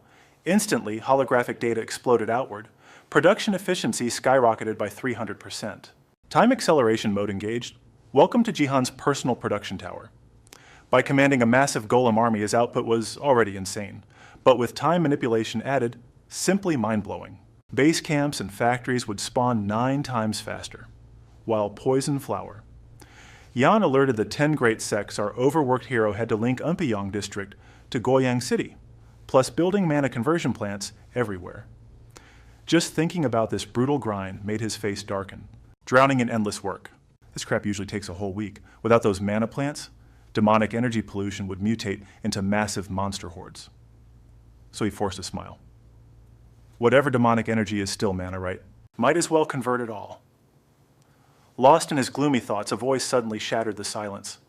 "Come down here," Jihan startled. He peeked over the massive edge. "What is it, Master?" "Shut down the rig." The system instantly processed his command, powering down the machinery. Once the glowing screens faded to black, Jihan ignored the boring stares and recklessly yeeted himself off the edge. He plummeted straight toward a glowing spatial rift at the bottom of the abyss. Thanks to this shortcut, he could warp from the tower straight into the real world. Landing perfectly, Lolino immediately greeted him. "Hey Han, is the daily grind going smoothly?" Jihan nodded, shrugging casually, more or less. "Though it will take a solid week just to build those mana converters. Then I gotta expand the whole production base." Noticing someone was totally missing, he quickly asked around. "Has Poison Flower Yan returned yet?" She simply shook her head. "Nope." Desperate for some extra hands, Jihan pouted like a grumpy teenager. "She should be back by now. What is taking her so freaking long? Did she leave a message in the group chat?" Lolino smirked. "Why do not you just go ask her yourself?" He sighed dramatically. "Yeah, I probably should." Then remembering this sudden meetup, he tilted his head. "Wait, why did you call me down here, Master?" She spun around, building up the dramatic tension before revealing her reason. "My personal alpha warrior will be arriving here any second now. I just wanted to check if you had a room ready for him." Jihan instantly pictured the legendary warrior, or Horapitya, a Houting. "Oh, that buff dude. Yeah, it is ready. When is he dropping by?" Lolino checked the time casually. "About 1 minute." Suddenly the sky violently rippled with intense energy. Jihan instantly summoned his weapon, dropping into a fierce combat stance. Enemy ambush. However, she just smiled brightly. "He is here." Jihan blinked in total confusion. A massive shadow suddenly dive-bombed through the clouds. Lolino proudly introduced her ultimate alpha warrior. Jihan stood completely paralyzed, his jaw hitting the floor as he stared at the majestic beast, flapping its wings above them in a flash. The gargantuan hawk crashed onto the ground. A blinding aura exploded from its majestic form, shattering the quiet atmosphere. In the blink of an eye, the beast morphed into a hulking human. A massive system window popped up. Horapitya, Houting Beast Warrior, and Ultimate Alpha Guard of the Slaughter Witch level, 189 Jihan watched this epic entrance with pure fanboy excitement. Whoa, a real beast transformation technique. He has not changed a bit except maybe his insane level, spotting our hero. A Houting flexed and boomed out a highly rehearsed greeting. "Long time no see, Han Jihan." If anyone asks, this is a truly strong and highly muscular morning. That creepy flex gave Jihan instant goosebumps. He leaned close to Lolino. His speech is getting way too weird. "Is this meathead actually okay, Master?" She totally brushed it off. "He is completely fine. He just has not mastered the language translation spell yet," while Jihan kept staring nervously at the absolute unit. Lolino cheerfully dropped the final bomb. "And yep, he is living with us now." Jihan could not help but feel super curious. Seriously, why would a legendary beast warrior follow his quirky master? Asking right now would be super rude. Guess I will interrogate him later. Shaking off his wandering thoughts, Jihan instantly summoned a massive alpha golem. Pointing at the hulking stone beast, he grinned. "Here, this rock boy will be your tour guide." The layout got totally upgraded, so navigating alone would be a nightmare. Seeing the golem, Lolino clapped excitedly. "Wow, you seriously built this masterpiece too." He proudly puffed out his chest, obviously. Touched by the kid's hospitality, a Houting flexed and squeezed out a genuine, "Thank you." Jihan flashed a bright, confident grin and waved back. "No sweat, I am drowning in quests, so I cannot do a proper tour. Do not mind it." The musclehead quickly nodded. "No worries. It is all good." Quest accepted, Jihan leaped right back into the glowing magic circle, ready to face his brutal, grinding hell. Heading back inside his magic tower, he pumped his fist. Time to get back on the grind. Meanwhile, deep inside the clan archives, Yu Dong angrily dusted a dusty tome. What a total waste of time. He glared over his shoulder, scoffing loudly. "So you are the glorious errand boy for that guy." Met with absolute silence, he gritted his teeth and spat out every single syllable. "Well, Poison Flower, John Hua."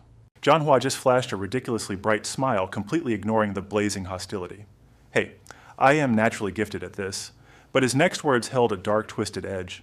I just love driving my enemies absolutely insane right before landing that sweet, fatal finishing blow. When Yudong stayed silently furious, Jianhua simply narrowed his eyes, studying his opponent with a sharp, calculating gaze. He analyzed the man in his mind. Hong Yudong, the absolute ruler of the independent Yudong kingdom. A monster holding unprecedented authority personally granted by all 10 legendary factions. Sure, his faction might lack the raw military power of the major clans, but his personal combat prowess, it absolutely crushes the grandmasters themselves. Truly a bizarre freak of nature. But before Jianhua could finish his mental analysis, Yudong sharply shattered the tense silence.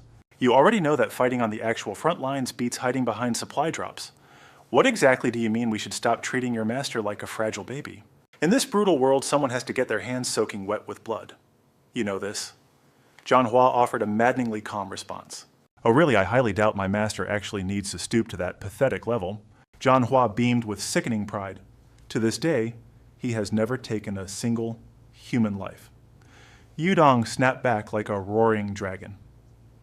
If you think playing the saint will magically win this brutal war, wake up from your foolish delusions. You know the dark truth better than anyone. Still, unfazed Jianhua maintained his blinding morning sun smile, boldly declaring his unshakable faith. I genuinely believe that absolute miracles can happen. This absurd optimism fueled Yudong's blazing irritation. He fiercely interrogated the man. Do you seriously think Han Jihan can survive without spilling blood or accumulating dark karma? Huh! Sure, that kid builds up cosmic karma at lightning speed simply because he is a heaven-defying genius, chosen by the world itself. But escaping the bloody reality of war, that is completely impossible. Do you understand me? It is straight up mathematically and logically impossible. You already know the grim reality, and yet you foolishly cling to this pathetic, hopeless fantasy. Despite absorbing this furious lecture, Jianhua did not flinch once. He merely offered a casual, soft hum. Realizing his passionate words were completely bouncing off a brick wall, Yudong narrowed his dangerously sharp eyes. He aggressively sighed in defeat. Arguing with this absolute lunatic was totally pointless. Fine. Have it your way. But your crazy little guild better provide the massive logistics exactly as I demanded, without missing a beat. Yudong officially dropped his outrageous invoice. We will kick things off with 10,000 premium mana stones hitting exactly 2.0 in purity. This insane extortion finally made Jianhua hesitate. I'm afraid that is pushing it way too far. Our current factory output absolutely cannot match those godly numbers. We can only deliver exactly half of that for now, and regarding those other mystical artifacts, we just cannot meet your greedy demands. Hearing this epic letdown, Yudong practically exploded, literal steam shooting from his furious ears. Hey, if we keep dodging like this, we will be negotiating until the world actually ends. At the very least, drag your bodies to the front line. This is a total war. Someone has to physically drown in the blood. However, Jianhua kept his ridiculously calm poker face. Since my glorious master never actually wanted this chaotic war, I truly feel absolutely zero motivation to bleed for your cause. That utterly unbothered attitude made Yudong turn a legendary shade of purple. Pure, unadulterated selfishness. It is the one disgusting trait I absolutely loathe the most. But plotting his own game, Jianhua simply flashed an infuriatingly polite smile. Ah, you see, sacrificing for the greater good rarely equals personal victory for the individual hero. He cunningly narrowed his eyes, dropping a massive bombshell of foreshadowing. And honestly, I highly doubt your grand crusade will actually benefit the collective world anyway. Finally hitting his absolute breaking point, Yudong shredded his remaining patience. An overwhelming fiery aura exploded around him, literally transforming him into a raging Super Saiyan.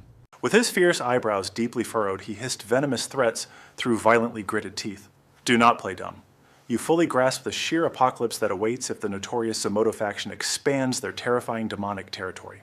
His crushing battle aura burned so intensely that it physically scorched Jianhua's skin. Yudong growled out his final deadly warning. Am I wrong, you filthy little cleaner? Even with fresh crimson blood trailing down his scarred cheek, Jianhua stood completely unbothered, chilling like a Zen master on a Sunday. Oh, I understand the deadly stakes perfectly, but my absolute faith in my master's terrifying, boundless potential remains unbroken. That unwavering hardcore loyalty actually managed to completely stun the raging guildmaster. Seeing this absurd level of dedication, Yudong clicked his tongue and finally retracted his crushing, murderous aura. Fine. 70% of the quota, and absolutely nothing less. Having flawlessly won his little psychological gamble, Manhwa cheerfully clapped his hands. 70% it is. But then Yudong's voice dropped to a terrifyingly cold cinematic whisper, "But you better deliver this exact message to your precious master."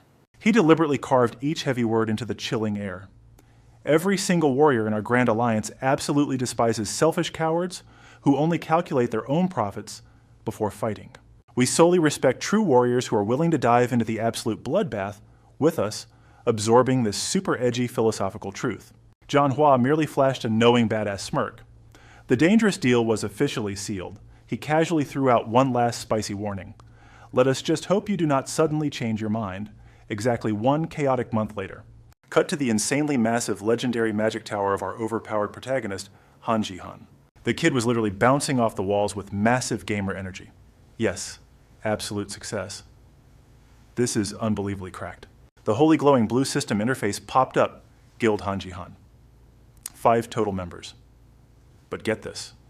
He now controlled a mind-blowing 3,000 golem manufacturing plants. His personal iron army hit 20,000 elite golems. Meanwhile, his mana reserves skyrocketed to a terrifying 2,135,000,000. Combine that with 8,931 mana factories and a jaw-dropping output of 34,980,000. Those 10 agonizing months grinding inside the extreme time dilation illusion barrier had totally paid out a massive jackpot. After riding that epic dopamine high, he instantly summoned his loyal subordinate. Yo, Poison Flower. Did the main clan and the 10 great factions seriously demand 70,000 mana stones at a pure 2.0 grade? Through the monitor, he confirmed it with absolute certainty. Yes, sir. Hearing that Ji-han immediately went into hardcore gamer calculation mode, crafting one pill required 5,000 mana. That meant burning 35 million. The math hit him hard. Wait a sec, I can literally farm that in one single day. Manhwa nodded fast, sounding extremely smug about it. You are absolutely correct. Then the guy started dropping rainbow-level compliments left and right. This clearly proves your almighty power is completely unmatched, but Ji-han just stared with a massive deadpan expression. I do not need to prove anything. Suddenly, a wave of pure anxiety hit our boy. Hey, are you actually still doing... Okay.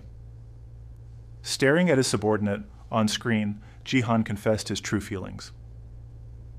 You volunteering for this? Totally blew my mind.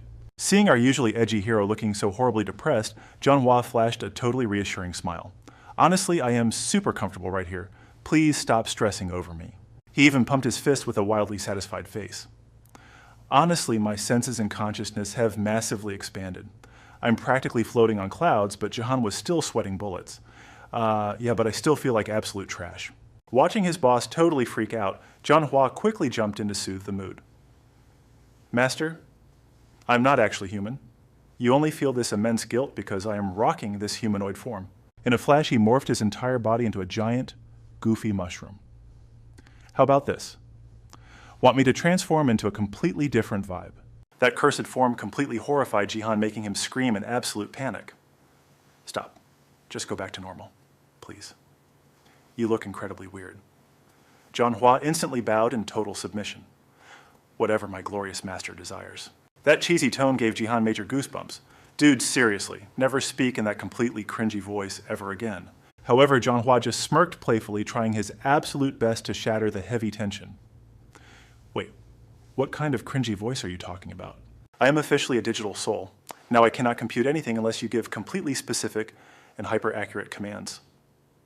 Hearing that epic nonsense, Ji-han just sighed in total defeat. You cheeky brat. I never should have agreed to this. Out of nowhere, Manhwa materialized right beside him like a total ghost, but you already agreed to it. That epic jump scare nearly made Ji-han blast out of his own skin. My freaking heart just dropped. He exploded with absolute teenage rage, screaming at the top of his lungs. I literally told you not to use your true human form. It is incredibly cramped in here, but Manhwa just sassily fired back. When did you ever say that? After finally returning to his own base, Ji-han started counting on his fingers, muttering darkly. So Manhwa handles all our logistics now. A split second later, his edgy teen angst returned. Man, I really should have just said no. Lolino, who was just grabbing a quick drink, spotted his dramatic breakdown and got instantly curious. What is with all the dramatic sighing over there? Jihan flinched and fired back instantly. It is all because of that poisonous punk Jianhua. Sipping her orange juice like an absolute boss, she raised a questioning eyebrow. What is the big deal? The dude literally evolved from a basic mushroom monster. Merging with random objects is completely standard behavior. Besides, it massively buffs your power levels. The binding spell literally blocks him from pulling a betrayal, and your overall combat force gets fully stacked. It is literally hitting 2 birds with 1 epic stone. Jihan could not help but flash back to the insane events that just went down. That toxic Jianhua bragged about his crazy merging skills and actually demanded to fuse with my ultimate bossman combat armor. A massive storm of game mechanics swirled violently inside Jihan's head. Sure, my stats skyrocket when I pilot the bossman armor, but deep down, that thing is nothing more than a totally brainless, empty puppet. And according to the master, fusing Jianhua directly into the bossman armor would trigger a massively overpowered synergy boost. According to Lolino's logic, since Jianhua started off as a freaky mushroom spore, his typing perfectly matched with golem-class monsters, especially those weird slime and liquid metal variants. The crazy result. Toxic Jianhua triggered an epic evolution right after fusing with the bossman unit. He actually hacked his way into merging with the Witch Tower and completely succeeded. Flashing back to that wild moment, Jihan could not stop sweating over Jianhua's terrifying new abilities. That guy literally morphed into the ultimate AI, totally controlling the entire secret base I built, just like the master predicted. The dependency spell is still fully active, so 0 chance of absolute disaster. But man, I really wonder if greenlighting this was actually a smart gamer move. Right at that heavy moment. Lolino casually strolled up beside him, asking softly, "So how are those 2 Yosong twins doing?" Hearing that, he turned around, his voice dripping with pure teen exhaustion. Exactly the same. 0 talking, 0 actions. They refuse to eat, yet somehow they keep generating crazy amounts of mana. She did not even flinch at that weird news, jumping straight into lecture mode. It is highly likely because of their epic twin bird trait. Those 2 completely merged together. But since they are not perfectly one entity, that friction endlessly generates pure energy, those wise words struck Jihan like a massive critical hit to his brain. So they literally create something from absolutely nothing because of their twin bird buff. Right as he finished speaking, Lolino flashed a totally mischievous smirk and kept breaking down the lore. I bet they are directly leeching their power from Gaia, exactly like you do. You farm your epic gamer system powers from her. But get this, even though everyone blindly believes their innate talents are holy gifts from Gaia, nobody actually knows if that is the real truth, right? Honestly, this insane glitch probably links back to an even higher cosmic concept. The ultimate creator. And that same crazy logic applies perfectly to those twin birds. The gears finally clicked in Jihan's head as a vivid flashback smashed into his mind. The legendary twin birds Yosongzamu and Yasu. Those absolute menaces were currently locked tight inside the ultimate solitary dungeon I custom built. They do not move or breathe at all, yet somehow they just passively farm massive amounts of energy while literally doing absolutely 0 work. In the end, all these insane cheat skills that manifest something out of absolute 0 are either gifted directly by Gaia or drawn from the almighty creator who forged the entire universe. At least, that is the hardcore theory every top-tier mage and oracle in the Abyss firmly believes. That epic lore drop made Jihan think deeply about the ultimate mystery boss, Gaia. The supreme guardian of this dimension who programmed this massive illusionary world just to strictly gatekeep anyone wielding system-breaking cheat skills. And beyond her stands the true creator who originally forged and currently balances the entire universe. Without that crazy lore, my own gamer system cheat makes 0 logical sense. Thank God there has never been a documented case of the system revoking powers. Right as he panicked over his stats, Lolino threw out a casual suggestion. Honestly, just leave those edgy birds alone. They literally cannot escape. They need to rot in there for at least 1 full year to refund the crazy resources I burned building that trap. Hearing her brutal logic, Jihan totally agreed. Exactly. Then he muttered quietly under his breath, locking that mental note into his brain forever. Building a killer dungeon takes insane prep just to lock up those overpowered freaks. Then we leech their abilities to cover our costs. Here, mana is absolute cash and pure dominance. You absorb it, forge brutal weapons, or spend it like cold hard cash.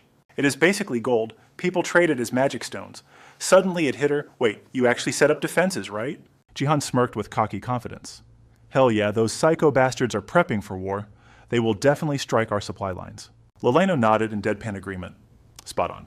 A massive soul invasion is tough, but those creeps will find a loophole. Staring at the glowing card, Jihan muttered, "This bad boy spawned for a reason." Squinting at it, she dropped the bomb. It screams pure destruction, a cursed omen. Basically, our base getting blasted into bloody rubble. Since Gaia gifted your foresight, it shatters enemy predictions. The accuracy is terrifying. Those cultish sects definitely foresee this bloodbath. Jihan kept his cool, his face utterly unbothered. Let them come. We just wait it out. She shot him a fierce warning glare.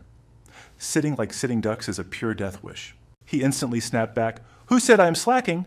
I am grinding my absolute hardest over here. Lolaino sighed, pressing the serious issue. That is no ultimate strategy. You need a hardcore backup plan. Jihan blinked, his edgy facade slipping away. An ultimate strategy. Catching his clueless look, she hammered the point home into his thick skull. A temporary time stop. But damn it, I can only trigger that while piloting the boss man suit. Reading him like an open book, Lolaino smirked. You mean that half-baked Dika spell, right? Those 10 gods casually spam spells ancient mantras and max-tier Dika ultimates like it is nothing. You do realize that is exactly why they are dubbed the Fallen from Heaven, right? Dropping the sarcasm, he spilled the hardcore lore he had been digging up. Yeah, I did my homework. The Fallen are just wannabe deities who totally choked on ascension, right? Seeing the kid finally use his brain, she dropped some heavy divine knowledge. Bingo. They are god-tier cosmic freaks. But clawing your way to actual godhood, not a walk in the park. Honestly, achieving true deification is a straight-up absolute miracle. We are talking about the birth of a newborn god, the first in 300 years. Then Lolaino scoffed, dripping with toxic sarcasm. But honestly, their power scaling is total garbage. Jihan practically choked. Wait, even gods have a ranking system. Despite the dumb question, she broke it down. Obviously newbie from low-tier trash to high-tier bosses. You already crossed paths with Pan, right? That dude is a high-tier god. Jihan stood completely frozen. Even the divine realm grinds for levels. Processing the madness, he fired back to confirm his insane theory. But those 10 gods, you mean those elitist snobs up in the heavens? They were mid-tier rejects dreaming of supreme power. They aimed high and spectacularly crashed and burned. So the pathetic losers transformed into the legendary Fallen from Heaven. They missed godhood but unlocked pure immortality. Lolaino snapped her fingers. Ding, ding, ding. Spot on, kid. Sure, those fallen rejects epically failed their ascension, but they still touched the terrifying ceiling of god-tier stats. Hence the cheating immortality hack, absolute, unbreakable immortality. Just that cheat code alone grants them monstrous, world-breaking power. After dropping that lore bomb, Jihan felt the puzzle pieces violently snapping together. Damn, that makes total sense. Lolaino suddenly groaned, realizing their tangent. We are totally off topic, but that is exactly why you need an ultimate trump card. Smash that subscribe button for Lala School to catch epic updates. She shot him a sly look. You need a massive skill outside the boss man suit. You cannot camp inside that mech 24/7, right? The harsh truth hit Jihan like a freight train. I will figure out a killer combo. Lolaino threw out one last cryptic warning. Dig deep into the legendary lore I just fed you. He groaned out an exhausted, angsty reply. Yeah, I get it. But one insane thought echoed in his brain. A trump card. Later inside the time-warping illusion barrier. Shinrung was fiercely grinding his training when Jihan crashed the session. An ultimate killer move, Jihan flashed a rebellious smirk. Hell yes. Pondering martial arts, she finally broke the silence. If we are talking about an ultimate killer move, it has to be Divine Will. That dark manifestation is basically mental martial arts, right? That got our boy Jihan thinking hard. Divine Will bends reality itself with martial arts. Sure, it is overpowered, but after running the mental math, he dropped his hot take. Honestly, I do not think that dark, edgy stuff is enough. She instantly spotted the flaw in his logic. You only feel that way because you are a mage. That bold claim hit him like a truck. Wait, because I am a mage. But I throw hands with martial arts too. Immediately. She fired back with absolute facts. Yeah, but magic is your main gig. Jihan was totally speechless. Fair point. I brawl, but crafting and casting are my true vibes. He tried painting a picture for her. Think of that comic book guy, Iron Man. She caught the drift instantly. You mean that billionaire dude in the glowing power armor, the ultimate peak of modern science. Jihan literally jumped, completely shook. Wait, you actually know him? She just shrugged it off like a boss. Dude, I keep up with real-world trends. Then she totally roasted him with a sly smirk. Seeing how you built that giant bossman mech, you two are practically twins. The truth finally smacked Jihan right in the face. Makes total sense. She dropped the jokes and got real. You have been speed-running life lately. Do some soul-searching before hunting for an ultimate move. Boom enlightenment hit him, sparking a massive grin. You are absolutely right. Thanks a million. She closed her eyes, diving back into meditation. Getting thanked feels pretty sweet. Brain blasted with ideas, Jihan bolted away. Time to brainstorm. She stayed planted, whispering a soft goodbye. Back at base, his brain was basically a chaotic web of crazy theories. Her logic was flawless. I am a hardcore crafting mage. Most of my spells either snatched from lowly or bought off the abyss market. Obviously, I cooked up a few custom ones, but barely any of my absolute broken talent is crafting fueled by magic, so there is only one epic path left, finally. An insane rule-breaking idea exploded in his mind. Make a pocket-sized deployable bossman. Right after that, he slammed open the system to call Manhwa. Her loyal voice instantly echoed through the magic frequency. Yes, master. No time wasted, he fired off demands. We are upgrading bossman. Buy every single magical engineering blueprint off the abyss market. And liquidate some mana stones while you're at it. Manhwa paused, soaking in the crazy order. Literally everything. Sir, getting his nod, she bowed. As you command. While our boy was burning cash on upgrades, the Danby clan mobilized their elite forces. 7 legendary heroes, 105 divine squads. Oh, tens of thousands of troops marched into the illusion barrier. Obviously, the massive villain syndicate Jumoto caught wind of this.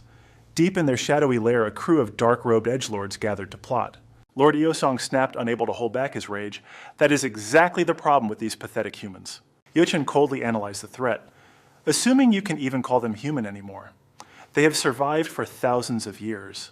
Before he could finish, Yeosong rudely cut him off. Forget them for now. How do we crush that annoying brat, the gamer? Instantly, Yeochen threw brutal shade. Shut your trap, Lord Changshan. You have literally produced 0 results, so kindly keep your mouth zipped tight. That insult poured gasoline on the fire. Changshan roared with blazing fury.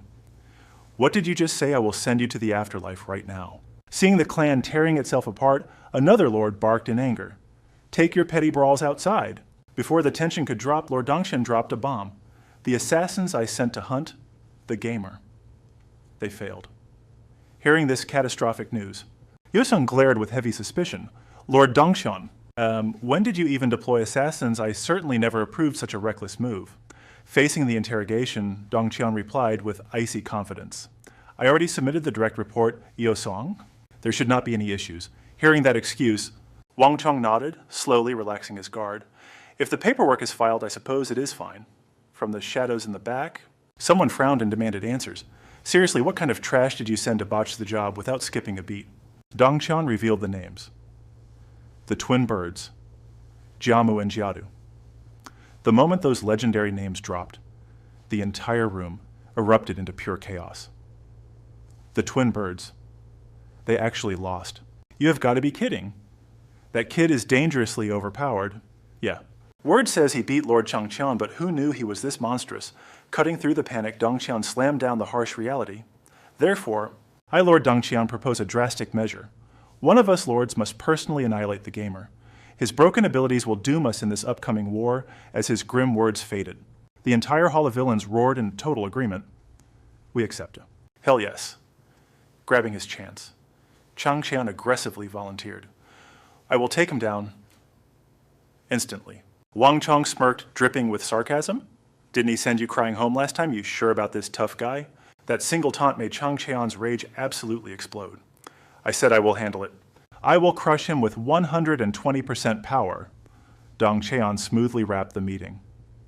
Then it is settled. Lord Changqian will spearhead this absolute war. The meeting adjourned. As everyone vanished, Changqian stood alone, grinding his teeth in pure malice. The gamer, your head is freaking mine, you utter bastard. Just you wait.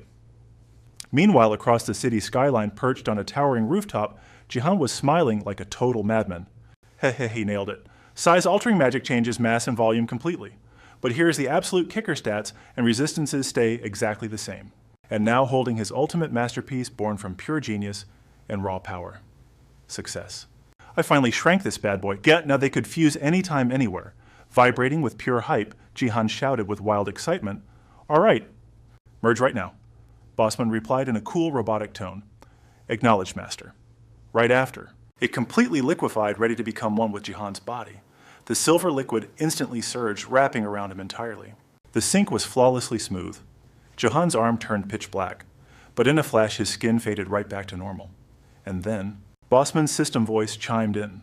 Artificial form finalized. Sensory synchronization at 100%, fusion fully complete. The final report left Jihan absolutely wide-eyed. We are online master. He wildly checked his limbs for weird glitches. Everything felt insanely perfect. Jihan pumped his fist with maximum hype. Hell yeah. Bossman was literally inside him now. Basically, he could spam Deca Magic, continuously staying permanently linked up. Suddenly, Yeonhwa's flirty, shy voice echoed. So we are merged together forever now, hey hey hey. Jihan's face completely deadpanned. Who asked you way to kill my freaking vibe? Shaking it off, an epic idea struck him. Wait, what should I totally name this? She chimed in with absolute sass. Hey, calling it Iron Man is a straight-up copyright violation. Okay. Annoyed by the heavy shade, Jihan snapped back bluntly. Yeah, I know that. After racking his brain way too hard, he dropped his ultimate decision. All right then. Bossman Armor. That is the name. Instantly, Yeonhwa's mocking giggle dropped. Literally the dumbest name ever. Triggered, Jihan growled. Just shut up. Soon his goofy face shifted into serious tactical brooding. Even wearing Bossman armor casting still required a slight delay. But honestly, whatever, his stats just skyrocketed by 5 times. Minor flaws did not matter anymore. Jihan pivoted to the real game. Time to launch Phase 2, right? You tracked them down, right? He asked. Yeonhwa dropped the jokes, answering in pure professional mode. Absolutely master. Boom. A massive holographic map materialized, dotted with glowing red targets. She flawlessly briefed him on the intel. Among the distorted boundaries, I located 12 pristine hunting zones, completely unowned and totally up for grabs. Hating the nerdy jargon, Jihan interrupted. Let us just call them natural mob spawns. Way cooler. Right away. Yeonhwa bowed to his geeky logic. As you wish, master. These distorted borders were glitched spaces inside the illusion barrier. Converting them basically created an epic dungeon. Calling it a natural mob spawn was totally accurate. It happened when intense mana clustered tightly. Hitting maximum density birthed a wild spawn point. Inside it was a completely hardcore alien dimension. Way different from artificially crafted dungeons, they were forged by ancient dragon veins. Korea alone hid hundreds of these secret zones, and from those, Yeonhwa had already locked onto the elite spots. Right then, Jihan's gamer brain was already plotting. My motive is completely straightforward. Grind epic loot and power level my stats. Crafting is easy, but these 12 zones drop legendary tier items. Suddenly remembering his crew, he asked, "Where are the girls?" Without a single second's delay, Yeonhwa dropped the status update. Loliano and Alpha are visiting the Divine Tree. Shin Young is hardcore grinding. Jihan paused thoughtfully. He then laid out his tactical orders.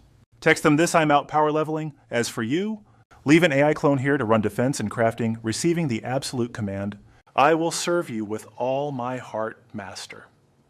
Yeonhwa's teasing voice echoed straight through Jihan's skull. He shivered with absolute disgust. Seriously, knock off that creepy inner voice act, he snapped. But enough messing around. Taking a massive breath, Jihan's eyes ignited with pure, unyielding resolve. Gear locked and loaded. Let us hit the road. He locked onto his very first target without hesitation. The closest hot zone. Chunchin. In a flash of pure speed, Jihan breached the massive illusion barrier, touching down right between the upper and lower districts. Yet as his gaze swept the desolate landscape, a heavy frown crossed his face. This is way too weird, he muttered. Yeonhwa immediately chimed in. What troubles you, my liege? Jihan rattled off insane statistics like a human supercomputer. Are you not seeing this? Chunchin is packed. 280,000 citizens to be exact. Hearing that massive number, his spectral companion finally connected the dots. Ah, I get it now. You're baffled that 0 guilds have claimed this prime real estate. Jihan snapped his fingers. Bingo! Not a single faction breathing in Chunchin. Usually we would see giant fortresses, magical barriers, and thriving communities. But out here, absolute ghost town. A booming population equals massive energy harvesting potential, yet not one single Abyss syndicate has planted their flag here. Jihan's gamer instincts screamed that something was entirely off. Make it make sense. Yeonhwa suddenly burst into a light mocking chuckle. Dripping with total sass, she teased him. Perhaps my foolish master needs to upgrade his worldly perspective. That brutal roast hit Jihan like a freezing hurricane, slapped to the face. Excuse me. He immediately deflated, utterly defeated. Fine. Fine then. Enlighten your brilliantly clueless master, please. Dodging the direct answer, Yeonhwa dropped a massive trivia bomb. What is the total Abyss population? Roughly 1% of the global count. He fired back instantly. Suddenly, the puzzle pieces locked together in his brain. Oh, snap. Catching his epic realization, she smirked knowingly. Exactly. Basic math was finally clicking in his head. Following her clever breadcrumbs, Jihan rapidly shifted gears. Spot on. I see the matrix now. They absolutely lack the manpower, especially in a heavily centralized nation like ours, where everyone crowds the megacities. He paused. Wait, what about the Scylla zombie clan then? They are practically ghosting us in numbers. Ever the patient tutor, Manhwa gladly dissected this spicy lore drop. Around 500,000 Korean players exist within the Abyss. Most swarm the megadistricts or completely camp out at famous historical monuments. That last phrase struck Jihan like a lag spike. Historical monuments? She nodded smoothly. Precisely. Some ancient Abyss dwellers have survived several millennia. They are basically legendary homebodies who refuse to move. Naturally, the Abyss timeline is littered with forgotten dead zones. Jihan mentally hoovered up those lore fragments, forging an epic conclusion. Hold up. Are you telling me the entire server treats Chuncheon like trash? Manhwa fired back without a single second of hesitation. Nailed it, not because it lacks absolute value, but thanks to severe staffing shortages and messy guild politics. Hearing this, Jihan clenched his fist, a wildly rebellious spark ignited within his dark eyes. So it is totally free real estate. Why not claim the throne ourselves? She released a musical laugh, her ghostly eyes gleaming with chaotic approval. Not exactly my grand scheme, though mana remains the ultimate flex of power. But conquering territories is a side quest for later. You ventured here to brutally buff your stats. Keep your eyes on the grind. Jihan violently snapped back to reality, nodding like a bobblehead. Oh right. A massive sweat drop anime style slid down his face. The entire world was engulfed in bloody warfare. Yet here he was shamelessly farming for levels. Farming. Having absorbed that massive brain dump, Jihan finally locked back onto his glorious main quest. Alright then, time to crash the monster spawns. Like a blazing human meteor, Jihan launched himself straight toward Chuncheon City. His silhouette tore violently through the shimmering spatial barrier. The split second he shattered that dimensional borderline, the entire sky bled into a sinister apocalyptic crimson. While surfing the aggressive wind currents, a bizarre rustling sound hijacked his radar.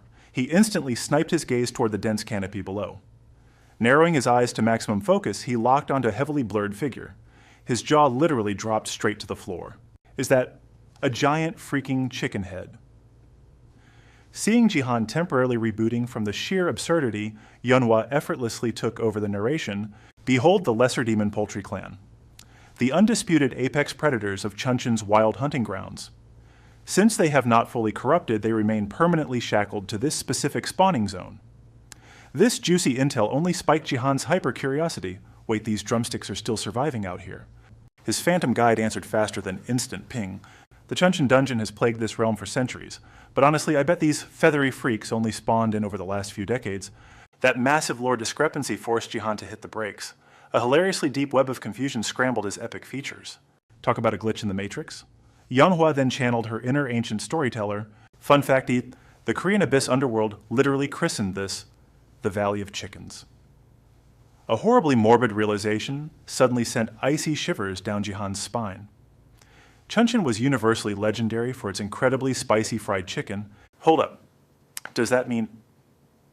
Shaking off that deeply disturbing thought, he furiously blasted deeper into enemy territory, following the chaotic trail of the avian beasts. But right at the halfway mark, the system interface practically exploded with aggressive warning sirens alert. Entering the Valley of Chickens. Entering. Massive penalty applied, all base stats nuked by 10% unless you possess avian genetics or ridiculous poultry-based superpowers. Jihan's sweat dropped immensely.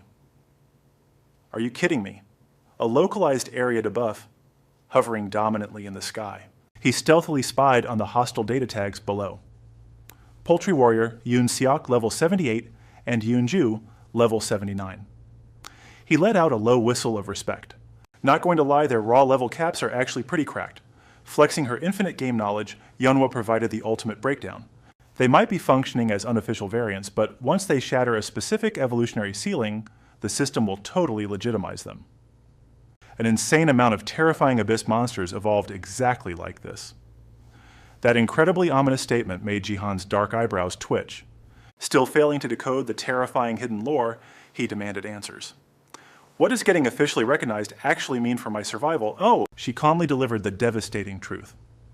If these creatures fully corrupt into absolute demons and consistently breed identical cursed traits, the master system officially stamps them as a legitimate apocalyptic threat. Right now this poultry clan only spawns in this specific zone, but when their numbers multiply and they awaken to forge a demonized empire, their official reign of terror truly begins. The reality of it all hit him.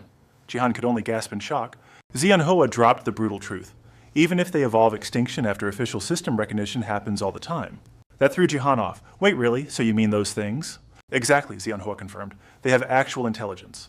A cold sweat ran down Jihan's spine. Creepy. I have never hunted anything with a working brain before. And right on cue. A massive shadow eclipsed the chicken duo. The beast roared at the heavens. The very earth quaked beneath them, watching the madness unfold. Jihan finally got the dungeon's dumb name. No wonder they call it Chicken Valley. Literally just chickens. The system window flashed red. Level 112. Kaka Xianhua smirked. The ultimate chicken boss. Kaka cheese. Locking onto its prey, the beast spewed a massive tidal wave of toxic gas. The chicken runaways barely dashed out of the kill zone, but obviously, the black miasma did not care. It devoured and froze absolutely everything in its path. Seeing that twisted display of power, Jihan's brain completely short-circuited. Hold up. We are in South Korea. Why is a European fantasy monster here? Xianhua casually shrugged. Globalization, kid. High mana density messes with borders. Seeing the coast was clear, Jihan grumbled to himself. The chickens bailed. Only one thing left to do, then. He channeled every ounce of his aura and screamed, "My heart shall become magnificent." An explosive heat wave erupted. Time for some deep-fried chicken searing flame. Strike that cringe skill name made Xianhua chuckle. Seriously? Catching the incoming shade, Jihan's face flushed red. Shut up at that exact moment. The blazing inferno swallowed the kaka. It shrieked in absolute agony. Tearing through the raging flames, the beast charged at its attacker. Unfazed, Jihan grinned like a maniac. High level means high defense mana amplification. Telekinesis invisible aura morphed into giant phantom hands. Without a second thought, he brutally crushed the monster's weak point. A sickening crunch echoed out. The giant bird was instantly obliterated. Used to the gore, Jihan nodded with pure satisfaction. Pretty impressive, right? Xianhua smirked. It never stood a chance, my lord. The massive shockwave completely shattered its defenses. Jihan watched the beast stumble and crash hard. Do natural dungeon mobs vanish upon death too? Gazing at the smoldering crater, Xianhua nodded. No corpses left behind, not unless they achieve true evolution. As the giant bird dissolved into pixels, glowing loot dropped amidst the burning wasteland. Jihan used his aura to snatch the massive haul. But glancing at his rewards, his jaw dropped. Seriously, why the heck is the cash real? Xianhua just shrugged it off. If it spends like real money, who cares? Jihan was still reeling. Is this even legal basic god eye? The system window instantly popped up. Every single bill was legitimate South Korean currency. 1,000, 10,000, and 50,000 won notes. He practically wanted to scream, forget the cash. He swiped to the next loot window. Kaka cheese scales. Why does a bird have scales? Who cares? It is worth an absolute fortune. Plus, a high-grade magic stone. Condensed pure mana perfect for elite crafting. The system stats were so insanely good, Jihan literally shuddered in disbelief. A high-grade drop? That is one tier above my last dungeon clear. No, wait. That might actually be 2 tiers higher. Xianhua chimed in with some heavy lore. These boundary rifts, some are ancient. They still hold the raw power of the Mystic Era. Jihan's gamer brain instantly connected the dots. The Mystic Era. Like the age before Gaia took absolute control over the world, the spirit nodded slowly. Exactly right. Spot on. But before they could finish geeking out, the sky violently cracked open, a torrential downpour crashed over the ruined battlefield. Within seconds, the blasted crater rapidly healed itself. Watching the dungeon reset in real time, Jihan was absolutely stunned. The massive trees literally just respawned, reading his master's confusion. Xianhua calmly dropped another truth bomb. Pure spiritual energy constructs this entire realm. This dungeon loop will never end unless its core mana completely dries out. A dark thought crossed Jihan's mind. Wait, if we had not built that mana reactor in Goyang City, would nightmare zones like this pop up over there too? Xianhua's voice turned dead serious. A massive boundary rift means an endless army of monsters. Titan-class beasts would constantly breach the divide, crossing over from their dimension, bringing absolute devastation to the real world. Am I wrong? His guide firmly nodded. Exactly. Processing all that terrifying lore, Jihan let out a heavy sigh. That is incredibly dangerous, but even if an invasion kicks off, they are still bound by the system of Gaia. The system never intended to slaughter innocent civilians anyway. A smug, rebellious grin crept onto his face. Guess cleaning up Goyang City was a god-tier move after all. Generating infinite mana. Not a problem. Other guilds can only dream of converting aura into pure magic as perfectly as our boy Jihan. Your talents are truly peerless, Master. Janwa hesitated, noticing his wandering gaze. Shall we begin the grind? Jihan just smirked, gripping his staff with lethal intent. Obviously, his master plan was locked and loaded, farm epic loot and power level to the top, time to roll. But just as his rebellious gamer blood pumped for adventure, boom. Bizarre shadow beasts ambushed them out of nowhere, completely wrecking the vibe. Wait, chicken bones? Floating above them were level 62 tags reading Sir Chicken Skeletons. Jihan blinked in absolute disbelief. Did the pure, unadulterated rage of deep-fried poultry seriously spawn an undead army? But a legendary glitch abuser never backs down from trash mobs. If these drumsticks want a piece of me, then let the slaughter begin. Bam, blazing lightning, and merciless energy orbs rained down in a totally overkill symphony of destruction. With an exhausted sigh from Jihan, the feathery freaks vaporized into black ash, leaving behind nothing but glowing, glorious loot drops. Inspecting the hard-earned drops, Jihan's epic hype instantly deflated. Chicken bone of darkness. Seriously. Sure, they pulsed with magical mana, but at the end of the day, it was literally just poultry garbage. Whatever. He ruthlessly shoved the trash loot into his spatial inventory. Rule number 1, hoard everything first. Dusting his hands off, he scanned the eerie, shadow-drenched woods. With the mob wave completely wiped out, Jihan turned to his guide. Any actual god-tier loot around here? Janwa nodded with absolute conviction. Without a shadow of a doubt, Master. True power awaits deeper within this abyss. A devious, thrill-seeking grin stretched across Jihan's face. An ancient, naturally spawned dungeon with hidden lore. Now that is a raid totally worth my time. Speaking of which, his dramatic hype train instantly derailed into a brick wall. Wait, how do we even get inside? Thank the gaming gods he brought his walking cheat code encyclopedia Manhwa. That colossal tree over there is the key. Jihan fired back. You mean the anomaly shaking the world tree? The spirit swiftly replied. Exactly, skipping the boring tutorials. Jihan blasted forward like a max-speed rocket on nitrous. All right, let's do this. Time to clear this stage. But before he could even dash, a terrifying shadow exploded from the brush, a massive level 89. Nameless ghost chicken slammed down in front of him, screeching for blood. Despite the cheap jump scare, our boy's reflexes were god tier. He snapped his hand up, channeling his aura. Seriously? More freaking chickens. Instantly, an invisible telekinetic grip crushed the beast before it could even strike. In a flash, the ghost chicken exploded into a cloud of bone dust, but instead of victory, dozens of menacing black streaks violently erupted from the shadows. A massive flock of ghost chickens swarmed Jihan, radiating absolute sky-shattering killing intent.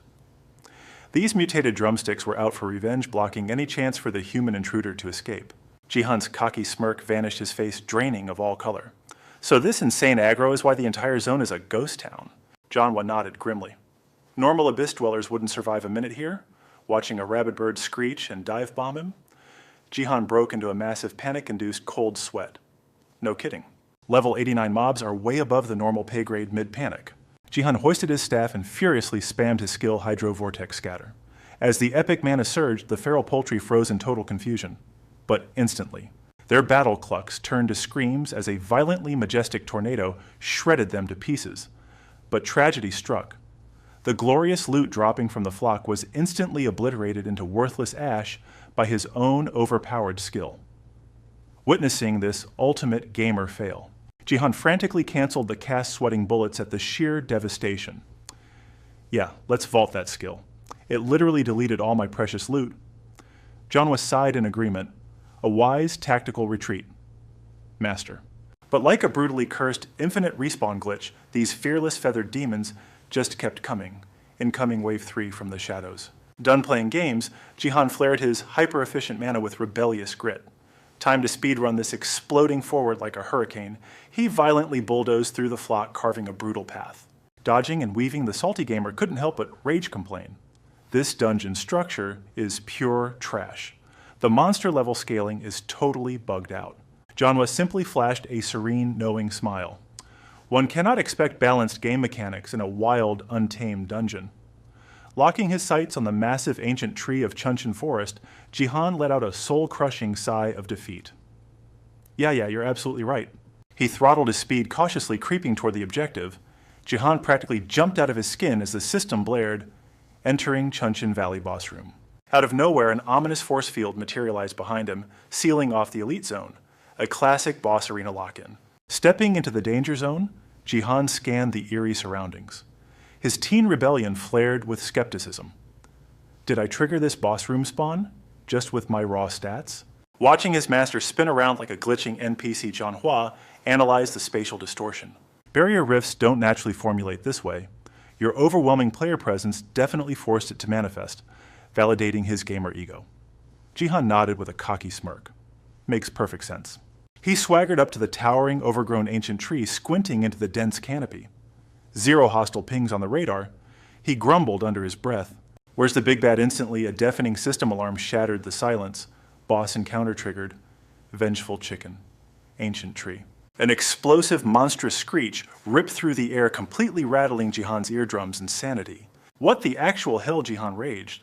A bizarre voice echoed violently in his skull, just as the colossal roots of the ancient tree brutally ripped out of the earth.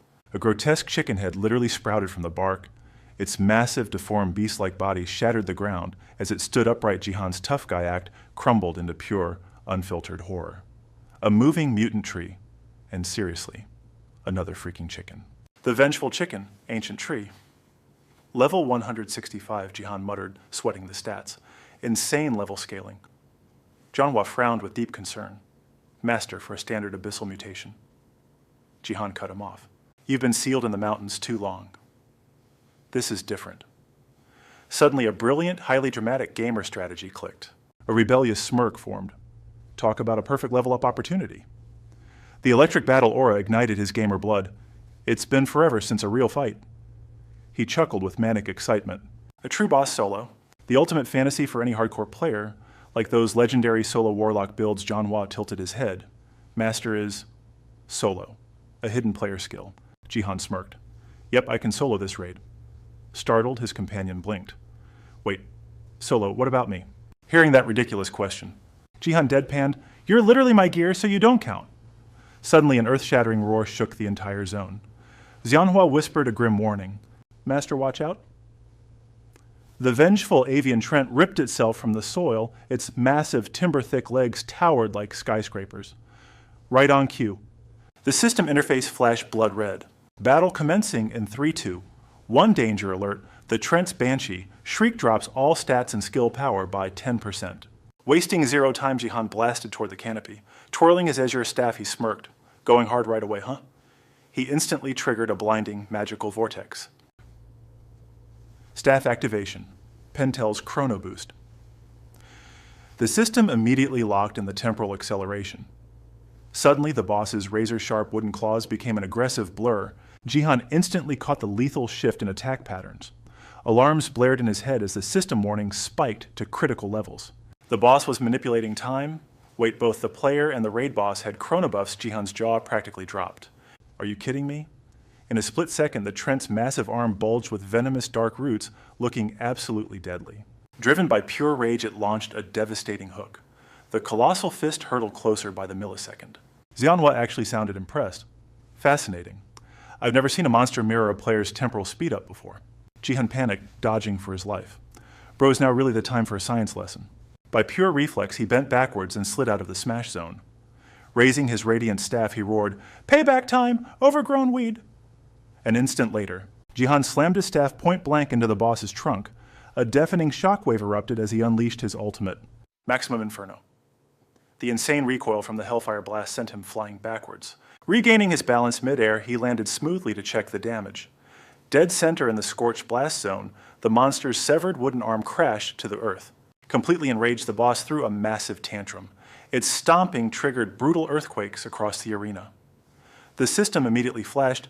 Trent Boss is summoning minions. Demonic zombie avians began sprouting from the soil. It wasn't just a few. An entire army of feathered freaks emerged for backup.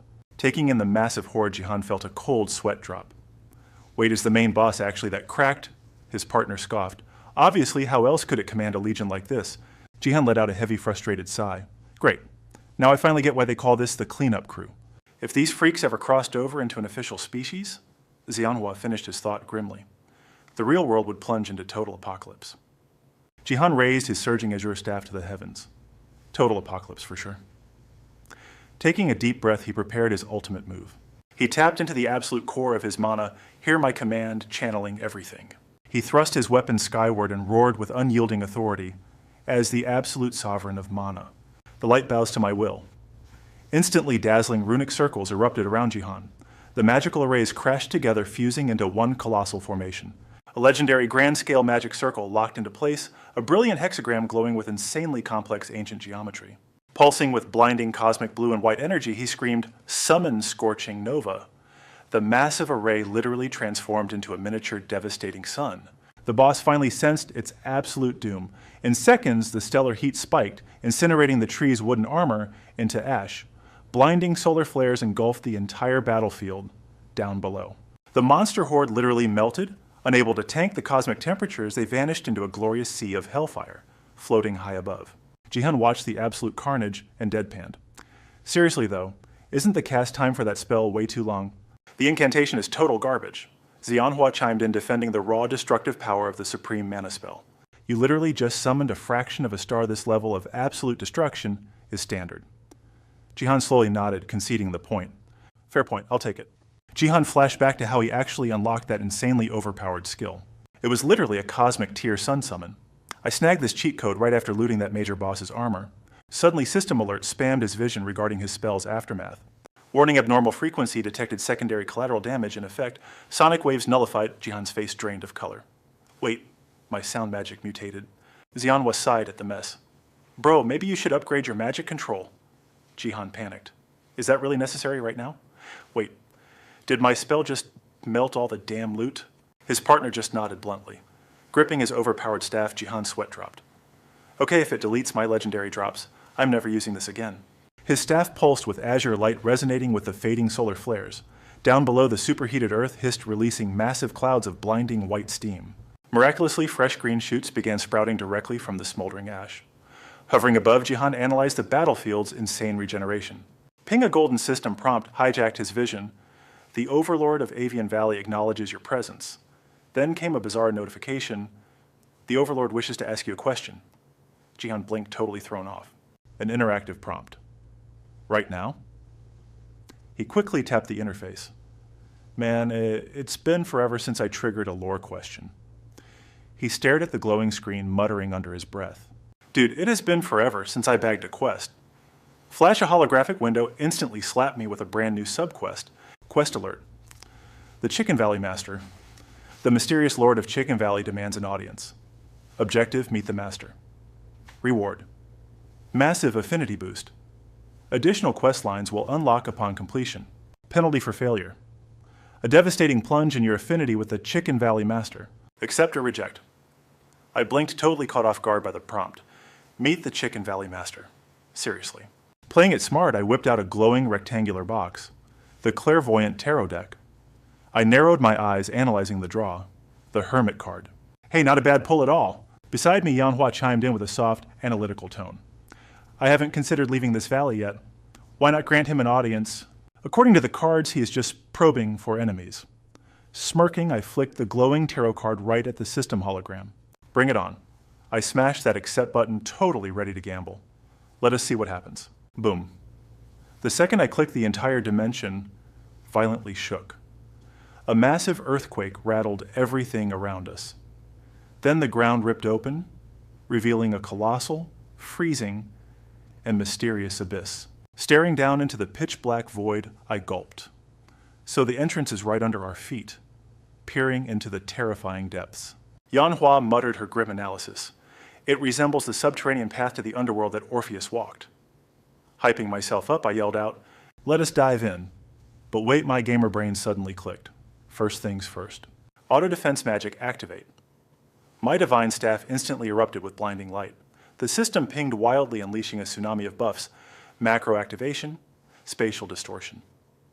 Time alteration, ultimate resistance, summon massive reinforcements.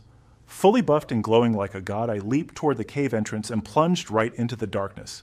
A new system prompt flashed right in my face. Do you wish to quick enter this dungeon? The subterranean water cave. Yes or no?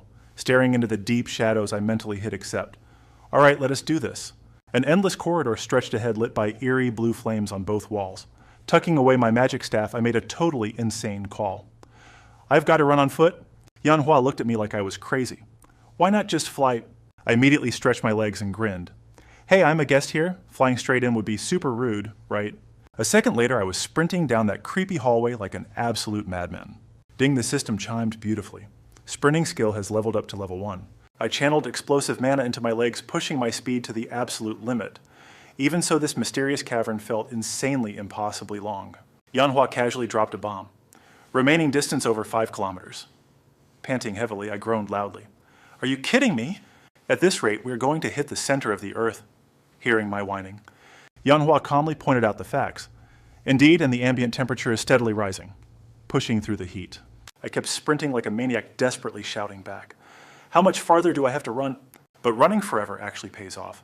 My eyes lit up as the exit finally appeared. Aha.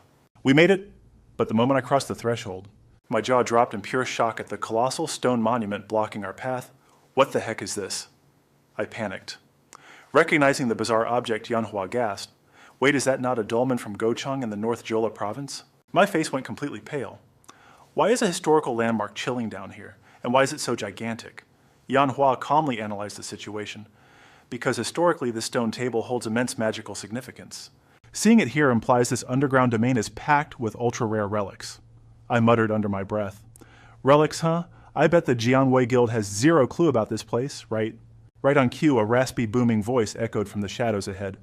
Ho ho ho, the Jianwei Guild, those pathetic fakes, could never comprehend this place. The unseen entity then offered a surprisingly polite invitation. Enter, young man of Korea. Startled, but instantly on high alert, my gamer instincts kicked in. Is that the master of Chicken Valley? I thought, sweating. I whispered to Manhwa. Did you hear that too? She nodded sharply. Yes. Standing before the massive gate, my mind raced with doubt. Something was definitely off about this vibe. Even the usually calm Manhwa looked tense. Should we turn back? Flashing a confident grin, I immediately reassured her. No way, not backing down now. My gamer's sixth sense is not screaming danger, so we are good. Thinking back to the voice's arrogant words, I smirked. Besides calling the Jianwei Guild a bunch of fakes, the guy has got taste. Weighing the risks, I made my final choice and boldly stepped into the unknown. Whoa! The moment I entered, an absolutely surreal sight blew my mind. A colossal glowing sapphire lake filled the cavern, its crystal clear surface reflected in ethereal, magical light. Captivated by the sheer scale, I analyzed the zone. Man, this place is ridiculously huge. Suddenly, a massive shadow breached the water's surface, making my heart skip a beat. You are the first mortal guest in 2,000 years. Usa, the gigantic eastern water god, rose majestically and offered a solemn greeting. Welcome to my domain player, Han Jihan. Staring down a literal deity face to face, I was completely paralyzed by awe, then out of nowhere. The system screen practically exploded with glowing red text. An ancient mythological being has awakened. The eastern water god Usa has been discovered after 2,000 years. Title unlocked, the one who met the eastern water god. But then, the system dropped an absolute nightmare on me. You stand before a supreme deity, all stats are reduced by 50%. Panic instantly flooded my brain. What the heck kind of title comes with a massive debuff? Tapping the holographic screen, I glared at the new title, Sweating Bullets. What comes next? The system flashed a new alert. You've encountered Wusa, the Eastern Water God. Title unlocked. Finder of Wusa, the supreme ruler of the Eastern Waters underwater attack, plus 100 underwater defense, plus 50 mana plus 50, Jihan deadpanned. What a ridiculously extra nickname. He assessed the crazy situation. Wait, that's not the point. He quickly composed himself, bowing awkwardly. An honor to meet you. Though bringing this up right now is a bit weird, but he paused, staring the god down with rebellious teenage sass. Are you the Wusa from Huaneng's myth system? Alerts blinked furiously as Wusa's booming voice shook the massive cave. You see me with your own eyes, yet you still dare to doubt my existence. Damn right. Thousands of years ago, when King Huaneng descended, I followed him. Humanity worshipped me as Wusa. Hearing this ancient myth flexed back by glowing system screens, Jihan's jaw dropped. He had no choice but to believe it. Seriously, I never thought I'd run into a literal myth in a dump like this. If he's the Eastern water god, he rules the entire Eastern Ocean. That makes him way more than just a dusty old legend. He's an absolute omnipotent powerhouse. Seeing this puny human glitching out in pure shock, Wusa's divine voice echoed once again. Are you that surprised? A strange, gentle warmth flowed through his every majestic syllable. You must learn to hide your teenage angst. I can read your mind like an open comic book. Yeonhwa chuckled softly at that. Her eyes sparkled with mischievous, playful delight. Master was never good at hiding his feelings, huh? Jihan coughed awkwardly, trying to save face. This is so embarrassing, the god replied gently like a refreshing spring breeze. It is fine. You are just a rebellious youth. What more could we expect? The banter finally died down as the god's aura grew heavy enough small talk. I have a mission for you, just then. The system chimed, signaling a completed quest. Wusa's voice deepened, echoing like rolling thunder. King Hwanung once ordered me to govern the world's waters, but ages ago to protect this realm. I had to abandon both my power and my sacred duty. The god's heavy words made Jihan frown in deep thought. I've never heard that story. What do you mean, protect the world? And then without warning, Wusa dropped a massive truth bomb that would shatter anyone's sanity. Where do you think the power to separate reality from the parallel dimensions comes from? It comes from ancient beings like me. We who shape this world from its very dawn. The revelation hit Jihan like a truck. His eyes bugged out as he screamed in pure panic. Wait, what? The god sighed heavily. Truly an impulsive, rebellious teen, but Jihan was still reeling, completely dumbfounded. Wasn't Gaia the one who created the world? Seeing the boy's massive confusion, Wusa offered a divine explanation. Many creators built this universe.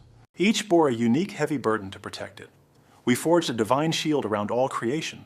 This caused a phantom realm to spawn, running parallel to reality. The parallel world, Jihan stood frozen jaw, unhinged, wide enough to swallow an ostrich egg whole.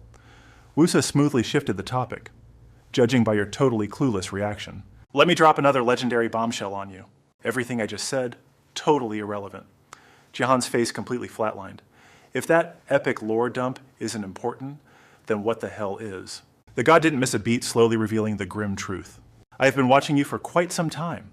The teen's expression twisted into pure dread as the ominous words sank in. Everything you're saying is literally frying my brain, but Wusa wasn't stopping hammering in the final dramatic nail. Every single supernatural force was forged by the gods, including me. Jihan violently flinched for what felt like the 100th time today. For real. The crystal clear water rippled to the majestic rhythm of the god's presence. That is why I summoned you for a sacred quest. Yeonhwa, listening quietly, couldn't help but marvel. How fascinating. Wusa, a literal god of myth, all deities joining forces to forge reality. This is where the world's epic origin story begins, right? Master. Jihan stood paralyzed, cold sweat dripping down his neck. The lore had escalated way too fast, but throwing away the epic backstory, he cut to his most desperate question.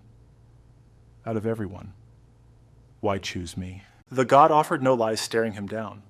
Because I believe you are the one who can reach the world's origin first. Those heavy words made Jihan's pupils shrink in pure shock.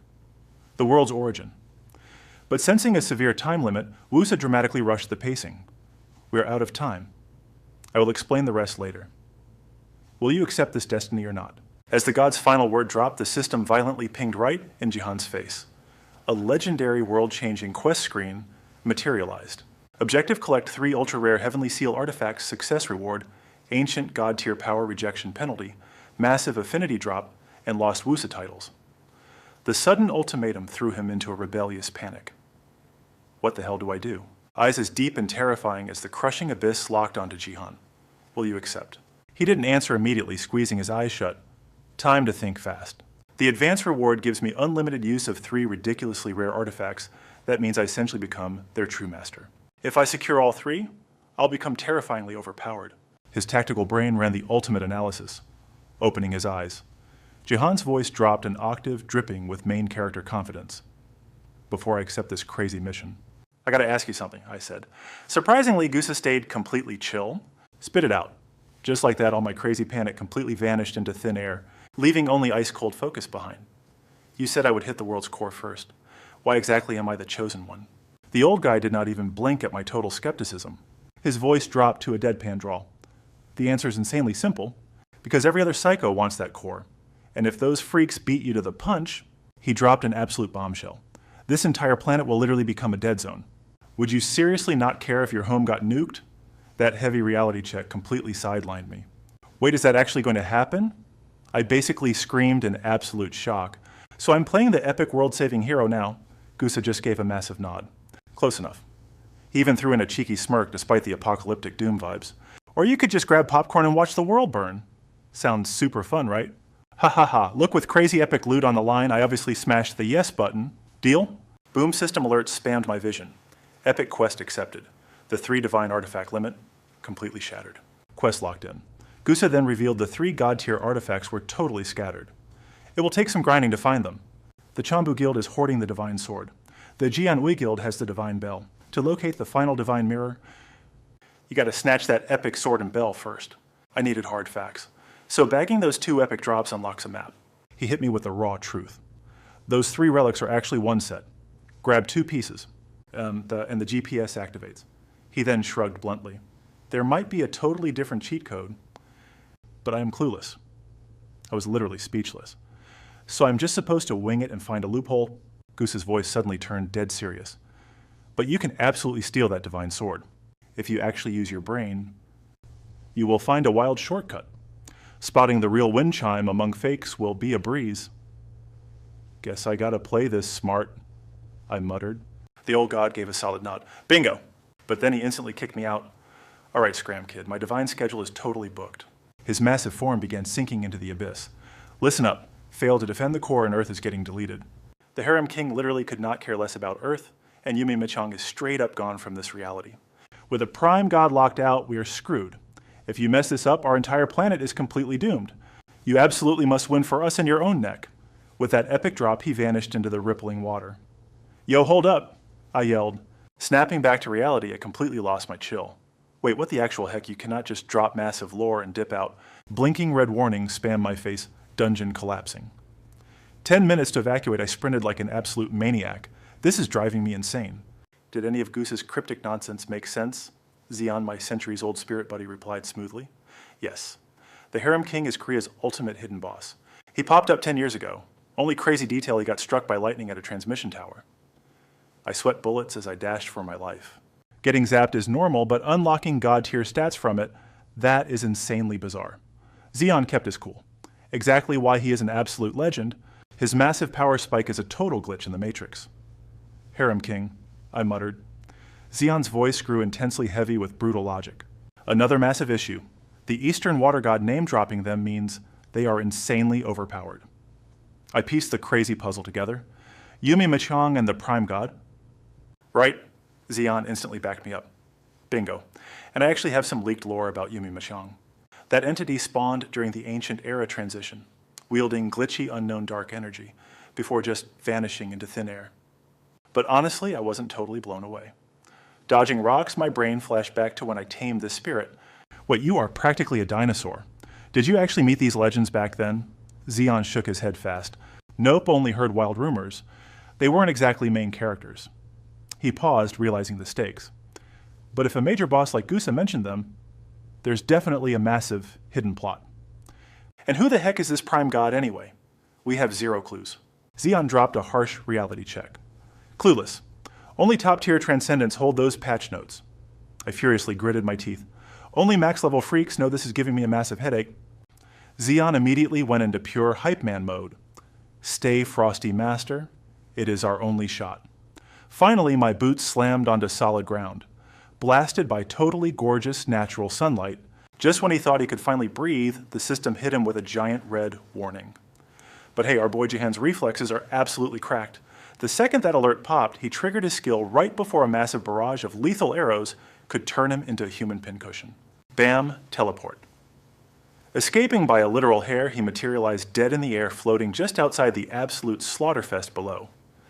Sweating bullets, Jahan's brain short-circuited. What the heck was even happening right now? Seriously, what a freaking joke. Who on earth invited them? Before he could even catch a single breath, an ear-shattering boom ripped through the air, nearly giving him a heart attack. Whipping his head around, he braced for the absolute worst, only to face a massive raging tidal wave of toxic brown sludge. Yanhwa, staring down this absolutely cinematic nightmare, instantly scanned the threat. Red sand. It was everywhere, crashing and swallowing everything like an endless supervillain ocean, completely defying the laws of physics, and right on cue. The system went totally berserk with rapid-fire alerts. Danger Zone update: the Crimson Sand Matrix is aggressively expanding. Valley Energy and Crimson Sand are locked in a heavy collision. Sand Matrix power dropped to 50%. Jihan's sharp eyebrows violently scrunched together in pure, unadulterated frustration. He didn't even need to see the guy's ugly mug. He ground his teeth, spitting out the only cursed name tied to this absolute mess: Crimson Sand. Lord Changshan, fed up with this ultra-creepy stalker-level obsession, our boy totally lost his cool. He let out a furious, completely unfiltered roar. How the heck did you crawl all the way down here? Show your face. But his trash talk got instantly cut off as the villain's arrogant voice echoed from the shadows. Ha, what a joke. The guy dropped in looking so incredibly overpowered that one sucker punch could literally wipe out half of Jihan's health bar. Not even a crusty century-old boomer would dare run their mouth like that. Naturally, our rebel hero wasn't just going to stand there taking it, he instantly fired back. Too bad the boss-level villain wasn't going down that easy. Fluttering his ridiculously dramatic sleeves, Changshan's face went pitch black like a total edgelord. Do you think I actually wanted to look like this? Even as old enemies, the dude kept his insanely toxic attitude, glaring daggers at our boy. Hey punk, did you come crawling here to scavenge? Jian blinked, totally confused. Wait, wasn't this exact same guy super polite in the previous chapters? Honestly, they weren't exactly chat-over-coffee buddies anyway. Jihan's mana instantly went supernova around him. What do you think I'm hunting for, loser? He totally went for the preemptive strike. Holding back, zero chance. The system spammed notifications proving our main character was going straight for the kill. Bosman Armor activated stored mana dumping into a multicast combo Dika spell. Let's freaking go. Since he finally leveled up his silent casting tree, he didn't even have to scream out his moves like a basic anime protagonist anymore.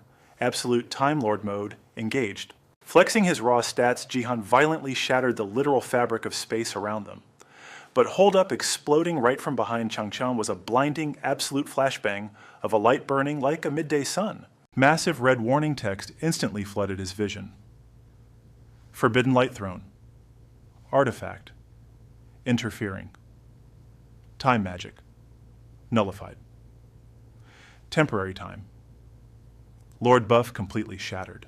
In a literal millisecond, his ultimate matrix crumbled into straight-up pixel dust. Jihan stood there absolutely mind-blown. That didn't just deal physical damage, that was a brutal, straight-to-the-ego psychological, critical hit. Our boy froze as Changshan dropped his arrogant truth bomb. Did you actually think your little Dika spell was a secret? The forums are already talking. This arrogant final boss had every right to flex on him right now. Please, did you actually think I'd spawn camp you without a proper loadout? The Forbidden Light Throne is a literal mythic tier drop that resets everyone's timeline back to default. Your cheap little parlor tricks are officially obsolete, kid. After that insanely dramatic villain monologue, the dude literally sat back on his giant throne of power like he owned the server. Charging up his mana to maximum capacity, he unleashed an ear-bleeding sonic boom. Crimson Sand, devour him. The massive sand ocean morphed into a raging god-tier monster ready to chomp down on anything breathing. The system flashed another panic alert. Crimson Sand Matrix is totally absorbing the valley's energy. Enemy power up by 1%. Yanhwa's danger senses were tingling like crazy. She immediately started yelling at him in full panic mode. Boss, listen. He's literally charging up the Crimson Sand ultimate. We have to cancel his cast right now. Sweating profusely, Jihan snapped back. Yeah, no kidding, I know. But pulling that off isn't going to be a walk in the park. His brain went into overdrive, desperately analyzing that overpowered artifact, blocking his moves. The Forbidden Light Throne, an ultimate time-canceling cheat code. Honestly, Yanhwa was the walking wiki every top-tier gamer desperately needed in their party. Spot on. The throne was originally a broken mythic item used to manipulate the timeline itself. However, back in the day, somebody nerfed it and smashed half of its core abilities, leaving it as just a glorified anti-time magic shield. Jihan locked his intense hyper-focused glare right onto the arrogant boss floating in the sky. Fine, we bypass the time hack and nuke him another way, but basking in his own overpowered glory, Lord Changshan totally ignored our boy's scheming. Jihan muttered fast, I bet this pay-to-win trash has another artifact. Spill the lore, Yanhwa. Yanhwa's cool deadpan AI voice instantly relayed straight into his brain. My scans show absolutely nothing besides the Crimson Sand Matrix. However, boss, your gamer intuition is totally right. This guy is definitely hiding a backup mythic item. He is literally the #1 ranked player in the massive Zermuto guild. Jihan shut his eyes running the combat math. When they snapped back open, they blazed with pure adrenaline. Figured as much. But I'm not rushing a boss without a solid game plan either. Backing down wasn't even coded into his DNA. Smirking like an absolute madman, he fired off his command string. Max out the mana cores. Establish the hyperlink to the sorcery tower. Acting as his perfect spiritual support, Manhwa locked into full combat mode. Sorcery tower mainframe link secured and active. Opening the mana floodgates. Boss, please be absolutely careful. Your current physical stats literally cannot handle this massive mana overload. Her warning alarms blared in his head. The Bosman armor is heavily tanky, but it's definitely not an invincible god-tier shield. Of course, Jihan completely tuned her out. He forcefully redlined every single drop of magic aura vibrating around his physical body. In a fraction of a heartbeat, violently blazing blue flames erupted around him. The apocalyptic heat was so intensely hot, it threatened to melt the server itself. And boom. That was exactly enough to completely wipe the arrogant smirk right off Changchun's perfectly annoying face. Meanwhile, he channels all his energy into his limbs. Pure brute force. This hits way harder than Octamagic. A devastating punch tears through the wind, aiming straight for that arrogant face, but suddenly space itself violently distorts. Jihan intensely furrows his brows. The tension is incredibly suffocating. Suddenly, the entire background completely morphs and twists around him. In a flash, Changchun ruthlessly activates his spatial power, instantly widening the gap before our boy can even react. He stands completely frozen. His brain scrambles. Wait. He bypassed my insane magic resistance and forcibly teleported me, Manhwa urgently echoes. That is a mythical spatial control relic, a legendary artifact forged in the ancient era. It ignores standard rules completely. He absolutely loses his mind, freaking dangerous. How the heck is it controlling space? Manhwa calmly explains. It bends reality without spells, inescapable within 1 kilometer. Our ultimate gamer screams at this total unfairness. Bullcrap. Are you freaking hacking? Changxian refuses to give Jihan a single breathing moment. He violently raises his arm, sparking a deadly new attack. A deafening rumble shatters the air. Jihan desperately whips around only to face a terrifying wall of destructive tornadoes. But wait, there is more. A brutal avalanche of deadly sand crashes from behind our boy, is completely trapped between 2 catastrophic forces. Emergency evasion triggered his mechanical armor, instantly transforms into blazing rocket thrusters, rocketing him from absolute certain doom. His eyes suddenly spark with a wild realization. Zero hesitation. He recklessly changes trajectory, launching himself straight toward the absolute center of the chaotic enemy blast. Oh crap. Damn it all. A devastating shockwave violently erupts from the catastrophic collision. A massive explosion completely shatters the battlefield. It honestly looks like Jihan gets brutally swallowed by the raging sandstorm. Nope. He blasts out like a high-tier rocket engine, but the crazy system violently spams warnings like annoying pop-up ads. Lethal contact detected. Taking 100 savage damage, severe contact detected. Another 100 damage taken.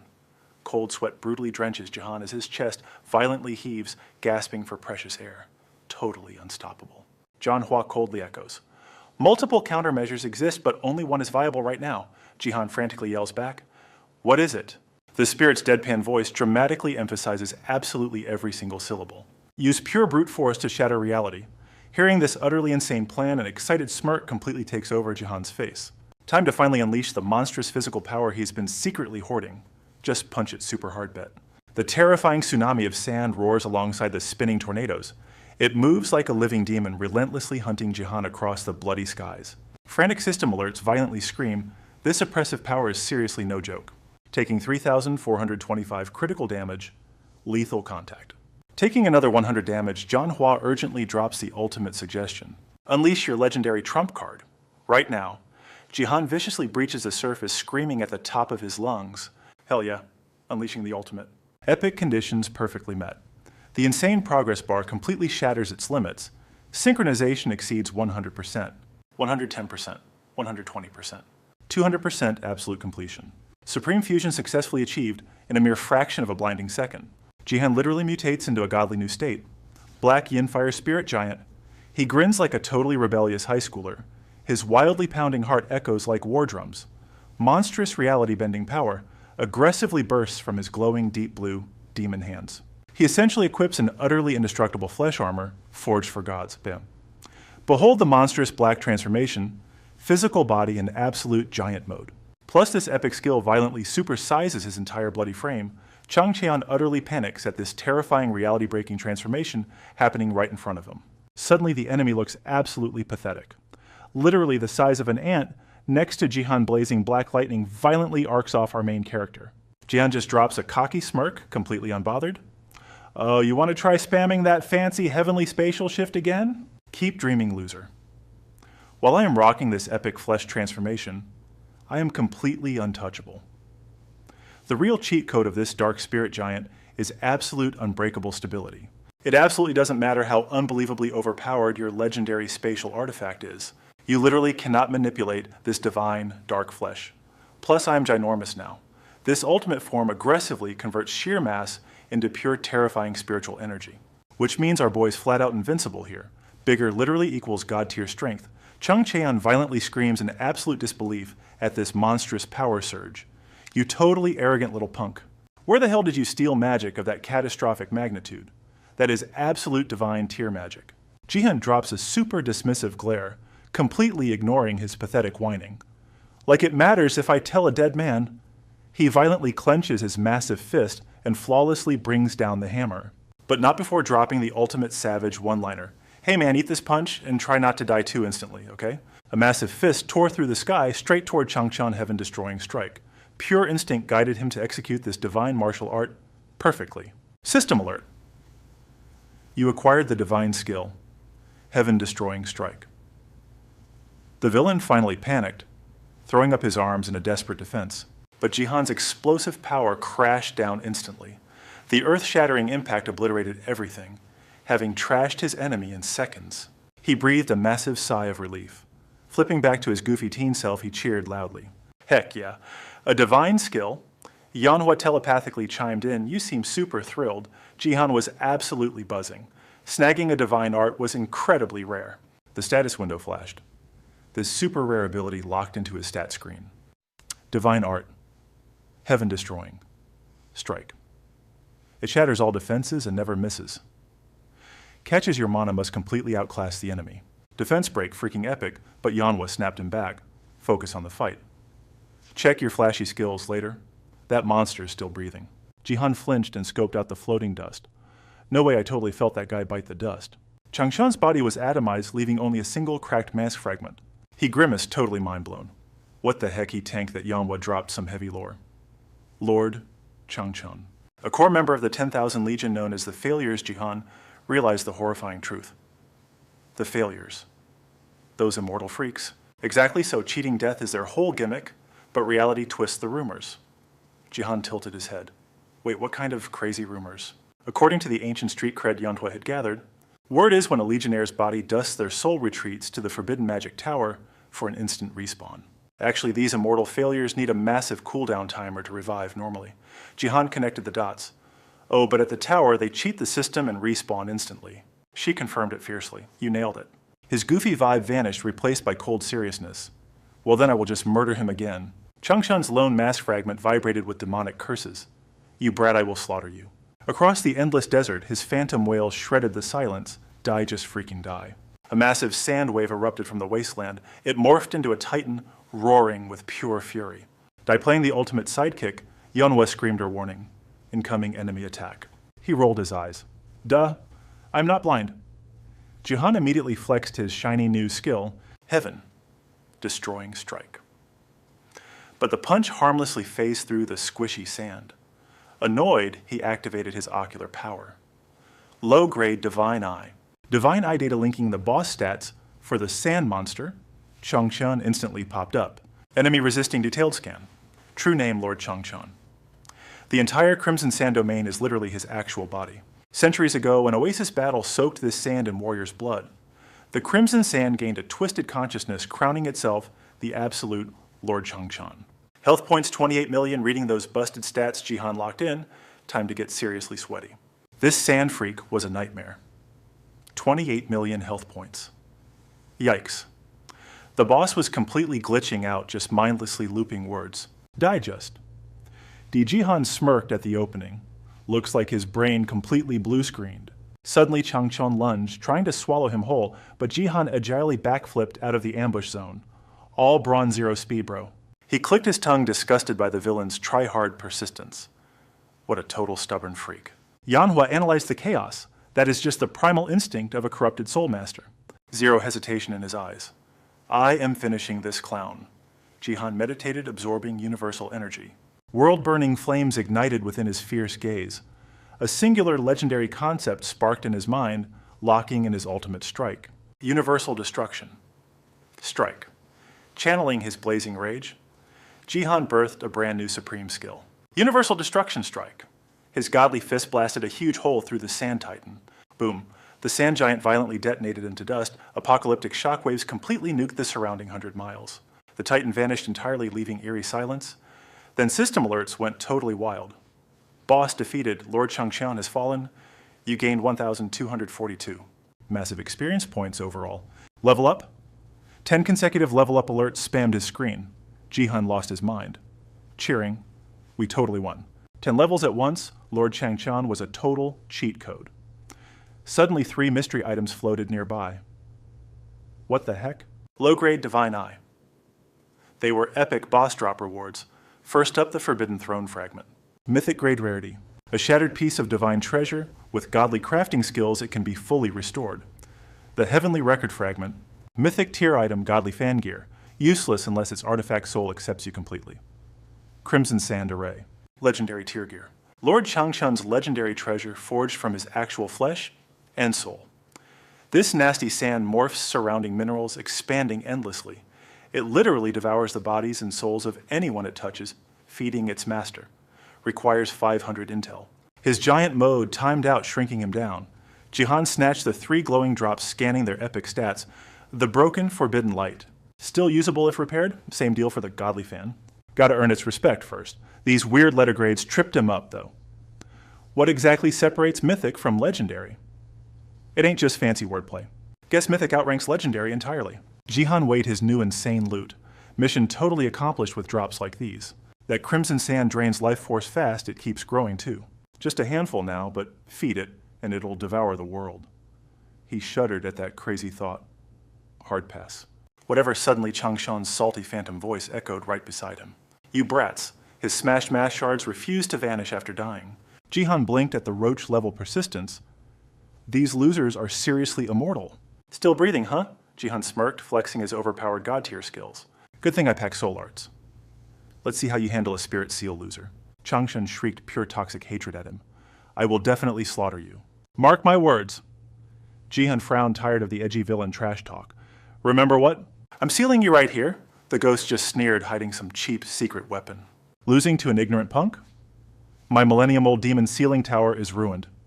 Sick of his yapping, Jihan snapped his fingers. Command. Seal.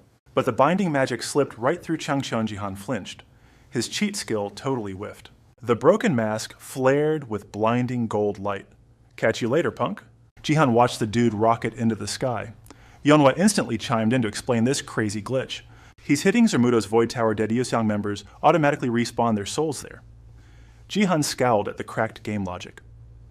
Seriously, a private dumpster just for the losers. Manhwa corrected him smoothly. Nope, it's a VIP lounge for all Eosang members. Jihan groaned at this massive headache. So they literally all respawn. Manhwa dropped the crucial catch, but when the non-losers bite the dust, their souls take massive damage, they turn completely psychotic. Processing that, Jihan's vibe got super dark. Sounds brutal. He sharply shifted gears. Hey Manhwa, what about USA's wild story? Manhwa nailed the glaring issue. We literally cannot trust a single word USA said. Jihan's eyes widened. Exactly, he had to reconsider the old turtle's sketchy warning about USA. Is it cap or facts? That's the real problem, Jihan theorized out loud. Zermudo's immortal squad must be the primordial reversal gang. Manhwa completely backed his crazy theory. Spot on, Jihan locked onto his new ultimate goal. If USA wasn't bluffing, those freaks are desperately rushing the core. Right. Absolutely right. Jihan clenched his fist, grinning like a rebel. Then shouldn't we violently crash their little party? Manhwa saw the tactical advantage, but worried for him. Objectively, way more efficient. But are you actually cool with this? Jihan flashed a cocky, fearless grin. I'm great. Going totally crazy sounds fun, right? He stared down the blood-red sunrise cracking over the horizon. If the world gets trashed, there's zero respawn point. One word violently grounded Jihan's hype. War. He had to dive into absolute terrifying darkness, giving himself one last reality check. I can only charge forward, the good old days are permanently dead. Meanwhile, inside the witch's tower, Jihan brooded in the main control room, his head bowed heavily. He grilled his own mind. What's my actual ultimate trump card? My gamer ability literally ignores causality. I crafted that insane Newman converter before, right? Yo, creating something out of thin air, the old man Abyss totally nailed it. I'm leveling up way faster than these losers, mashing all my overpowered perks together. I literally never take off this Bosman armor, but my crafting game totally capped out. Sinking this armor drains insane mana. Sure, the raw power is totally busted, but without killer skills, I'm only hitting half my maximum damage. Bottom line, I desperately need some flashy new magic epic martial arts, or a crazy wildcard skill. Teaches magic is wicked sick, but the cooldowns are trash. Demon contracts. Nah, not my vibe. That leaves me exactly 2 plays. Reading my mind like an open comic book, Xian chimed in. You want to build an empire or just get stupidly overpowered? I kicked back in my chair with a smirk. Yeah. Building an empire means cranking up our mana factories to the absolute max. We are talking a massive army of battle golems getting stronger personally means bending reality's rules entirely. Like grinding wild monster zones for insane experience points, or just taking a casual road trip straight down to hell. Xian tilted his head, clearly hooked. So boss, which crazy path are we taking first? I did not even blink. We build the Empire Man. But we are doing it with a totally twisted method. He raised an eyebrow. What kind of method? I played it super cool. We are hacking the system. Artificial spirits. That little bombshell completely short-circuited Xian's brain for a solid second. A full minute later, he finally rebooted. I mean, if anyone can pull off that absolute madness, it is you. But right now, that is totally unhinged pacing. Then he flashed a smug grin. Besides, you have already got my awesome self. But there was one massive glaring plot hole actively ruining my day. Sure, you are technically a custom spirit buddy, but you are my frontline backup. You go where I go. Right now, I desperately need some poor soul to handle all the boring factory grinding. From my epic data mining, these artificial spirits are basically living supercomputers, total sci-fi stuff. Naturally, the top-tier guilds hoard them. Word on the street, less than 100 crews globally even own one. In Korea, barely 5 of the Big 10 guilds have that kind of flex. Fact is, these digital ghost helpers are completely broken. Their base management stats are off the absolute charts. But here's the glitch in the lore. These things are ancient, yet they only became the ultimate management meta a few centuries ago. Why the sudden boom? The big boss of America's Golden Circle leaked the cheat codes. That is exactly why I need to snag one right now. It is absolutely vital for upgrading our base. Xian caught the vibe instantly. So fetch quests for materials first. I gave a solid nod. Bingo. We craft them using actual spirits, specifically the little baby ones still trapped in their spawn eggs before they gain annoying free will. We farm them right at spawn, run a crazy refinement process, and boom, custom artificial intelligence ghost. So what is a baby spirit exactly? Think of it as a pure crystal core. The ancients called it a totally immortal soul. You mash an immortal soul with a mortal one to craft the final product. Basically, immortal hardware running mortal software. I vaulted out of my chair like a coiled spring. Next stop, the spirit realm. Xian looked totally lost. Wait, not the underworld. Now that is just the Earth's shadow server. They spawned at the same time like heads and tails on a flipped coin. But the spirit realm is an entirely different dimension. Their souls are pure zero lag, making them top-tier crafting materials. Xian's eyes lit up like a kid in an arcade. Whoa, sick lord drop, you gotta dump those files to me later. I rubbed my temples, brain totally fried. Later, man. My head is spinning from too much data. We cannot waste time. I cracked my knuckles. Let's rip open a portal to the spirit realm. He crossed his arms, playing the responsible sidekick. Boss, you really gonna ditch the squad without a heads up? Reality hit me like a truck. I scrambled toward the door. Oh crap, right. Better not trigger their aggro. 10 minutes later, the whole chaotic gang was parked in the living room. Loleno leaned on her hand, totally unfazed. So darling wants to crash the spirit realm. I pointed a thumb at Xian, keeping it snappy. Yep. We desperately need a base manager to level up our whole operation. Xian used to run the shop, but since my massive power-up, he is glued to my party slot. Now our home base is totally understaffed. She hummed, already analyzing the meta. And about recruiting this mythical manager, I had my tier list ready. They need insane loyalty stats, plus seriously high-level competence. She casually tossed out a brutal idea. Why not just slap a force magic contract on someone? I sweat dropped nervously, waving off that dark magic vibe. Yeah, that is way too supervillain for me. Suddenly another voice cut through the chatter. Do we honestly even need an artificial spirit? My brain buffered for a second. Shindong dropped her ice-cold, brutally honest hot take into the room. Don't you have that hardcore chick she'd be the ultimate manager? Jihan blinked, totally clueless. Wait, you mean... Oh, Sindung was definitely talking about the demon flower. Bingo. You're too soft. She's literally your epic loot. Jihan sweat dropped, hating that word. Loot? That sounded harsh. Loreno giggled, teasing him. Isn't that his total charm, though? Sindung paused, sighing. True, but still. His charm is being a massive, indecisive softie. Sindung nodded hard. Spot on, Jihan panicked, desperate to dodge the roast. Hey, is that a compliment, or are you guys my haters? She tilted her head. Haters. Jihan just sighed. Never mind. Whatever. The jokes faded as Loreno locked eyes with him. So did you hit up the cult leader yet?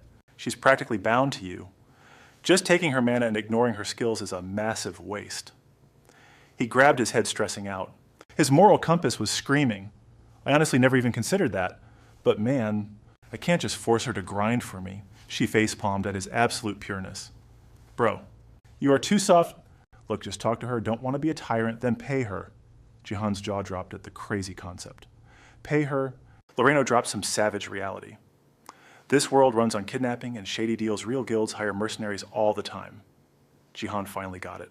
The gears clicked. Oh, snap. Yanhwa totally agreed. Miss Lorena spitting straight facts. If I was rolling with another crew, getting paid bags of cash would be awesome. Jihan nodded, fired up. All right, to the cult we go. But before he could even move, his bro yelled out, All hail the boss! He whipped around. Yeah. Yanhwa presented a sealed envelope like a sacred artifact.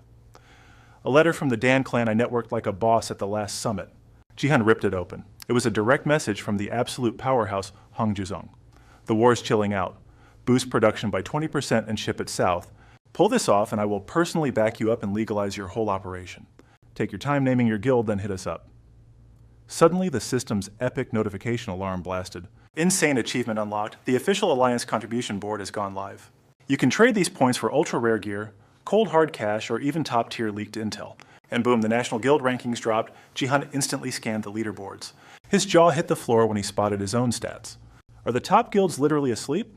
How am I freaking rank 4? Sindung peeked over his shoulder. Whoa, that is utterly insane. Makes sense your crafting grind is legendary. Even the top dogs cannot compete.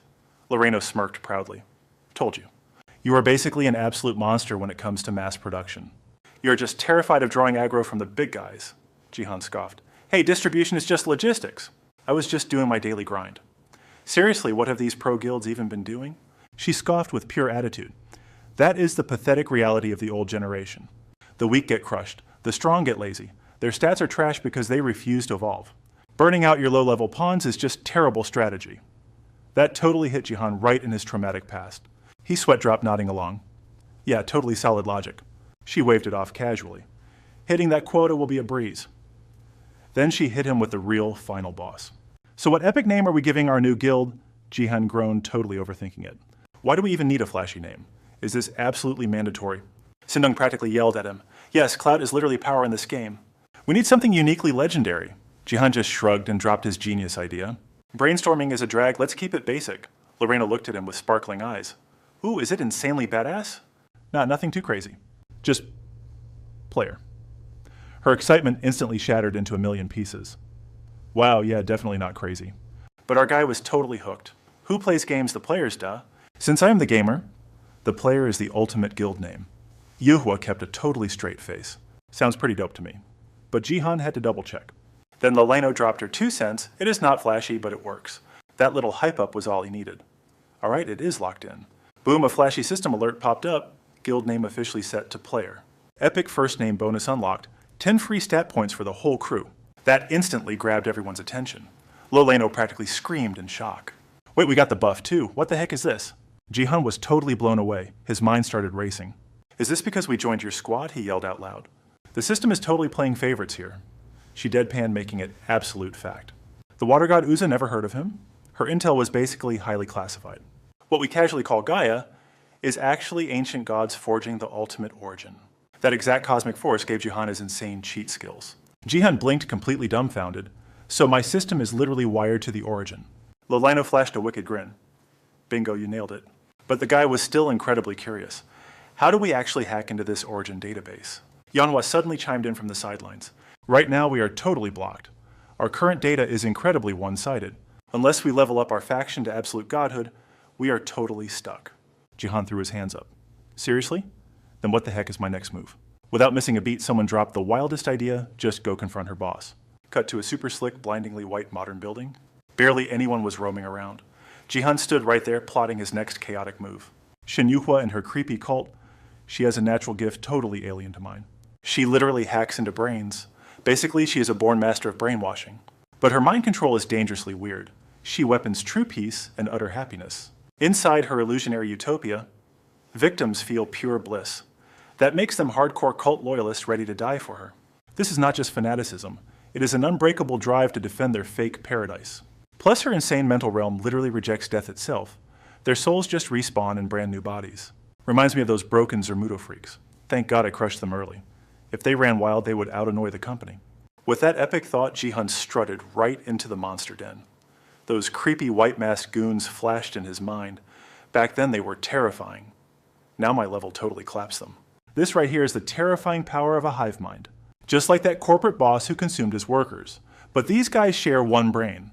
Nami suddenly barked, "Gamer, what do you want with our cult?" The moment she stopped yapping, Jihan shot back with zero hesitation. "None of your beeswax. I am here for your boss.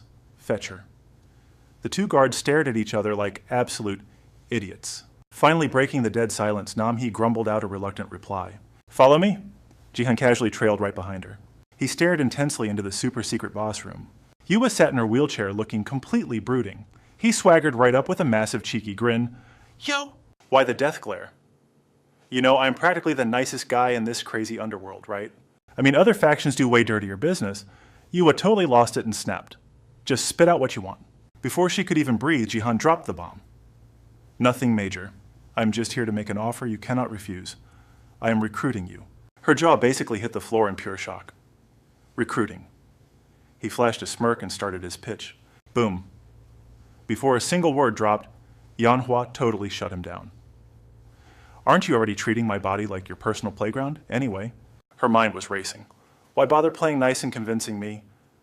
What kind of shady scheme is this? "You heartless jerk." Jihan panicked, seeing her death glare. "Hey, now your wild attitude basically broadcasts your deepest, darkest thoughts." He just casually leaned back, smirking. "A shady scheme, huh? You know exactly how my brain works. Am I not merciful enough for you?"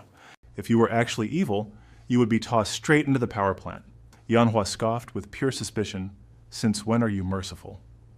Jihan cleared his throat, his vibe turning instantly dark. "I know you are digging for my secrets." She completely panicked, shrinking back with a terrified pale face. Seeing this, he bluntly roasted her. "Drop the cartoonish overreacting. Are you some kind of gag character?" Honestly, though, in her shoes, he probably would have done the exact same thing. He instantly dropped the real bomb. "Long story short, I want to hire you as my general manager." "Deal." Yanhua frantically scrambled to make her final choice. "I need a board meeting first. I cannot make this call alone. Half of my cult absolutely despises your guts." Jihan just shrugged it off, completely unfazed. "Think it over carefully. It is whatever to me. I already have a solid backup plan anyway." That word alone sent pure terror down her spine. A backup plan. He remained completely chill. "I'm seriously considering just mass-producing some artificial spirits instead. But building them is a total pain in the neck. If you reject this offer, I will just go with my original exhausting plan. I desperately need a top-tier boss for management. Choose wisely." Suddenly, Yanhua completely shocked him. "Hold up." "Fine, I accept your crazy deal." He literally leaped up, totally losing his cool mind. "Wait, deal, that was insanely fast." She suddenly raised a finger. "On one strict condition." A devastating villainous smirk instantly crept onto Jihan's face. He jumped out of his chair, absolutely beaming. Spicy negotiations are literally the best part of recruiting high-tier talent. Bathed in a dramatic golden sunset, Jihan strolled through the scattered city crowd to clear his messy thoughts. "Man, this is brutally hard," he groaned. Yanhua whispered smoothly, offering her own epic skills. "I literally told you to let me handle this." But our stubborn protagonist refused to back down. "No way, this is my fight." What if that totally insane primitive cult actually wins? He seriously analyzed the chaotic possibilities. "We have got some major red flags to discuss. Honestly, I bet our world gets entirely swallowed and merged into theirs. Millions will literally perish." Jihan grimly accepted that brutal inevitable reality without hesitation. Modern science is epic, but it gets absolutely crushed by pure magic. Yanhua mentally projected horrifying bloody flashbacks from the ancient abyss. The Abyss is a total nightmare factory. Entire shadow armies once tried wiping out humanity by leaking apocalyptic magical plagues straight into our reality, so that terrifying lore sparked Jihan's ultimate curiosity. Wait, why would they even do that? She casually dropped the massive lore drop. Because humans entirely dominate this modern world instead of other races. Monsters hate playing second fiddle, obviously. They figured if they wiped out enough humans, they could steal the ultimate throne. Jihan exhaled sharply, shaking his head. Wow, that is intensely hardcore.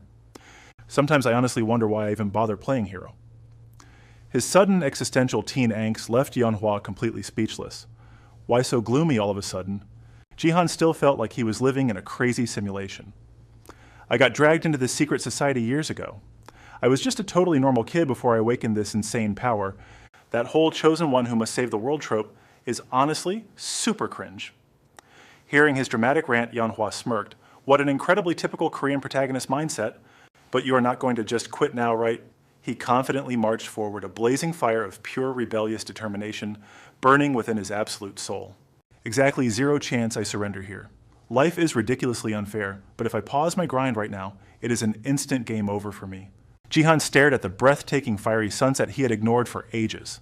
Tossing his dignity out the window, he screamed like an absolute maniac. I can crush this. I am unstoppable. Let us go. Boom, fast forward to the very next morning. The group of three intensely glared with maximum judgment. Jihan sweated nervously, introducing their newest recruit. Everyone meet Shin Manhwa. She's our brand new guild manager. Let us all play nice and boost our epic guild together, okay? Jihan flashed an absolutely massive, cheesy, blinding grin at his squad. Manhwa instantly hit them with a totally icy, unbothered glare. You already know who I am, losers. Do not expect any fake friendship from me. Lolino absolutely hated her edgy vibe, clapping straight back. What is up with that utterly trashy cosplay in our elite base anyway? You're just faking it for payroll, right? Jihan sweat bullets, frantically clapping to force some peace. Hey guys, since our new manager handles boring paperwork, you will barely even see her anyway. Zero need to stress, right? His master totally ignored his desperate suffering. Who needs a new bestie anyway, ugh? Left completely, utterly defeated, Jihan finally dropped his ultimate excuse. Master, you literally ordered me to recruit her. Lolino brutally refused to even glance in his direction. Her stats are decent, but why should I play nice with someone who literally tried to murder me?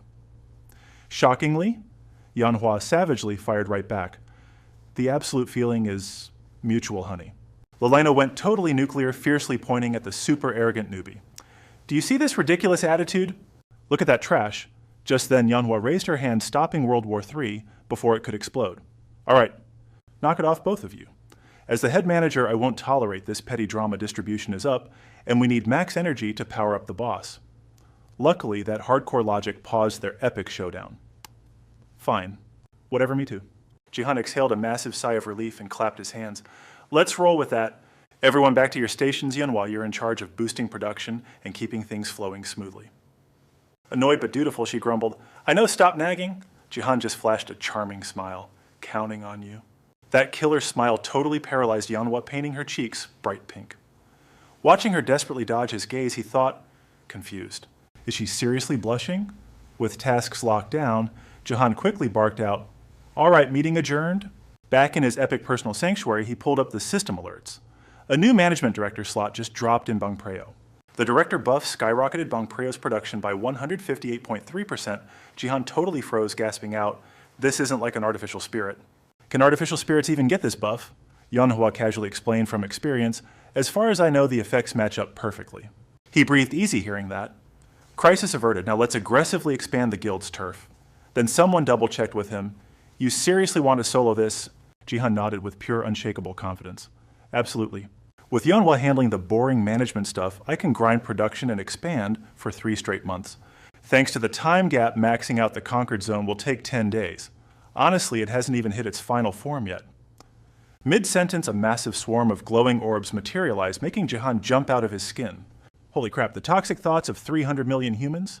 Goyang City was the ultimate garbage dump. A dark hotspot hoarding all the twisted evil thoughts from everyone living in Korea. And Manhwa soloed this toxic zone entirely, earning her badass title, the Cleaner. Since Jihan conquered the turf, he had to take out the psychotic thoughts lingering there too. Hearing Jihan's flawless game plan, a proud smirk appeared. But the boss is totally killing it. He shot back a cocky, thrilled grin. Hey, you're doing awesome too. but the other party just dropped a soft, brutal reality check. That's still not enough. I'm just playing by the Abyss rules. Jahan instantly pivoted back to the main quest. So how does Jambusu handle the dark vibes in China? The population there is ridiculously massive. Jihan immediately caught the answer. He whipped around in pure shock. Wait, you seriously didn't know? Honestly, this was a massive blind spot in Yeonhwa's brainpower. Yeah, they are insanely good at hiding things. Been doing it since ancient times. Jahan brooded heavily before locking in a decision. If that's the play, let's gear up after one last encounter. Yeonhwa then casually pitched the absolute worst-case scenario. He deflected with some random lore first. The legendary twin birds Zamu and Yasu fused into Jambusu. Jihan aggressively stared at the merged monster on the screen, probing it. Still giving me the silent treatment, huh? Yeonhwa reluctantly dropped the twin birds' status update. They aren't even moving a muscle. Completely stone cold. A heavy wave of hardcore confusion crashed over Jihan's face. They are obviously nothing like humans. So why the heck do they look human? The epic answer he got back. Because of love and raw hatred, Jihan completely froze in disbelief. Love, hatred. Yeonhwa nodded meticulously, breaking down the insane intel she gathered. Dark energy clumps into minor demons, then those demons morph into straight-up terrifying monsters. That's the basic rule of this messed up world. Right when it comes down to it, monsters spawn from human minds. For beings born from pure human rage like me, taking a human form is practically hardwired into our DNA. Putting it in human terms, the jealousy is literally baked into our instincts. It's impossible to shake off. Jihan painfully absorbed this wild new lore, groaning, "What a massive headache." Bringing this up instantly wiped Yeonhwa's usual smirk away. Exactly. That is why we monsters absolutely despise humanity. The endgame is always tragic. It's a completely twisted, toxic kind of love. He frowned, totally lost on her edgy philosophy. Twisted because we absorb them. He flashed a dark, mysterious grin. Disguised as love, they devour humans alive. They totally feed off the screams and agony. Some monsters just straight up wreck people, hurting themselves and calling that shared trauma romance. Jihan felt suffocated just listening. Absolute lunacy. Chills ripped down his spine. He smoothly clarified the freak out. You mean most monsters are psychos? We are totally chill, just logically unhinged. Sure, some are straight up bonkers. Jihan gathered his cool and dropped the ultimate question. So which flavor of crazy are you? Frowning, Jihan killed the vibe with a blunt strike. And what about you? Yet Yeonhwa played dumb-busting out a massive fake laugh. What if I am completely clueless? But that plastic acting had his inner alarm bells ringing. Can I actually trust this clown? Meanwhile, Yasu and Zamu were chilling in total darkness, meditating. Boom, a blinding flash smacked them right in the face. Snapping awake, they dropped a synchronized, creepy line, "You finally showed up." They sized up Jihan's stuck-up posture and fired off their annoying tag team sass. "You totally kept us waiting." So rude. Trying to drain our energy out here, if so. What an absolute waste of time. We are the legendary twin birds, 2 and 1. We equal sheer perfection together, so whatever, man. Letting the villains finish their monologue, Jihan casually unleashed his inner savage. Are you guys acting in a bad sitcom that thoroughly pissed the duo off? So uncultured and extra, he awkwardly killed their dragging back and forth routine. Yeah, I am that guy. So what I will say this once, so listen up. But before Jihan could flex, the annoying twins cut him off to assert dominance. Just spit it out already. Tripping over his own momentum, he was speechless for a sec, then laid out his raw demands. Tell me your terms. I will agree if it is doable and does not get me killed. I also swear this. I will risk everything to pull it off. In exchange, become my loyal minions. That wild pitch literally short-circuited the twin freaks for a few solid seconds. Before they tagged back in with fierce comebacks, a shady truce, total dirty schemes.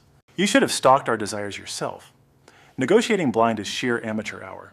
Their sharp roasting left Jihan visibly exhausted and completely done. Yeah, my bad, but I am broke on time. My guild is pathetically tiny, so I'm just asking you directly to skip the filler. Does the Abyss not have some magic contract system I plan to use that cheat to massively buff my squad? He spilled his guts just to get slammed with a cold one-liner from Zamu. Hard pass. But before Jihan could pathetically beg, Yasu suddenly dropped a lifeline. I might actually consider it. Ignoring Zamu whining about having nothing to think over, she fiercely stood her ground. We can definitely think about it. That sparked a rapid fire-bickering match right in front of him. No way, we do not even know his origin, but maybe we can rank up in secret. Dude, that is straight-up copium. Look, having some hope is not totally terrible. Zamu stubbornly clung to her edgy teen logic. Hope just breeds absolute despair. But she got wrecked by Yasu dropping philosophy. What is the point of living without it? That heavy truth bomb actually made her pause and think before snapping. Hey, you making Jihan freeze up? Just speak. Zamu relentlessly spilled her inner plot. That Zotomo disaster. Fetch us the soul of their crazy leader, the new heavenly emperor. That insane goal somehow instantly cured his anxiety. The Zotomo boss. You seriously want me to assassinate him? That is one massive flex of a goal. His unbothered face actually made Zamu panic, forcing a warning. Patriarch Zotomo rules the heavens. 10,000 immortals worship him, and Kong Tung Quan, the new emperor, stands at the very peak.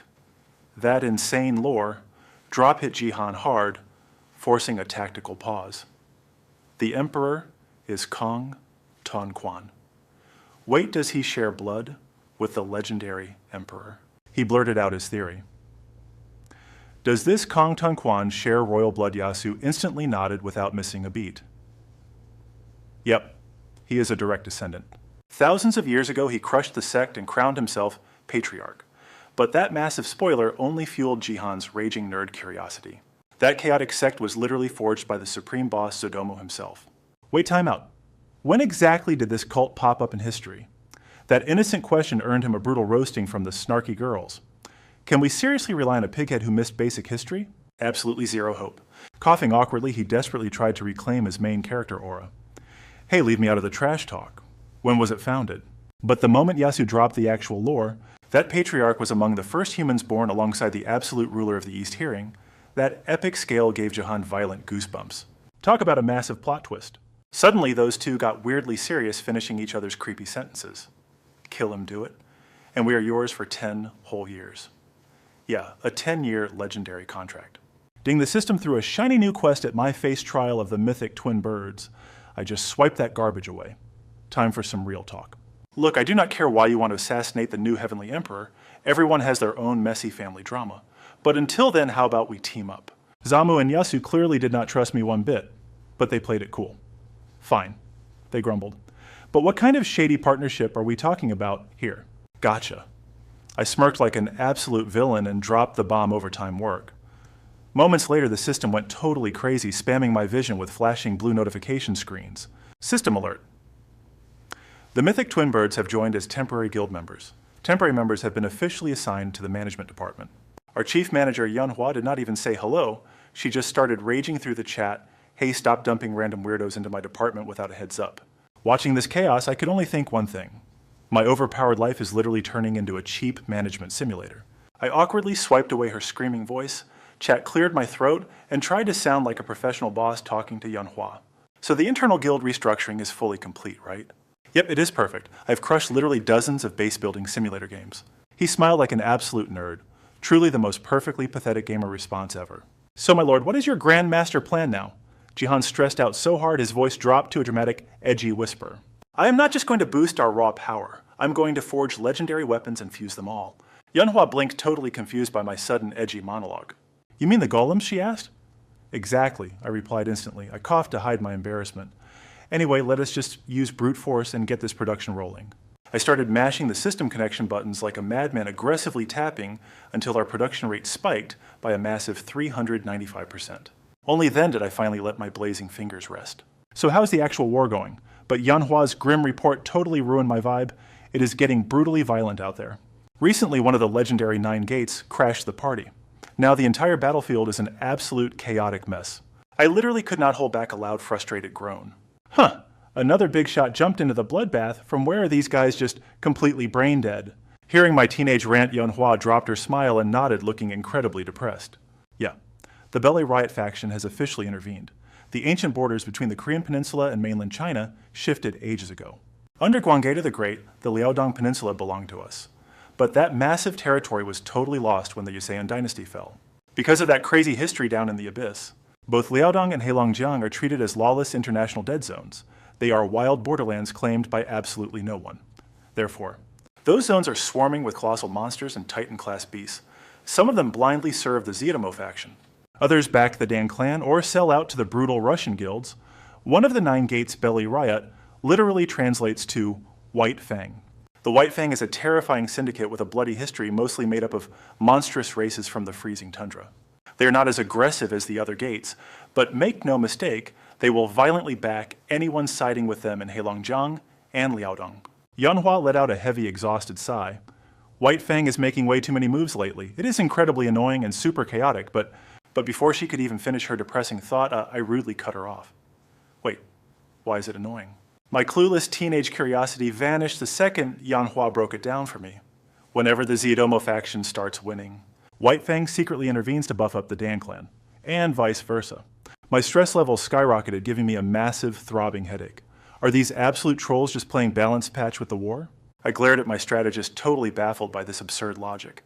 They seriously just want a balanced power struggle. What if Zodomo, the Myriad Guild, and us all team up, I asked, but Yanhua immediately shut my dream down. Never going to happen. I nodded, forming a sneaky scheme. Oh really, is that how this toxic game is played? I muttered. She cleared her throat nervously. Yes, she replied. I stood there, gears violently turning in my rebellious head.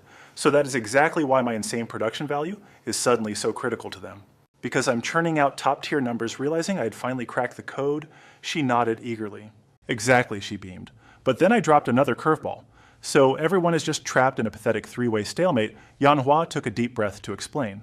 Spot on. It is a grueling war of attrition. They are endlessly dragging it out, but the front line is not completely frozen. Her words hit me like a massive level up. If I flood the battlefield with my overpowered golems, things are going to get wildly entertaining. My strategist totally agreed.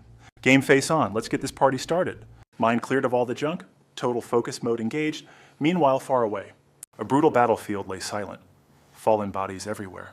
A colossal, twisted entity crushed the earth beneath its weight. Bora and Xeonin rode the giant puppet, marching forward without a shred of hesitation. Scanning the horizon, tension was thick. Bora spotted a glitch in the scene. She scoffed. Those ice freaks tracked us. How did they bypass the restricted zone to ambush us here? Then Xeonin dropped the grim reality. It was the Beliliot. They had the home field advantage. Bora grinded her teeth. What a massive pain. Sighing, she steered the Colossus away. Scouting mission accomplished. Time to bounce. Spatial limits totally sucked. Suddenly an explosive ambush caught them entirely off guard. The puppet lost a hand shielding them, Xeon, locked and loaded. Enemy 78 kilometers out. Countermeasures activated. Cables erupted from her cybernetic body, anchoring deep into the soil for absolute stability. Xeonin finally unleashed her heavy artillery. The real big guns. Her face was deadpan and cold.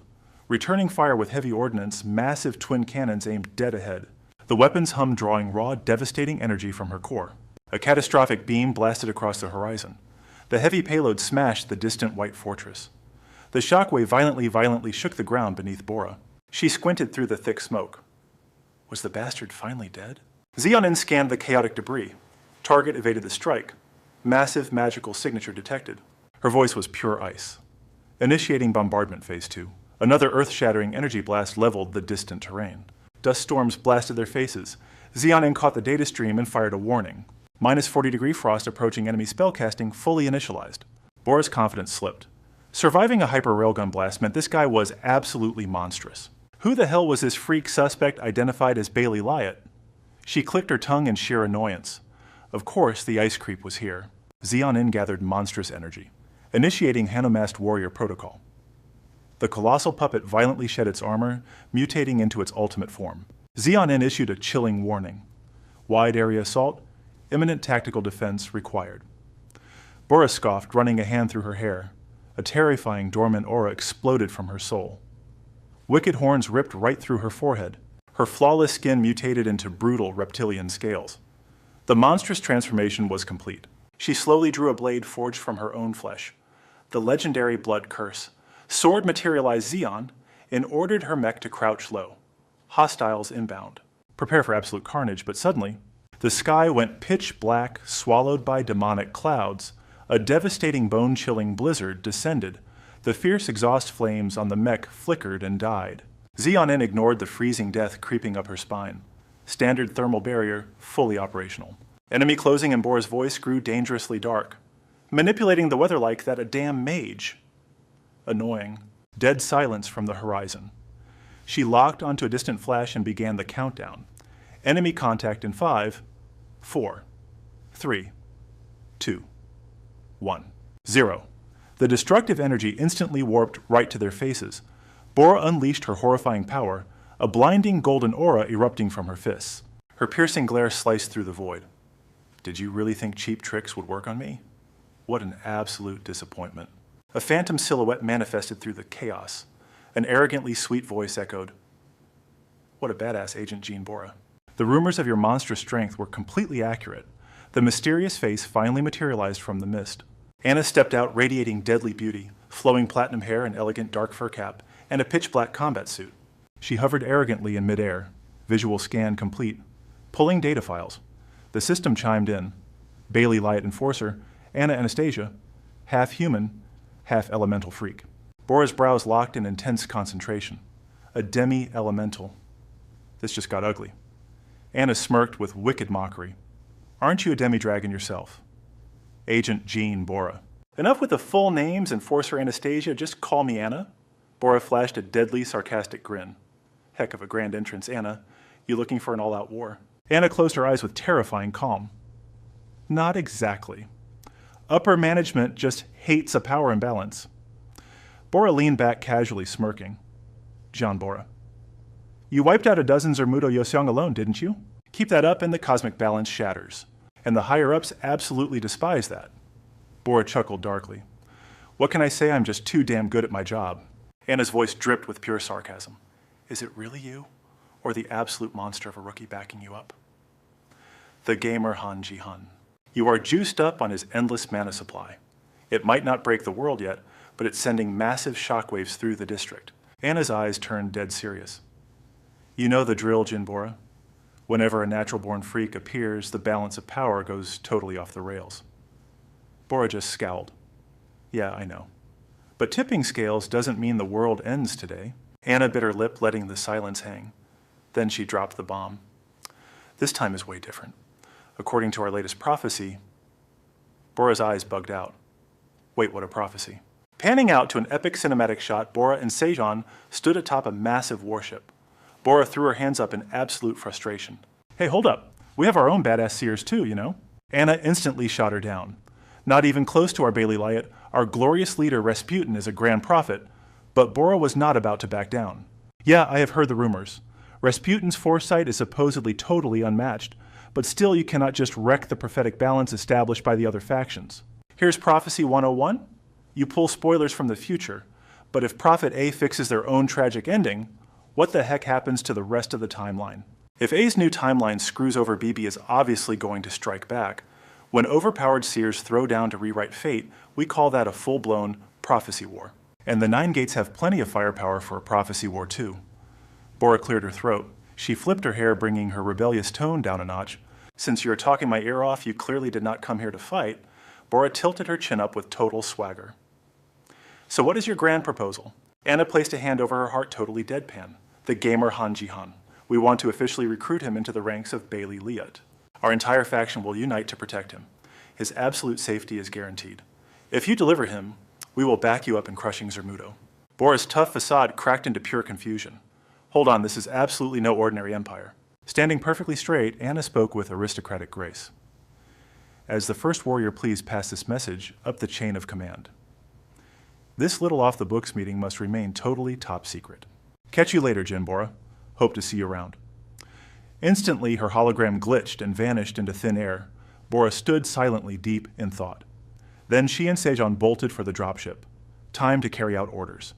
Meanwhile, Ji-hun covered his eyes, cackling like an absolute madman. See that. Look at that. I freaking did it.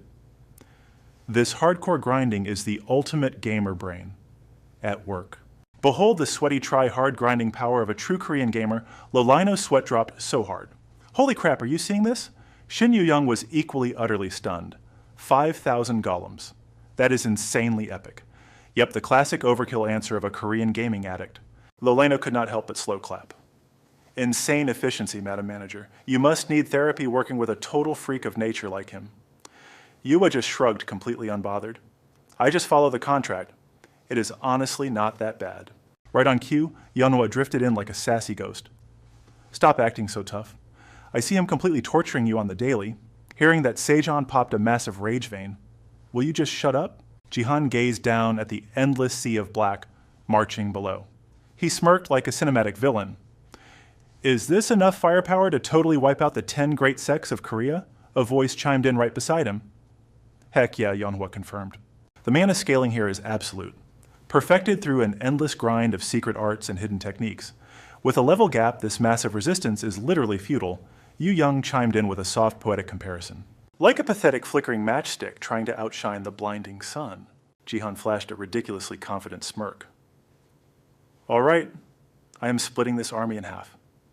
With this much raw power, we can totally expand our warfront. Suddenly, Yuwa's voice broke his epic power trip. Hey boss, Jihan blinked in surprise.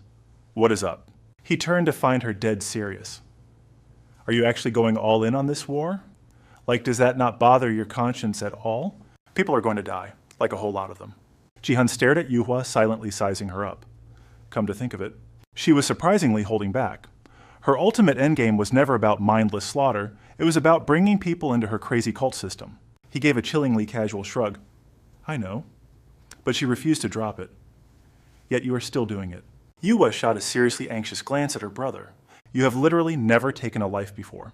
Is that not the exact reason the poisoned Gu Yonhua followed you? Yet you are just tossing your morals out the window. You are mass-producing weapons of mass destruction. Hearing her brutal honesty, Jihan fell dead silent. But just a second later, his voice cut through the tension with iron resolve. I have already made my choice. Yuhua flinched in shock. Wait, what? Jihan stood his ground, his words sharp as a masterwork blade. I'm not just playing oblivious. If I cut off the mana stone supply to the Dan clan, then what the Dan clan and the 10 great sects will instantly flip and become my mortal enemies. Refusing to cooperate means an all-out bloodbath is completely inevitable. He clenched his fists, his gamer logic kicking in. Once the battle lines are drawn, playing pacifist is totally off the table. I am obviously not letting us get totally wiped out. It is an unavoidable future clash, right? But hey, we are all still breathing right now, are we not? As long as we are alive in this crazy game, we have zero choice but to deal with the outside world. Even if we camp out and do nothing, the world will still come knocking down our door. Meanwhile, Lolino came jogging over to join Yu Young and Yuhua, but all their eyes were completely locked on Jihan's epic main character moment. His speech echoed out like a fiercely rebellious teen manifesto packed with absolute cinematic promise. If we somehow manage to become stronger than literally everyone else in the game, well, who knows? But surviving on luck is totally lame, so I only have one badass option left. Yuhua, sitting quietly in her wheelchair, stared at him with intense focus. Her stoic expression totally cracked in sheer awe, because at the end of the day, this crazy world runs on cold, hard facts. The broke guys are always thirsting for that sweet, sweet luxury. Cash can literally vaporize almost every single annoying problem in real life. Because when the dust settles, absolute wealth equals absolute power. The abyss is just like reality. Ultimate power means absolute freedom. Out here, cold hard cash lets you do whatever the heck you want. Both worlds play by the exact same twisted rules. It is crystal clear.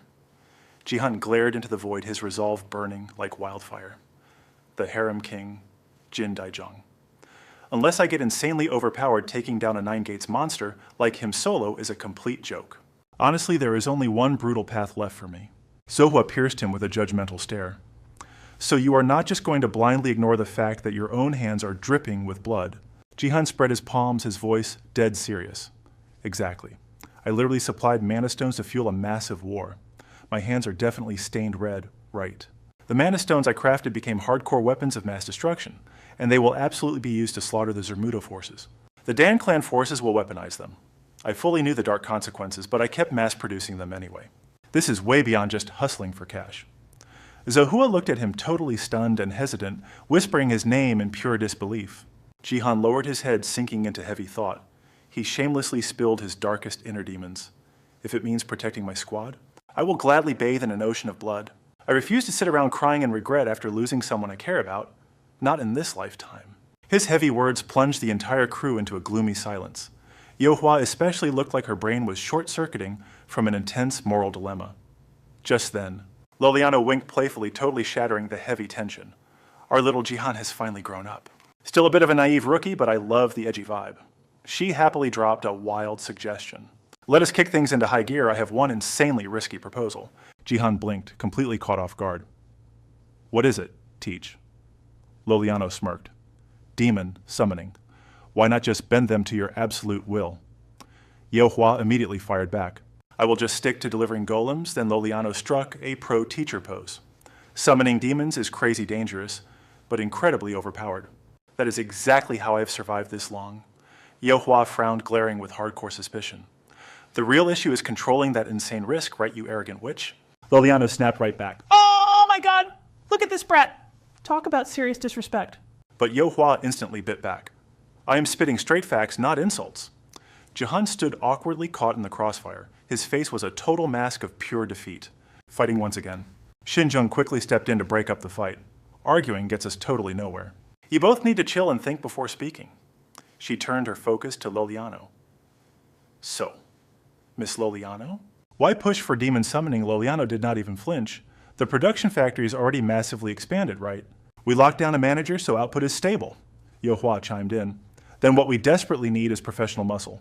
I know we need talent, but are literal demons strictly necessary? Liliano's eyes sparked with wild confidence. Obviously, demons are wicked smart and greedier than billionaires, making them insanely knowledgeable. I am bottom tier up in the heavens. Forget the 72 demon lords, I cannot even match the raw intellect of mid-level demons. Xinzheng played peacemaker again. Miss Liliano actually has a solid point. Liliano smirked, dropping more lore. If you truly understand the abyss, you know demons have survived for thousands of years. Their knowledge pool is terrifyingly deep. Yohua still looked totally unconvinced. I know they are immortal like the Zermudo elders, but what about trust? Demons are notoriously backstabbing liars? Liliano frowned, explaining with absolute swagger. Of course they are. That is exactly why you bind them with magical contracts. Otherwise, they would brutally eat us alive. After shutting down Yohua, she threw a wicked glance at Jihan. Let us pause the lore drop. What is your play, kiddo? He scratched his head, totally confused. You want me to exploit some magical demon workforce? Liliano nodded without a single ounce of hesitation. Spot on. Jihan pitched a much safer route. Would crafting artificial spirits be better than gambling with demonic forces? But Liliano aggressively waved her hands. Nope, absolutely not. There's a massive gap in pure efficiency. The right demon at the right price handles messy problems flawlessly. Mass summon them, and our guild becomes an unstoppable god-tier force. Jihan gasped, completely blown away, like a demonic factory assembly line. She nodded proudly. Precisely that. He cheered wildly in his mind. Their trust level is literally 0. But demons are a hardcore labor force chained by unbreakable contracts, right? As everyone started riding the Liliano hype train, Yohua suddenly slammed the brakes. I absolutely forbid this. Her eyes flashed with stern warning. Shaking hands with the devil never ends well. Xinzheng stepped up, playing the neutral card. I will think about it. The vibe was ridiculously awkward. He thought to himself, old man Gris literally could not care less. Trying to respect Yohua's stubborn stance, he pitched a wild compromise. Let us test drive just one demon first. The big question is, why do we desperately need them? Liliano explained bluntly. We are completely understaffed. If we mass produce and ship golems from the backlines, the enemy will inevitably send deadly assassins. Demons are the absolute perfect meat shields for that. She locked her intense gaze on Jihan. Catch my drift? Summoned demons literally cannot die permanently anyway. Jihan nodded, completely sold on the idea. Right, they just get unsummoned back to hell instead of being permanently wiped out. He rubbed his chin brain, working overtime. I agree, we desperately need hardcore fighters. Liliano confidently dropped another massive reality check. Plus, the wealth gap in modern hell is totally insane right now. If we pick carefully, we essentially get overpowered labor for dirt. Cheap, Jihan leaned in, super curious. Excuse me, teach. What do you mean hell has a massive wealth gap? Liliano answered with chilling calmness. Because hell runs on late-stage capitalism. It is not a democracy, but they strictly enforce private property rights. At least Western hell works that way. I am clueless about Eastern hell's crazy economy. Jihan's eyes sparked with rebellious excitement. Capitalism works in hell, that's wild. Liliano smirked, breaking down the underworld's absolute twisted reality. Thought you all knew hell's basic rules already. Not everyone's caught up to be crystal clear. Hell is built entirely on pure psychic energy. Physically, it sits near Earth's core. But honestly, that core is a chaotic dimensional rift. Like the abyss, it survives as long as Earth breathes. Simply put, if intelligent beings radiate raw desire, hell remains practically immortal. I bet you already figured that out. But even in the fiery depths, territories are violently divided. It's all about maintaining absolute control. Suddenly, Shinzo sharply interrupted. Hold up. That definitely isn't basic common knowledge to me. Since when did actual currency exist down there? Liliano smoothly explained. We call it cash on paper, but it's actually raw magical power, down in hell. Pure energy dictates wealth. Simply put, Jihan's monostones literally become the ultimate underworld currency. She leaned in, dropping a bombshell. Nobody knows this kid, but souls never actually vanish. Jihan froze, completely stunned. Wait, what? Lolino nodded seriously. Human souls dropped into hell simply refuse to fade away. Jihan hesitated. I've never heard that before. I really need to double-check my teacher's insane intel. Demons torture them to harvest pure energy. It's a brutal industrial system, not sadistic fun. Wait, haven't I heard rumors about this insane nightmare before? Lolino smirked, exposing the whole brutal truth. Nowadays, demonic capitalism rules. Relying strictly on endless torture eventually depletes their magical batteries entirely. It's the absolute worst anti-utopian capitalist nightmare ever. Jihan pondered hard. At least the souls survive, right? Modern demons have it incredibly rough. Her eyes gleamed fiercely. Even those wicked souls deserve their hellish fate. The demonic managers barely scrape by. Most are pathetic corporate grunts. Go ahead, she aggressively encouraged Jihan. Since that's the bizarre reality. Just summon one now. Zhou finally relented a bit. Fine, I'll partially agree to this. Jihan flashed a highly dangerous, confident smirk. All right, let's test fate. Demon summoning starts right now. As fiercely planned, Jihan and Lolino stood in the massive summoning chamber. Dim, eerie magic flooded the air. She scanned the shadows, confirming they were alone. Sounding slightly annoyed, she scoffed. Expected Shinzo to crash this party, but whatever. Jihan quickly defended them. They're busy grinding. We desperately need golem production anyway. Sison is training hard. Lolino crossed her arms. Let's cover the absolute basics before summoning.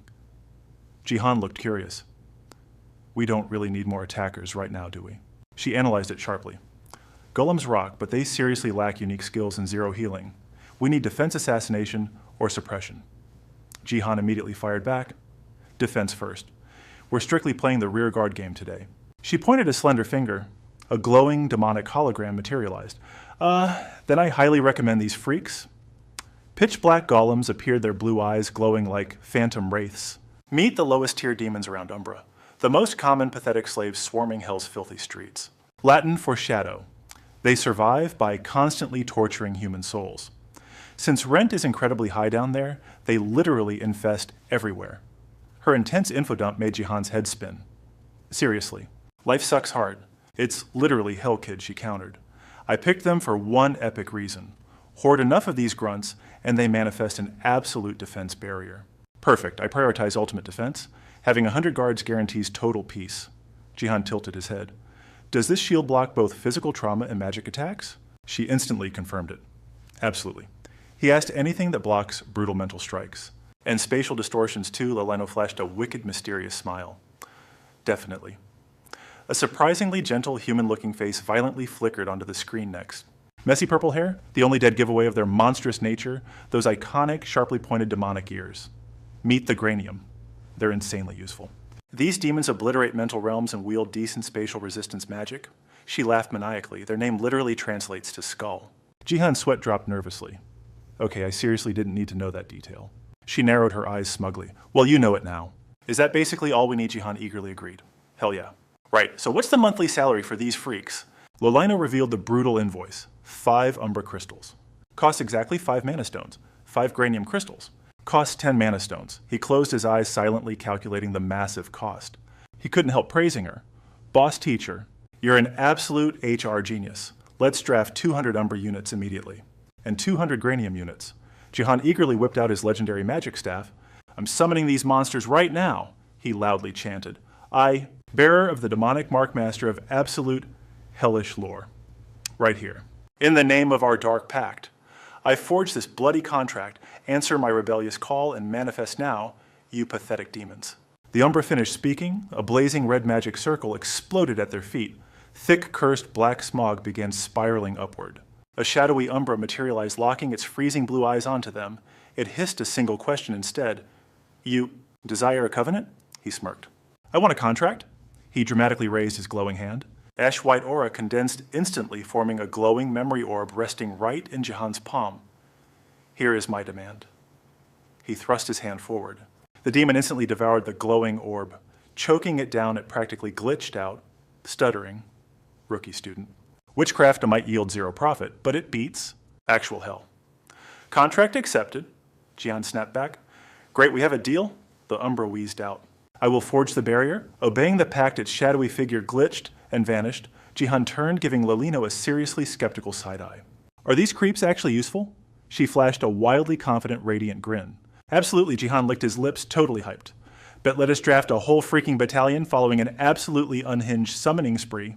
He doubled his 200 quota, 400 umbras, 400 craniums. The system tallied 800 total demons. The Grail faction now boasted an epic military command center, 12,000 mana converters, 4,500 golem factories, plus a 921 billion capital witch tower. Jihan did the math. His golem army had officially surpassed 50,000 units. Golems alone could easily crush the entire market. He reigned supreme. Plus, these bottom-tier demons were secretly totally overpowered. His teacher literally said this squad alone could casually wipe out multiple rival guilds. Legit. These demons possessed insanely weird abilities. He scanned the Umbra stats. Genderless, Hell Worker class, lowest rank, age 931. Strength scales 20% off the summoner's mana. His jaw practically dropped. Who knew Summon Goon scaled with his own insane magical capacity? Manhwa stepped up, breaking it down. Since they leech your mana and your mana reserves are completely monstrous, they could totally output mid-tier demon destruction levels. Jihan beamed. Talk about a crazy workflow hack. These versatile freaks were a game changer. You really did not expect them to clutch up like this, huh? Manhwa nodded. They are called demons for a reason. They physically cannot exist here unless pulled straight out of the abyss. He was visibly hyped about this. For the right price, they grant any wish within their limits. So basically, they are the ultimate cheat code. Manhwa started rattling off buffs. Their skills range from basic base building to gourmet cooking. They can even drop heavy psychological facts for advancing tech trees. Jihan's eyes went wide. Dude, demons are seriously broken. Well, to think they would just rot into disgusting hell sludge back in their home turf. Manhwa looked skeptical. Hell is quite literally becoming a worse hell. Especially with peak capitalism, a savage underworld run by ruthless megacore where mana is the ultimate crypto, it hits way harder than earthly cash. Jihan just nodded along. Makes total sense. But hey, the job is done right. Manhwa snapped to attention. Yes, boss. Our ultimate defense matrix is fully online. He flashed a ridiculously cocky smile. At the very least, bypassing this security without taking massive damage. Even a massive syndicate would burn through insane resources. Manhwa calculated the odds. Against Korea's top 10 gates, they would need 5 entire factions teaming up just to survive the breach. If only 4 pushed, the backlash would be catastrophic. They would easily lose half their forces. Jihan scoffed with pure swagger. Bet with my golem army I could solo the top 10 factions entirely. Manhwa sighed completely, giving up. Yes, sir. Then Jihan dropped the bomb. Deploy half the units Manhwa blue-screened for a second. You mean ship another 25,000 golems? Right after the last 5,000 drop. He narrowed his eyes, glaring holes into Jihan. Guess my glorious boss isn't sweating these skyrocketing server costs, huh? Jihan's voice echoed back. Psh, why would I sweat it? He was overflowing with overpowered main character energy because I built these mechs with an absolute anti-betrayal protocol. It is all locked behind the gamer system. Basically, nobody can hack my innate creator rights. Stealing my golem admin privileges is physically impossible. They literally cannot hit the brakes on my authority. Manhwa cracked up laughing. Master, you're actually insane. Jihan snapped defensively. Quit calling me that, man. I am not some little kid. Zeonhoa's voice turned dead serious. But Master, you're not even 20 yet, Jihan, the main character, replied calmly. Technically, I haven't hit 27 in accelerated time, but my mental age way higher than that. Whatever. Let us drop this annoying subject entirely. He tossed Zeonhoa a new mission. Call Hangju Zongdi, deploy 25,000 golems, done time to check the progress. Just need to level up now, right? Suddenly, Zeonhoa dropped his voice to a dangerous whisper. Master, we have company. Jihan blinked. Company, Zeonhoa confirmed it grimly. Yes, sir. A VIP guest from the 9 gates stationed in Russia. Someone from Beliliad is visiting. While Zeonhoa spoke, the intruder approached the gate. Long platinum hair drifting flawlessly in the wind. Jihan leapt down from his high perch instantly. His mind raced with questions. Why are they here? Last I heard, those freaks were busy meddling in the war? Knocking echoed violently against the door. His heart pounded like a war drum. An unsettling anxiety completely swallowed him. Wait, aren't they our enemies? Guess I have to face them and figure out their game. Jihan dashed forward and ripped the wooden door open. Standing right there was Anna. Flashing the most aggressively friendly smile imaginable. It is an absolute pleasure. I am the executive. Anna Anastasia. Just call me Anna. Jihan's eyes went wide, pure confusion plastered across his face. Oh, he fumbled awkwardly, gesturing her inside. She looks like a literal sci-fi movie character. Excuse my intrusion. Anna hummed softly. She strolled in like she owned the place. Gracefully sliding off her shoes, she threw him a dazzling smile. Wait, am I supposed to leave my shoes on? I am honestly not too sure. Jihan just stood there totally dumbfounded. Yeah, but thank goodness I learned that from a Korean drama. Opposite to her bubbly vibe, he went pale. Make yourself at home. Is this crazy lady actually normal? Zeon-hoa leaned in, whispering fiercely. Master, she is no ordinary person in the abyss. Jihan scoffed silently. Finding someone normal in the abyss would be the real plot twist. Zeon-hoa sounded genuinely baffled. But an elite abyss foreigner obsessed with K-dramas, isn't that totally bizarre? Jihan forced a calm breath. Hey, respect the fandom, man. Anna sank into the sofa with absolute regal elegance. Crossing her arms gracefully, she smirked. One traditional Korean sangwa tea with an egg yolk, please. Cold sweat dripped down Jihan's forehead. Huh. He frantically used telepathy. Zeon-hoa. What exactly is this executive's status?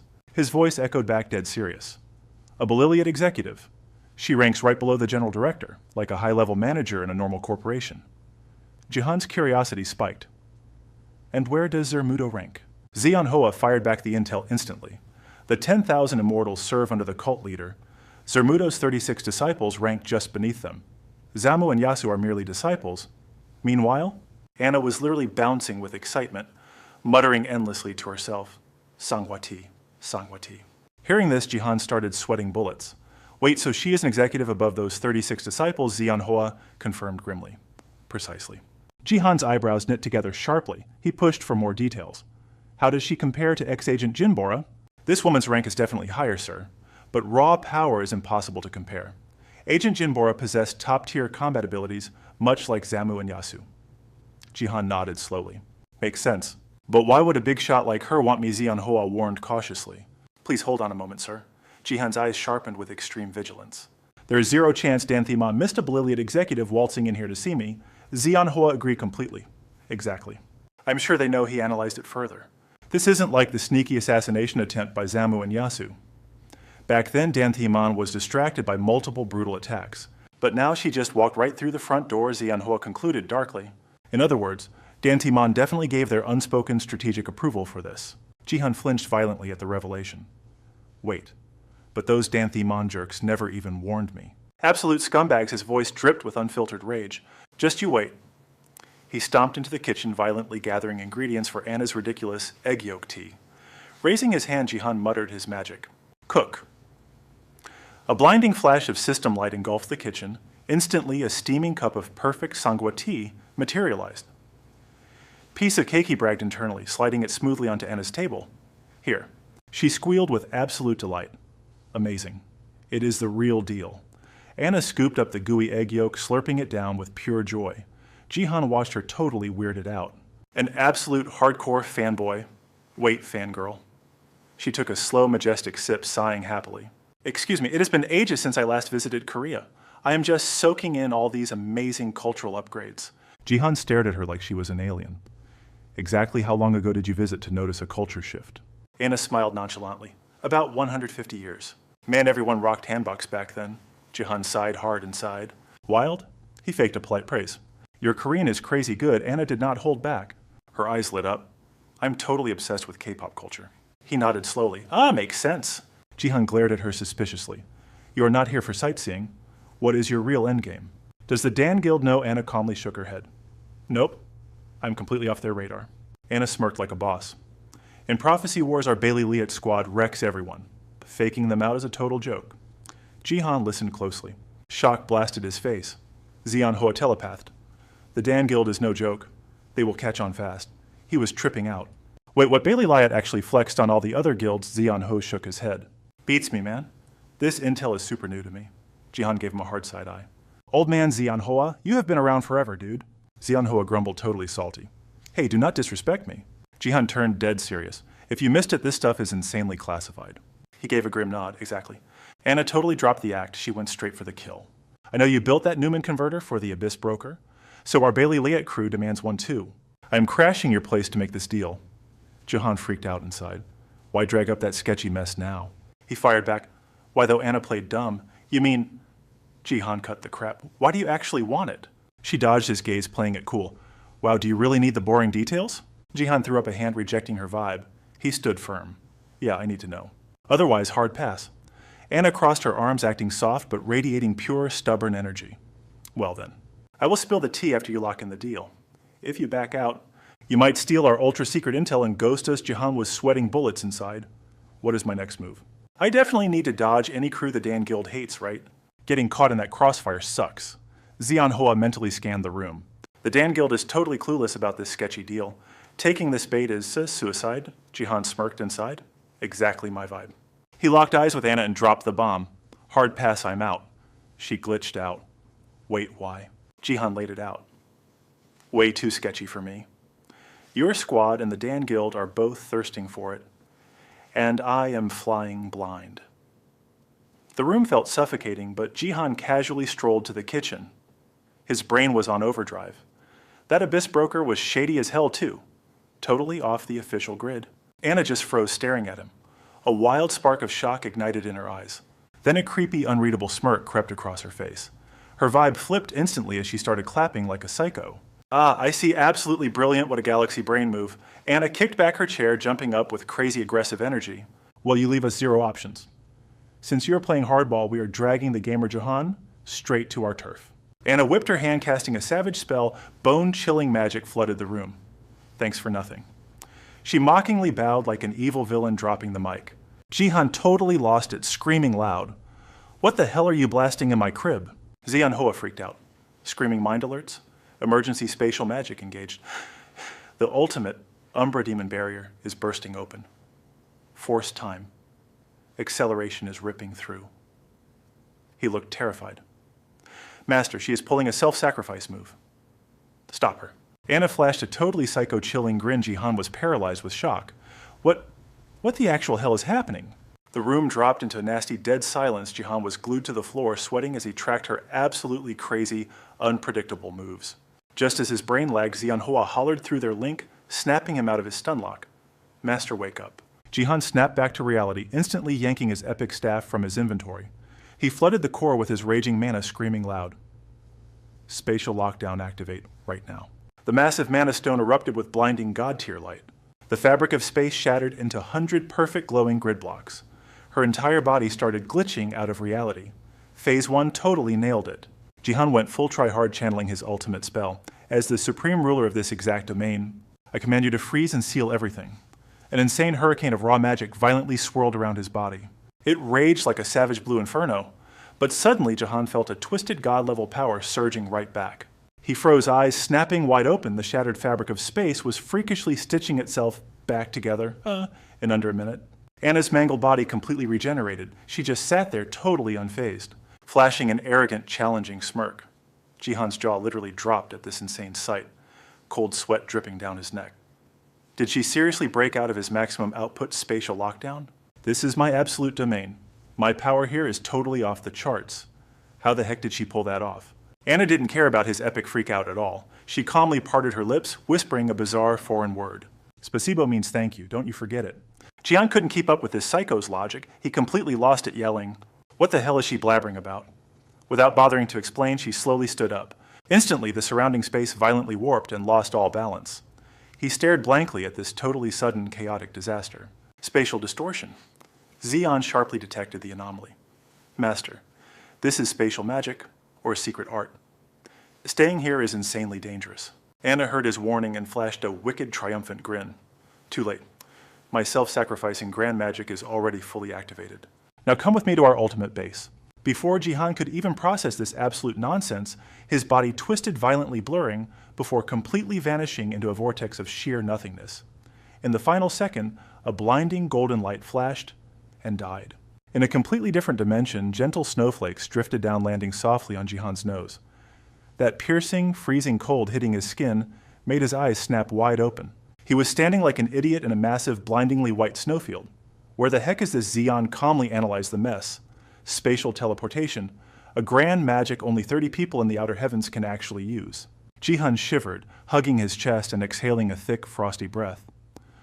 What the actual hell is this, the real world's North Pole? Xion continued analyzing based on their previous epic clash. The executor, Anna. She likely used a self-sacrifice curse to warp us here. But since she forced that magic inside my master's absolute domain, the coordinates completely glitched, we landed somewhere entirely different from her original target. Jihan's face was literally turning purple from the cold. His body felt like a solid block of ice. Just as I thought. So where are we exactly? The system was totally unfazed by this brutal weather proudly boasting. I installed the latest features for crazy emergencies just like this, so Master, do not panic. He had zero memory of this update. I never knew you actually installed that. Suddenly, a tiny, ridiculous antenna popped up right from his shoulder. Zeon's voice echoed out. A top-tier butler never slacks off when serving his master, staring at this absurd, weirdly long thing poking out of his shoulder. Jihan totally freaked out. What the heck is this? He continued detailing his awesome new satellite communication feature. Master is the type of guy who can't survive without the internet, so I enabled universal access. He was completely speechless at being called that type of guy. Jihan sighed, clenching his fists in praise. Still, that's incredibly clutch. Poisonous Zeon, you have my ultimate respect. The AI chuckled in pure satisfaction. Let's initiate the call. Snagging a satellite signal, he whipped his phone out of his pocket and dialed fast. It rang for an agonizingly long time before someone finally answered. Is that you, Jihan? Even knowing she couldn't see him, he nodded anyway. Yeah, it's me, Teach. Lolino's voice instantly spiked with heavy tension. Where in the world are you? I sensed an outrageously massive wave of magic power erupting. I knew something went wrong. Sounds like you're actually perfectly fine, huh? Jihan only knew his rough location thanks to his system. According to the GPS, we're currently somewhere in the Arctic. Hearing that, she totally freaked out. Hey, wait, you got hit by spatial teleportation. It's incredibly rare to find a freak who can actually use spatial teleportation. He replied, totally drained. She used a crazy self-sacrifice magic. Lolino fell into deep thought. Bailey Elliott. Why on earth are they acting so recklessly? Jihan didn't want to waste time guessing. I don't know, but first I'm going to smash through this and return on my own. If I use flight magic, it'll take at least 40 hours to get back, she warned him with dead seriousness. It won't be that easy. It's not just the Bailey Elliott goons in that area. You literally have to cross through an active war zone, Jihan calmly reassured her. I'll take a detour, so it should be totally fine. Lolino couldn't just sit around doing nothing. I'll find something to do from this side, too. He felt a wave of relief having her epic backup. Yeah, please let the rest of the squad know for me. Confirming everything was solid, he boldly cut the connection. Manhwa tilted her head. So what's the master plan now, boss? Jihan smirked, gears turning in his head.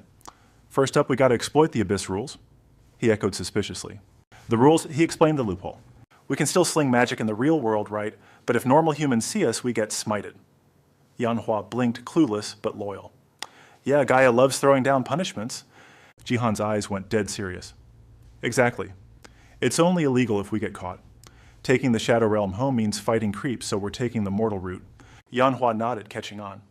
So a stealth mission right through the normies. Jihan flashed a cocky grin. Bingo. One invisibility spell and we're totally ghosting them. Suddenly, Jihan's danger sense screamed. He snapped his head up. 3 dark specks tore through the gloomy sky at insane speeds, completely shredding the atmosphere. He squinted against the wind. Wait, are those? As they closed in, the horrible truth hit him. 3 massive active missiles were locked right onto his face. He braced himself. Actual freaking missiles. Pure instinct took over. He hoisted his staff screaming, "Dungeon create." But his magic completely fizzled out. Instead, a massive squad of hulking snow spirits suddenly ambushed him.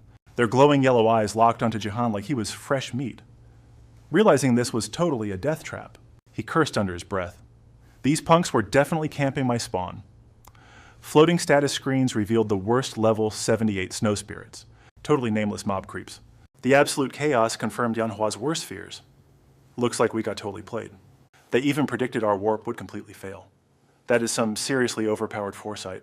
Over the shrieking blizzard and threatening ice monsters, Anna's psycho laughter echoed everywhere. Absolutely brilliant. Our big boss is the ultimate clairvoyant. He perfectly sniped your exact spawn point. Jihan snapped his head to the sky, totally mind-blown. Didn't you literally blow yourself to pieces a second ago? She casually nodded, graciously spilling the tea. Yep, sure did. But that was just my decoy. I'm half human, half spirit. I can literally split my life force any time to spawn endless clones, and fusing them back together is a total breeze, just like snow melting and freezing all over again. Hey, gamer boy. I highly suggest you accept our little invitation. Jihan glared at her floating smugly in the sky.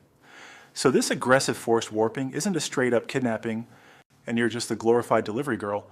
Her cold eyes tracked his every move, her lips curling into a wicked smirk. So that's a hard pass. Jihan stared her down totally unfazed. Dead on. Anna's face went completely cold as she snapped her brutal order. What a shame.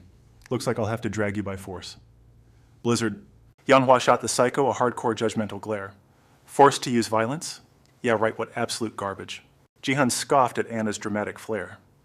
You didn't need a translator to read that utterly psychotic expression. She looked like a complete sadist about to have the time of her life. She thrust her hand toward the raging heavens. Whipping up a savage mini-hurricane, I'll physically beat that RSVP out of you. The vicious vortex violently expanded. Shall we dance time for a deadly blizzard waltz? The freezing hurricane weaponized massive boulders of solid ice. Razor-sharp snowflakes shredded the atmosphere with brutal force. It totally blinded Jihan. The biting frost paralyzed his face muscles. Freakin' freezing. Guess I'm going all out. Blackfire Giant Spirit Form heavy special move. Value 2, devastating dark energy violently swallowed Jihan's body. His irises flashing a savage golden brown. The sheer pressure exploded, viciously clashing against the deathly blizzard. Jihan began furiously spamming his buff skills, stacking them like crazy. Almighty Mana I Command You Rule Edition, I Am Legend Recovery Fortify, Safety Power Artillery, Storm, Amplify, Etherealize, Divine Blessing. He thought wildly. Even without spatial magic, I can totally transcend dimensions and multiply my stats using pure cash. An ancient god energy. His overwhelming aura literally doubled the blizzard's intensity. Anna's eyes nearly popped out of her skull in absolute shock. He took a step. Boom. The solid glacier completely shattered under Jihan's insane, gravity-crushing footfalls. Deep craters brutally collapsed beneath him. Jihan let out a cocky, rebellious chuckle at his own destruction. Man, I'm way too heavy. This pathetic ice can't even handle my weight. Time to fly. Completely mind-boggled, Anna muttered, unbelievable. Jihan aggressively popped his wings and blitzed straight through the raging blizzard. The freezing vortex literally ripped apart, completely shattering into harmless mist. Watching her ultimate storm disintegrate, Jihan launched himself upward, winding up for a totally devastating dropkick. Thunder Peak. Dropping from the stratosphere like a raging meteor, Jihan smashed into the tundra. The frozen wasteland instantly detonated, violently blasting massive glaciers in every direction. As the wreckage cleared, he hoisted his glowing fist toward the heavens. Channeling every ounce of his overpowered energy, Eradicate, Jihan's knuckles grazed the freezing deadwaters. He pulled back and boom, massive chunks of ice violently shattered into a million jagged pieces. Target lost, but definitely not dead yet. Yeah, I know. 0 experience points dropped. Then Manhwa's overly sweet praise chimed right in, as expected of the guy shaking the world's balance. Suddenly, Anna cackled like a maniac. Spot on, kid. I'm as eternal as the snow. Kill me 100 times and I will still be standing. You cannot touch me. Mother Nature herself gave me the ultimate cheat code. He let out a heavy sigh. Seriously, this immortality stuff is completely broken. Out of nowhere, she actually complimented him. Not bad, kid. Now watch a real master at work. Anna flexed her power. Blinding light erupted as her whole body morphed into an absolute avalanche, crashing down in agonizing slow motion. The blizzard hammered the frozen lake like a meteor shower. The insane snowfall completely swallowed up the freezing waters. It piled up into a literal freaking mountain. Suddenly, a colossal, monstrous snow hand swatted straight down at Jihan. He did not even flinch, instantly blasting shockwaves back at the massive palm. I am 3 freaking meters wide. You think that it's going to scratch me? Piece of cake. Ultimate rapid-fire destruction combo. How the heck are you even fueling that monstrous form? Boom. The colossal ice hand utterly shattered into pathetic little snowflakes. But it was absolutely useless. His eyes bulged as he stared at the blinding white wasteland. That psycho Anna was just smiling right back at him. Did you really think I was some basic low-level snow spirit? As long as a single snowflake exists in this world, I am literally unkillable. A heavy drop of cold sweat finally rolled down Jihan's face. Oh crap. She was the real freaking deal. Manhwa desperately tried to keep her cool, but her elegant voice was actually shaking absolute true immortality. She is practically everywhere at once. This is way worse than fighting the Heavenly Lord. We are seriously outmatched here. At least that is what my combat analysis says. Yeah, no kidding, he muttered, totally crushed. This world was way too ridiculously massive, filled with absolute freaks of nature. And here he thought his cheat skills made him overpowered. Manhwa's fierce gaze instantly softened, offering a comforting vibe. Master, please do not forget that you are also a terrifying monster in this world. There is zero need to panic. After all, it has only been 2 short years since you entered the abyss, right? Suddenly a chilling, murderous glare flashed in Anna's eyes, her voice dropping to absolute zero. Well then, are you going to keep fighting, or what, Han-ji-han? The gamer. He exhaled a sharp, freezing cloud of vapor. All right, bring it on. Honestly, I have not even used my full power yet, but whatever. Their silhouettes faced off in the dead, blinding wasteland. Pumping massive mana into his legs, he blasted straight into the sky like a rocket charging right at her. Since you are actually taking this seriously now, I guess I will trust you this time. A cocky, sinister smirk spread across Anna's face, her tone dripping with dark sarcasm. Oh, how touching. But let me make one thing crystal clear, kid. Our intentions here are absolutely 100% innocent. Jihan glared up at that smug face of hers. Yeah, right. So do we get moving or what? The Ice Queen dropped her playful act, looking dead serious. Fine. Welcome to our glorious white snow palace. Jihan scanned the completely bizarre, twisted landscape around them. This path was a total mind trip. Meanwhile, Anna kept whining about his pathetic movement speed. Seriously, you cannot even sprint. At this snail's pace, we will be walking for a solid hour. Honestly, direction does not even matter here. It is heavily locked down by ancient barrier magic. It sucks for us, but we cannot just bypass it. This stuff was forged back in the literal age of myths. Jihan's jaw nearly dropped. The age of myths. Catching his shock, she rolled her eyes. Oh, come on, do not act so clueless. You literally fought the god of the Eastern Sea. Tracking you was slightly easier than blocking a grand prophecy, but still a massive headache. Every major guild and dark faction out there is hunting for your intel right now. Jihan froze in his tracks. Wait, what? He had not even made his big move yet. Damn it, I desperately need to figure out how to block clairvoyance magic. That goes straight to the top of my to-do list. Anna just kept strutting forward, not even throwing him a glance. I'm already handling the counter-espionage, kid. Why are you stressing over the basics? Trailing behind Manhwa elegantly hid a small smirk behind her hand. Leave the dirty work to Granny Uma's network master. Jihan's face flushed partly from the biting frost, partly from pure shock. Wait, the demonic faction is actually that competent? Suddenly, Manhwa chimed in. We have finally arrived. Anna spun around, flashing a wildly dramatic, theatrical bow. Welcome to our humble, overpowered abode. Behold the legendary White Snow Palace. So this was the infamous stronghold of the 9 Great Gates, the ultimate White Snow Palace. Jihan stared at the absolute monstrosity of a fortress, feeling completely mind-blown. Wait a second. Did not this architecture look weirdly familiar? Was this a cheap knockoff? The colossal freezing gates groaned open, inviting them into the abyss.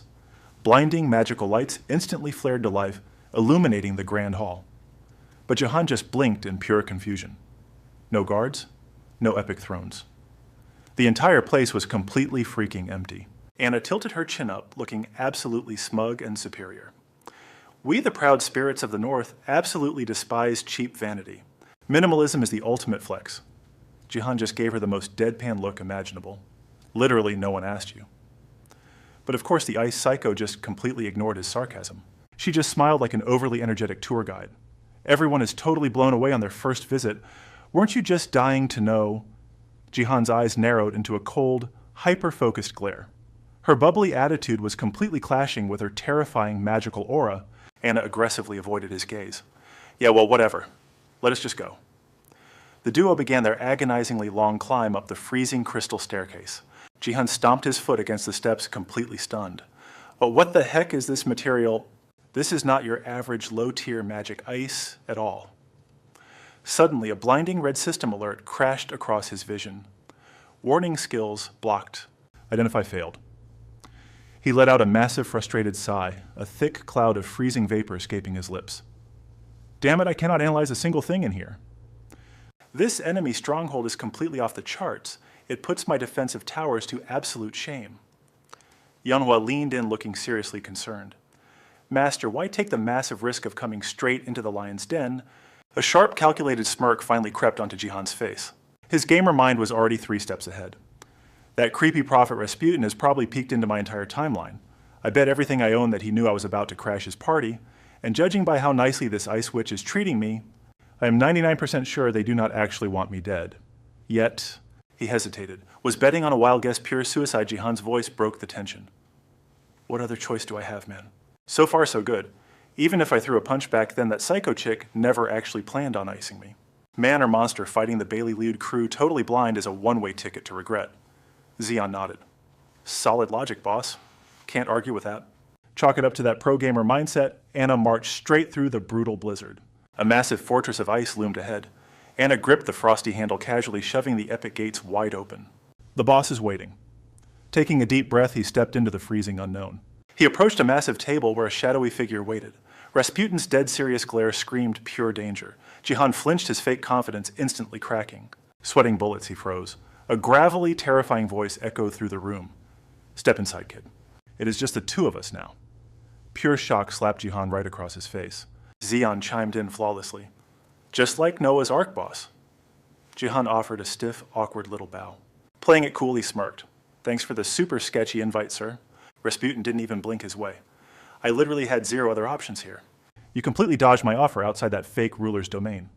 Jihan just blinked, totally lost by the boomer's cryptic riddles. I'm just messing with you? Did you seriously expect me to read your mind? Rasputin shot him a bone-chilling, predatory death glare.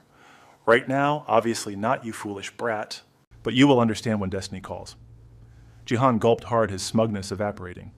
Why the psycho stare, dude? This guy looks like a total scam artist fortune teller. Oh, snap. He totally blurted that out loud. A scam artist, Zeon panicked, whispering frantically.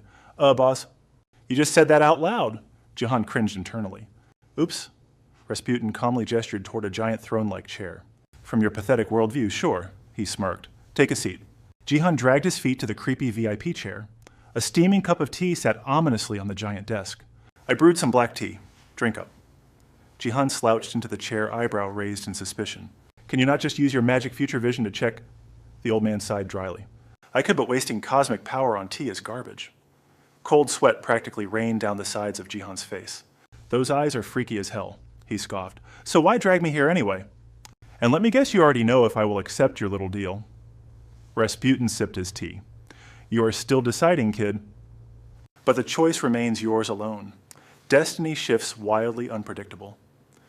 Hearing this, Jihan bolted upright, locking eyes with the absolute madman. Saying I have not decided yet is totally sketchy. You mean you will stalk me once I finally pick an answer? The ancient boomer's wrinkled face remained deadpan. Chillingly calm, he replied, Exactly. My prophecies work through the butterfly effect.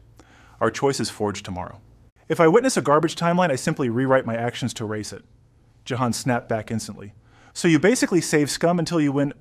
Yeah, like rigging a stage play. The old boss burst into menacing laughter. Bingo, kid, I flipped through infinite destiny scripts and picked the best one. However, there is one massive glitch. Jihan's eyes bulged wide. A glitch? The room fell dead silent before the boss spoke. Once I lock in my favorite script, I go blind. Destiny shift, sure, but that exact timeline remains hidden until it actually happens. Total fog of war. It is not a clash of cosmic powers, it just falls into pure unmapped chaos. Jihan's gamer eyes practically sparkled with hype. Rasputin stared right through his soul. It is straight up wild, kid. Pure quantum logic. I am totally clueless about nerd logic stuff, but pretty sick. Right? Jihan's temper flared up instantly. Cut the crap. What is your actual deal? Skip the tutorial and drop the main quest. Rasputin leaned forward, dead serious. I propose an unbreakable eternal alliance. Jihan froze, his brain totally short-circuiting in pure shock. 1,000 thoughts crashed together. Accept it. I got a wicked bad feeling about this. Bailey Liud, what do they even want? An eternal pact with my master. Jihan hesitated hard. No freaking way. There is zero chance this raid boss values me that highly. Zeon teased playfully. Everyone knows about your insane stats, boss. Every guild wants a piece, but this guy, he thinks you are legendary. Heavy suspicion poisoned Jihan's mind. Maybe his future vision saw something wild? Yanhwa offered her master a soft, knowing smile. Controlling information is the ultimate flex. Her expression remained flawlessly composed. Jihan locked eyes with Rasputin. But can this alliance actually last forever? The old man replied coldly. We can forge a mana oath. Nothing breaks a mana oath. Jihan pressed the mysterious man further. Let me ask you one more thing. Is this really worth it? He answered with absolute calm. I firmly believe it is. Jihan raised an eyebrow. How so? Rasputin answered without missing a beat. In the future, your power will rival the harem king. Jihan looked absolutely dumbfounded. Wait me. Did your clairvoyance tell you that? Rasputin studied his shocked reaction and nodded. Jihan completely panicked. No way. My power could actually match Rajan. Rasputin softly asked, "Why so doubtful?" Jihan's voice trembled slightly as he fired back. "Because that sounds completely absurd." The old man encouraged him. "You truly underestimate yourself. Your potential is absolutely limitless. A power-defying causality, never in the history of the Abyss has such an overwhelming ability existed." Jihan froze completely. "I don't even know anymore." The old man's eyes slowly narrowed. Ignoring massive metaphors, ideal abilities can bypass causality, but never to your insane degree. Past epic battles flashed through Jihan's mind. His ultimate strike could pierce through any absolute defense. Sure, higher mana enemies could block it, but almost nobody had his crazy stats. It literally shatters the laws of physics to deal damage, but the gamer system was even more broken. Healing spells ignored severe logic. Crafting skills totally bypassed the actual creation process. Magic reduced cooldowns to 0. Physical injuries never lowered his overall combat stats. Rasputin took a quick sip of tea. That alone builds your legendary status. Furthermore, this alliance proposal comes from a completely different angle. Jihan stared wide-eyed at him. Still shocked, Jihan asked, "If not that, what do you want from me?" Setting his tea down, Rasputin spoke. "Saying more reveals too much. So go home. We're just delaying the inevitable anyway. If you won't answer, then just leave. I will contact you when you decide." Jihan glared like he wanted to murder the guy. He finally spoke. "This is awkward, but let's make a tiny bet instead." Rasputin looked at Jihan with sheer confusion. A bet the teen sat across, smirking slightly. "Exactly." Jihan quickly whipped out a glowing magic deck. He commanded the mystical tarot cards. "Draw, is this alliance a good idea?" Rasputin carefully watched the teenager's every bizarre move. A senseless power surpassing even myself. Truly rare. The deck revealed the world card upright. Complete harmony. Whatever you plan to do, this card promises absolute success. So this alliance is super profitable for me. Rasputin analyzed the glowing card. This clearly implies our partnership will bear very sweet fruit. The teen didn't deny it. Spot on. Intrigued by this mystic game, he urged Jihan on. "Have fun, pull another one, won't you?" Jihan didn't back down. "You got it." Sacred tarot draw. Jihan drew again, his eyes widening in shock. The card showed a king on his throne. The Chariot, charging toward victory. The old man gasped at the drawn card. Incredible causality-defying power manifests right here. No, this is power that dictates the future. Rasputin's wild words left Jihan totally confused. The grumpy teen snapped back. "I have no clue what you're talking about.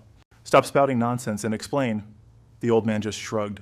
"Wow, the world, it has been a while for me." Rasputin's creepy maniacal laughter echoed, completely annoying Jihan. This old creep's laugh was absolutely disgusting. The old man went dead silent, then lowered his voice. "I need to confess something, kid. I tried hacking your foresight abilities and completely failed. The Grand Prophet defeated." "Wild right?"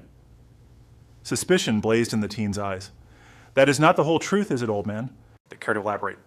But Rasputin flatly shut down the boy's probing questions. "No way, the risk is too high. Want the tea pay up?" The teen froze, caught off guard. "Seriously," he stammered. Rasputin's creepy echoing laughter filled the room. "Just messing with you, kid." His racing heart finally slowed down. Thought the crazy geezer was serious? So spilling the secrets or not? Absolutely not. The man smirked. "That intel is priceless. If you really want it, bring something to our alliance table." With that blunt rejection, the teen's expression darkened noticeably. "Back to business then. Define alliance." "Permanent partners sound cool, but the fine print matters, right?" Spotting the kid's glaring anxiety, he nodded. "A very crucial distinction. Total commitment to a shared destiny, failing that a simple peace treaty." The boy's guard shot up instantly. "Sounds like a terrible deal for my side, honestly. I would be painting a massive target on my back." Sipping his tea, the old man smirked. "You underestimate the game, kid. We are terrifying rivals, yet bound by fate." The teen stiffened completely. "Listen, the villainous whisper continued tempting him. Setting boundaries for allies is smart." Despite lingering paranoia, the boy pushed forward. "Let us cut the garbage. What is this ultimate goal you desperately want?" Clinking the teacup down, he proposed a deal. First, a binding restriction. The word restriction triggered absolute panic. "What kind of trap is that?" He thrust forward an eye-tattooed palm. "A vow of absolute silence." The ink erupted with blinding aura, blasting mystical shockwaves right across the boy's face. The system flashed glowing choices. Accept restriction, yes or no. Those predatory eyes locked onto him. Zero leaks without my permission. That is the absolute rule. Your inner spirit can know, but outsiders stay blind. Hearing this ultimatum, he swallowed hard, asking, even my own guildmates. The old prophet nodded coldly. Exactly. Weak links in any crew are walking betrayal hazards. Staring at the system prompt, he hesitated. Then he tapped, yes. Fine. Let us hear the pitch. Ethereal chains instantly wrapped tightly around his soul. Feeling the bizarre magic locking in, he inspected his glowing arm. I will speak then. Rasputin grinned. Our grand objective is brutally simple. The 4 primal sects of the 9 gates must burn. The kid's pupils dilated in pure shock. But why? His voice actually trembled. Rasputin glared, annoyed by the interrogation, even with the silence pact that remains classified. The teen coughed awkwardly. Talk about a massive red flag. He plunged into deep thought. Why the hell does this geezer want this? Where is the payoff? Yanhwa's voice echoed in his mind. The logic is simple, Master. The current meta strongly favors those primal factions. If they fall, their lands become autonomous zones. Conquering free zones is a cakewalk. Still utterly bewildered, he probed further. Is that really the only reason? The spirit seemed unsure. With our current data, it is impossible to tell. Seeing the boy's agonizing silence, the old man finally shattered the suffocating tension. If total war scares you, I propose a non-aggression pact. Yanhwa immediately warned her master. Master demanded the exact terms. Following her strategic advice, he faced the prophet. Define this non-aggression clause. Playing zero games, the old man replied. No direct combat between us. But hunting each other's allies remains totally fair game. The teen's eyes narrowed with heavy calculation. Tactical scenarios flooded his brain. Even with a truce, Belial's crew could still annihilate the Dan clan. Super complicated. But his foresight confirmed this treaty was a massive win.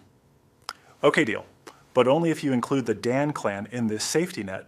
Impressed, Rasputin countered with an add-on. If the Dan clan counts as yours, we add this specific rule. They cannot attack Belial's forces either. We will not strike the Dan clan unless they throw the first punch. A wicked, rebellious grin crossed the teen's face. Checkmate. Agreed. The villain erupted into roaring laughter. My clairvoyance rarely fails this badly. Check your screen, kid. The system holographic panel materialized. Initiate permanent non-aggression pact. Unbreakable contract binding. Scanning parameters now. Yanhwa's robotic voice chimed in. Terms are flawless, Master. Hearing his spirit's confirmation, his smirk widened. Perfect. His finger smashed the accept button. Blinding light swallowed the room.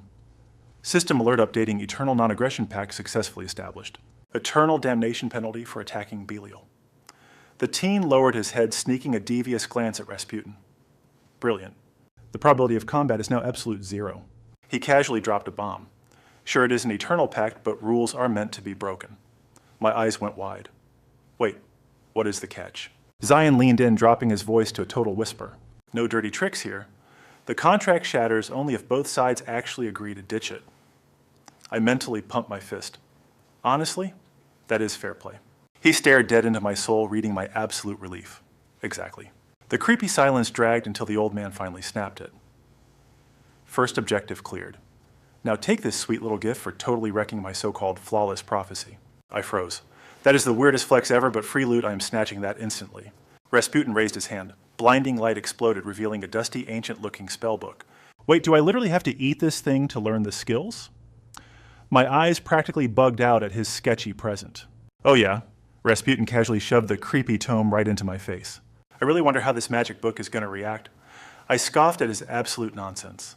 Dude, can you not just use your prophecy stuff? Rasputin coolly replied. Too much energy drain. Just saying. This is a genuine grimoire. You better watch your back. Zion chuckled inside my head, practically vibrating with total hype. Been ages since I saw a real grimoire. I leaned closer. I mentally pinged him. Wait, you guys had this crazy stuff back in the Golden Age. Zion smoothly replied. Yeah, quite a decent amount, actually. Like this specific book literally details how Cherijin made his ultimate choices. This is not just a boring textbook. The grimoire itself is a high-tier artifact. Honestly, calling it a book of oaths works too, but everyone just spams the word grimoire now. I let out a massive dramatic sigh. More nerd lore to memorize. Then his voice echoed again. Plus, a genuine magnum opus packs way more than just random trivia. Cold sweat literally dripped down my forehead. Wait, I can actually extract legendary skills from this thing. But if some idiot destroys this book, we are totally screwed. Right, Zion looked way too hyped. Yep, thought so. My shoulders slumped in pure defeat. Classic. Suddenly, the system interface flashed low-grade divine eye activated. The Lesser Key of Solomon, mythic tier. 3 volumes penned by Solomon himself, the absolute legend of demonology. Originally 1 megatome, now split into 3. It literally holds the cheat codes to farm power straight from Hell Plus. An index of 111 underworld demons, and a total hack for quick summoning using magic circles skipping the annoying contract phase, Chaos Demon, Summoning Order, plus 30,000 HP regeneration summon and sustain infinite low-tier imps. Warning: spamming summons heavily drains your mental sanity. You might accidentally aggro some extremely nasty high-tier boss demons. Your absolute willpower will be brutally tested. I practically screamed out loud, my face locked in pure, unadulterated panic. I spun around to interrogate Rasputin. "Are you seriously gifting me this overpowered nightmare?" He just smirked. "Yep, you clearly see its crazy value. Obviously it is an absolute top-tier artifact, but the catch, it is insanely brutal to use." Zion stepped up, scanning the floating holographic text. "Master, the penalty for wielding this is absolutely ridiculous." Hearing his warning, I shot him a panicked glare. Like how bad Zion just pointed at the glowing red warning label. Read the final line. "Mental corruption." "That is the ultimate deal breaker," I yelled in total shock at this insane handicap. "Wait, seriously, that exact thing?" He kept reading the cursed stats. "Spamming demonic summons will literally corrupt the user into a monster," I choked. I totally freaked out. "Dude, I have been summoning a whole army. Is my brain melting right now?" Zion smoothly shut down my panic. "Relax. Do not even stress about that. The absolute baseline limit is 1,000. For trash tier imps, you would need to spawn over 500 before your sanity even starts taking a hit. Obviously, some psycho could totally exploit this swarming a base with monsters and turning the zone into a literal wasteland." I let out a massive, exhausted sigh. "So basically, this is just a brutal self-control check, right?" Zion nodded. Bullseye. My anxiety spiked again as I stared at the creepy tome.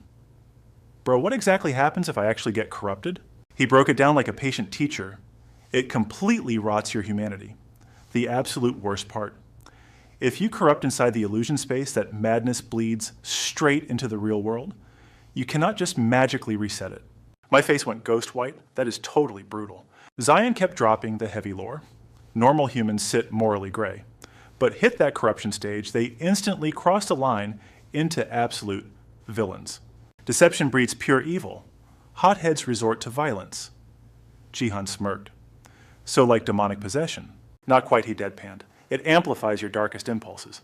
Jihan leaned in, totally hooked. "Sucks, but strategically epic scoring demon magic is super clutch." Zionwa chimed in instantly. "Exactly right. But seriously, boss, isn't this crazy evil?" Jihan leaned back, scanning his system. "Right, even with elite gamer backup. This toxic vibe is garbage." He pitched a wild idea. "Let's hunt down a legendary divine weapon." Jihan eagerly nodded along. "Sick idea, right?" Rasputin eyed the ancient tome. Jihan hovered his hand over the cover. Boom. The book shattered into floating, glowing dust. A cinematic system alert flashed. "Absorb the Lesser Key of Solomon." Hell yes. He smashed the yes button. Epic notifications flooded his vision. Skill unlocked. Freakish regeneration. Skill unlocked. Absolute slaughter. Skill unlocked. Spirit wheel. Overdrive. Skill unlocked. Magic bullet. Skill unlocked. Ultimate demon binding. Skill unlocked. Realm creation.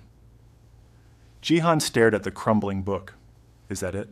Marked as an equipped artifact, skills stay forever, but unequipping drops the passive buffs. Plus 3,000 healing. Enter infinite imp summoning and control. Keep holding the book and spam an endless demon army. Obviously. The demons themselves aren't actually infinite. Rasputin pointed sharply at the artifact. His gaze was dead serious. Use it wisely. The future is completely blind to me now. Jihan cocked his head. Because you lied with me exactly? Rasputin sighed.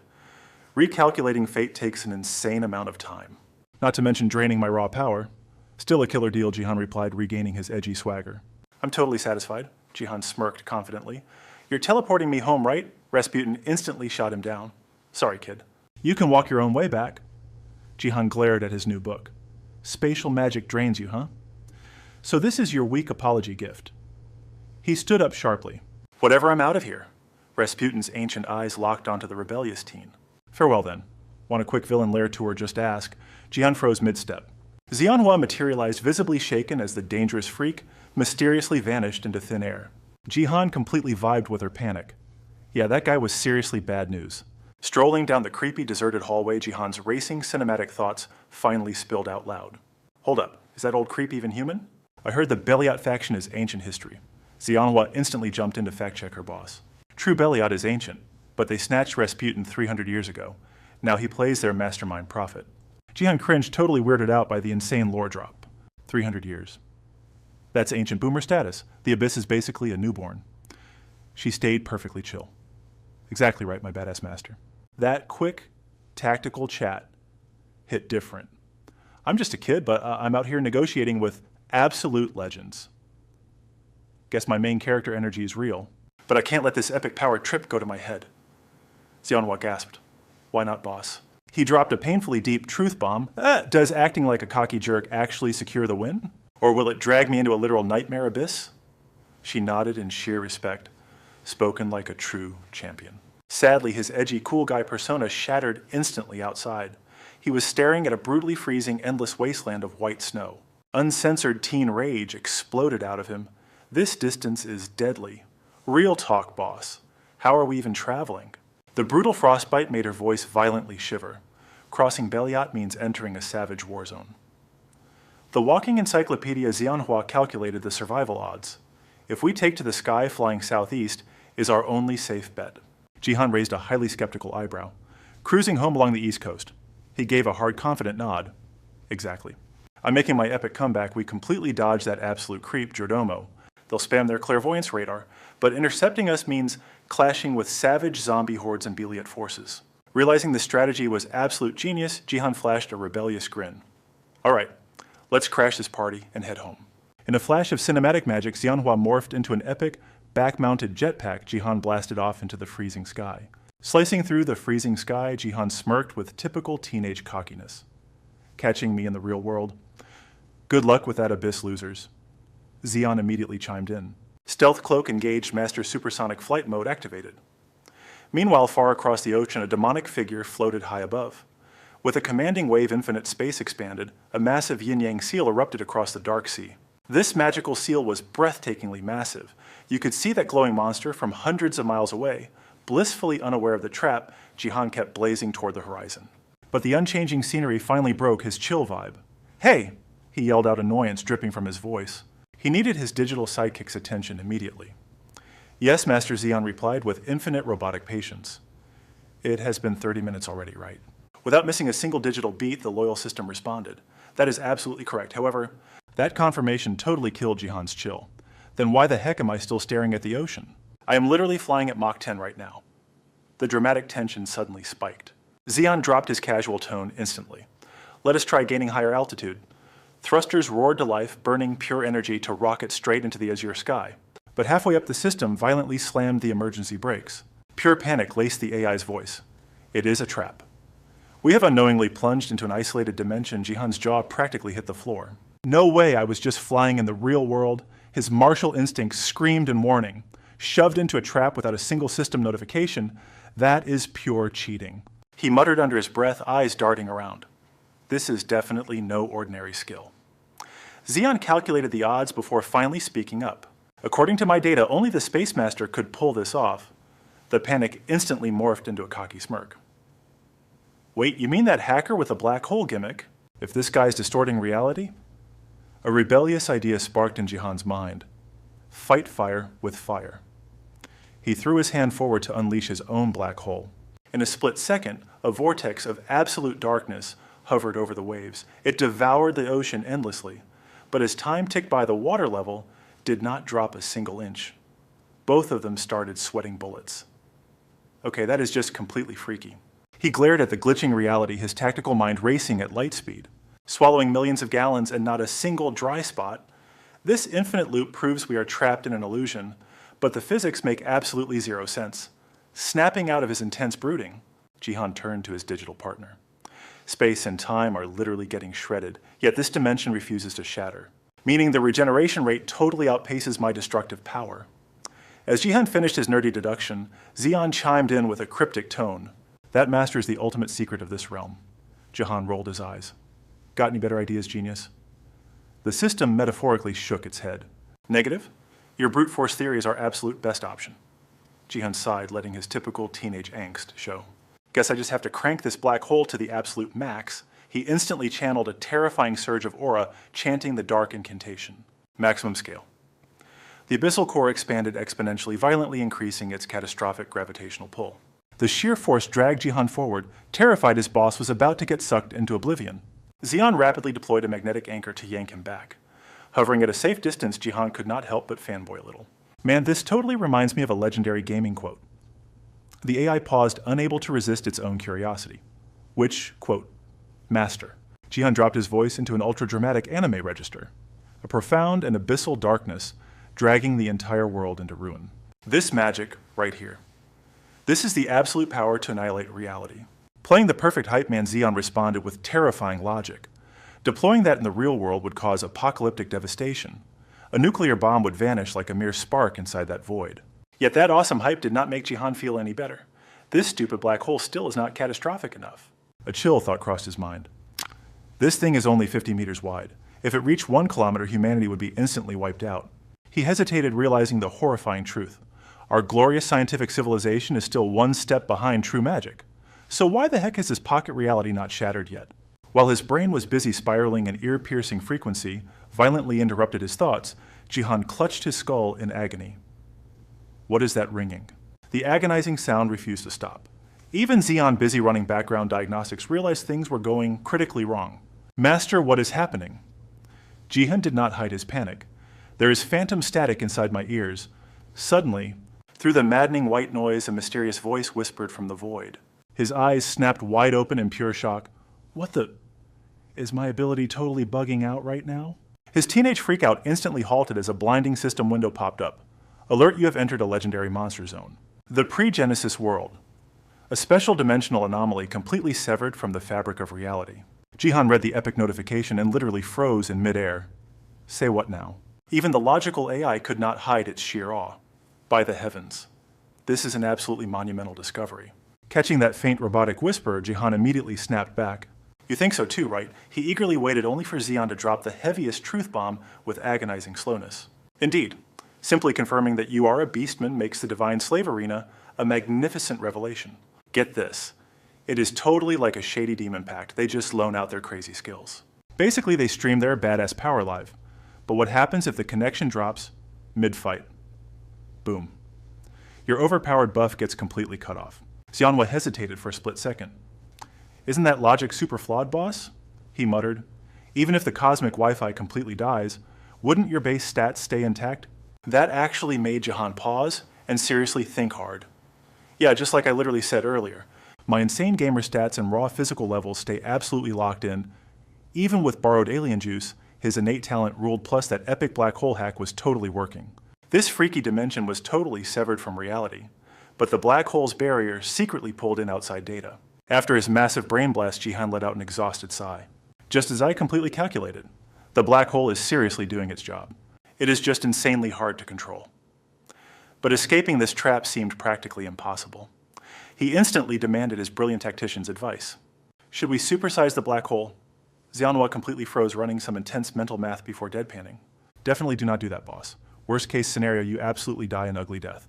The ultimate duo kept fiercely bickering over the insane situation unfolding. You are just terrified I will lose control, right? Bingo, if you slip up and reality breaks, Gaia will absolutely smite us into oblivion. Xianhua's nerdy logic made Jihan seriously roll his eyes. Yeah, I totally figured as much. Still, Jihan plummeted into a deep, intense mental spiral. Gaia. The ultimate supreme system running and protecting this entire crazy world. If that Eastern water god was not bluffing, Gaia is literally a massive fusion reactor of divine powers. It rips reality from the illusion zone and relentlessly crushes rule breakers. Gaia literally gave me these crazy skills. Gotta play it extremely smart. One stupid move and my epic powers get completely nerfed. Naturally, Xianhua totally eavesdropped on his inner monologue. Honestly, I highly doubt that would ever happen. Jihan slammed the brakes on his epic master plan midway. Oh, what the heck do you mean? Xianhua smirked at his boss's completely dumbfounded expression. Taking back stats is incredibly easy in a game, but real cosmic power does not just bounce around like that. The absolute second it was recognized, it completely became yours to command. Despite the chill tone, Jihan fiercely fired back, I totally call bluff on that. Suddenly, Xianhua's intense aura crushed down. Gaia's absolute core objective is protecting this world. It is super basic logic. If some villain trashes reality, punishment drops instantly. Gaia has zero reason to strike otherwise. So basically everyone milking Gaia's power, even the absolute worst rule breakers, dodged the ultimate banhammer. Finally, Jihan nodded like a total hype man. Okay, that is actually an insanely solid theory. Xianhua finally let out a massive breath of relief. It is probably because a bunch of mismatched gods built Gaia together. Right before Jihan could even drop his next question, he asked, "Do you seriously think Gaia is just doing the gods' dirty work?" He practically shouted yes instantly. That brutal truth made Jihan sigh hard, glaring fiercely at the rising, creepy water below. It is honestly way too possible. I just have zero clue where it leads. As the freaky water completely dissolved, the terrifying pitch-black silhouette of Tang Yao instantly manifested. Facing this absolute nightmare that looked like an ancient cursed ghost, Jihan just flashed a wild, cocky grin. Dude, I totally thought this was a lame ceiling trap. He completely judged the guy wearing some incredibly old, dusty dragon robe. He sharply raised an eyebrow and dropped his voice deep. "You must be seriously mind-blown, huh?" Even the usually ultra-chill Xianhua looked totally rattled. Okay, that was actually an epic jump scare. Or maybe these creeps are just secretly streaming our reality. Right as Jihan opened his mouth to drop more sick theories. Looks like there is only one crazy boss. But before he could even finish his epic sentence, Tang Yao warp-dashed right up to his face. "Are you the famous Blue Moon Entertainment?" That ridiculously weird question completely paralyzed Jihan. What the heck kind of question is that? But then Xianhua innocently chimed in. "Dude, maybe that is your new epic gamer tag, Master." Jihan internally screamed. Is this some cliche martial arts comic right now? But outwardly he played it super polite. "Yeah, that is me. Who is asking?" The shadowy figure respectfully bowed.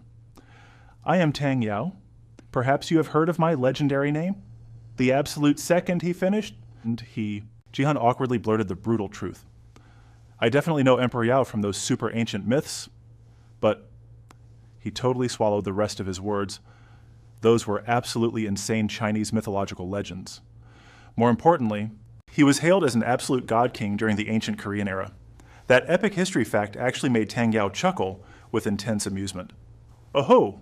You are totally a man of massive intellect," but that weird boomer praise completely melted Jihan's brain.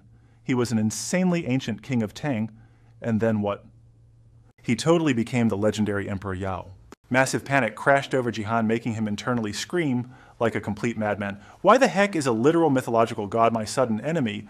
Meanwhile, Xianhua was completely freaking out in awe. The Tang clan is insanely top tier. He is a literal 1,000-year-old monster.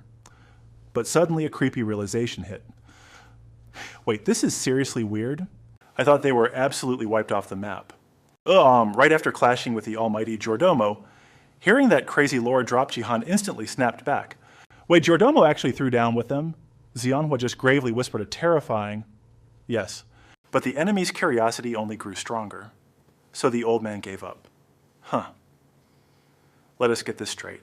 Are you absolutely certain this guy is an enemy? A split second later, the answer came back.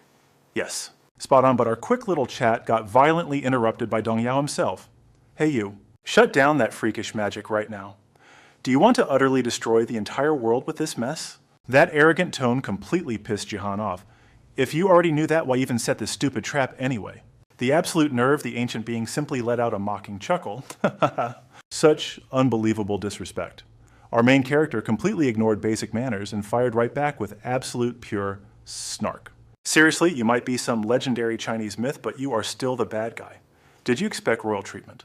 Completely unbothered, the old man casually kept talking. "The world has truly changed over the past 1,000 years. A millennium ago, even sworn enemies showed absolute respect." Interesting.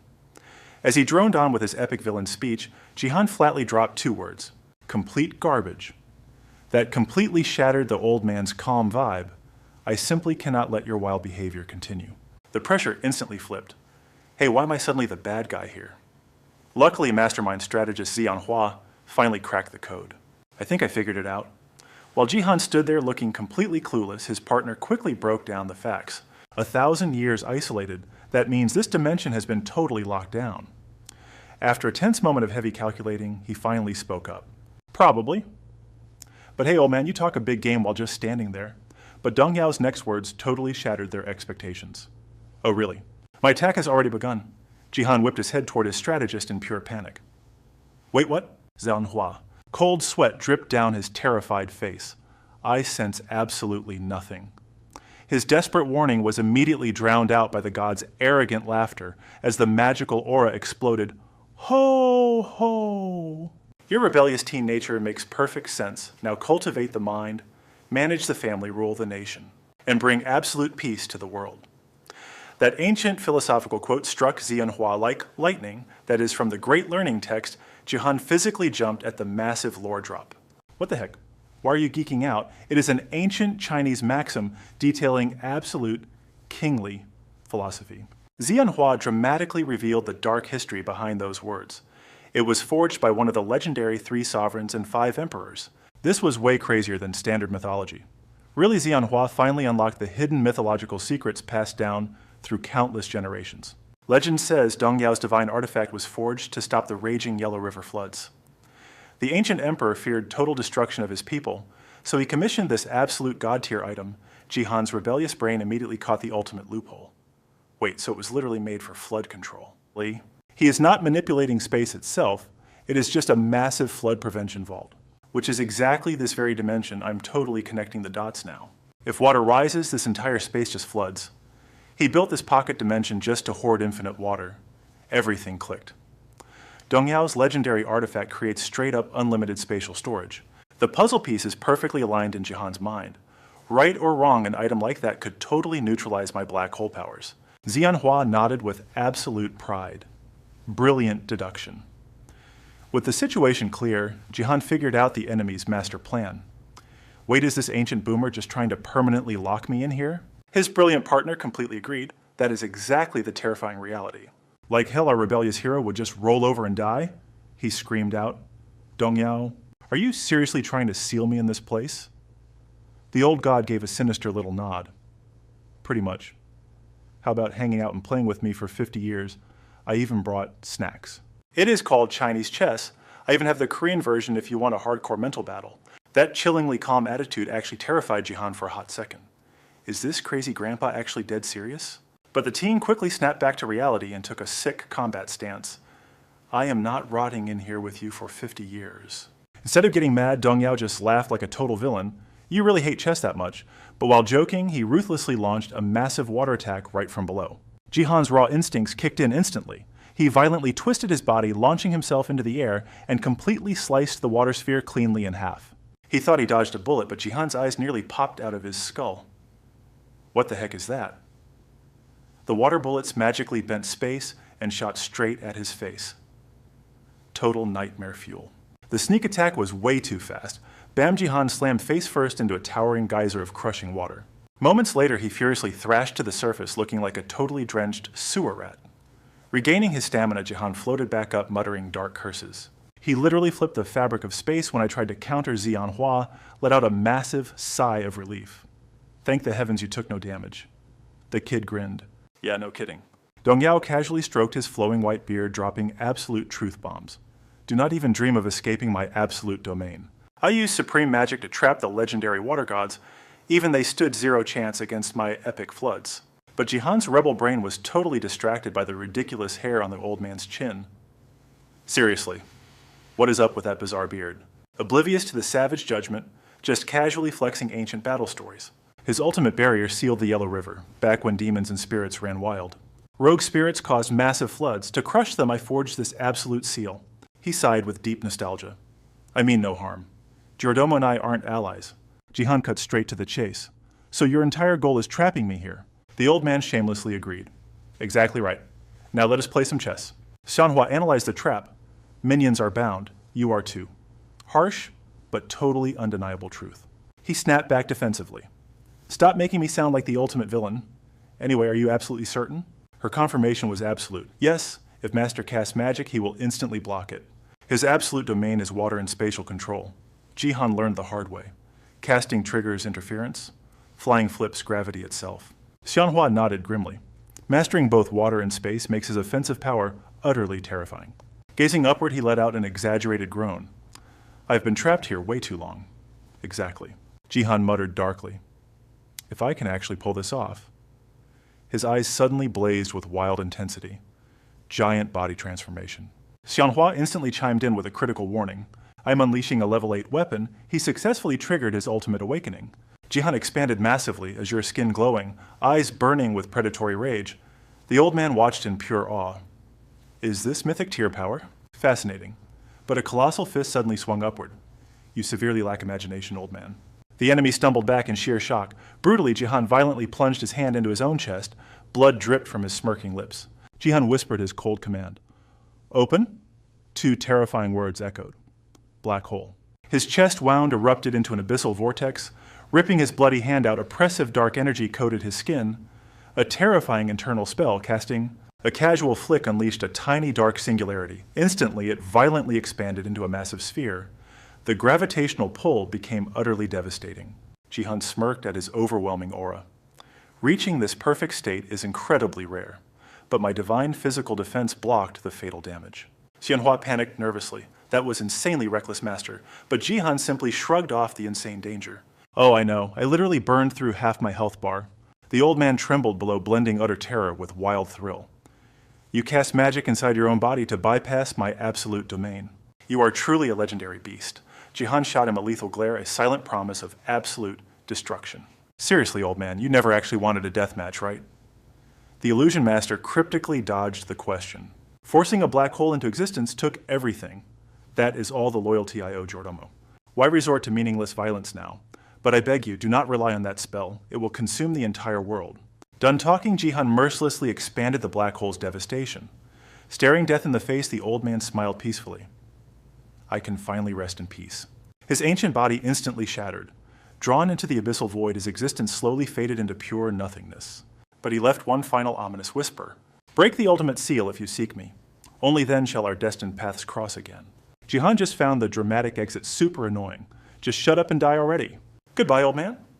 As his ethereal phantom dissolved, the spatial illusion shattered into pieces. The system interface pinged with perfect timing. Player has successfully escaped the primordial beast domain. His monstrous giant form deactivated, shrinking back to his normal teenage self. Jihan slowly opened his eyes.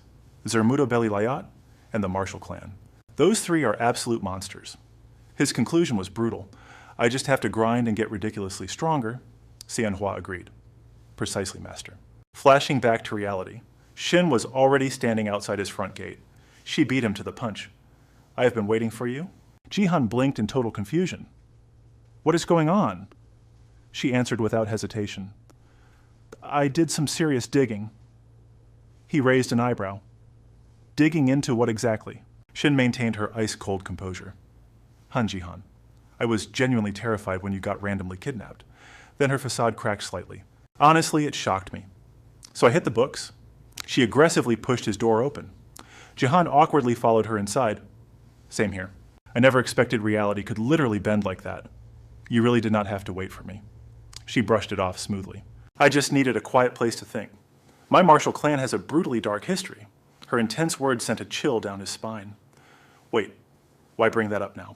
She quickly raised a hand to calm him down. Just be quiet and listen to me. He finally accepted his wild fate. Boom.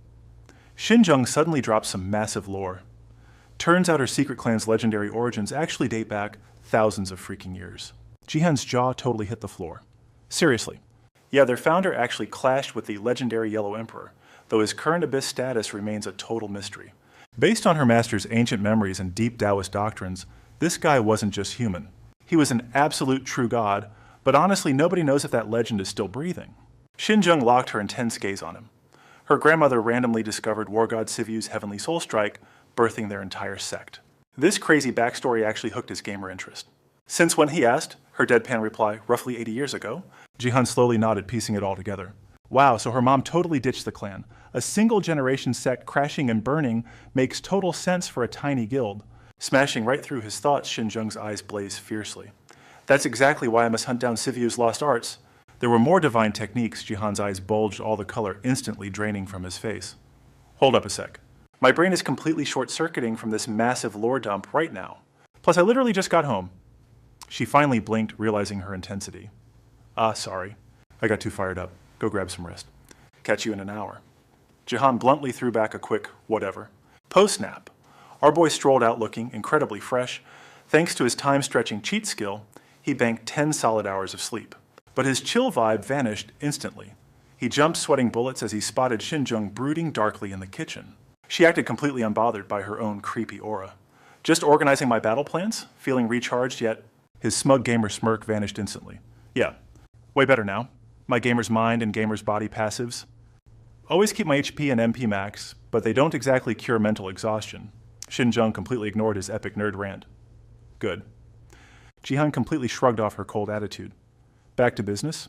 You want to hunt down the rest of Sivyu's legendary arts, right? Her eyes finally locked intensely onto his. Exactly. My combat growth has completely hit a frustrating wall.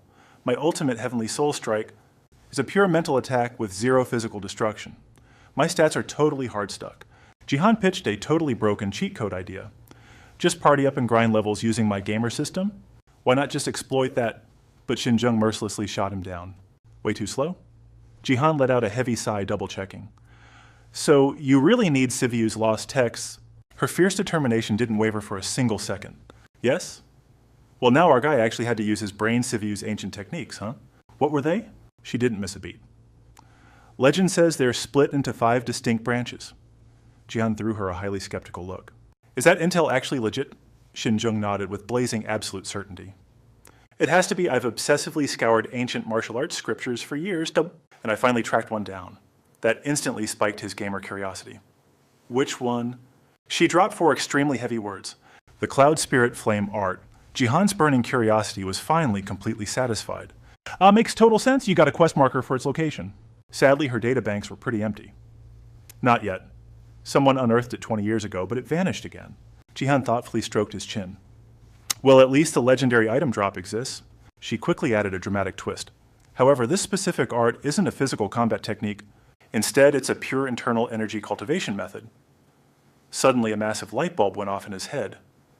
Wait, doesn't Sivyu's martial arts use inner ki? Shinjung nodded. Exactly. Inner energy. Chinese martial arts novels call it qi. In other words, gathering life force to fuel epic combat techniques. It acts like a set. Some martial arts blend perfectly together like sticky rice dough. Combine them, and the Spirit Flame Incarnation unleashes absolute devastation to us. Jihan's goofy vibe vanished. The real enemy is time. I want to obliterate Zermudo instantly, but I need prep time. Shinjung frowned, slightly disappointed. Oh, really? He smirked. Yeah, I actually figured out a crazy loophole. Since when? Suddenly Yanhua materialized right behind them like a ghost. Master, the solution is obvious, you just missed it. Unfazed, the main character tuned in completely to his spectral servant's advice. Seriously? Yanhua nodded firmly. Yes. 3 exact methods to locate her target. Hyped up, he demanded, spill it what methods? First, interrogate the Dan clan. We carried them during the war.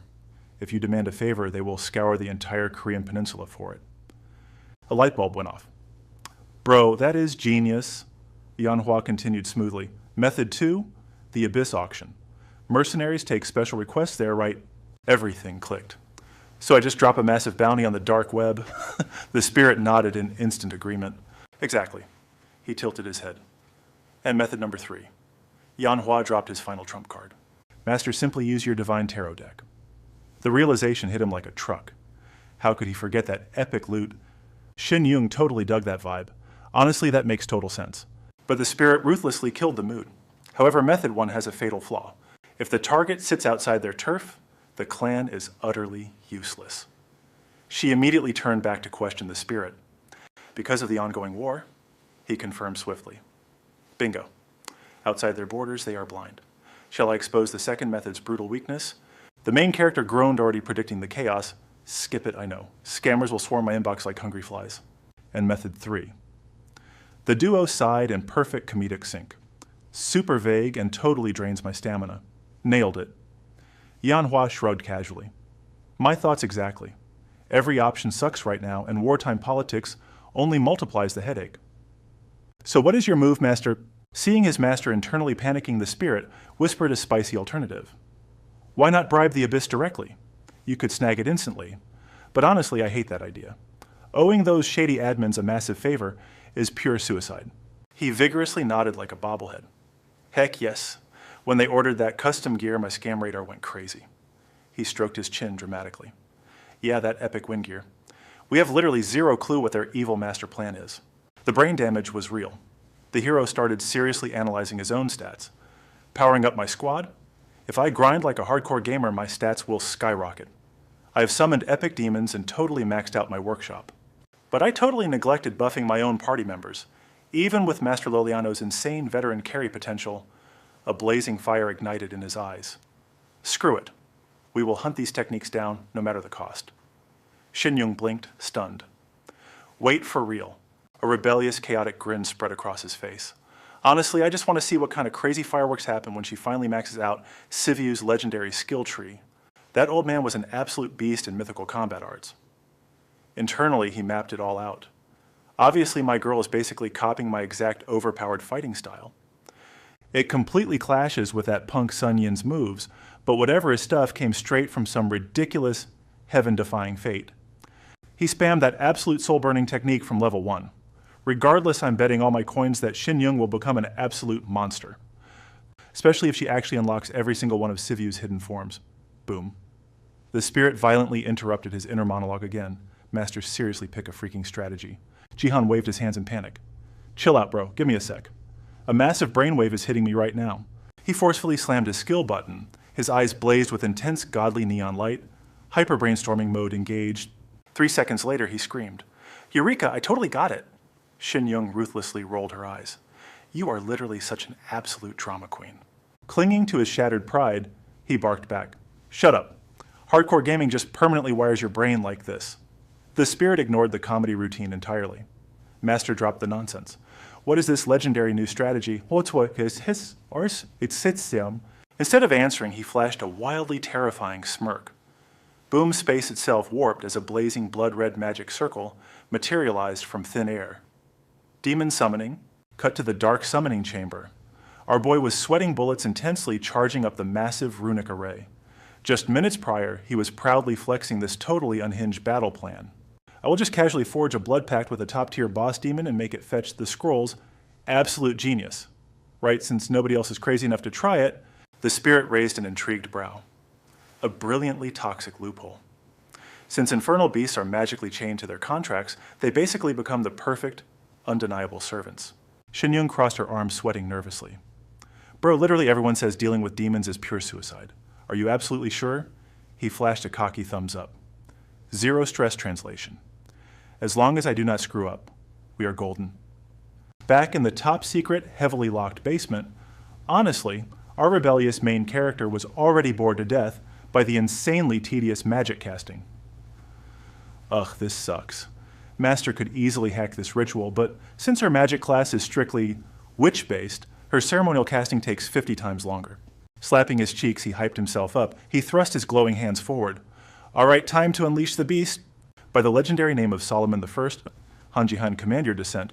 Prophetic overlord grand general of 26 demonic legions, I scream your true name into the void. Answer my absolute call. Visago. He roared the final earth-shattering chant. 1 second ticked by, then 10. The epic glowing runes faded entirely. But the dank room remained overwhelmingly, hilariously dead silent. Finally, an ancient spine-chilling voice violently shook the tiny walls. Which arrogant mortal dares to summon the great Visago? Right above the dead magic circle, a pitch-black tornado roared to life. Piercing through that inky abyss was a serpentine golden eye. Talk about absolute nightmare fuel. Visago instantly clocked Jihan's background. You are the first witch's disciple. How amusing. Why summon me? Our boy cut right to the chase. I need you to find something. She immediately smirked. It must be an epic artifact then.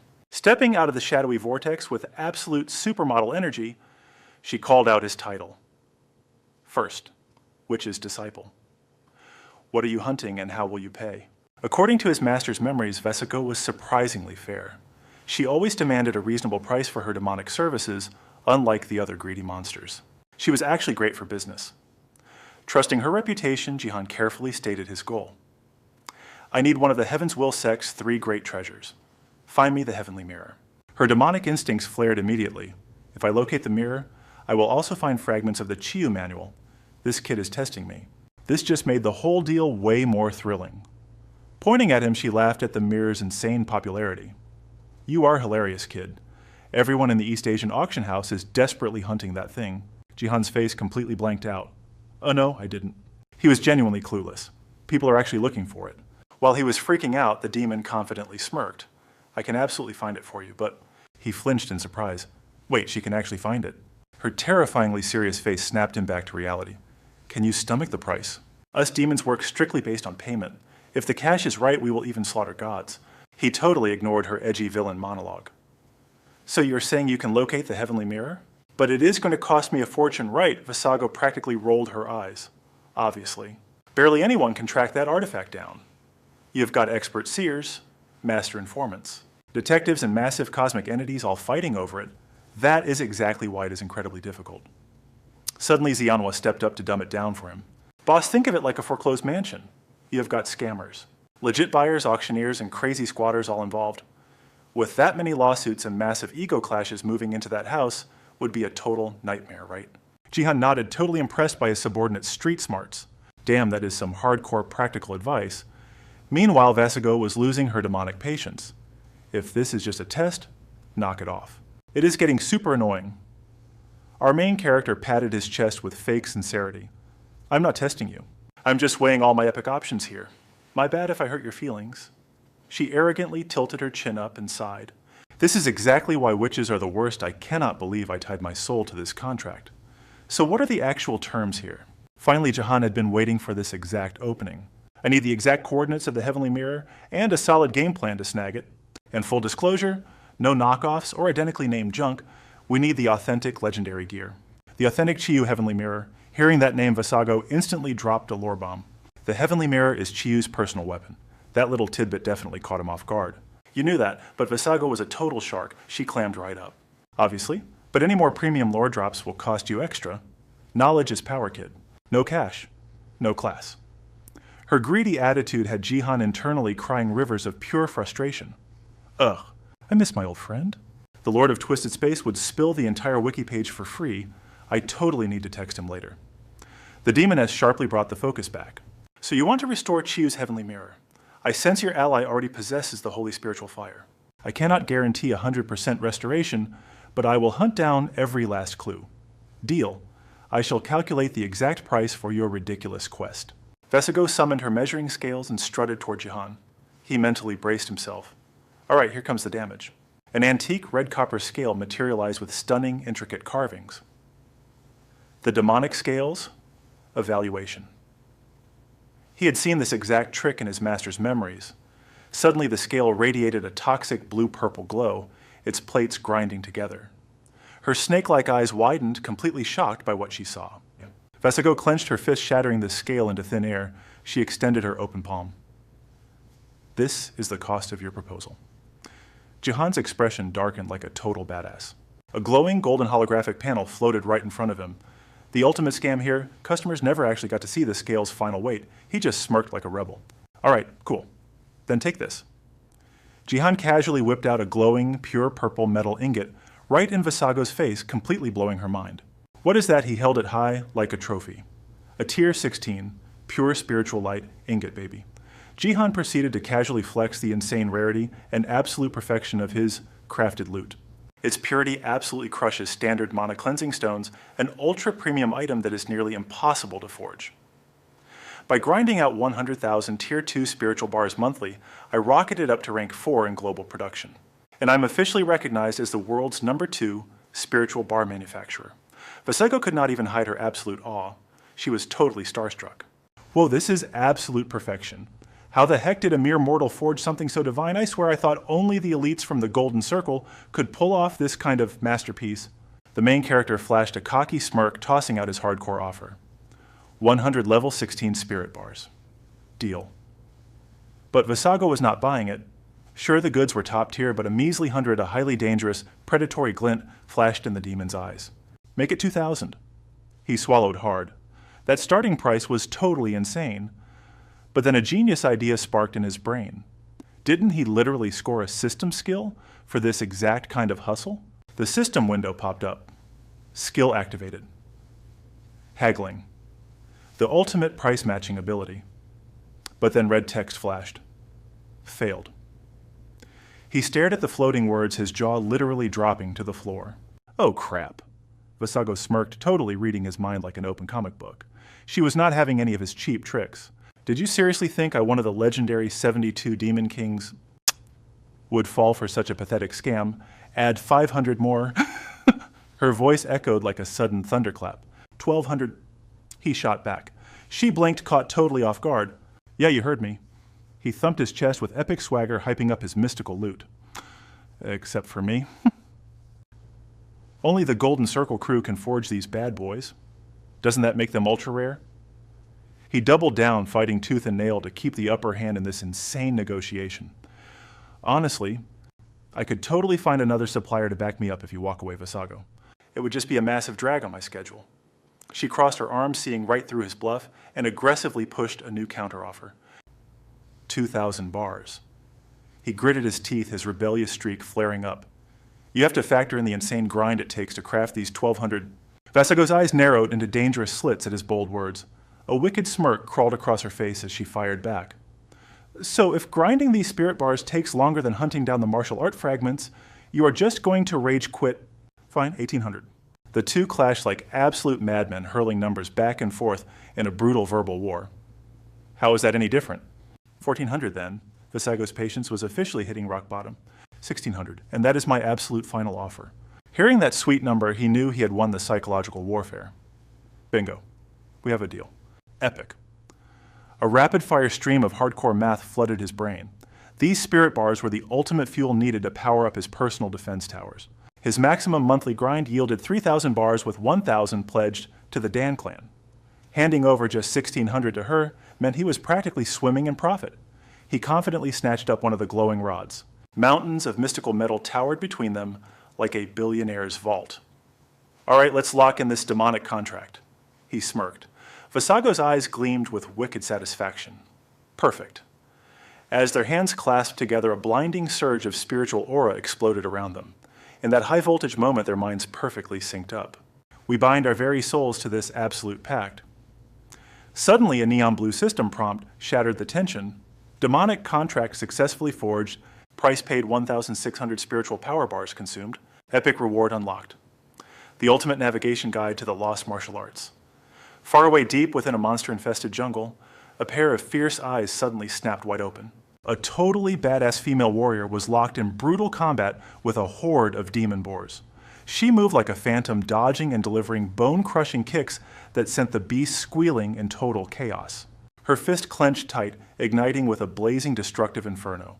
With one explosive punch, a massive shockwave erupted, blasting the savage monsters into absolute orbit. The truth hit him like a lightning bolt that insanely overpowered moved the spiritual flame. Fist. A flood of hardcore memories crashed into his brain. The epic bloodbath between the Dan clan and Zomoto, the war zone in Liaoning province, and the true identity of that fiery brawler Vasago watched his reaction utterly entertained by the sheer drama.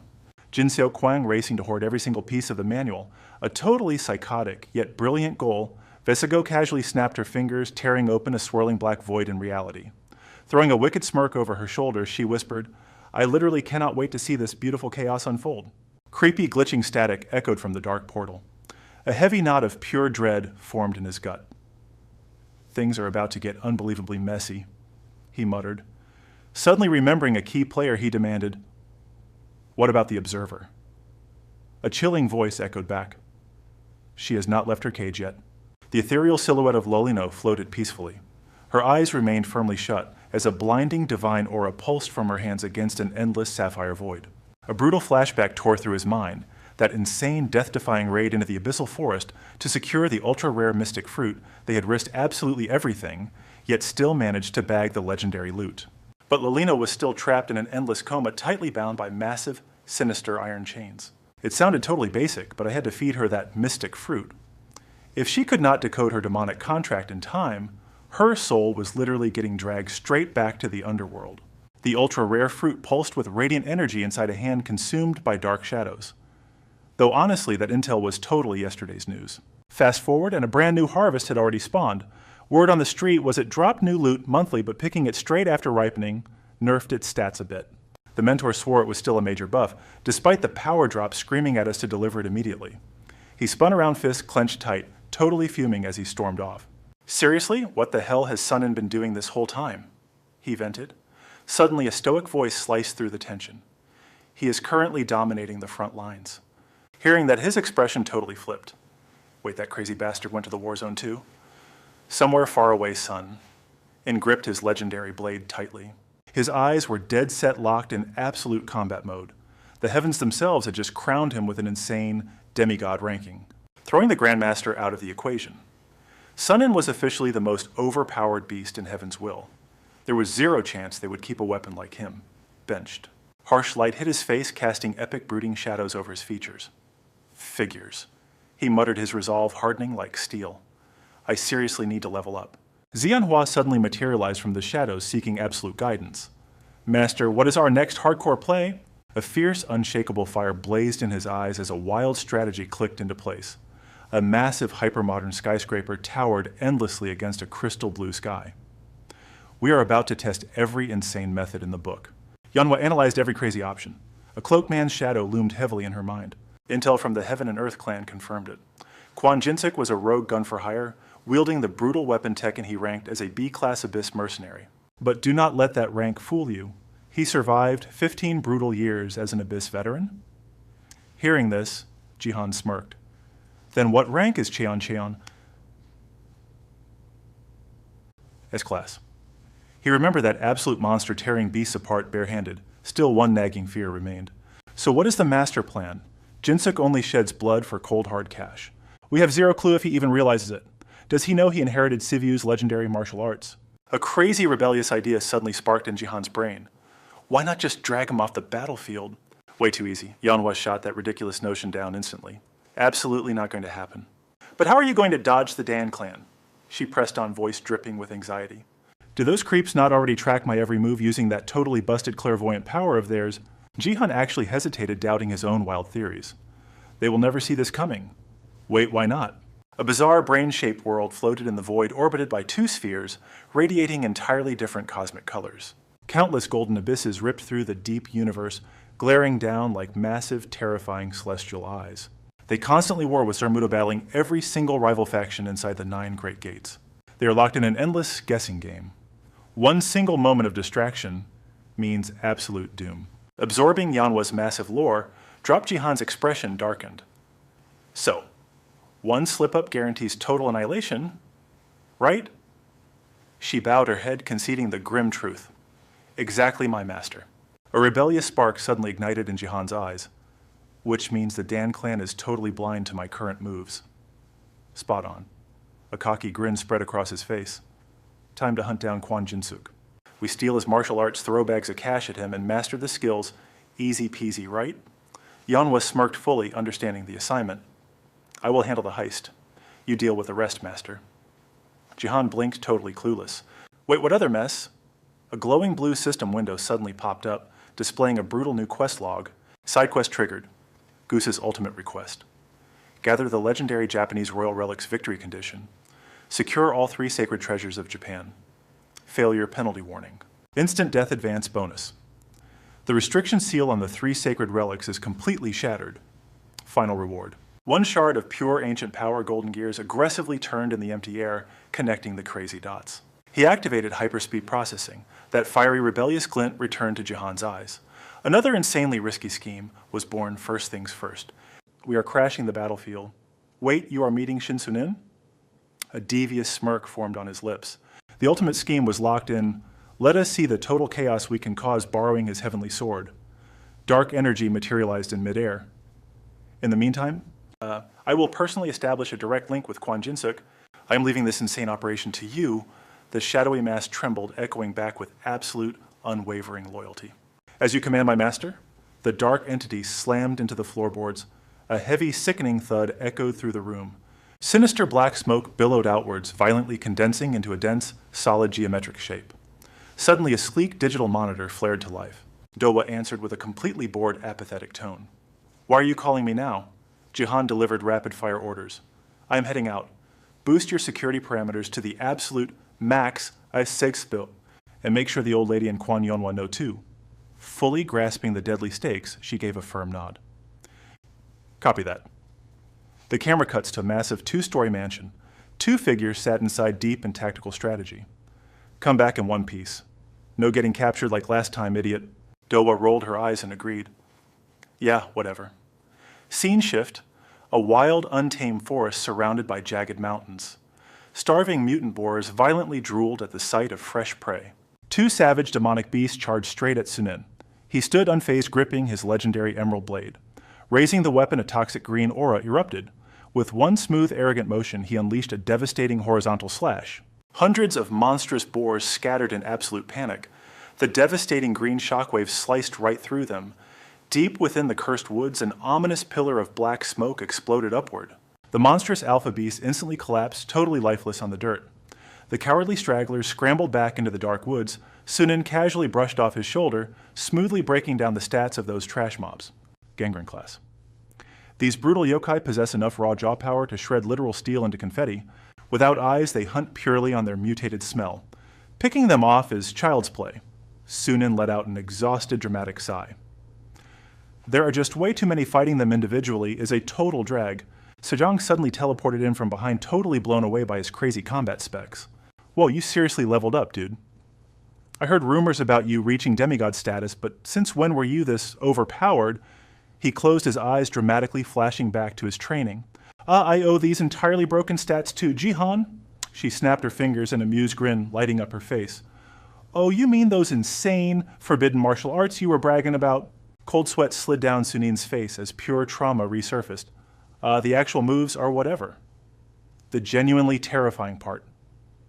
That psycho literally force downloaded the cultivation manual straight into my brain.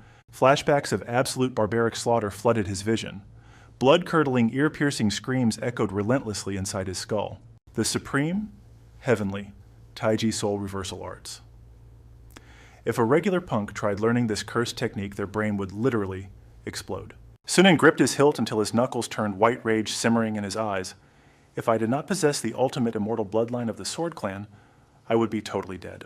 He finally remembered why Sejong even showed up. So you tracked it down, huh? Spill it where is the target.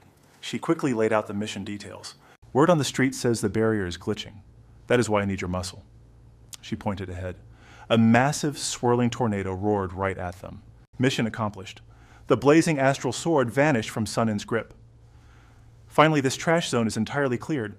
Hanging around here was getting seriously boring. Sejong nudged his ribs with a sharp elbow. Hey, the sect leaders sent us for a reason. Do not lose your spark yet. Thick, demonic smoke billowed behind him. Sunin just stood there, completely unbothered. You seriously think this fate is cool? Sejong frowned, her eyes darkening. Not even a little bit. She stared into the gloomy sky, dead serious.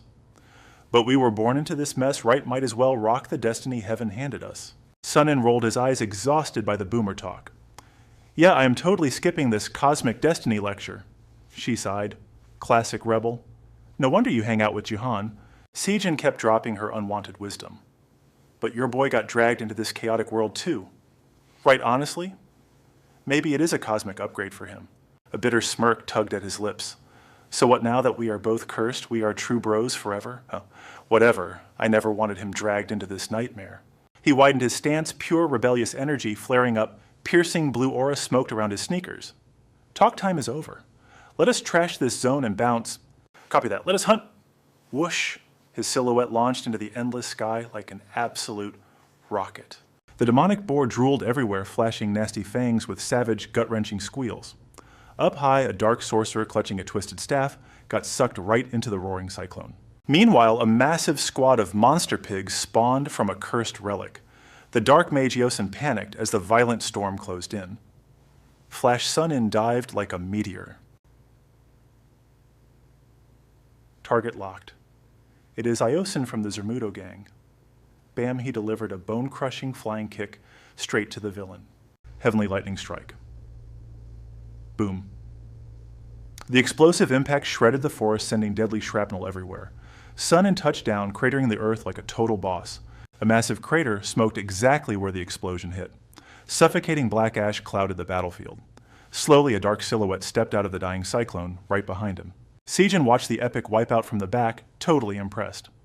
Bro, you just dusted them like it was a tutorial level. Are you sure you're not leveling up way too fast? She just had to analyze his insane power scaling.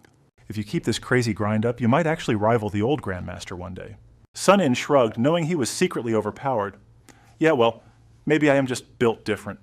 I mean, I am a literal prodigy after all. Suddenly, a chilling gleam flashed across the heavens. The chill vibes instantly died. Both of them turned dead serious. Sun-In glanced over his shoulder. Anyway, are we officially done babysitting this zone? Sejin nodded, shifting straight into tactical mode.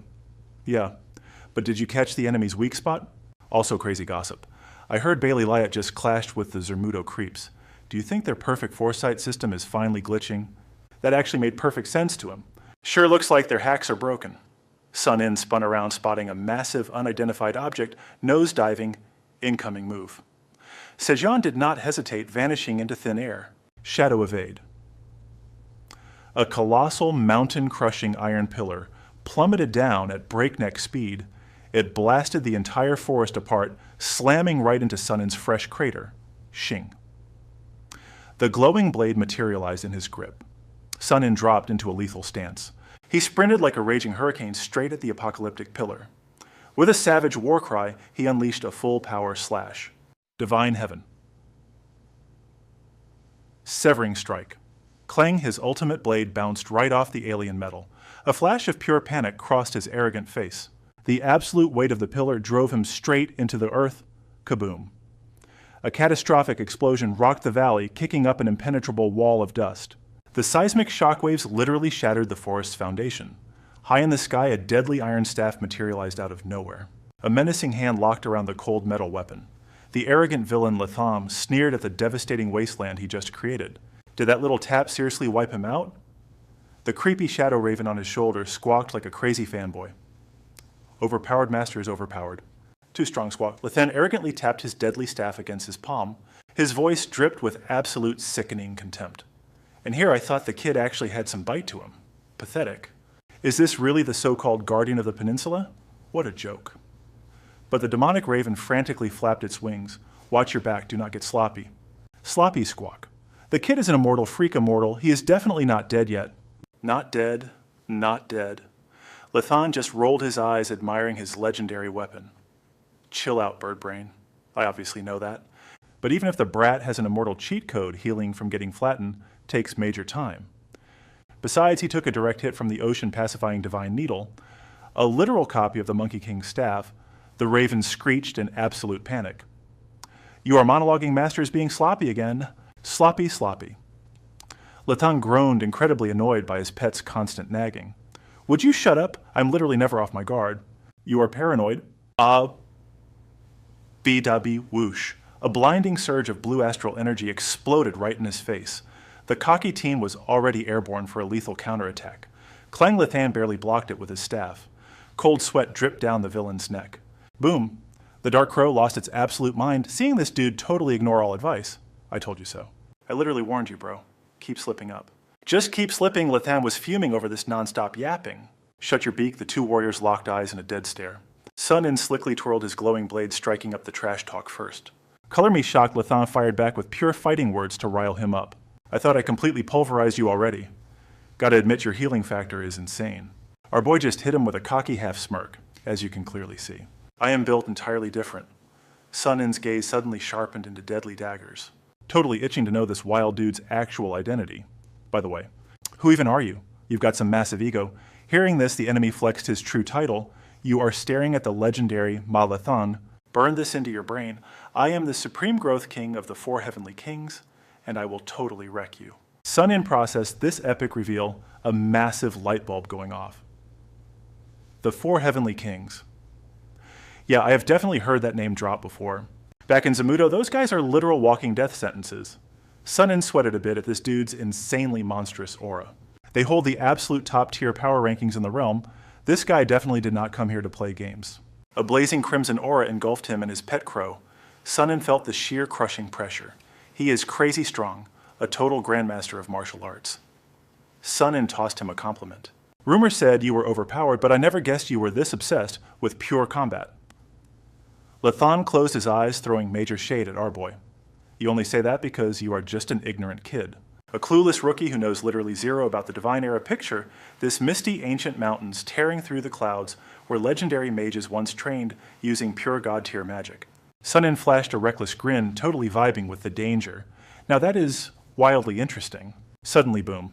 Explosive energy erupted from his core, bathing Sun in blinding light. But honestly, I could not care less about ancient history right now. Lethan was absolutely shook by this insane power-up. He desperately swung his heavy iron staff forward. Mind blown. How is a basic mortal who has not even reached the nascent soul stage pulling off a divine transformation? Our hero rocketed upward in a neon blue flash, his best bro flashing through his mind. It is completely doable because Jahan flawlessly fused soul magic with hardcore martial arts. The epic beatdown officially kicked off. Steel clashed against heavy iron in a deafening symphony of destruction. Neither dude was backing down a single inch. Seeing his ultimate strike blocked Sunin went into deep analytical mode. Meanwhile, on the other side, this giant brute seemingly pinpointed our boy's fatal flaw. I totally knew it. This punk has not reached true divinity yet. Sunin rapidly analyzed the enemy's chaotic aura, a brand new theory clicking into place. Come to think of it, almost nobody alive can pull this off. It must be linked to the 9 gates fueling the fire soul. That is straight up an Emperor tier technique. His brain suddenly pivoted to a wilder thought. Bingo shedding this weak mortal shell to achieve true godly status requires one insanely brutal evolution process. Only when that crazy metamorphosis is done can someone unlock the nascent soul. Earning divinity as a mortal. Now that is the ultimate cheat code for absolute immortality. Flashing back to the recent chaos, he realized this flying freak was totally faking it. He had not reached that god tier yet. Sunin White knuckled his glowing sword, making a savage choice, if that is the case. Lethan's eyes bugged out in pure panic. He violently thrust his glowing crimson death stick straight at Sunin's chest, but out of absolutely nowhere. That massive weapon was dead stop midair. Lethan started completely freaking out. The brutal staff could not even scratch our boy Sun, and casually caught the deadly weapon barehanded, clenching his free hand into a devastating earth-shattering fist. Bam Sunin delivered a godly gut punch that left Lethan coughing up serious blood. The Dark Crow totally roasted its own master. You absolute moron? The epic mid-air sky battle raged on with insane intensity. Lethan desperately yanked his iron staff back, completely ditching his stance. Meanwhile, Sunin rained down heavy fists like a meteor shower. The Crow kept yapping aggressively trash, talking from the sidelines. What an absolute certified loser. Sunin swaggered right through the pitch-black void. Tossing his hand skyward, that legendary neon blue blade instantly materialized back in his absolute grip. A blinding arc of energy ripped right through the suffocating darkness. Snapping his eyes wide open, his mortal enemy Lethan was locked right in his crosshairs. Sunin's gaze glitched with sudden realization, catching onto something super sketchy.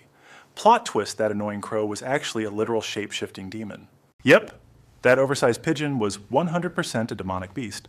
Doing the mental math from earlier, its busted skill was totally locking down spatial zones to tag team perfectly. Now this was getting spicy. Our boy just watched this hilarious villain duo aggressively bickering in midair. Honestly, their teamwork was absolutely garbage right now. The demonic crow kept screeching advice mixed with hardcore cursing. Let us retreat for now, you arrogant, thick-headed, absolute fool. But Lethan, dripping blood and ego, just refused to quit. I've absolutely not lost this fight yet. He rolled his eyes at the stubbornness.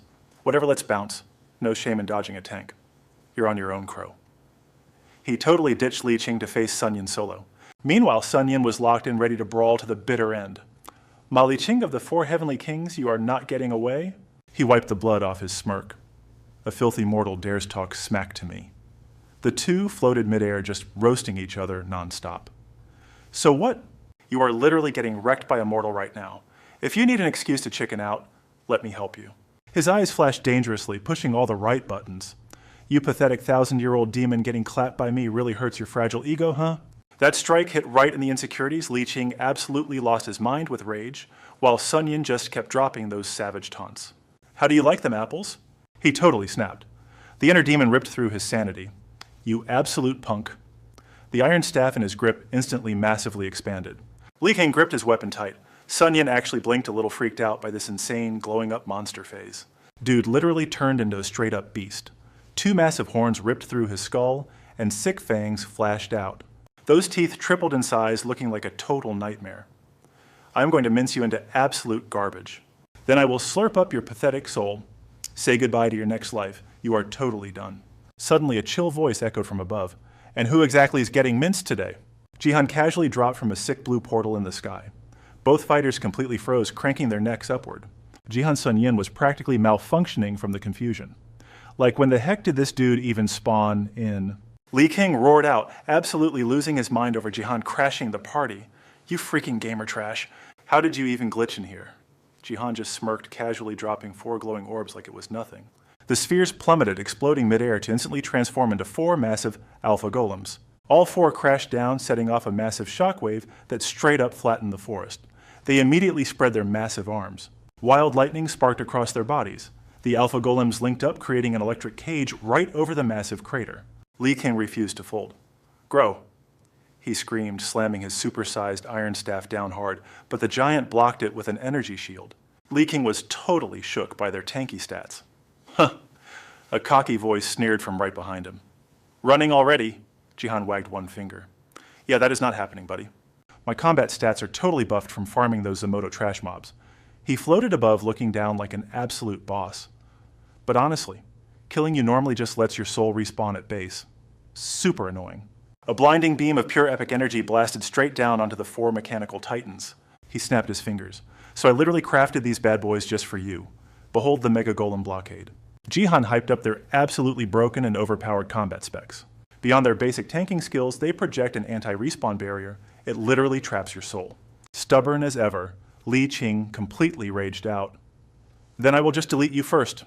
He roared, unleashing his ultimate move. Divine Skill, Dragon's Breath.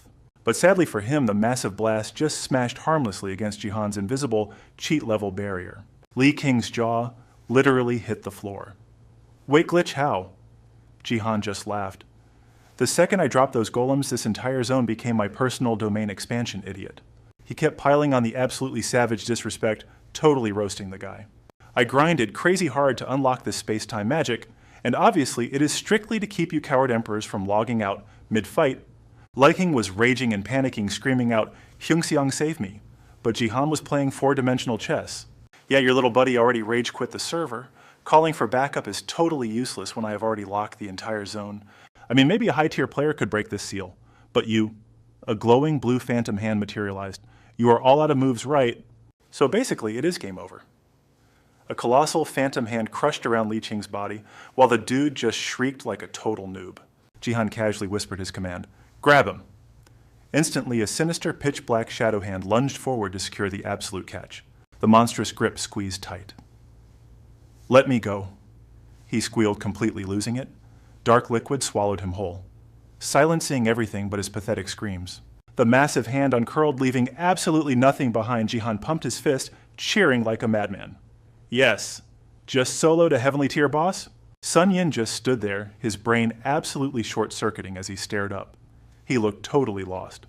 What the actual heck? Is this dude hacking again? Cut to Lady Golden Light chilling on her epic throne. Thousands of gods bowed low. Spotting their nervous sweating, she scoffed. Are the mighty celestials actually shaking? Nah, total fake news. They are just strategically scattered. Lady Golden Light was basically fuming, unleashing her dramatic rage. This total mess is absolutely unacceptable. Pick a scapegoat right now. The divine Zermudo Council literally felt the pressure. The yin-yang mask goons shivered violently, and one guy literally started bleeding out of his mask. His mana was instantly drained to 0. He dried up like a raisin and poofed into smoke-dropping empty clothes. Creepy smoke crawled right up the throne stairs before the glowing light straight up glitched out into darkness. Lady Golden Light dropped her voice, dripping with intense boss energy. The Celestials have been completely offline for days. The gods sat completely frozen, terrified as she detailed the broken stats of the monster, simply known as him. He has triggered absolute chaos, completely shattering the fragile balance of our world. Intel confirms this monster wields Gaia's boundless energy without suffering a single consequence. We must escalate his threat level to maximum A commanding voice echoed through the dark void.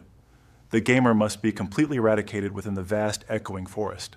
Meanwhile, Sunil was screaming his lungs out, completely losing his mind. How the heck did you even sneak in here? I had absolutely zero clue you were coming. Completely ignoring his raging best friend, Jihan just casually shrugged it off. Well, yeah, obviously I literally did not tell a single soul.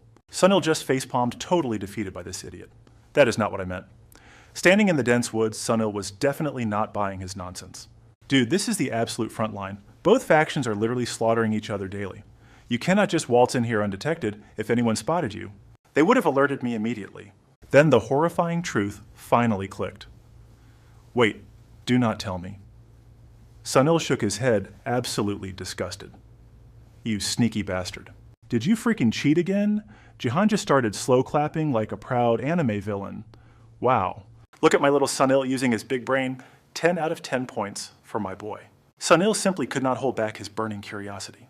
Seriously though, how the heck did you pull that off? Jihan dramatically whipped out a deck of cards. With this bad boy. Jihan smirked with pure, unadulterated nostalgia. You remember that tarot card reading skill I picked up, right? The exact same trick we used to scan the entire freaking world. Sunil nodded slowly. Yeah, and his jaw practically hit the forest floor. Are you seriously telling me that little parlor trick bypassed every single top-tier magic barrier both factions set up here? Right on the literal front line of the war. Are you kidding me? Jihan just smirked with absolute confidence. Yep. Sunil aggressively massaged his temples. Life is so freaking unfair. Elite mages literally bled to build those absolute barriers, and a cheat code punk like you just waltzed right through. Jihan totally flexed, urging his buddy to see the true, chaotic potential of his tarot deck. I can use this absolute hack to completely blindside the enemy mages. If I play my cards right, I can scramble their entire intelligence network. It is basically cheating. Jihan's eyes burned with chaotic, rebellious ambition. In this crazy era, manipulating the enemy's intel is god-tier value. Best part, I can totally do it without paying any penalty. Now that is a legendary power. But suddenly Jihan's smug face dropped into pure dread. Dude, I am actually terrified right now. Sunil. Sunil just stared at him. Huh. Jihan shamelessly basked in his own overpowered glory, leaving Sunil completely speechless. I'm terrified of my own awesome self. My power levels are literally skyrocketing every single freaking day. I'm breaking past the limits of human imagination, and honestly, it is not even my fault. This is all Uchiha's... Wait, no, totally Gaia's fault. He practically giggled with pure rebellious teen joy. But hey, I am super grateful from the bottom of my heart. Jihan smugly flashed 3 fingers, totally roasting his exhausted best friend. You should really pray to the great Gaia too, bro. Praise the mighty Gaia 3 times a day, sweetie. Sunil just let out a heavy soul-crushing sigh. Man, whatever, he actually reached out to check if Jihan was running a fever. We literally have not seen each other for a few days. How did you get this dangerously insane? Do you need me to smack some sense into that thick skull? He exploded at his annoyingly smug friend. Get off me, dude. You absolute jerk, you should be throwing a massive party for your overpowered best friend. The two of them just kept ruthlessly roasting each other. Sunil refused to back down. I might be crazy, but I have girls lining up for me. Do you even have a girlfriend? Look in the mirror, bro. You're just as psycho as me? Where are these imaginary girls, huh? Trying to scam the viewers. Sunil eyed his friend closely, secretly worried. This madman actually sealed a literal god inside his body. Is he okay? Seeing his buddy flex such god-tier power, Sunil finally asked. Hey, seriously, has it really been that long since we hung out that you got this ridiculously strong, refusing to be serious? Jihan smirked. It is all because I possess a sincere heart. Sunil just stared at him with a completely deadpan expression. Are you trying to play dumb? Let me beat some absolute sense into you. Having had his fun. Jihan totally brushed him off. All right, I am out of here. Peace. The two of them finally dropped back down to earth. Jihan immediately started barking orders like a boss. Anyway, just pack up your gear. The Golem squad will totally handle the rest. Sunil frowned, asking if they should alert the others. I only brought my own body here. Where are you heading now? Are you seriously ditching everyone without a word? Jihan just shrugged with absolute zero chills. Nah, no need. An alpha golem slowly rose from the shadows like an absolute unit. Jihan smirked knowingly. Those guys definitely already figured out I am here. They can totally handle the fallout themselves. Sunil's face instantly went pale with absolute panic. Are you seriously going to operate like a total loose cannon? Jihan just tossed a casual rebellious look over his shoulder. Hey, I already told you, man, just chill out and do not worry about a thing. Just keep walking. A bizarre house suddenly spawned deep inside the forest. Pushing the doors open, Sunin's jaw totally hit the floor in pure awe. Whoa, so this is it? Jihan smirked, ready to drop some heavy lore. A basic magic shield lame, I crafted an entire fortress. Any eavesdropper is getting wrecked. His buddy nodded with massive respect. Dude, that is insanely hardcore. Still a burning question gnawed at Sunin's brain. What actually went down? You swore you were sitting this war out. Jihan's face darkened with heavy thoughts. I still want zero part of it. But standing by no way. Sunin braced himself for the absolute chaos coming. So what is your crazy next move? He shouted over the rising tension. I am rushing the Zermudo Guild head-on? Sunin froze his brain completely short-circuiting. Panic flashed in his eyes over Jihan's suicidal plan. Bro, did you even think this through? They are literally the 10 gates. Yet Jihan just smirked with cocky swagger. I got this all figured out. That is exactly why I'm here. I need a massive solid. Sunin leaned in. Like what? Jihan finally dropped the absolute bombshell. Let me borrow the Dan sword. Sunin face-palmed hard, ready to check his temperature. Dude, is your brain melting? Doesn't your gamer body skill block fever? Jihan violently swatted his hand away. Hands off. I am being dead serious right now. Sunin squinted with maximum suspicion. Okay, Mr. Serious. You actually want my legendary blade? Jihan nodded without a single ounce of hesitation. Exactly that. Sweating bullets over lending his family heirloom, Sunin threw his hands up. Hold up. You know damn well nobody else can wield it? Why borrow something completely useless to you? Suddenly, a mini tornado erupted right from Jihan's palm. Oh right, did I skip that part? A glowing white orb materialized in his grip. Etch. Use this out of nowhere, a colossal black concrete cube smashed down from the heavens, crushing the lush green forest. Sunin's soul almost left his body. Bro, is this even real? Jihan kept a poker face. Yep, it is. Swallowing the bitter truth, he slumped down with a heavy, depressing sigh. Smiling helplessly, Sunin vented his teenage angst. My ancient family legacy is officially obsolete. This sucks. I kind of saw this coming, but it still stings bad. Seeing his bro spiraling, Jihan instantly swooped in for moral support. Chill, man, everything is totally fine. Sunin literally kissed the dirt in pure defeat. Yeah, right, easy for you to say. Panic hit Jihan. Was his bro actually tearing up? Dude, are you legit crying right now? Sunin fiercely shook his head. Do I look like a freaking toddler? He aggressively slapped both cheeks, rebooting his brain to make the ultimate epic decision. Slowly rising to his feet, Sunin ignited his blazing teenage rebel spirit once again. No, whatever, man. But how am I even supposed to hand this over? I literally have zero clue how this works. Getting dizzy from the constant mood swings, Jihan had to double-check this madness. His confidence was completely off the charts. 100% sure. Buzzing with pure hype, Jihan demanded, just pass it here and let us test it out. But Sunin loved pushing his buttons. Not gonna happen, bro. Just watch this absolute magic. Cranking up the dramatic flare, he unsheathed his sacred blade with a totally wicked, jaw-dropping flourish. The flying blade rocketed straight toward the wall ahead, burying itself deep into the solid stone. Jihan stared with bugged-out eyes, mind completely blown. Wait, did that thing just literally vanish? Playing the cool expert, Sunin smirked. Pretty much. If it leaves my hand, it vanishes. It only respawns when I summon it. That is the ultimate perk of a bloodline relic. Plotting some insane glitch in the system, Jihan barked an order. All right, hold it out towards me exactly like that. Totally confused but rolling with it, his bro awkwardly complied. Like this, reaching out with idol-like grace yet packing fierce determination, Jihan locked his fingers around the legendary hilt. His confidence was absolutely sky-high. All right, now let go. Sunin scoffed, waiting for the fail. See, I told you it is impossible.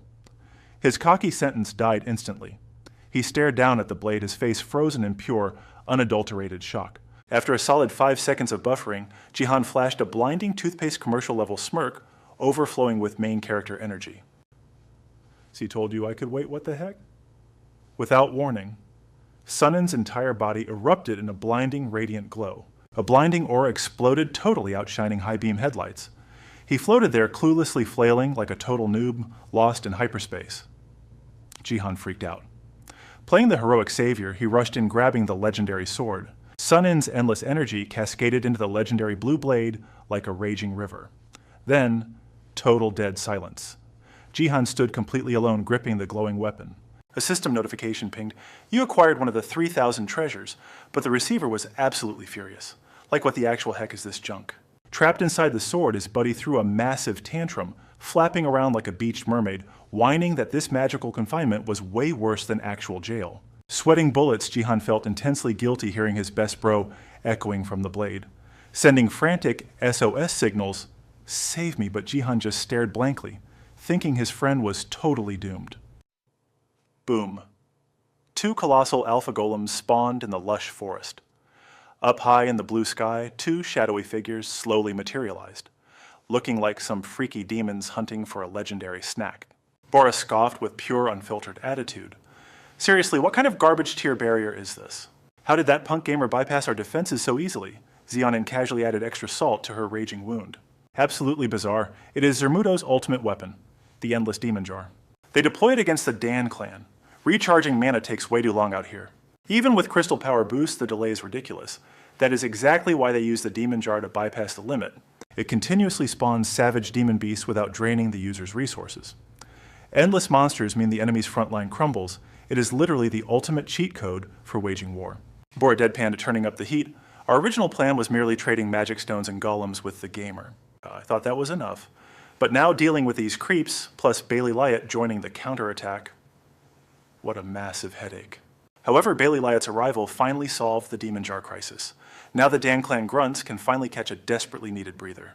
But suddenly the battlefield shifted again. A massive explosion blasted the Alpha Golems away, swallowing them in thick, choking smoke.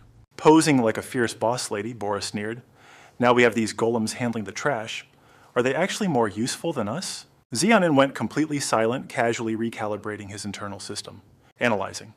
The Dan Clan's military might is still vastly superior. Bora lost all patience, fully embracing her bully persona. Then why did that guy interfere and drop golems everywhere? Whatever, just drop it. Did you figure out his barrier cheat yet? Ignoring her epic raging, Xeonin coldly replied, analysis failed. Gamer's spawn point remains completely unknown. Re-evaluating barrier status. Commencing secondary scan immediately. Frustrated by her power limit, Bora glared at the deep blue sky and screamed in pure agony. Han Jihan. That little brat is an untamable wild dragon playing us like absolute fools. Suddenly an unknown shapeless entity materialized, shattering her fiery tantrum and catching her completely off guard. Switching to fake politeness, Bora welcomed the uninvited guest. Well, if it is not the king, what wind blew you here? Yudong went full ice-cold executive mode. Intel cannot travel normally here. So I came personally to deliver the urgent message. Her fake flattery fed his massive ego perfectly. When it comes to info, nobody beats you. That is why they call you the Hermes of the East. Secretly loving the hype, Yudong kept his poker face. Cut the nonsense chatter. We need to wrap this messy situation up instantly. Staring at the growing alpha golems, Bora demanded answers. Care to explain this? Intelligence confirms Zermudo's making aggressive moves. Total war is absolutely inevitable now. Handing her a glowing golden talisman, he ignited his own copy. I have other missions, stop wasting time. Holding the paper, Bora blankly watched the fierce alpha golem war tearing through the lush forest. She burned her talisman, smirking sharply. Our dear king never changes. Meanwhile, the blue sky above erupted into a blazing war zone entirely hidden by thick, violent smoke. Trapped inside the mythical blue sword sun and desperately spammed SOS bro, do something. Jihan was literally terrified, nearly wetting his pants. What I know nothing. How can you be clueless right now? Their pointless bickering escalated wildly. If I knew I would not be freaking out, who the heck gets imprisoned inside their own freaking weapon? Jihan surrendered, completely agreeing with the absurdity. Fair point. I've never ever seen this glitch before either. Using his max level genius brain, Sunin deduced the truth. This glitch happened because of your cursed ability. Right. In crisis mode, Jihan's empty brain finally rebooted. Wait, maybe your grandfather has the answer? To ease his massive guilt, he hurriedly nudged his best bro. Let us retreat to your house first. Soaring into the sky, Jihan pondered his chaotic life. Spatial bending magic. I can use it, but the timing is not right yet. Carrying his sword-trapped buddy, he flew in full stealth mode, purely for maximum security. The 9 gates ruled this world. Uncontrolled airspace belonged to smaller factions, each projecting their own massive defensive barriers, creating a sky heavily riddled with magical minefields. Cruising through the sky, Jihan's mind suddenly cleared up completely. Luckily, I'm completely immune to these restrictions that will be an insanely overpowered advantage when the real war drops. Annoyed beyond belief, Sunin kept complaining loudly. Hey, stop daydreaming about random stuff and fix my glitch already. You are using that brain for something else, right? Jihan joked, trying to calm him. Just got distracted, I already thought about your case. Sunin busted his bestie like a pro detective, trying to fool me. Remember, our minds are telepathically linked now. I know exactly what you're thinking, bro. Jihan flinched desperately, begging for peace. Oh my gosh, respect my privacy a little. But Sunin ruthlessly rejected him. How about no? Failing miserably, he resorted to fake dramatic crying. You don't love me anymore. Are you cosplaying a toxic ex or something? Sunin's chest was practically exploding with rage at this clown. I'm losing my freaking mind here. Who else am I supposed to yell at? Do you have any idea what kind of hell I'm going through? Jihan, completely fearless, just kept trolling his buddy. How is baby supposed to know? Is this baby's first time dealing with something like this? Sunin finally got dead serious to check his so-called bro. Then answer me this. Why the hell do you need to borrow the spirit sword? The main character puffed out his chest, flexing his absolute confidence to his friend. Because the sword's master officially granted me the right to wield it. And honestly, I'm grinding to push my power to the absolute limit. Sunin, acting like an all-knowing deity, chimed in. This is about the water god Gusa, isn't it? Jihan kept it brief but heavy. Pretty much. He dropped some massive lore about the world's origin backed up by a dark prophecy of total annihilation, driven by humanity's endless greed. One wrong move and we are looking at a catastrophic disaster. We're talking radioactive wasteland vibes straight out of Fallout. Or even crazier. Like some twisted product of human imagination, the multiverse could rip open, unleashing absolute nightmare fuel. Mutated freaks crawling out of alternate dimensions. Just thinking about it gives me the chills. Hiding inside the Blade Sun and felt a massive headache coming on. Was this dude overthinking things way too much? No one knew what kind of chaos those things could spark. But one thing was dead certain. Gaia's massive effort to separate reality from the abyss to protect humanity, it would all turn to dust. If it's not some dimensional beast, it might be a supreme demon crawling straight out of the abyss. Jihan's face hardened with pure determination. That right there is exactly why I need power. A terrifying amount of power. The legendary Azure Blade agreed, vibrating slightly. Fair point. By the way that person is hanging around here right now, isn't she... Manhwa manifested with a shy, pure aura looking like absolute moonlight. Are you talking about me, my lord? Sunin snapped in his strict master tone. You were way too quiet. I seriously thought you had vanished on us. Manhwa innocently dropped a totally earth-shattering bomb. But I am always right here, intimately sharing this physical body with my master. Jihan flinched hard, caught completely off guard by her wild phrasing. Whoa, what kind of sharing are we talking about? Sunin, totally immune to her nonsense, just groaned. The way she phrases things is deeply, deeply concerning. Acting like a blushing high school girl waiting for her crush, she continued. Since we are going to be traveling closely together for the foreseeable future, please take very, very good care of me, okay? Sunin metaphorically threw his hands up, complaining endlessly like a grumpy old man who just couldn't let it go. I'm already severely uncomfortable with this entire setup. Jihan rubbed his temples desperately, trying to calm the bratty sore down. Oh, come on, who knows, maybe we can score a fix at your grandfather's place. Heaven's Will sect has been guarding the spirit swords for generations, right? They are literally one of the top martial arts factions in the entire Korean peninsula. We are definitely finding an answer there. Sunin was highly anxious, absolutely refusing to entrust his fate to this chaotic bro. Man, I really don't know if this is a good idea at all. Jihan remained completely unfazed. Stubborn as a mule, he treated it like a walk in the park. If that doesn't work, we'll just go hunt down the Dan clone. Defeated, Sunin surrendered to his friend's reckless vibe. Whatever, let's just do it. They slowly touched down in front of Suno's ancient estate, buzzing with anticipation. It honestly felt like a lifetime had passed since they last visited. Sunin sharply called him out on his skewed timeline. That is just because you're constantly grinding in your weird time-space room, or whatever the heck you call it. Jihan immediately got defensive to correct him. It is called the time amplification chamber, bro.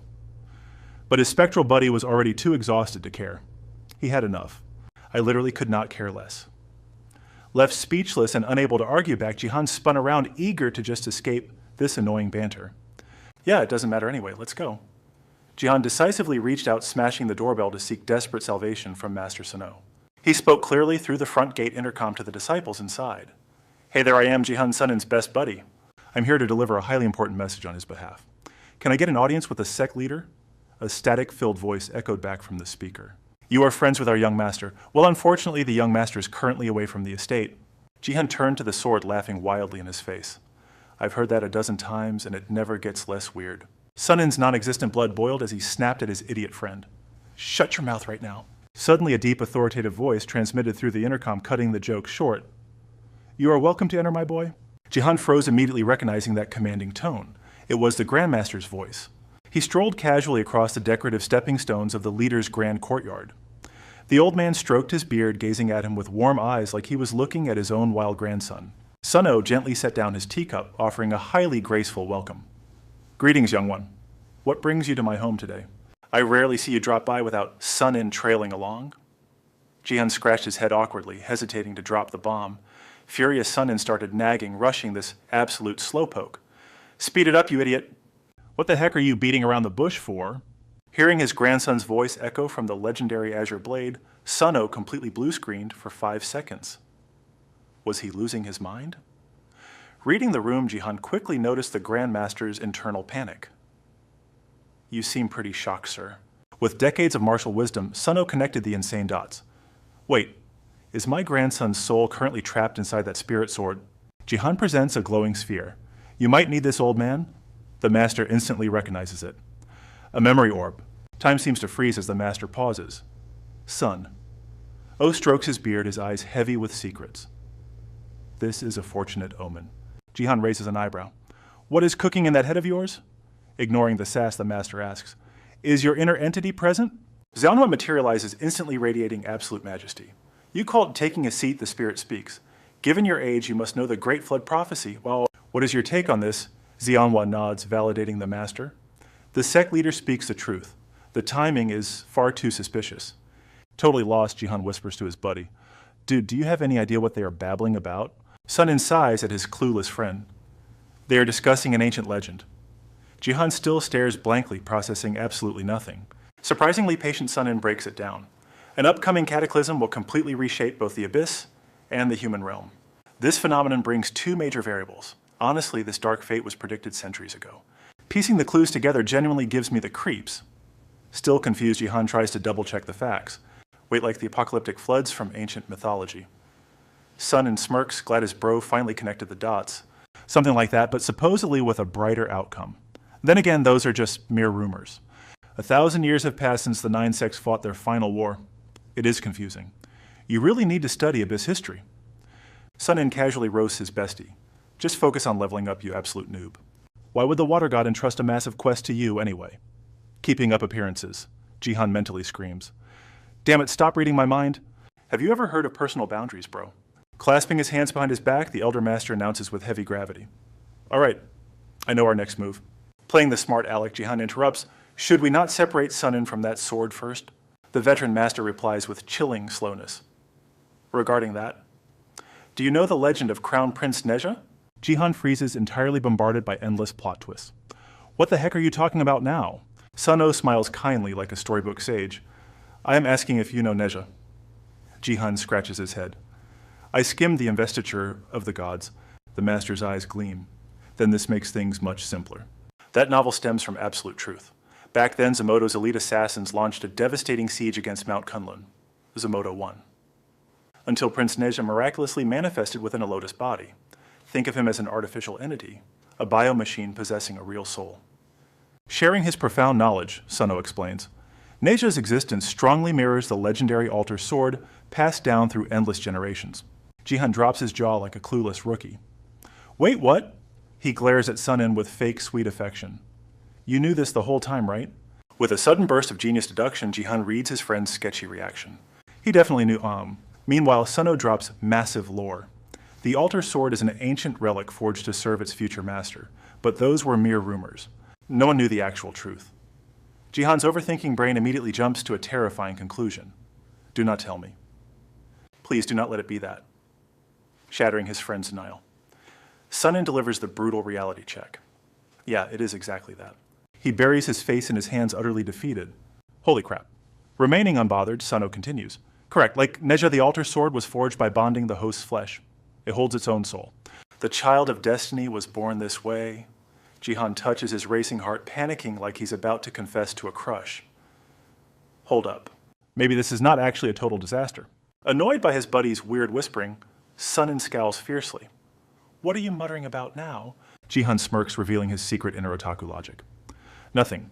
You know how manga heroes always have insane, overpowered bloodlines? Well, my best friend is literally one of them. That sounds incredible. You were literally born with a golden spoon? The more I think about it, the cooler it gets. Sun-in sighs, dropping his guard entirely.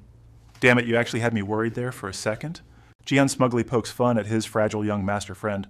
So we are basically twin souls now, right? 2 overpowered favorites blessed by Gaia? We are the perfect duo.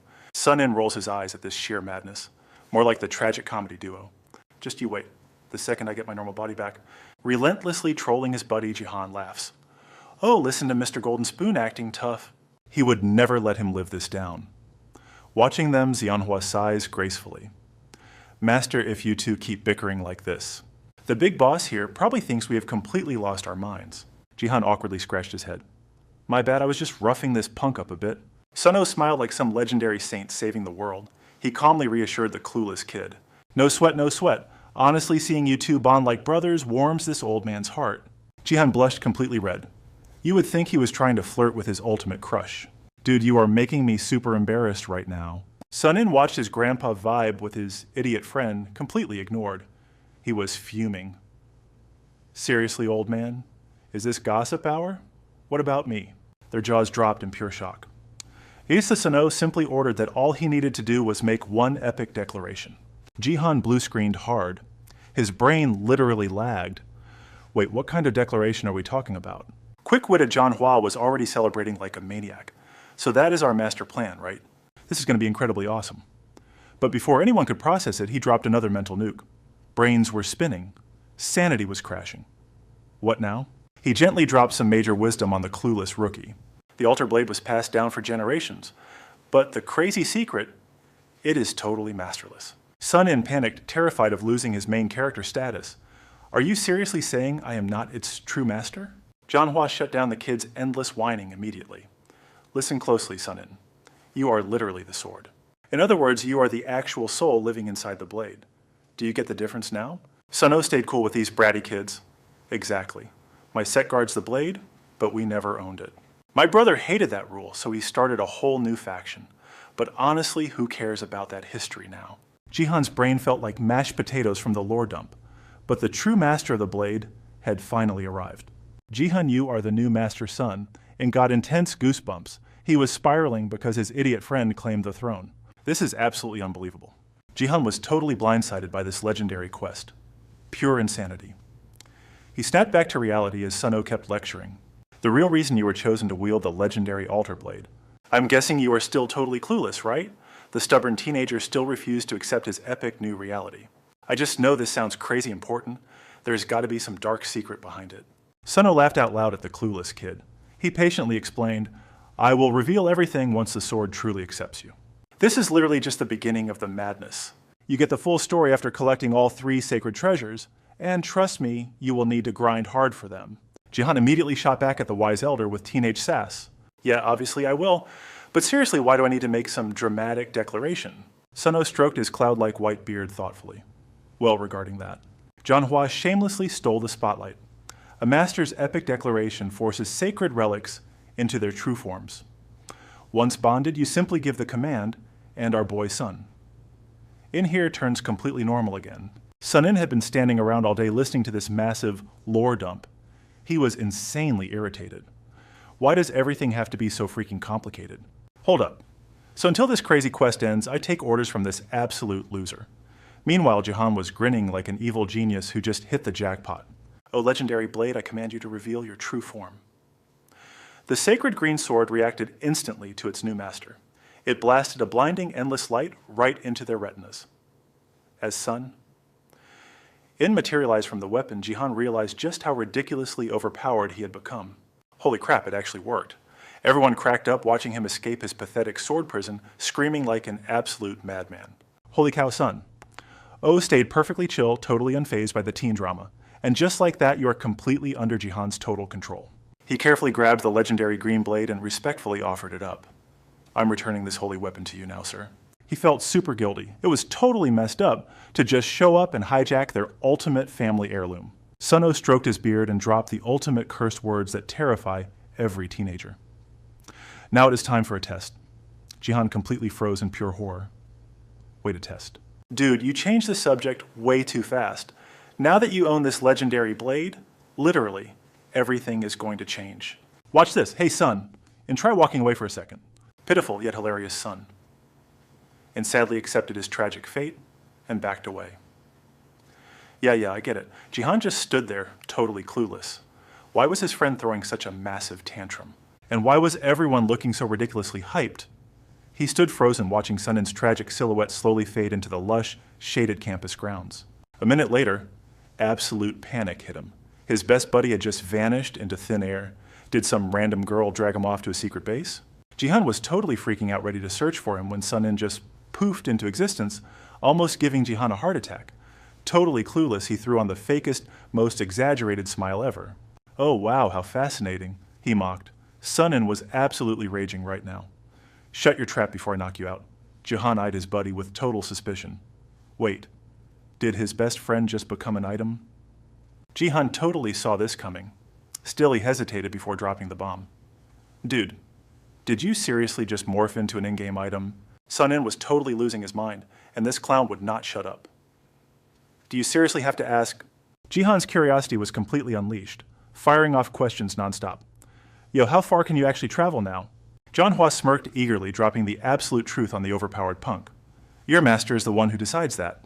He was shocked but stoked, like a kid on Christmas.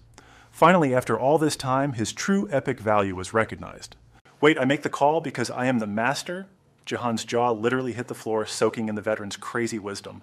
However, judging by this alter sword's unique traits, I would highly recommend keeping its limits strictly within the Korean peninsula.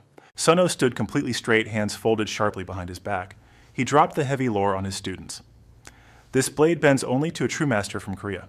It functions as the ultimate shield and weapon to defend this exact land. Just look at when Sunin wielded the blade.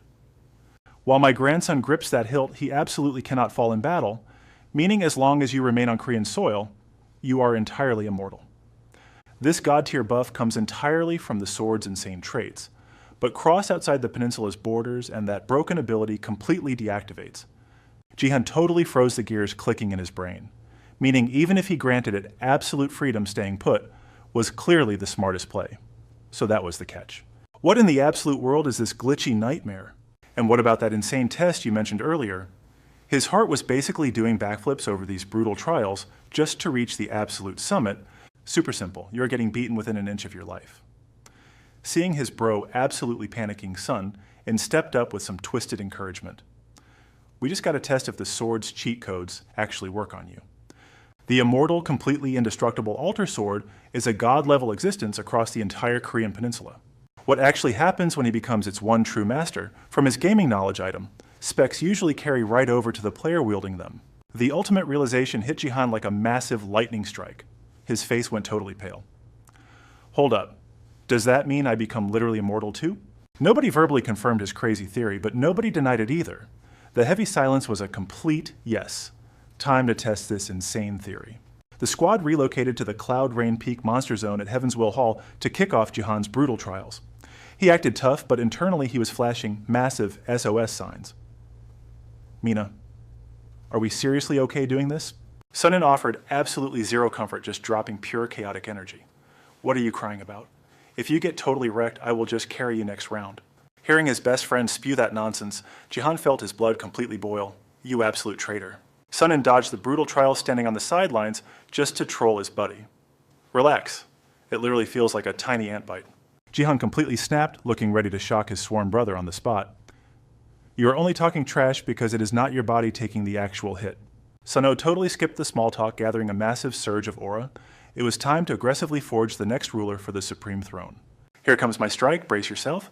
He unleashed the legendary Heaven's Will Tai Chi Holy Spirit technique with zero hesitation. A colossal magic-infused hand manifested, ripping straight through the air toward him. In less than a heartbeat, a devastating blow slammed directly into Jihan's shredded six-pack core. But the real nightmare was only just beginning. Pure survival instinct kicked in as he desperately staggered backward to dodge the absolute beatdown. Trembling, Jihan clutched his model-tier physique, violently gritting his teeth and swallowing the immense pain without a single complaint. The agony was completely unreal. After taking that massive hit, his health bar flashed straight into the terrifying red zone. But then it violently spiked straight back to max capacity. Jihan completely snapped back to reality, staring at his stats in absolute disbelief. "My health just regenerated instantly. Is this the legendary cheat code of a truly immortal body?" Suno calmly stroked his cloud-white beard, deeply analyzing the kid's unbelievable stats. "Even I am unsure if this stems from your insane gamer physique, or the undeniable immortality of the altar sword."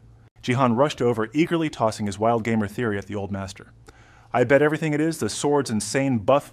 My health bar literally reset instantly. Sun-Oh gave a slow nod, realizing the punk made a solid point. Oh, is that right? Then I will strike infinitely harder. Brace your soul. He chanted a bizarre spell, pulling a literal mythical sword straight out of thin air. The sheer intensity on the Grandmaster's face was absolutely terrifying. Watching from the sidelines, Sun-In completely lost his cool as the weapon materialized, screaming out in utter panic, "That cursed sword, old man, if you use that, Jihan will literally never wake up again." Standing nearby, Jianhua was totally flabbergasted, jaw practically hitting the dirt. He actually materialized a weapon of pure mass destruction. Has Master Shinsong's absolute power really ascended to this god-tier level? Sun-In fiercely sensed that this was not just a basic flex of magic. It is way deeper than that. The old man hides crazy secrets that even I am totally clueless about. Hidden lore that only unlocks the second I officially take over as sect leader. Eavesdropping on their terrifying gossip, Jihan practically started sweating bullets in sheer panic. Are you seriously kidding me right now? Does absolutely nobody here care about my precious, fragile little life? Sun-Oh locked into a dangerously serious combat stance, gathering massive kinetic energy to launch Jihan's brutal second trial. We are continuing this right now. Rocking the fierce expression of a legendary warlord, he mercilessly drove the blade straight into the earth. An overwhelming shockwave of terrifying magical aura violently erupted outward. Jihan braced himself, taking the Elder's brutal piercing strikes head on. The agony was 100 times worse than before, but our boy swallowed his screams, tanking it like an absolute boss. So freaking painful. My HP is completely zeroed out. Staring at that empty HP bar, total panic hijacked his brain. His cowardly instincts kicked in hard. Crap, am I actually going to die here? But right as he freaked out, his HP suddenly surged. It filled right back up to max like nothing even happened instantly, wiping away all that terrifying agony and dread. Jihan blinked at his health bar, dumbfounded. He let out a goofy, relieved gasp. I am alive. Meanwhile, Elder's son. O dispelled the swirling mana in his palm, declaring the results. You are completely unharmed. This is genuinely extraordinary, kid. Jihan tilted his head, totally clueless about the big deal. Wait, why is that? Sun-Oh laid down the hard truth. The master of the Dan sword is truly immortal. However, taking damage is still unavoidable. Sun-In chilling on the sidelines, casually tossed in some extra lore, meaning your physical body gets totally wrecked and then regenerates. You saw what happened to me, right? But bro, you are completely fine, not even a single scratch. You are literally the walking definition of absolute immortality right now. Jihan just stood there looking dumbfounded at his master and his bro. They were totally right. Even with his HP hitting dead zero, he felt perfectly fine. Theoretically, hitting 0 HP means instant game over. But he was chilling, healing up in a flash. This had to be the massive perk of his epic gamer body skill. Heck yeah, I'm an invincible god now. Sun-Oh stroked his $1,000,000 beard, dropping some heavy wisdom. One thing is absolutely certain. Your body is truly special, Jihan. You might be immortal, but never forget. Only your raw vitality gets restored. The kid politely nodded, burning the Elder's warning into his brain. Wait, only my vitality. Sun-Oh poured out his ancient wisdom to train the rookie. Exactly. Now let us test your magic. Jihan checked his mana bar, looking totally lost. Honestly, I have zero clue yet. Let me just try it. Flexing his tough body, he conjured a massive, terrifying sphere of magic right in the forest for Sun-Oh to judge. The Elder chuckled proudly. After all those brutal trials, the punk had actually leveled up. Ho-ho, how genuinely terrifying. Jihan commanded the chaotic energy with a single badass word. Boom, proving he was no longer a basic scrub, the magic obeyed, unleashing a massive shockwave that violently shook the entire green forest.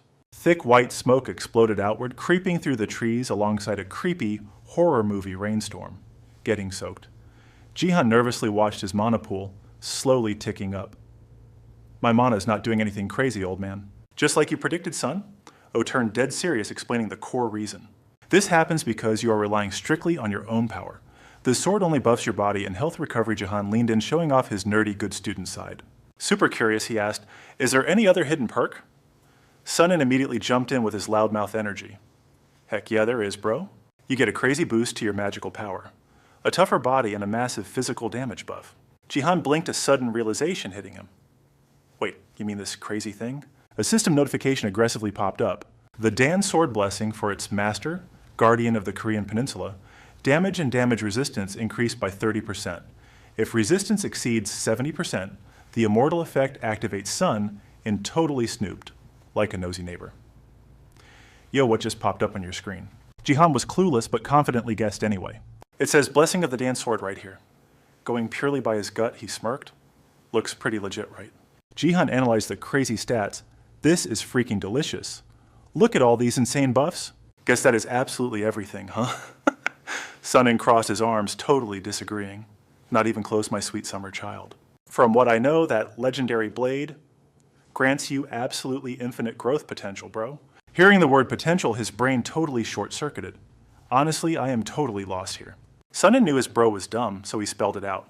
When you use it, you can analyze stuff instantly. Faster thinking, like a massive intelligence buff. Just like your speed thought skill, Manhwa rapidly fired back his questions. Then why the heck is it not listed here on the screen? Sunno maintained his strict master aura, dropping the harsh truth, because the blade only recognizes you as a temporary master for now. Hearing that, Jihan sighed and politely replied, "Yeah, I honestly figured as much." The elder knew the kid was still a greenhorn, offering some quick reassurance. Do not worry. Once you collect all 3 heavenly treasures, you will inherit absolute control in every single hidden feature of this blade. Jihan scratched his head, acting all awkward and shy.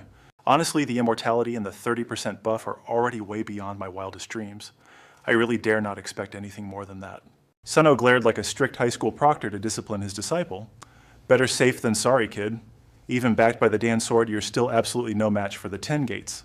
Jihan had not clashed with those heavy hitters yet, so he was completely clueless.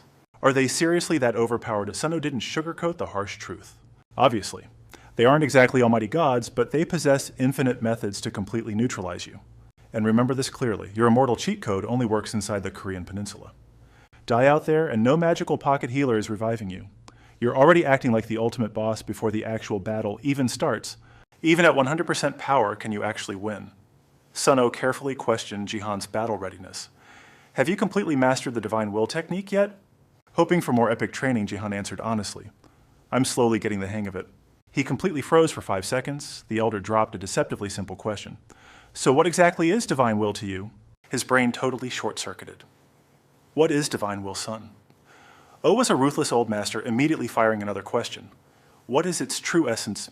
He hesitated, frantically searching for the right answer while side-eyeing Sunin and Zeonhoa. Those two definitely already knew. Crossing his arms in the pouring rain, he dramatically closed his eyes, pretending to deeply philosophize his ultimate response. Tapping his temple to aggressively reboot his teenage brain, Jihan finally guessed.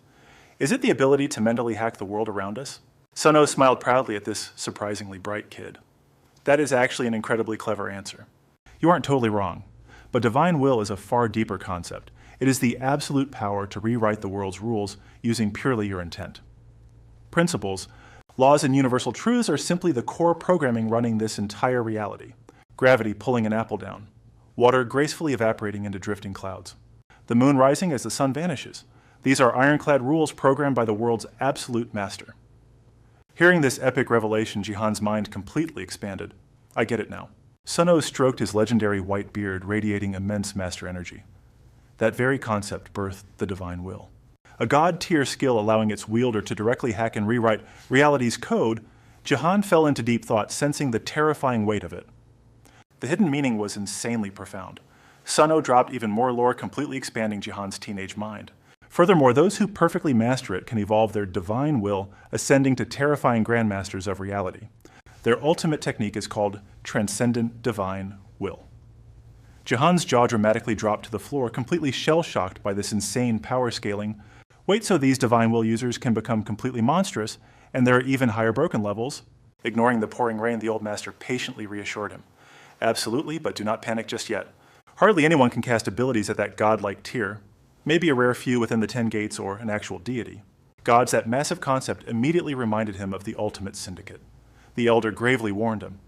Therefore, I must warn you, do not act recklessly. Without mastering Transcendent Divine Will, surviving the 10 gates entirely alone is practically a suicide mission. Suddenly, Sunin's sharp voice violently snapped him back to reality. Still, that's probably enough to stall them, or even snatch a lucky victory. Remember, this chaotic teenager is now the legendary Swords Master. Immortality is literally a transcendent cheat code. Even the mighty 10 gates cannot easily defy the Dan Sword's absolute authority. Jihan fearlessly smirked his rebellious gamer soul, craving the ultimate boss fight. With total swagger, he casually replied, "Message received. Transcendent Divine Will." This broken ability had to rival his own gamer system, or maybe slightly lower tier. He remembered the fierce cult war where his absolute gamer mind was actually corrupted. That terrifying enemy definitely possessed a similarly broken skill, an overpowered ability capable of directly hacking the world's absolute will. One undeniable truth stood out. Transcendent divine will possessed the insane potential to completely shut down his gamer system. But his Dan Sword's immortal cheat was so overpowered it would terrify any divine will master. Stacking the Sword's blessing with his gamer system meant he was practically an unstoppable glitch. That was definitely enough firepower. While living his best carefree teenage life, Sunin was suddenly slapped with a massively important mission by the Elder. From this very moment, you are Jihan's permanent battle companion. I will personally inform the Dan clan. Sunin groaned dramatically at this tragic fate. Is that really a good idea? Given the current chaotic situation, they're going to be incredibly furious. But the Elder held unshakable faith in his completely useless nephew. Do not worry, everything will perfectly align. The epic news of the Dan Sword finding its true master will entirely erase their tragic losses. Enough talk, let's head back. I have crucial business to handle. Back in their chill, modern city, Sunin was still raging over his tragic new quest. He was officially enslaved to this absolute menace. His teen life felt completely plunged into endless darkness. Jihan smirked deviously at torturing his buddy, offering some fake comfort. Enslaved endless darkness, bro, you're being way too incredibly dramatic. Sunin felt completely helpless against this utterly brain-dead gamer. Please just use your brain for one absolute second. Let's hypothesize here. You actually clear that insane quest the Elder gave you? That totally makes you the absolute master of the 3 heavenly treasures, right? Think deeply about it. What horrific fate do you think awaits me then? Jihan blinked blankly, his mind completely buffering. With ultimate cluelessness, he nervously answered his raging best friend. Bro, honestly, I have 0 clue. Sunin violently resisted the urge to rage quit life forever. Good lord, your fake stupidity is making me lose my absolute mind. Jihan casually explained, realizing his buddy's chaotic panic. I just mean once I unlock my true master status instead of this temporary trial. Do you permanently become my equipped inventory item? Sunin groaned, totally, utterly done. Why ask me? I do not have your crazy powers. Figure it out yourself. Brain totally offline. What a headache. Zeon Hoa swooping in to play hero isn't exactly rare, you know. Dependency total submission binding contracts. That stuff is super common in the Abyss. Some fools bow down to supernatural gods, trading freedom for epic power. Sunin totally eavesdropped, but decided to drop some wisdom anyway. Everything Zeon Hoa just said, it is 100% true. I have seen ancient families fueled entirely by demonic servants since the dawn of time. Jihan, finally using his brain, asked, you mean like Faust? Sunin grinned, thrilled the kid finally got a clue. Exactly like Faust, bro. Jihan's smile instantly vanished. Frowning in pure disgust, he thought this was absolute madness. Think about it, even if this twisted stuff is normal in the Abyss. Who the heck uses their friends like literal servants? He stared in absolute disbelief at Sunin. Oh, they exist. You are just lucky you haven't seen them. Whatever. Let us just get to your house. Who is cooking tonight? Jihan felt like he was hanging out with a massive freeloader. Only good at stuffing your face. This guy is totally changing the subject. Boom. A massive magic circle suddenly materialized, hovering menacingly above the quiet house. Lorelai is stuck in class. Shindung is probably just grinding away. Yanhua already got home from her shift, and that totally sketchy Green Forest sorcerer still missing in action. Looks like everyone is insanely busy, huh? Jihan and Sunin finally materialized at the front gate. The yard was completely swarming with demons waiting for them. Welcome back. Oh, mighty contractor. The almighty contractor approaches Clear the Path instantly. Hey, contractor boss, want to make a little deal with us? The demonic horde parted like the sea letting them pass. The second the door slammed shut. Sunin panicked, grabbing Jihan. Hey, you really meant using demon hands. Look outside with this terrifying mob guarding the yard. No stalker would dare breathe near here. But Sunin was still totally freaking out. Okay, that actually makes logical sense. But have you thought about the brutal consequences? Demon contracts are not some totally stupid game, my guy. Jihan chuckled effortlessly. Relax, I know you worry too much. Sunin sighed heavily. I really pray you know your absolute limits. Anyway, I couldn't ask earlier, but what is your next crazy move? Jihan's eyes ignited with blazing determination, obviously gathering the 3 heavenly treasures. Oh, he perked up, hype completely taking over. Shindung's lottery simulator app is legendary. Seriously, just one night, Wax Sunin karate chopped his neck. Jihan clutched his neck, screaming loud. What the heck, dude? You almost killed me. Sunin raised his fist, glaring with lethal intent. Keep joking and I will bury you. Quit messing around and tell me your actual plan. Jihan nervously gulped and stuttered out. While I was thinking about totally mastering Sivyu's legendary martial arts, Sunin blinked, recognizing the epic name, Sivyu's martial arts man. There was a time I was super obsessed with that legend. He looked totally intrigued. Come to think of it, Wuxia is still kicking. Do you think those ancient Chinese gods are actually still alive out there? Sunin just chuckled, shaking his head. Honestly, no clue. But crossing paths with them, not a chance it will be easy. The 3 sovereigns and 5 emperors used to rule the continent, now complete ghosts. Those ancient Chinese gods keep things super low profile. They are basically the exact opposite of our flashy friends back in Asgard. Jihan's eyes darkened with deep thought, resting his chin on his hand. Makes sense tracking them down is going to be an insane nightmare. But despite the insane difficulty, Sivyu's martial arts are too valuable to pass up. Gotta risk it. Jihan turned, asking softly, got any secret intel? He nodded, still looking super cautious. Just a tiny sliver. Jihan smirked, a cunning rebellious spark flashing wildly in his eyes. Honestly, I am totally planning to strike a deal with whoever owns those skills, right after I borrow your epic sword array. Sunin instantly frowned in shock. Before he could blink, Jihan leaped up, pumping his fist with rebellious hype. Time to hit the road. Sunin's jaw literally dropped, whining like a total baby. Oh my god. Can we please wait until tomorrow? This kid needs sleep? Jihan grabbed him, his face glowing with reckless excitement. Be good, let's go. I am going to show you something absolutely epic. Son. And violently struggled, complaining loudly. Dude, we literally just got here. Why rush? Like maniacs. So completely unfair, Jihan just laughed out loud, mercilessly dragging his friend along. Hey, I brought us back here for a super specific reason. Sunin blinked in utter surprise. Wait, really? Jihan smirked, flashing a cocky grin. I'm about to hook you up, bro. Listen up. You are already an immortal tank and totally overpowered. But guess what? We can make you even more devastatingly broken. Sunin squinted suspiciously. What kind of crazy junk did you bring me this time? Jihan just chuckled dramatically, raising his hand to snap his fingers. Obviously, I already cooked up something absolutely legendary for you. Follow me? Sunin's curious voice echoed down the dark hallway. What is all this hype about? The door slammed shut, revealing a pitch-black room straight out of a hidden ninja village. Jihan excitedly pointed at the mysterious object waiting in the shadows. Boom, check out this compact version of my epic bossman armor. I call it the ultimate slime suit. Sunin frowned, looking completely shocked and utterly done. I knew your naming sense was trash, but this is just tragic. Jihan fiercely pointed at the armor. Shut your trap and put the gear on, you massive idiot. Sunin crossed his arms, stubbornly refusing. I'm not wearing anything until you explain what this freakish thing actually is. Jihan finally nodded, shifting into his hardcore nerd explanation mode. Alright, you know most of my battle golems are forged from heavy-duty alloys, right? Sunin nodded slowly. Yes, so. Jihan smirked playfully. But do you actually understand the true core nature of those metals? Hearing this, Sunin scratched his head, hesitating before throwing out a guess. I just assumed you crafted some crazy illusionary metal with major Uchiha villain vibes or whatever edgy nerd nonsense. Jihan sighed deeply, shaking his head at his friend's utter cluelessness. Man, I expected nothing from you and I am still let down. Sunin snapped back. I'm not a freaking wizard, just spit it out. Jihan looked up, eyes sparkling with pure arrogance. I created a brand new material. It is basically a liquid metal. Sunin frowned in deep confusion. Liquid, metal. Yep, it is an advanced alloy, exactly like that terrifying unstoppable villain from Terminator 2. Jihan bragged shamelessly.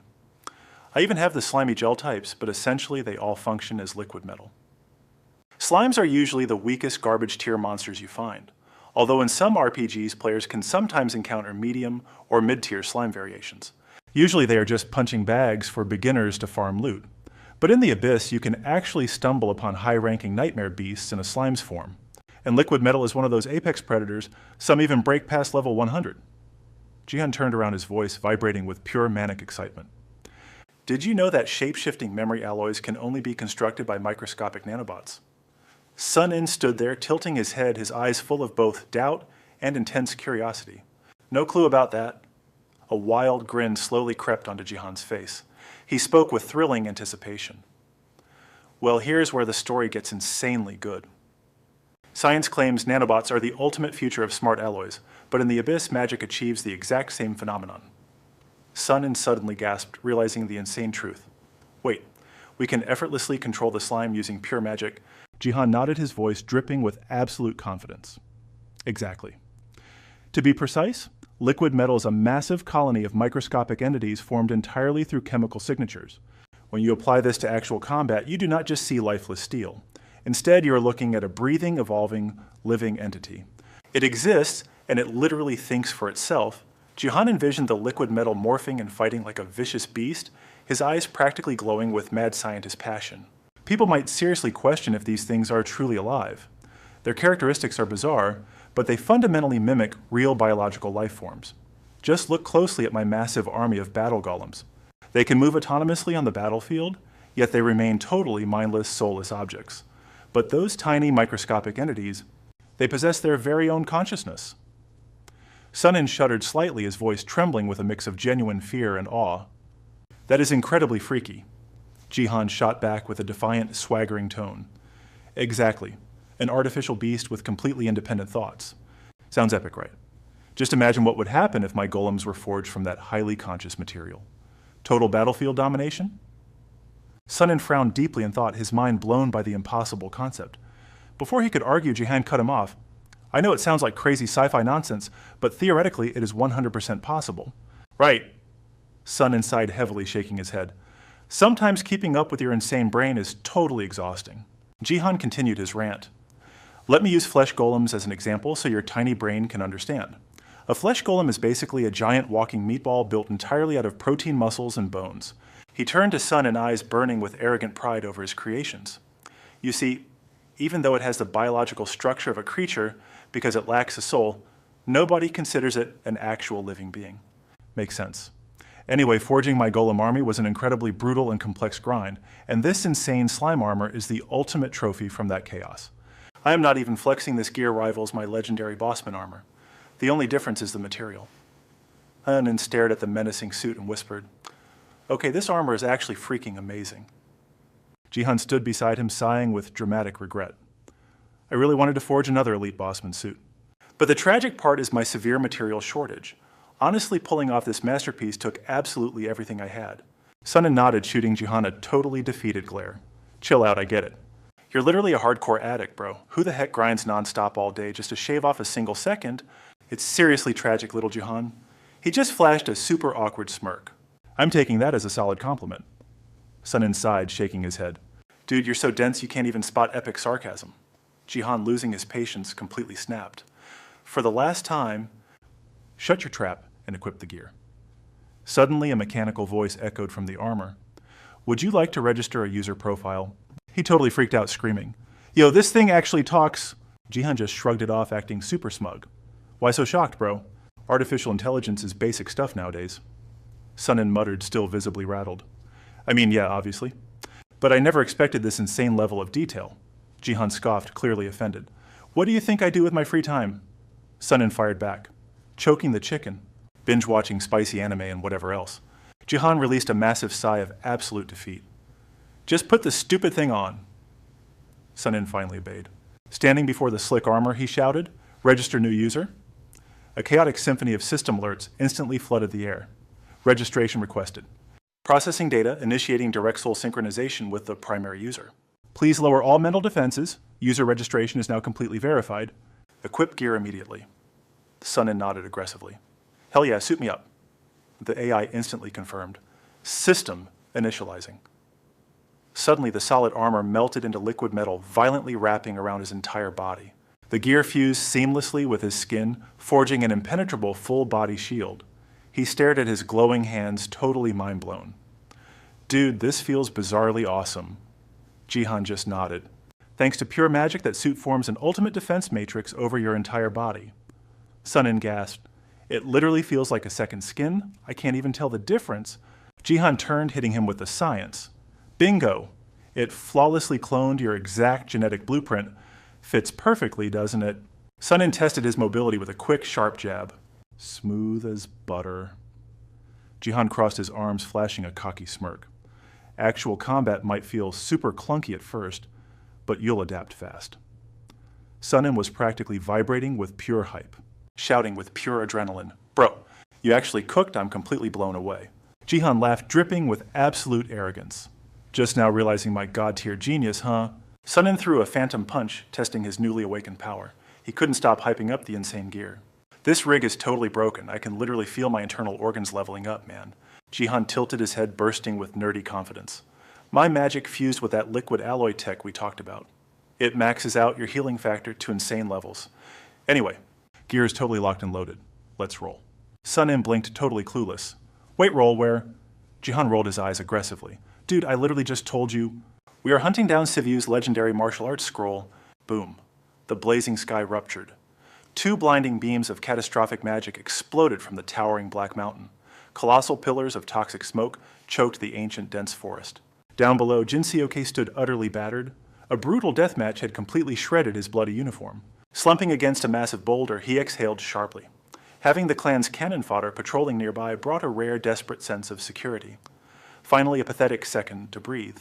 He glared at the terrifying magical shockwaves destroying the distant peak, muttering darkly. The Vanguard squad is probably getting slaughtered up there. Seriously, what the hell are the clan elders even plotting? Suddenly a comrade approached, a magical grimoire floating beside him. Man, it's been literally 3 entire months since we caught a break, right? A heavy suffocating silence dropped. Then Siok spat venomously. This is all because of that absolute freak, the gamer. He sparked this bloody war, dragging us into hell. Pondering for a dark second, his comrade shivered. That dude is a total anomaly. Possessing a god-tier system that turns reality into his own personal video game. He nodded, deeply acknowledging the grim truth. Jealousy laced his hushed tone. We're strictly forbidden from running our mouths about him. He paused. Thinking about your girl. Seok shook his head violently. Nah, bro, just zoning out. Staring into the apocalyptic sky, he sighed. At least Lady Luck hasn't completely abandoned us yet. This brutal war isn't ending anytime soon. You surviving... Seok's eyes hardened like steel. Always. His comrade lowered his voice, piercing him with a grave stare. Living for revenge is just pure self-destruction, man. Seok clenched his bloody fists, his voice dropping into a lethal vow. There is literally no other path for me. I will carve out this bloody vengeance with my own 2 hands.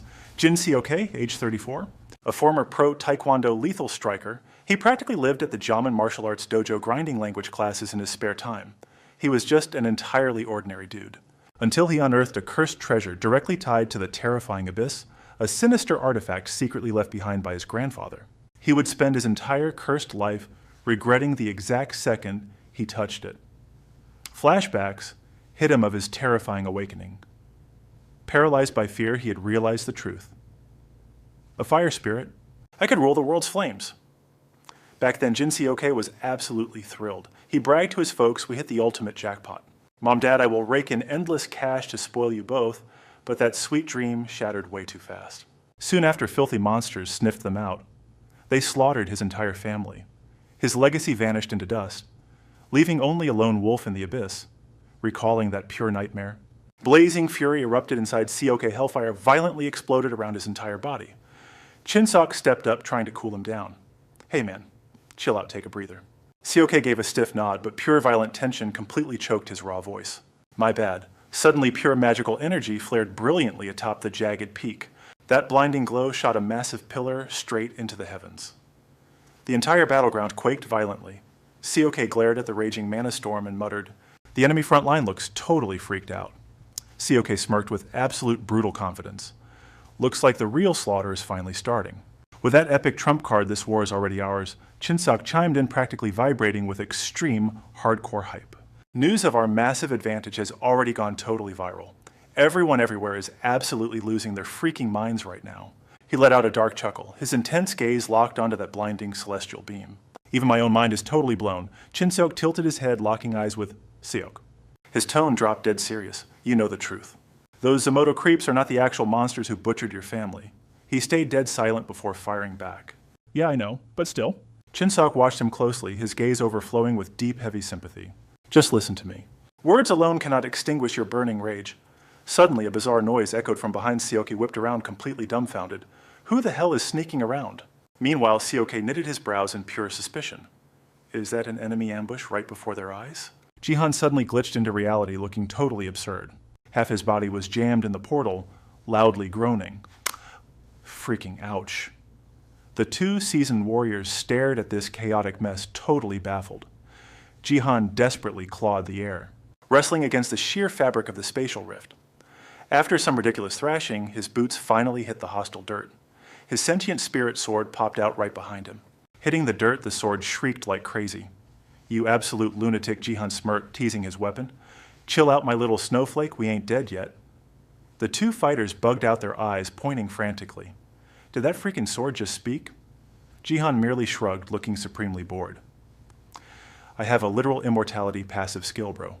What are you terrified of? The sword kept raging violently. You utter moron. This dimension is completely disconnected from the Korean peninsula. What if we both just brutally die? Lee. Did you even calculate this? It is not that deep, man. I merely took a tiny shortcut through the enemy's main base. Are you genuinely scared? Check my stats. I am absolutely flawless right now. The spirit sword seethed with absolute rage but lacked a solid comeback. You little punk? I'm totally snitching to the old man. Jihan immediately sweat dropped and started begging. Hold up. No need to go nuclear, buddy. We can definitely negotiate a sweet deal here. The talking blade brutally threatened him. You just wait and see, Jihan glanced over, scratching his head. Are you seriously staying in sword mode? I literally granted you full permission to shapeshift freely, bro. Sunil's voice echoed through the blade. Wait, the loudmouth sword was actually his buddy? Whatever, you idiot, handle those two guys. Watching us, stop keeping your audience waiting. Jihan casually nodded. Yeah, all right, chill out. Pivoting around, he flashed a wildly arrogant grin at the stunned duo. He cheerfully dropped his intro. Yo, nice to meet you cool dudes. I am Han Jihan, widely known as the Gamer. Have you boss levels ever heard of my epic legend? Seok and Chinsuk practically jumped out of their skins screaming together, the actual Gamer. Chinsuk squinted, his brain totally short-circuiting. Are you genuinely Han Jihan, the legendary Gamer? He smirked and gave a cocky nod. Spot on, bros. Let me flex some skills for you. A blinding system light flashed. An absolute unit of a towering golem spawned right behind Jihan. Seok and Chinsuk felt their jaws violently hit the floor. That is the Gamer's legendary golem. Jihan offered a surprisingly polite bow. Super stoked to meet you.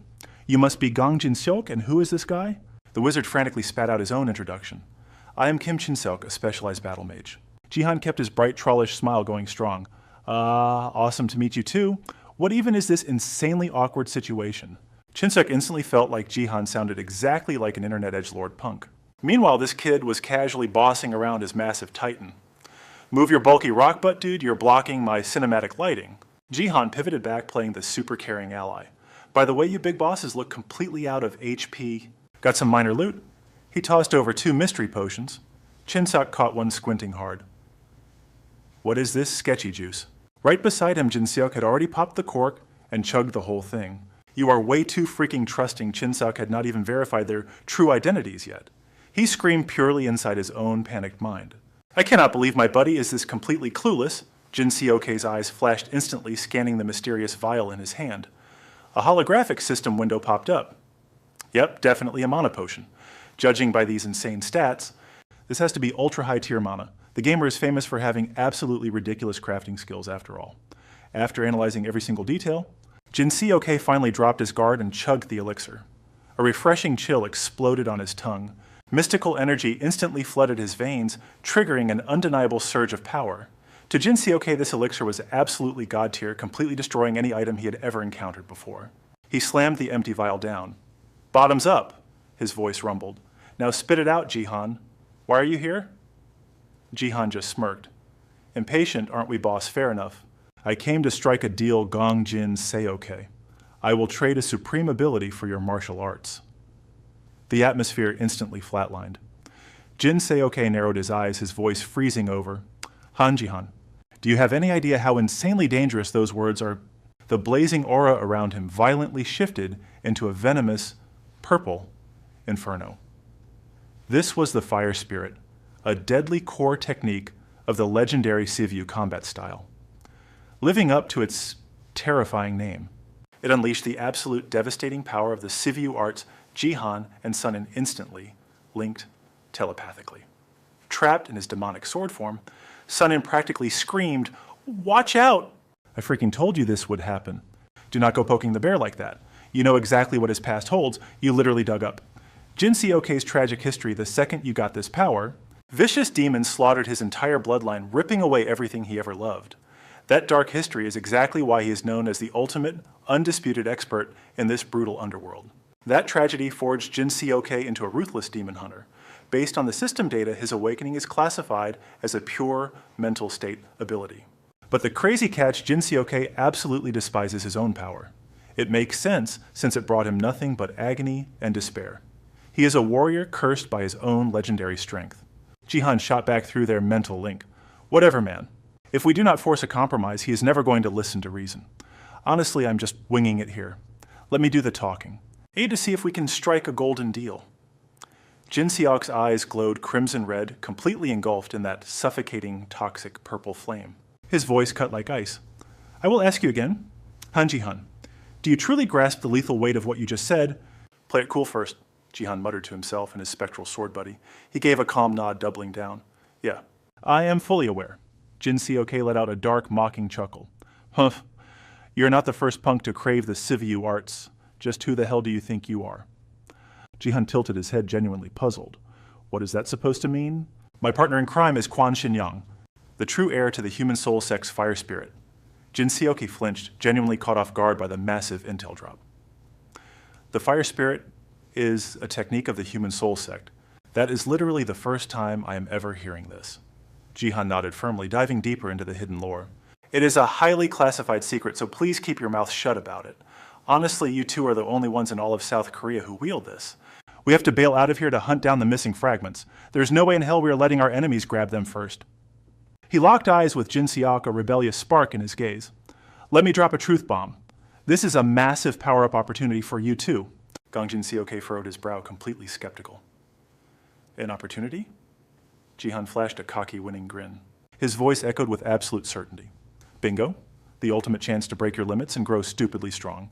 If you merge your dark fire spirit with the human soul arts, your combat power will absolutely skyrocket through the roof. Jin Seok stood silently, his intense aura flickering as he weighed the insane proposal. But ultimately his iron will held firm. He crossed his arms and completely shut it down. Hard pass. I refuse. Jihan froze for a split second, completely denied, but he kept his cool swagger intact. Care to share the reason why, boss?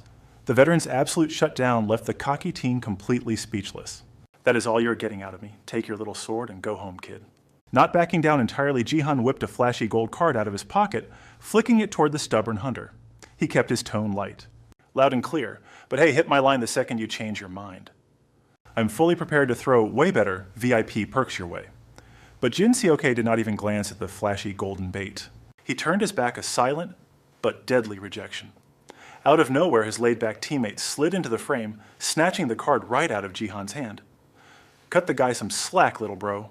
My boy here just gets super edgy around new faces, do not sweat it. If anything pops up, I will drop you a call. This cheerful guy was clearly the brooding hunter's absolute best friend and trusted partner. Jihan gave the friendly guy a polite nod, though his sharp gaze stayed glued to the fiery hunter in the back. Thanks, big bro. Well then, I will catch you guys later. Scene transition.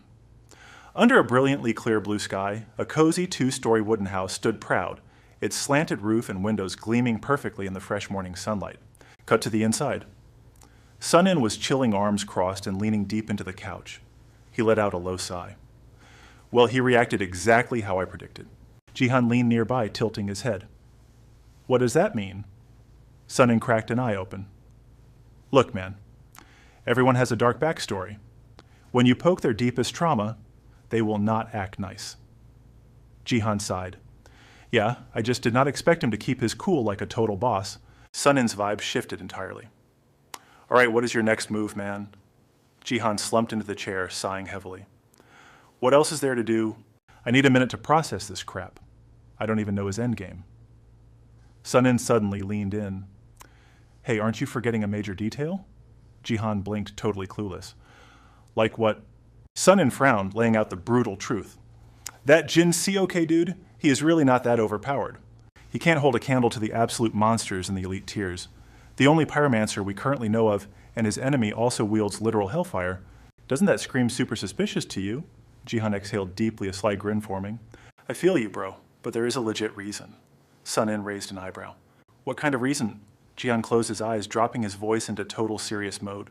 Even divine beings possess armor forged to slaughter other gods. The power gap between top rankers and the trash tier is insane. Take the Heavenly Faction and 10 Gates. You think those legends actually need some random martial art? That sudden reality check hit Sun-In like a truck. Damn, I never looked at it like that. Jihan continued, the monsters sitting at the peak of the hierarchy. They are living legends. They only grind and evolve their own unique broken skills. Why waste sweat combining it with someone else's fighting style? That is just a massive waste of their precious time. Sun-in nodded slowly. Yeah, that actually makes total sense. Jihan kept his cool tone. Just look at the leaderboards, man. The elites who hoarded those abilities were literally born with cheat codes. The weak scrubs, they would not even dare approach that power. He is surprisingly badass at fusing Hellfire with his martial arts. Unlike China or other nations, you only really see that insane combo right here in South Korea.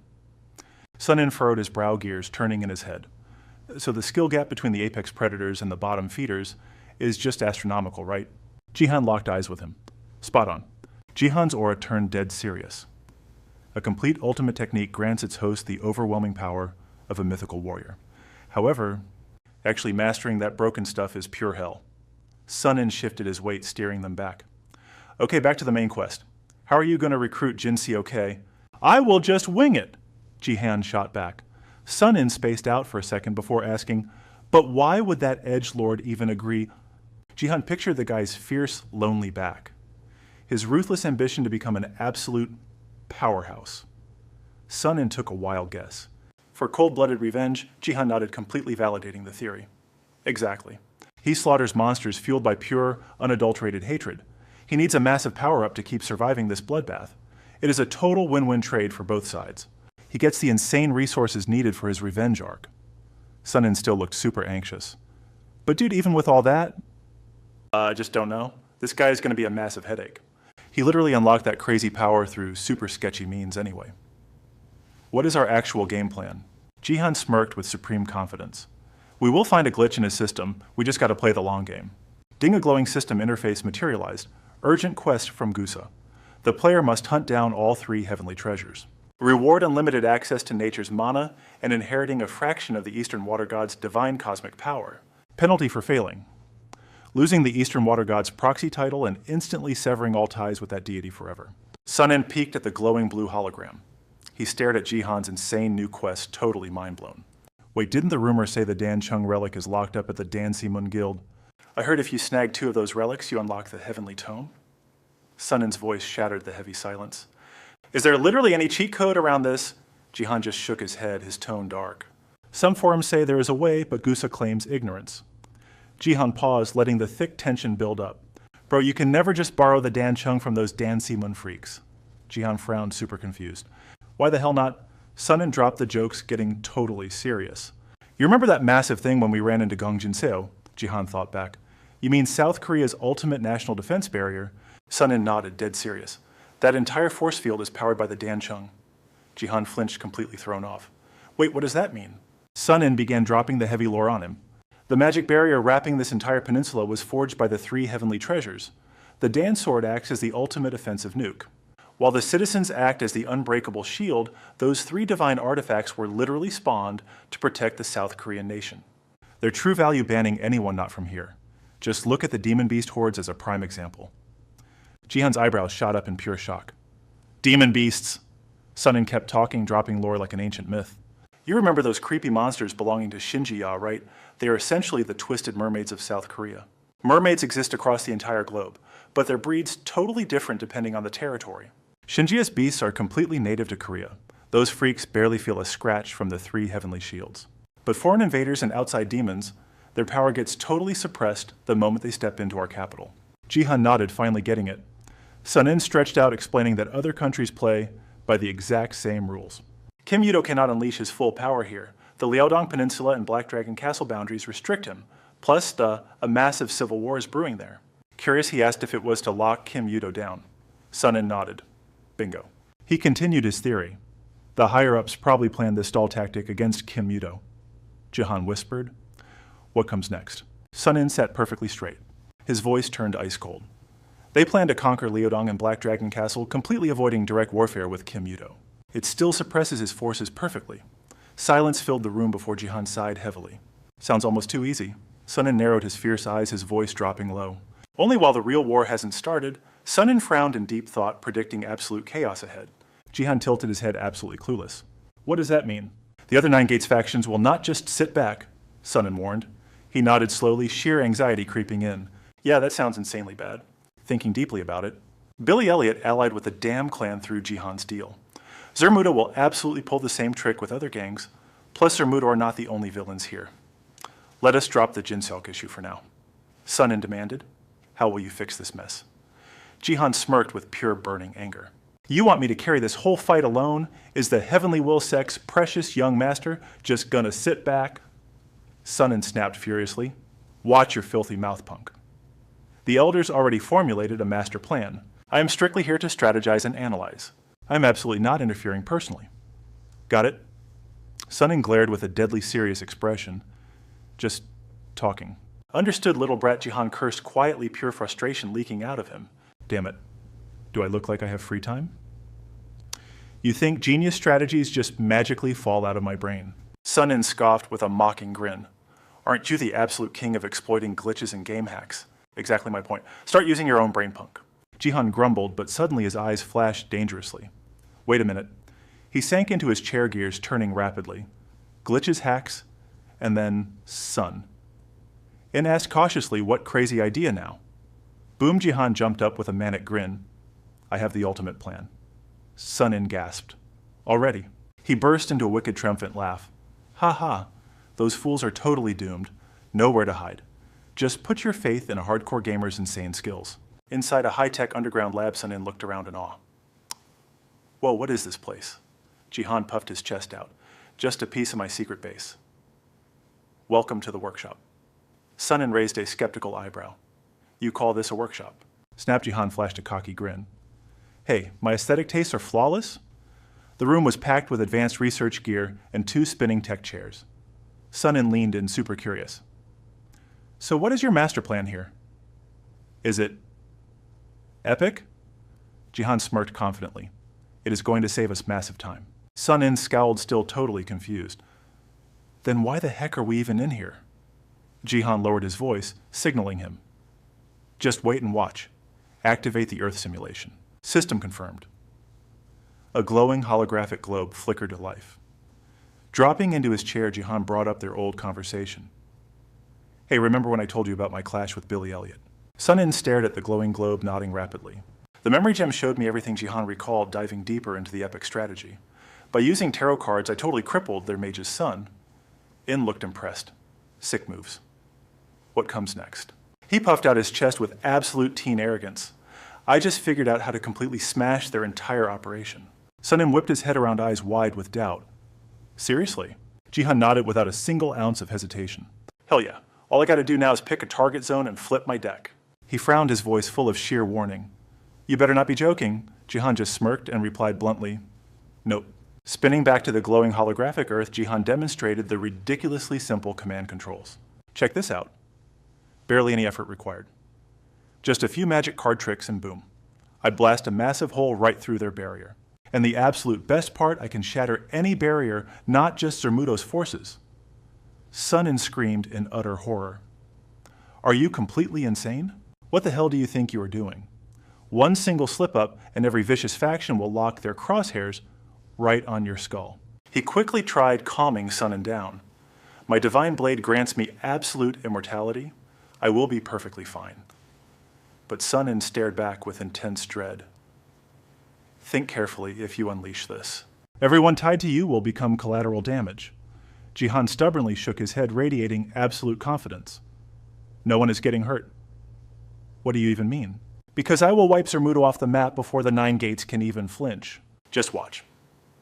Sun inside his face, a perfect picture of absolute exasperation. Damn it all. You're really picking a fight with the 9 gates without the 3,000 treasures. Jihan just smirked and nodded. I am knocking out 2 birds with 1 massive stone. Sun-in shot back, his voice dropping deadly serious. Take this seriously for once, man. This isn't a video game. One wrong step and we are totally screwed. Jihan's eyes burned with fierce determination. No turning back now. Hey, we already declared all-out war on Zermudo anyway. A brutal sneak attack is our best play, especially since a bloody frontal assault is completely inevitable. Why not strike first and seize the absolute high ground classic 2 birds, 1 epic stone strategy? Oh, really? Do tell! Sun-in crossed his arms, his tone dripping with heavy dramatic skepticism. And how exactly do you plan to pull this off? Suddenly a mysterious glowing orb materialized in midair. A memory orb. After listening to Jihan's absolutely insane master plan, Sunin could only shake his head. That sounds completely crazy, but incredibly brilliant. Jihan raised a challenging eyebrow. Meeting his gaze, Sunin firmly nodded. All right, count me in, bro. So you're really ready to crash this party? Jihan gave a slow, deliberate nod. Hell yeah. We have no choice. I might not have seen it myself, but too many lives were lost in that brutal war. This heavy burden falls on me. Sunin offered a razor-sharp nod. If we're united on this, let's rewrite destiny itself. The absolute best perk of the legendary gamer system, finding flawlessly broken ways to exploit its god-tier mechanics. Fusing this overpowered system with mystical tarot skills. Only one way to find out? A flawless strike plan. Zermudo, face your doom. Historically, Zermudo claimed ultimate victory, claiming fallen Kunlun warriors as mere loot. Enslaved within the sinister deification tower, their physical bodies remained hopelessly sealed. Their unbroken willpower morphed into an infinite spiritual battery for Zermudo's dark forces. An unimaginably massive surge of raw, terrifying energy. Riding that absolute power high, Zermudo ruthlessly conquered and dominated the Central Plains. However, the Central Plains were just too massive for total domination. The Abyss is a chaotic melting pot of diverse, monstrous races. Finding another perfect stronghold like the deification tower, nearly impossible. Zermudo's terrifying headquarters housed 0 humans, a forbidden dead zone erased from modern understanding. Yet every single Abyss dweller feared the infamous deification tower. Jihan's voice dropped to a deadly whisper. That stronghold is definitely crawling with insanely high-level defenses. But honestly, I'm hyped to test those defenses. Sunin frowned, totally weirded out. Are you acting crazy again, dude? Jihan suddenly whipped his head around, staring intently at empty air. A spatial rift tunnel, he confidently declared. His eyes blazed with wild ambition. We'll use this cosmic backdoor to infiltrate the tower. My teleportation stats are slightly garbage, but a little epic effort fixes everything. Sunin groaned, completely unconvinced. Absolutely unhinged, push too hard, and you'll literally vaporize. Jihan just threw up a cocky peace sign. Relax, bro. I do this constantly. You ready for this madness? Sunin gave a grim nod. Let's roll. Jihan braced himself before the chaotic spatial rift. He barked the system command open inventory, so from the glowing digital space, Jihan yanked out a highly suspicious, futuristic gadget. Without hesitation, he shoved the mystical artifact directly into the swirling cosmic storm. System alerts violently spammed his vision. Warning, 18,921 damage taken. 18,921 hit points instantly restored. Warning, 9,281 damage taken. 9,281 hit points restored. Warning, 3,512 damage. 3,512 hit points immediately restored. Gritting his teeth, Jihan ripped his arm free, abandoning the strange device deep inside the dimensional void. He watched the rift violently mutate, flashing a breathtakingly arrogant grin. Since I'm still physically standing on Korean soil, no matter what insane apocalyptic damage I take, the holy buffs instantly regenerate my health. Behold the absolute power of the Lord. Sunin aggressively face-palmed. Oh my god, he's totally monologuing again. Are you done being a dramatic psycho? Not even close to done, buddy. Jihan smirked playfully. Sunin groaned like a dying man. Good grief. Shrugging it off, Jihan pivoted flawlessly. Anyway. Boom. The dimensional gate violently warped, expanding into a jaw-dropping portal, revealing the majestic cloud-piercing mountains of a completely different universe.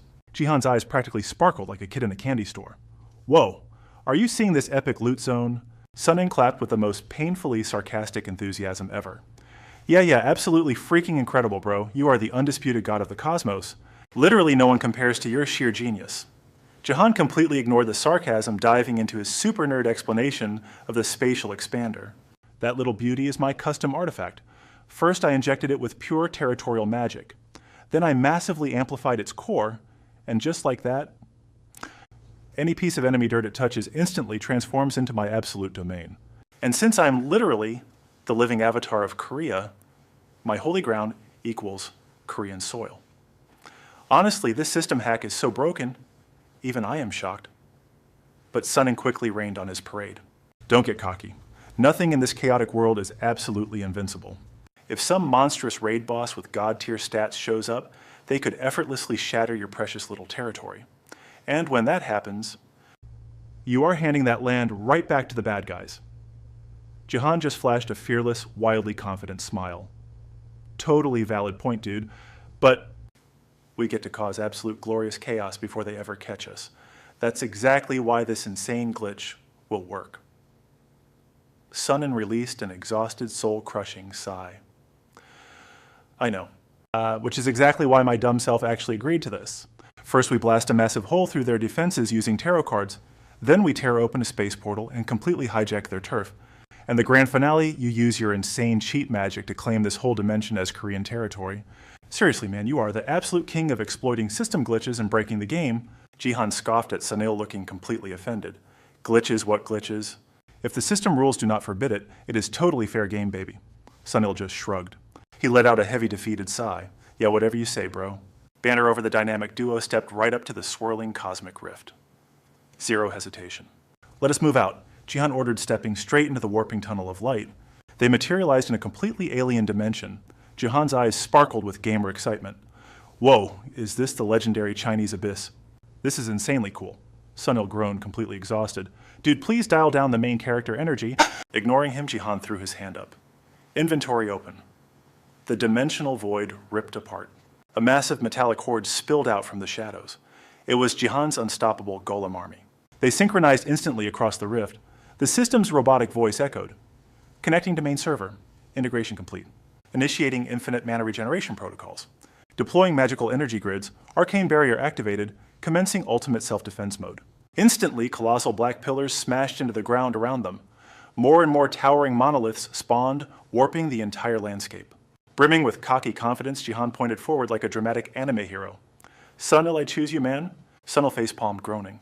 Seriously, bro. Flash.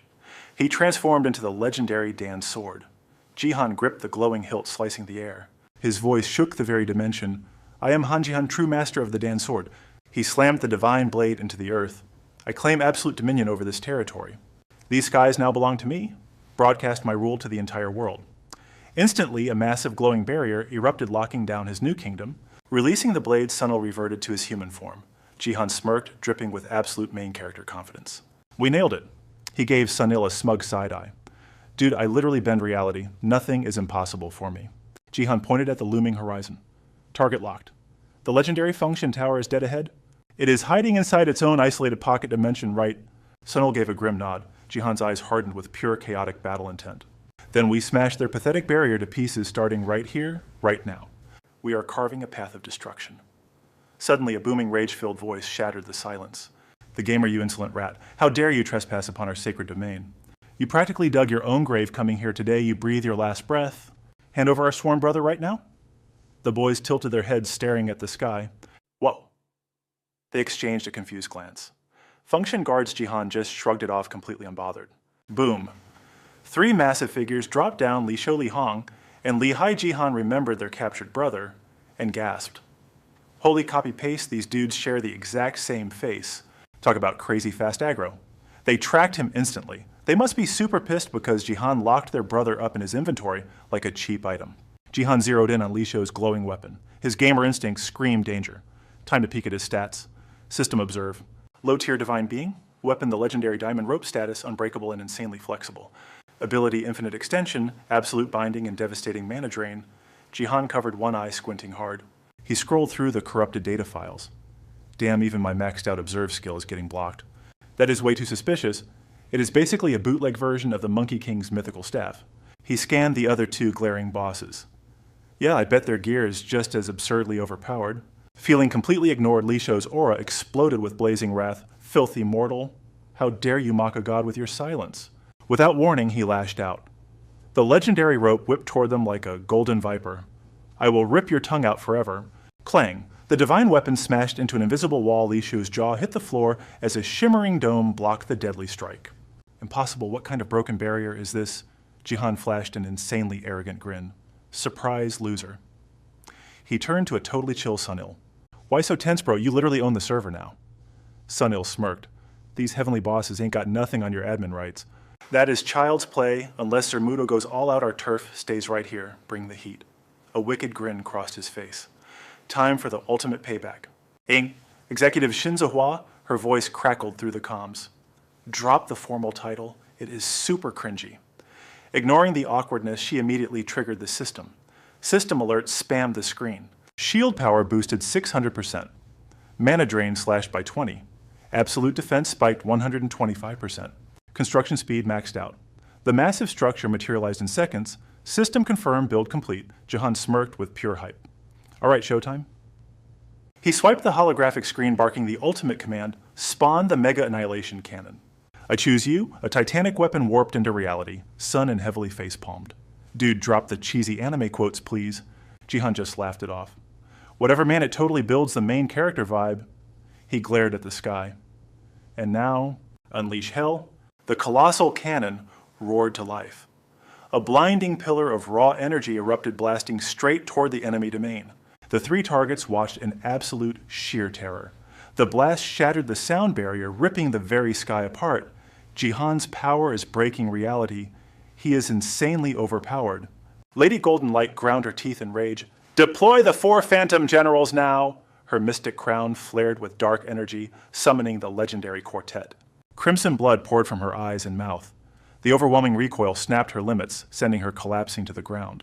Gasping for breath from extreme mana drain, she whispered in pure defeat, "Even pushing past my limits, I cannot read his fate." Suddenly, terrifying visions crashed into her mind. What insane future is this? She shrieked in absolute panic. Max out the tower defenses, recall all dimensional forces immediately. In her horrifying vision, Jihan casually smirked beside his mega weapon. One simple word and a massive death beam annihilated their sacred tower. Sunin freaked out, yelling at his reckless buddy, "Destroyed? Are you kidding me? Literally nothing happened. We just wasted everything." But system alerts suddenly flooded their vision. Massive loot drops confirmed, earned 1,240 experience points. Plus a bonus 360, Jihan flexed his epic win like a boss. Check it out, man. I totally wrecked those elite generals. Straight up jumped 2 levels. But Sunin was hyperventilating at the sky. Dude, something is incoming. Ignoring the panic, Jihan coolly tapped his earpiece. Zohua hit the reload. Already on it, boss. Her digital voice echoed back. Jihan grinned at her god-tier efficiency. Always carrying the team shin. You are the best executive. Suddenly an oppressive aura dropped, making Sunin's jaw hit the floor. What the heck? Ancient, terrifying voices violently ripped through the air. Listen closely, puny little gamer. Your petty rebellion ends here? A dark, menacing laugh echoed. Man, how long has it been since we flexed our power? 1,000 years. That golden light chick totally overstepped. Cleaning up her messy aftermath is such a drag. Time to reset this server. We shut this bug down right now. 3 ominous silhouettes glitched into the clear sky, radiating pure boss-level hostility. The legendary Heavenly Trio had logged in. The Supreme Circle. They hovered there, looking extremely pissed off. Jihan's system scanned them but hit a firewall. Damn, their stats are totally hidden. These guys scream bad news. But Jihan just gave a cocky smirk. Does not matter, they all die the same. He casually leveled his heavy blaster at their heads. Eat plasma losers. The hyper beam blasted forward at lightning speed, seeing a direct unblocked hit on the mega bosses. Sunin completely lost his mind. Holy crap, did we just one-shot them? Jihan instantly snapped, glaring at his friend with pure fury. Are you an idiot? That is literally the cursed jinx of anime. You say that out loud and they survive without a scratch. Basic logic, bro. Sunin nervously rubbed his neck. Wait, seriously. My bad, man. As the smoke cleared, the overpowered trio had not even blinked. Sunin's sweat dropped hard. Bruh, you were not kidding. They totally tanked that. Jihan facepalmed with immense frustration. See what you did? His tactical brain went into overdrive. My aim was dead center. There is 0 chance that missed. They are totally warping the spatial fabric. I knew I should have crafted a raw, kinetic, anti-magic blaster. Getting randomly shot at totally triggered the Supreme Lord. You filthy, arrogant mortal. Your trial of life expires right now by my absolute divine authority. I sentence you to obliteration. Hovering like a god, she unleashed the crimson blood sand river. It swirled into a terrifying infinite loop. The deadly red wave devoured the entire sky in seconds. Sunin started sweating bullets at the apocalypse above. The blood sand river. That is definitely her ultimate move. What is the master plan, genius? But Jihan was glaring holes into the other 2 floating VIPs. And those jerks, they just chilled there, floating like totally untouchable final bosses. Their condescending smirks gave away the whole game. Just standing by, huh? They seriously think one god is enough to wipe me out. Jihan's gamer ego flared with intense rage. Do not treat me like a total noob. He aggressively snapped his fingers, instantly deploying a massive digital barrier. The ultimate unyielding shield locked into place. But reality check boss fights are never that easy. Maintaining this defense was brutally shredding his core. This pressure is insane. At this drain rate, I will be completely out of mana in seconds, straight up. Zohua's urgent tactical voice broke through his panic. The barrier holds off the acid, but you have to deactivate the mega cannon. Make the call, boss, right now. 1 minute, 21 seconds until total mana burnout. Despite Duhua freaking out, he doesn't even sweat. He just shoots. Sun in a look. One tiny signal and the message is crystal clear. Tag team, you're up. Sunin gives that trademark goofy smirk. But when it counts, he is all hero. Leave the heavy lifting to the master. He summons his legendary blade into his grip. Taking a deep breath, he blows gently across the cold steel. And then, he swings the massive weapon with explosive force. He roars out loud, divine will art, heaven cleaving. Slash. Boom. The devastating strike instantly rips the Bloodsand River right down the middle. Seeing that absolute perfection, Jihan flashes back to an old lesson. Divine will warps reality itself using pure mental power, and when paired with the Heaven Cleaver, the destruction is absolute. Master it completely and you can rewrite the very fabric of the universe, just like the old man promised. Spotting the perfect opening, Jihan smirks. Sweet my turn to shine. The laser cannon charges up for round 2. Du Hua just facepalms with a heavy sigh. Dude, could you seriously pick a less cringy weapon name? Wang Chong is still processing the shock when a blinding flash erupts from the earth. Jihan's monstrous firepower obliterates everything. The unstoppable Bloodsand River is completely vaporized into nothingness. The suffocating crimson storm simply vanishes, clearing the darkened sky. Jihan immediately scans the horizon with eagle eyes. The sand is completely gone, but what about that crazy witch?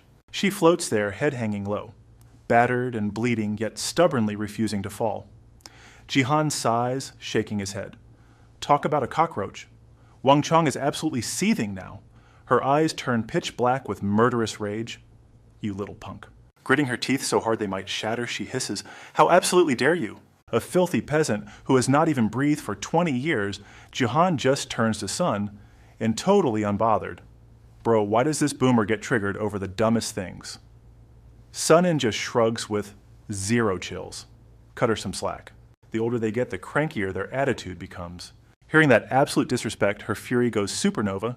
She shrieks like a banshee. What did you trash? Just say about me. Wang Chong unleashes a second wave of the Bloodsand River. This time, the volume is insanely thicker. It crashes down, hammering wildly against Jihan's heavy-duty energy shield. One side attacks relentlessly and fiercely defending. Even now, it is a brutal deadlocked stalemate. Suddenly, a glaring red system alert interrupts the chaos, warning protocol activated. Defense matrix under heavy siege. Jihan flinches, immediately snapping his attention to the dashboard. Duhua pops up on the monitor with an urgent warning. Our mana reserves are literally melting away. The exact second that cursed sand touches the shield, it drains everything. It is dealing pure true damage, boss, hearing that brutal reality. Check all the color drains right out of Jihan's face. Wait, so that sick trick is not just regular magic sand. His mind races piecing together fragments of past battles. Hold on a second. Is not this the exact same stuff as Warlord Changchan's legendary Crimson Grit? The energy signature is practically identical. Sure, this new blood sand is a way nastier upgrade, but it is going to take more than cheap tricks to drop our boy Jihan. Rapidly scans the chaotic battlefield, crunching the tactical data. The other bystanders are just uselessly munching popcorn on the sidelines. Meanwhile, Wang Chong goes totally psycho, screeching like a demon. Just dropped dead already. You pathetic little bugs riding her ego trip, she pushes the onslaught even harder. Her blind rage acts like premium fuel, supercharging her chaotic aura. Sunin casually glares at the sky, breaking down her attack pattern. After letting the tension build for a solid minute, Sunin finally exhales a deep sigh. Spot on, bro. Just like you predicted. Jihan flashes a wildly cocky grin. Yep. Told you I never miss. He had completely read them like an open comic book from the start. Sure, they might wear the same villain uniform, but their teamwork is absolute garbage. Want to know why?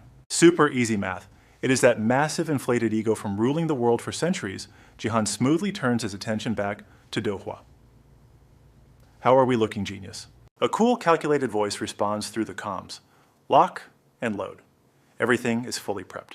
Boss, that annoying blood sand is about to become ancient history. Right on cue, Sun, and casually hefts his glowing blade over his shoulder. My ultimate is off cooldown too. Hearing those magic words, Jihan radiates absolute main character energy as he grips his overpowered tech. Alright, then let us wrap this up.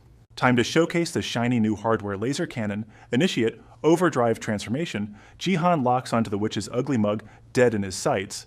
Eat this anti-magic annihilation beam. Just fire. The high-tech rings circling the massive barrel ignite like supernovas. In a split second, it unleashes a catastrophic tsunami of raw, unfiltered energy. K-boom. An apocalyptic blast wave instantly shatters the very heavens, making the whole world violently quake. System alerts spam the screen like crazy. Every single thing caught in that god-tier strike is instantly vaporized into pathetic smoking ash. Even with his energy shield totally blown away, Jihan just stands there looking dangerously cool. He smirks to himself. That annihilation beam is ridiculously overpowered. It even obliterated my own magic reserves. And obviously too, the enemy's fancy magic got equally deleted from existence. Wang Chang's brain completely short-circuits, trying to process the absolute wipeout. She violently stammers. What is this glitch? He just instantly deleted my unstoppable, blood sand impossible. Seeing that arrogant witch looking completely dumbfounded just fuels Jihan's adrenaline rush my mentor always preached. Stack enough mana and you can bend reality itself, and that means the ultimate counterattack starts right now. Golem Legion initialize awakening protocol. Form up and crush the target. Following his command, dozens of massive alpha golems violently rip through the earth. The colossal mechanical titans are officially online. He practically radiates extreme confidence calculating his next move. With my busted high-tier cheat skills, I can just slice through all their defenses, and spam a literal tsunami of unstoppable golem reinforcements. Even if they take critical damage, it does not matter. They auto-regenerate in a fraction of a second, because every single one is forged from indestructible liquid metal. She totally froze again. The sheer size of this thing was insane. It locked onto her, reaching out its massive hand. But right then, Rongchan's voice whispered in her ear, I told you not to obsess over that evil spirit artifact the moment the words left his mouth. A colossal blade materialized in the sky, crashing down right where the giant golem stood, Jihan and Sun. And literally dropped their jaws. He caught her midair like an absolute boss. Talk about setting the stage for epic payback. That massive golem split completely in half. A pixel-perfect slice, Rongchan leaned in close, whispering right into her ear. See why you shouldn't tunnel vision on evil spirits? Jihan watched this whole flex, cursing under his breath. Are you freaking kidding me? Excuse me. That ridiculously massive dragon blade just wrecked my golem and completely ignored us. Hold up, do not use the artifact? Sunin instantly analyzed the situation. That is divine energy. He whipped around yelling. Wait, what? He broke it down for him. He forged that blade using pure divine energy. Look, it is fading away. She was still absolutely furious. She thrashed around shooting deadly glares at Rongchan. Let me go, I refuse to take an L like this. He ignored her completely using magic to teleport her away. Stand back. Let me entertain these brats. Jihan watched, finally connecting the dots. So you are the infamous Han Jihan. The crazy rumors were actually true. Jihan shouted right back at him. Who the heck are you? The guy smirked with peak arrogance, practically dripping with attitude. I'm the great Lord Rongchan, the absolute master of wind energy. Unlike my dramatic partner, I am not going to hold back at all. Jihan actually burst out laughing. He turned to Sunin with a totally cocky grin. Yo, did you hear this, edgelord? Now I'm hyped. His rebellious swagger made Sun. And slammed the brakes. Bro, can you please focus for 1 second?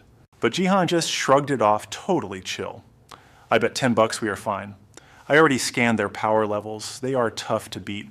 But that also means... Sunin caught on instantly. They cannot easily lay a finger on us either. Jihan smirked. Bingo Rongchan was fuming now, gripping his blade tightly. You arrogant punks. If you want to beat down, I summon the Annihilation Wind Spear. Instantly, the massive golem threw a brutal punch at him, but the boss did not even flinch, just casually raising his weapon. Horrifying cracking sounds echoed. Dozens of invisible wind blades absolutely shredded the golem's stone fist. In mere seconds, that giant arm was reduced to absolute rubble, dust everywhere. But wait. His real targets were the two teenagers all along. Jihan struck a heroic pose and shouted, I choose you, Sun. In Sun. In turn completely pale, screaming back, you lazy piece of trash. Facing this overpowered boss alone was seriously nerve-wracking. I still cannot believe these edgelords are actually deities. Total letdown from the myth's Lord Rongchan, master of the wind arts. He literally turned raw divine energy into a physical blade. He is wielding it like a toy, if that is true. This guy has to be an absolute beast at close combat too to avoid burning out his stamina. Sun In quickly formulated a strategy. I need to test his limits first. Seeing only one teen step up, Rongchan smirked with unbearable arrogance. You think you can take me solo? How pathetic, I will happily grant you a swift defeat. They clashed in a blinding flash of raw power. Sparks of fierce lightning erupted everywhere. In a heartbeat, the boss lowered his weapon, leaving Sun In clutching his bleeding face. Rongchan casually glanced back with zero effort. Sun In was completely covered in deep gashes. Crimson blood heavily stained his entire outfit. Staring at this brutal aftermath, Rongchan smirked with absolute victory. One brat down. But suddenly his eyes widened in pure shock. What the heck? Sun In's deep wounds were visibly stitching themselves back together. His healing speed was straight up broken. In mere seconds, the kid was completely flawless again. Rongchan felt his jaw hit the floor. Not a single scratch left Sun In stayed, incredibly sharp, plotting his ultimate counterattack. Thank God for the slime armor auto heal. Every single hit gets instantly completely regenerated. The boss is completely rattled right now. Time to punish him. He launched himself into the sky. He brought his leg down with explosive force. Heavenly lightning strike. But Rongchan had insane reflexes too. He whipped his blade up, blocking the heavy kick perfectly. Sun In went for the stealthy blind spot, but totally missed the mark. This just fueled the villain's massive ego. It all makes perfect sense now. You are the current ruler of the Korean territory. Immortality is just basic perks for you. However, he unleashed a furious barrage of strikes. Even with just one blade, it felt like thousands of razors were kissing Sun In's neck. But the teenager did not freeze up. He immediately channeled his aura, summoning an impenetrable energy shield. Boom. The savage combo was completely shut down. The sheer shockwave from that massive impact sent them both flying backward. This crazy showdown actually impressed the arrogant boss. Incredible, we are standing on Chinese soil, yet you can still spam your ridiculous powers. Sun In dusted off his shoulder with a cheeky smirk. Let me clue you in, Boomer. This spot right here. It belongs to us now. The deity stared at him looking absolutely mind-blown and totally lost. That is literally impossible. Sun In pointed down at his gamer buddy Jahan. See that massive nerd drawing glowing lines everywhere? He already hacked the system and claimed this zone. You should know a thing or two about wizard tricks, right? Out of nowhere, dark ominous smoke began oozing from Sun In's body. The very ground beneath our feet has been rewritten into Korean territory. The immortal god activates his ultimate blessing. Dark garbs manifest, suppressing all four directions. Watching this insane power-up, the arrogant deity finally started sweating buckets. True panic set in Sun In's entire form shifted into pitch black. Veins pulsed with raw, terrifying energy. His hidden potential exploded outwards, perfectly setting the stage for the most epic, earth-shattering brawl ever. Cold sweat completely drenched Rongchuan as Sun In's eerie whisper pierced the silence. Thanks to Jihan's insanely epic carry, I just smashed all my ultimate weapons together to pull off this absolute masterpiece. This pushes my power past the absolute limit. Sure, the pressure would vaporize a normal human, but spoiler alert, I'm built entirely different. Before the echo faded, he blitzed forward like a literal hurricane. Rongchuan panicked, scrambling backward desperately. Sun In didn't hesitate for a microsecond. He unleashed a brutal barrage, throwing 100 savage punches in a single heartbeat. Totally wrecked and losing his balance, our boy instantly launched himself high into the sky. Then he dropped the ultimate fatal finisher straight onto his skull, Heavenly Lightning Strike Kick. Crash! The villain plummeted like a literal meteor, triggering a massive earth-shattering explosion upon impact. Bro was totally out cold, completely stripped of any remaining will to fight back. While our boy Sun In struck a totally badass pose, a creepy voice suddenly echoed from the shadows. Absolutely unbelievable. Zermudo's top-tier assassins got wrecked so easily. Well, I guess it completely makes sense. It's been ages since their last real bloodbath. Those ancient machines got rusted from lazy retirement. Madam Golden Light, can I slaughter them using this pathetic vessel? Go crazy, kid. Awesome bow before Lord Sunshine losers. I'm gonna butcher you and chug your pathetic souls. Right after dropping that edgy line. Sunchan fully unleashed her terrifying aura, instantly firing off thousands of crimson blood threads. Supreme Blood Transmutation. Sensing the deadly vibe, Jihan screamed out. Like hell, I'll let you instantly. His massive golem launched a brutal counterattack. But she didn't even flinch, just flashing a super creepy smirk. The exact second the golem's massive fist punched her web, its stone flesh started violently melting away. The monstrous body rapidly glowed crimson, its giant arm completely dissolving into mush. Watching this horrifying scene, Jihan's jaw totally dropped. Weight turning to blood? Even a golem can't tank that. Sun-chan just casually parted her lips and slowly devoured the sinister energy. In a flash, the entire golem got sucked straight into her creepy mouth. Savoring that sick, sugary taste, Sun-chan gulped it down eagerly. Sun-in's eyes practically bugged out. What the actual hell? Wiping her mouth, the psycho villain casually dropped the lore on her overpowered ability. Anything my blood magic touches instantly melts into pure, fresh, crimson liquid. And honestly, the flavor is absolutely god tier. Expanding her terrifying blood domain across the entire sky, Sun-chan roared with psychotic confidence. Now watch me. Chug both of you down. Jihan just rolled his eyes, utterly annoyed by the dramatic villain speech. He glanced at Sun-in. Yo, I seriously wonder what happens if I poke that stuff using my immortal body. Sun-in cringed super hard. Bro, that is literally a completely psychotic idea. You go test that garbage yourself. I'm absolutely out. Without skipping a single beat, Jihan rocketed straight toward the danger zone. Well, guess I don't really have any other option here. Sun-in whipped his head around, but the dude was already gone. He groaned, shaking his head in total defeat at Jihan's absolutely insane, reckless, teenager energy.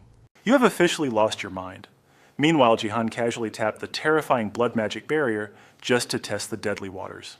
The absolute second his fingers made contact, a glaring system window popped up. Warning: Supreme Blood Magic detected physical corrosion initiated. Wait, actual corrosion. Boom. The immortal body passive instantly triggered, flipping that gnarly corrosion straight into basic damage. Smirking, Jihan confidently realized his cheat code.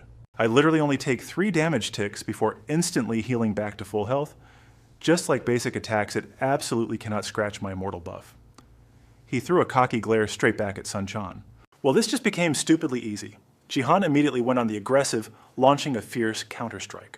He even unleashed his ultimate heaven-shattering fist, but plot twist, the insane punch phased right through her body like a ghost. Cold sweat dripped down Jihan's face as the gravity hit him. It phased through.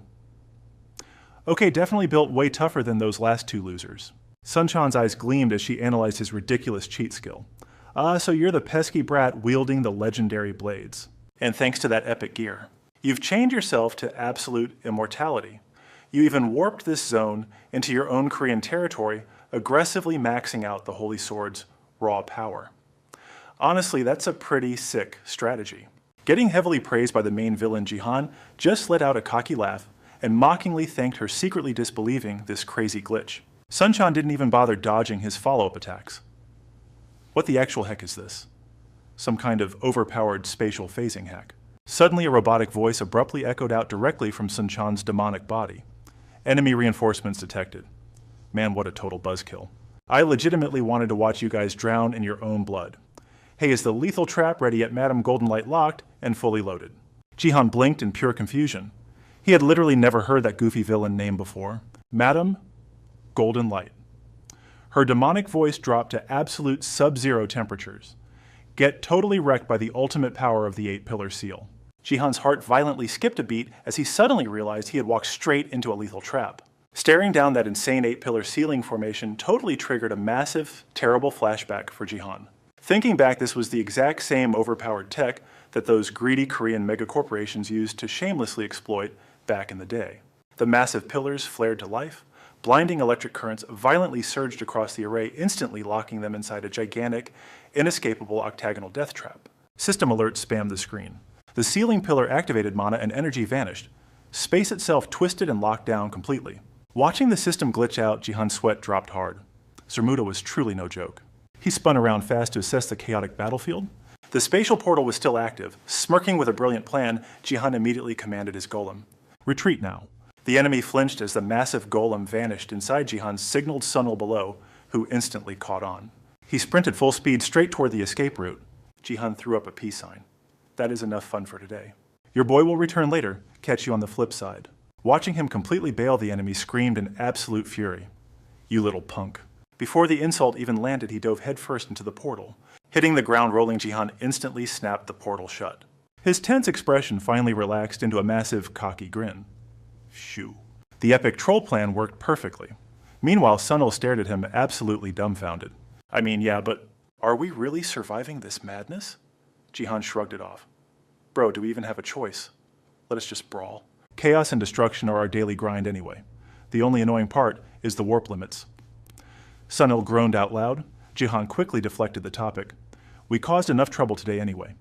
Do you not have to report back to your grandpa? Sunil sighed heavily. Yeah, true. I'm just chilling here first, though. Jihan smirked playfully. Be my guest. But why not just use a flying skill to dip? Sunil stomped inside. Heck no, I'm not a cheat code like you. While Sunil crashed hard after their insane brain games, Jihan radiated absolute gamer confidence. Our epic debut was a flawless victory. Flopping onto his favorite comfy sofa, he eagerly scrolled through the dark web forums. Suddenly, a completely crazy thread caught his eye. Was the legendary Wind God Tower actually rated? Toxic comments flooded the screen. Do you noobs think the tower is some fragile little power plant? Rumor says their entire monogrid went offline. Is that actually legit? How could an absolute fortress like that get breached? Some insane rogue sneaked right in Han Jihan, that absolute mad lad. Dude literally spammed a spatial portal to dip. Wait. No, that is not it. He teleported straight out of danger. Honestly, who even knows anymore? Bro definitely found some game-breaking glitch. He is straight up internet famous now. Zermudo has put a massive bounty on his head. Just then, one specific comment made Jihan pause. I actually know the guy. He possesses the mythical gamer, body passive. It literally makes him an unkillable tank. His speed stats are cracked too. You know, suspiciously much. Where does this Han guy even live? Top secret, bro. All I can legally drop is that I work for the maniac. Jihan instantly connected the dots to Yeonhwa. What the heck, who is leaking this? It is totally that little troll. Yeonhwa. Jihan kept digging into Zermudo's official guild page. Hey system AI, translate this. Gibberish official threads popped up everywhere. The Wind God Tower remains completely untouchable. Posted by guild admin Sionin, despite the pathetic ambush, our glorious tower stands absolutely flawless. However, due to necessary post-battle maintenance, Zermudo is delaying frontline operations. The Korean peninsula will soon taste our apocalyptic wrath. A rebel post flashed by deploy the ancient relics written by user Ioseong. We took devastating critical damage today. The tower elites are just covering up their massive L. We must make the attackers pay in blood. Unleash the relics and wipe them off the server. Jihan stroked his chin thoughtfully. The thread titles were perfectly identical, but the guild members were clearly fighting internally. They all scream about seeking justice for their beloved tower. Time to switch up the meta, I guess. Yeonhwa's voice suddenly chimed in. Boss, are you stressing over the tower raid? Jihan replied without missing a beat. Yeah. Hit-and-run guerrilla tactics are getting heavily nerfed now. I honestly did not expect to one-shot the boss base, but failing to even crack the outer shield. Major headache. Yeonhwa tilted her head virtually. Shall we re-roll our entire strategy then? He waved off the idea entirely. Not yet. Planting that little surprise package inside was a total victory if we exploit it right. We dictate the entire flow of this war. He smoothly pivoted to their side quest. So any updates on the Alchemist clan? We absolutely need to milk them for premium intel. A light bulb finally clicked in his gamer brain. Good point. Did those guys detect our little Trojan horse yet? The system agent replied coolly. Negative, boss. Jihan tapped his temple running the combat simulations. Zermudo's going to lose their absolute minds when they uncover our little parting gift. Yeonhwa keep maxing out the stealth system's data encryption and camouflage tech. High-tier magic, it is all fully packed into those gems I left behind. Jihan smirked, hyping him up. Epic job, man. We did not crash their turf just to claim dirt. We planted a two-way portal right under their noses, tiny, but deadly. The magic zone it creates is top-tier stuff, plus we cloaked it with a stealth spell. We left our mark perfectly hidden. Our advantage is absolute now. With those targets, we can teleport back and forth like ghost hackers. The chaos we're about to drop will make our last raid look like a total joke. Raw power is absolutely not enough. You need galaxy brain tactics. Just make those fools think I'm some brainless brute. We will see who gets the final laugh in this death match. Jihan kept dropping this epic movie villain monologue, but naturally he totally forgot the single most crucial detail. Crap, I forgot to tell the guild. Jihan then dropped his absolute madman strategy. I will copy the legends and sacrifice my own body to dark magic. Yeonhwa practically had a heart attack. The guild's top diplomat was sweating absolute bullets over this. Jihan broke it down like a hardcore gamer. Relax, it is not that edgy I read up on dark magic and astrology. Found some seriously overpowered hidden exploits in there. The loyal advisor suddenly caught on to the crazy logic, asking nervously, Wait, do you mean? Jihan cut in smoothly. Let us rewind. This world is way more massive than my wildest theories. Before the teen could finish his epic speech, Yeonhwa panicked and interrupted. Boss, this has literally zero to do with dark magic. Jihan waved him off instantly. Just chill out, man. Gaia handed me these insane powers right. That means my crazy stunts literally represent the will of the planet? Zianhua sighed deeply. I guess so. Jihan kept cooking up his wild, rebellious theory with burning eyes. Exactly. Just think about it for a second. Gaia handed out cheat skills to natural awakeners like me. She bet everything on us to forge a better world. You even told me I could literally kick karma aside. It is the ultimate glitch for me to abuse dark magic feeds on pure chaos. It normally rips the user's mortal body into absolute shreds. But you saw my broken stats right after that last boss fight. The gears finally turned in his advisor's head, grasping the terrifying truth. Are you trying to say you hacked the system to steal infinite power from dark magic? Even so, I highly doubt that forbidden trash can top your original abilities. The rebellious teen wildly shook his head in disagreement. You're dead wrong. Scraping together bits of mana for basic crafting is completely fine. But out there on a brutal battlefield, that pathetic mana pool will not save us. Hearing this gamer logic, Zianhua asked, You mean we need a massive damage boost? Jihan nodded fiercely with a dangerous smirk. Bingo, you nailed it. I'm just a kid while our enemies are literal ancient monsters. We are fighting absolute freaks who can snap the world's power balance. Zermudo is just a fraction. Lucky for us, my cheat skills are insanely broken in multiple ways. People call it being a pro breaking limits without triggering any system penalties. Zianhua gulped, terrified of his boss's next move. Where exactly are you going with all this? Jihan shrugged with absolute swagger. Talking about my epic win streak, I live for games and grind like a total maniac. But honestly, I am no pro gamer. I'm nothing legendary, yet Gaia still handed me the main character role. I keep asking myself, why me? Why choose me? The loyal advisor found the teenager's dark logic terrifyingly sharp. True countless natural awakeners have spawned throughout history. Do you think it was just random luck? No way, Jihan snapped back with blazing confidence. If my hardcore gamer instincts are right, this has to be a massive rigged questline. These recent disasters totally scream dark foreshadowing, like a bridge being built toward doom. His advisor caught on. What, you mean Gaia and the ancient gods are setting up the board for their endgame? The rebellious boy nodded with absolute certainty. Exactly right. That is exactly why we need to speedrun this entire mess. The world must radically mutate to survive their master plan. Zianhua anxiously probed deeper. So you believe your overpowered awakening is literally just an emergency patch for a dying server? That is insanely heavy to process, but Jihan aggressively rushed him. It is way too late for perfectly crafted strategies. Now we need to blitz this instantly. I am thinking, Zianhua nervously cut him off.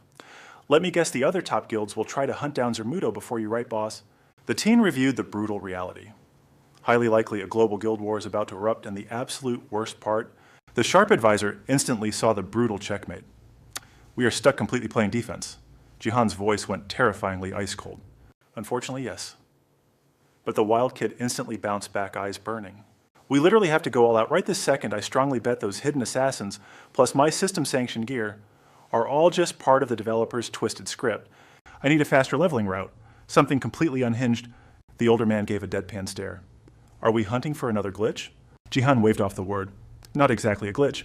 Just finding a hidden structure in the game code. Then he totally brushed it off. Whatever, moving on to the real raid, he stood up radiating pure chaotic boss energy. Zianhua immediately flashed a mental warning sign. Boss, your actual sanity seriously worries me right now. Are you sure your gamer mind passive is enough? The rebel flashed a cocky grin. Never better, Jihan hyped him up to move. Let us roll. Just a two-man dungeon run this time. Keep the rest of the guild totally clueless. Zianhua bowed slightly. Quest accepted. Master, I'm opening a dimensional rift now. The moment those words dropped, a massive spatial rift tore open. Jihan chucked the artifact straight into the void. Zianhua chimed in, linking to Zermudo's closest factory. He smirked with absolute teen arrogance. Nice. Get good, and just like that he vanished into the portal. Meanwhile, in an entirely different dimension, the sky was deceptively peaceful. The rift spat Jihan out. He stepped straight into an absurdly magnificent, overpowered stronghold. Scanning the area, Jihan smirked. So this is the legendary artifact factory. Zero hesitation. He instantly channeled his mana, chanting a spell. He targeted a massive flaming sphere. Annihilation Fireball. The horned dude stared up in absolute sheer terror. Sirens blared as the broadcast echoed. Panicking citizens scrambled for their pathetic lives. Emergency. Level 8 threat enemy power level is off the charts. Urgent directive. Evacuate to the bunkers immediately. The once quiet streets erupted into absolute chaotic madness. The fireball swelled. It crashed down on the city. A shockwave ripped through, triggering an apocalyptic explosion, Xianhua reported dryly. Flawless execution, Master. Jihan looked down at the smoking ash and grinned. Nice work. As the dust settled, he stared down at the surviving crowd. He coldly analyzed the aftermath. Civilians are totally untouched, just as planned.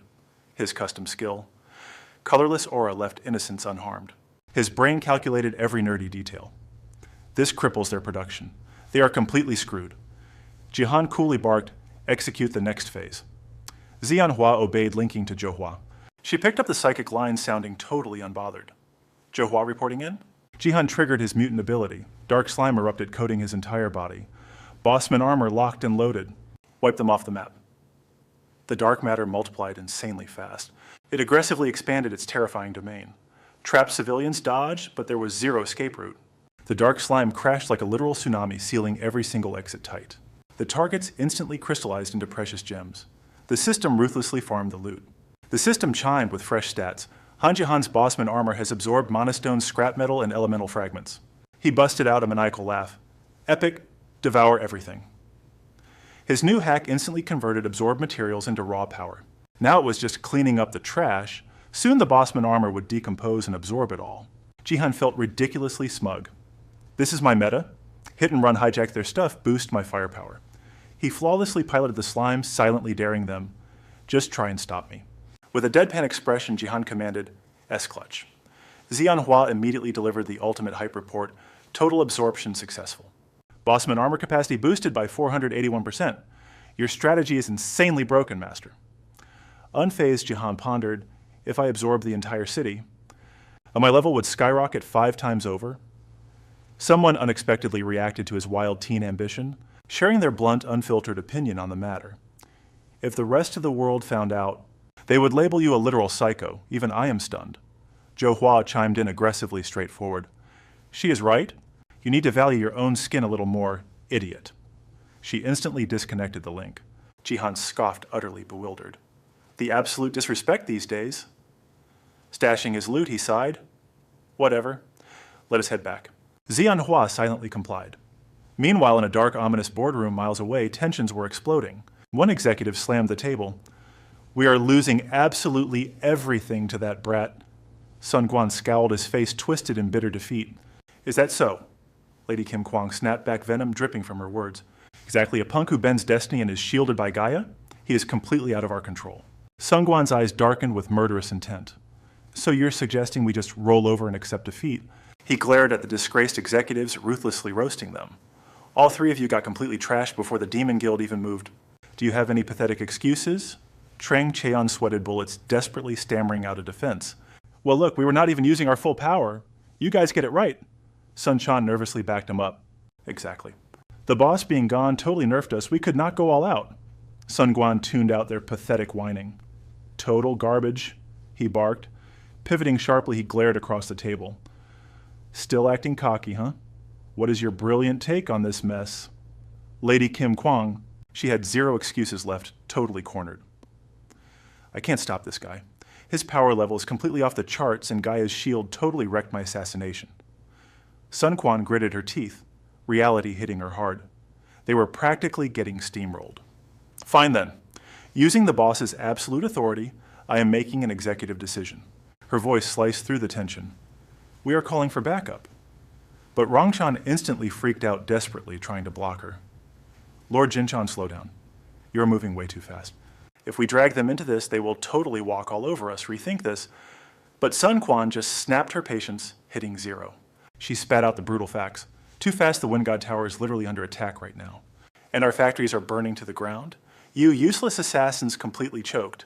Tell me how exactly am I supposed to stop this absolute monster? Wake up to reality. Her fierce scream echoed through the entire command room. The sheer panic was contagious, knowing their next base was about to become total ash. Sun Quan pulled the ultimate trigger. Following her dark chant, a swirling black vortex ripped through space. The distress signal was launched. We desperately need your help. From the abyss, a mysterious shadow casually strolled out. The dude looked ridiculously relaxed, practically strutting. She locked eyes with the newcomer, her voice shaking. Asgard. The guy flashed an insanely smug smirk. It was Loki doing a theatrical spin like he owned the place. Dropping in with maximum flash and killer charisma, he proudly announced his grand entrance to the completely stunned crowd. The imaginary spotlight hit him. Oh man, I was totally buzzing to meet the Eastern deities. The one and only Loki is here to make your wildest dreams come true. He hyped himself up, waiting for the crowd to go wild. Come on, let us hear some applause. Dead silence. The cringe was absolutely real. Geez, tough crowd, did I accidentally teleport to the kingdom of total snooze fest? Sun Quan glared daggers at him. Loki. Her rage was barely contained. Look, even if you ditched your divine power to play demigod, you could at least try acting like a professional for once. Instead of getting mad, he just leaned back with a wicked grin. Oh, please, that drama is incredibly ancient history. And honestly, God status or zero God status, I am still the legendary Loki. He locked his piercing, dangerous gaze right onto her. Little girl, you surely have not forgotten how things work, right? People who try to lecture me usually meet a very ugly end. Sun Quan bit her lip instantly, backing down. I never forgot you are the senior here. Loki stroked his chin, weighing her total submission. The tension was still suffocating. Loki stood up, strutting forward while casually transforming into a drop-dead, gorgeous female form. His tone, however, shifted. Not too shabby, right? Sun Quan was practically boiling over, now absolutely sick of these mind games. Be that as it may, I seriously need you to focus out of everyone you should understand the absolute disaster we are dealing with right now. Loki just gave a dramatic shrug, finally dropping the act. All right, keep your hair on if that is what you want. Loki's eyes suddenly flashed with pure deadly intent. The playful trickster was totally gone. Let us talk business. What exactly does this friendly Asgardian neighbor need to obliterate for you? The real war had officially kicked off. The supreme kings of the Nine Gates. The absolute rulers of the Nordic realms. Asgard had finally joined the bloodbath. A brand new terrifying chapter was unfolding. Meanwhile, in a totally wiped out wasteland, Jihan was just chilling, scanning the destruction. He casually tossed a question into the air. Hey, how much did my power level actually spike? Manhwa's system voice immediately booted up. Based on my system calculations, the Master's overall combat power has skyrocketed by 1,823%. Jihan's jaw practically hit the totally scorched floor. Wait, an 18 times multiplier, that is absolutely busted. He glared at the horizon, getting insanely bored with all this waiting around. I just flattened my third city in a row. So why are the bad guys ghosting me? And what is up with this boss suit? Its mana pool is probably dwarfing mine right now. Manhwa softly chimed in with the hard facts. To put it simply, boss, the bossman's suit practically leeches all its crazy stats and buff effects straight from you. That sparked a wild thought in his head. Wait, what exactly is my intelligence stat sitting at right now? Jihan swiped the air, pulling up his glowing blue status window without a second thought. Let us check this out. He stared at the glowing numbers, his brain totally short-circuiting. 12,000, 187. What actual garbage is this? Manhwa kept her cool, dropping the ultimate system logic. Therefore, it makes perfect sense that the bossman suit is radiating such an absurd amount of mana. Jihan let out a long, very satisfied whistle. That is incredibly OP. This totally beats the endless grinding days. He puffed his chest out, absolutely flexing his ridiculous growth. Manhwa poured on the praise. Master, those numbers put you squarely in the absolute top tier of the heavenly realm. Most of those stuck-up immortals cannot even reach half your current level. Of course, that is totally excluding the freaks in the Nine Gates. Jihan instantly flashed back to his past traumas, a cold drop of sweat sliding down his cheek. So basically, I'm still not strong enough to stomp them. Manhwa did not sugarcoat it. Correct. After the massive mess you just caused, they are definitely sending their heavy hitters soon. And when the Nine Gates actually stop playing around, the skills you currently possess will totally not cut it. Jihan just threw his head back, letting out a massive, exhausted sigh. Flying blind against these bosses is the worst feeling ever. I'm seriously going to need more intel from you, system. He forced out a slightly bitter, sarcastic laugh. That is just basic gaming logic. His face clouded over the sheer mental weight of this endless war finally dragging him down. Honestly speaking, I broke my back doing all this crazy stuff, and I only just scratched the heavenly realm. The grind ahead is going to be pure torture. Manhwa chimed in, zero hesitation. So what is the Grand Master plan? Jihan did not even need a single second to think. We are going to crush the Nine Gates, obviously. A wild, rebellious spark totally ignited in his eyes, his savage battle lust roaring back to life. Manhwa panicked, waving his hands. Crazy talk, he is the youngest prodigy to almost touch that god-tier level. Jihan pressed harder. What about Jinzazian, the harem king? He sighed, dropping the cold, hard truth. Total mystery, dude. Nobody has ever seen his true power. Jihan caught the massive loophole instantly. Then how does everyone know about him? Xianhua flashed a knowing, dramatic smirk. Back in the day, that monster solo-stomped 5 whole guildmasters of the 9 gates, including the Lord of Rangchan Zodomo's top boss. Jihan's jaw totally dropped. No freaking way. He kept dropping these insane, mind-blowing lore bombs. Honestly, you could compare his raw power to a walking, talking natural disaster. Xianhua tied it back to the ancient lore. That is exactly why Rangchan's lord is missing. His physical body got entirely obliterated, leaving only a shattered soul. Jihan froze in absolute terror, massive goosebumps erupting everywhere. That is utterly terrifying. Then the crucial piece clicked in his brain. He gasped, absolutely shell-shocked. Wait a second, Rangchan's boss is missing? He just stared utterly dumbfounded. Completely speechless at his dense cluelessness, Xianhua coldly explained the past events. How did you think we crushed Zodomo so easily? Try digging through that massive knowledge bank you inherited from Lolino, Jihan stuttered defensively. I will totally try, but... He slowly explained his epic struggle. It is not exactly like perfectly organized memories chilling inside my subconscious mind. It is way more like hacking a chaotic hard drive. Finding one specific file is insanely hard. He commanded with an icy tone. You better spend time exploring that hard drive. It is critically important. Jihan awkwardly defended himself. True enough. But my schedule has been insanely packed. He seriously analyzed their current intel. So basically, Jinzazian the Harem King is an untouchable, absolute god-tier existence. That is your point, right? He is basically a superhero in our universe. Xianhua nodded, dropping even more crazy lore. Exactly, countless fools have tried hunting down his true origin story. Nobody ever succeeded. Even I have zero clue where that freak came from. Jihan just sighed in defeat. Got it. He stared into the distance. The dead silence felt like a massive warning sign. But honestly, Jihan instinctively activated his defensive aura. We have lingered here way too long. Why has not anyone shown up? He pondered the tactical possibilities. Are those cowards busy plotting something sinister? Or maybe they are turtling up for defense. The 3 spots we raided were top 10 Zodomo cities.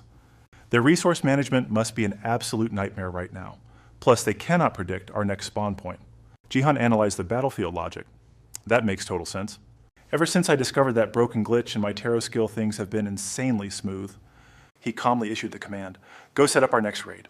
Instantly, a sinister black vortex materialized. Loki slowly stepped out, dripping with ridiculously fake, polite friendliness. Greetings, the gamer. Yours truly is Loki coming personally to find you? Suddenly his vibe violently flipped, eyes exploding with pure bloodlust. Show me that pretty smile. Jihan casually welcomed the absolute psycho. Welcome, Loki of Asgard. I am Han Jihan. He stared intently. Very elegant. A totally rare trait for mortals. His voice turned sickeningly sweet again. Thanks a lot. So why did you seek me out? Inwardly, Jihan was extremely annoyed, completely contrasting his outward chill vibe. Loki grew insanely giddy, dramatically slicking back his hair while dropping all filters. Eyes gleaming, he confessed his twisted hobby. I just love it. Dropping massive surprises on people is my absolute favorite thing. Cool. Jihan forced a fake, intrigued smile. Oh, really? So that is your weird little personal hobby. Games are totally enough for me. Internally, he analyzed sharply. The psycho keeps switching personalities. Loki chimed in brightly. We will totally vibe. Modern games require massive strategic brains and insane tactics, right? Jihan pondered. Not exactly every game. Mostly every title has its own unique mechanics. Jihan snapped back to reality, probing sharply. But is that your real reason for coming here? Or perhaps... Loki buzzed with insane excitement, eagerly waiting for the epic punchline. Or maybe... He bluntly stated his ultimate theory. You came because Asgard allied with Zodomo? His bright smirk stayed plastered on, but the shadows in his eyes screamed pure villainy. Intel confirmed the crazy truth. This madman willingly trashed his own godhood for demigod status. Loki craved total control over the world's gears. True gods might know everything, but their power, totally restricted. They are chained by cosmic rules. Sure, divine status grants you straight-up, ridiculous, universe-shattering power. But becoming a demigod, you keep the heavy-hitting stats. Even that sweet, sweet total immortality. Way out of Jihan's current league. Hacking into a god's infinite health bar is basically impossible. Even the absolute highest factions cannot scratch him. Then Loki finally broke the heavy silence. Hey there, kiddo. He drank in every ounce of the teenager's tension, practically vibrating with chaotic glee. Gomodo and Asgard have been besties for ages. I would be super bummed if you were not suspicious. The young gamer shot him a rock-solid glare. Duh, obviously I am onto your sketchy vibe. Let us cut the crap. Are you here to clean up that messy Jumoto faction drama? Loki's playful smirk vanished instantly. Pure, unfiltered, godly rage instantly took over his unpredictable face. Seeing the kid brace for a fight, he waved it off. Chill out, boy. My alliance with those losers is totally fake news. Jihan blinked, completely thrown off. Then why are you here? Loki sneered. Forget those irrelevant trash mobs. My real prize is you main character. Even the fates cannot script your life. You can straight up hack the Akashic records. Think about it. His eyes burned with psychotic ambition. With your cheat codes, we can literally rewrite our own cosmic destinies. Jihan clicked his tongue, his brain working in overdrive. Damn it. This psycho's endgame is impossible to predict. Yanhwa whispered a frantic warning through their mental link, her eyes flashing with intense, terrified caution. Boss stay, hyper alert. Loki lost his absolute mind after Odin banished his kids. Jihan instantly flared his mana, readying his defensive buffs. Yeah, I read the mythology patch notes. He is a primeval Jotun, one of those ancient, legendary frost giants. Born from Ymir shapeshifters with zero fixed identity, and Loki used to be an insanely overpowered ancient deity. Lore says his race spawned from a shattered cosmic corpse. That is exactly why they always look like monstrous raid boss level titans. Even Odin Asgard's top dog shares that giant bloodline, but somehow their entire overpowered race got mysteriously wiped off the server. Rumor has it they launched a massive server raid against Asgard, and that epic war sparked this entire mythological nightmare. Loki was basically the troll who triggered the war. So Asgard banned his 3 kids, forcing him to rage, quit his own godhood. He completely lost it. Or maybe he was born totally unhinged. The European underworld literally treats him like a walking nuclear hazard. Rule number 1. If you spot Loki play totally dumb and sprint for your life, Jihan analyzed the impossible encounter, his heart hammering in panic. The ultimate wildcard boss is right here and I am 0% prepared. The trickster god dropped a bombshell of an offer. Listen up, Han Jihan, I want to forge an epic contract with you. The gamer brain calculated the odds instantly. A contract with a chaotic boss. He fiercely stood his ground. Bingo. I am in a totally stellar mood today, so you get the VIP deal. Jihan instantly demanded to see the patch notes. What are the exact terms? Spit it out. Loki dramatically extended his hand, stunning the teen. Grab my hand, partner. The madman revealed his apocalyptic endgame without blinking. We are going to sign a cosmic deal to completely reboot this pathetic world's operating system. Ragnarok got delayed, but the Doom patch is inevitable. Imagine how insanely epic it will be when we trigger the apocalypse ourselves. Sounds incredibly sick, right? Jihan just stared at him mentally, screaming at the absolute sheer lunacy of this edgelord. Is this crazy boomer actually hearing the garbage leaving his mouth? Jihan snapped out of his shock and cut straight to the chase.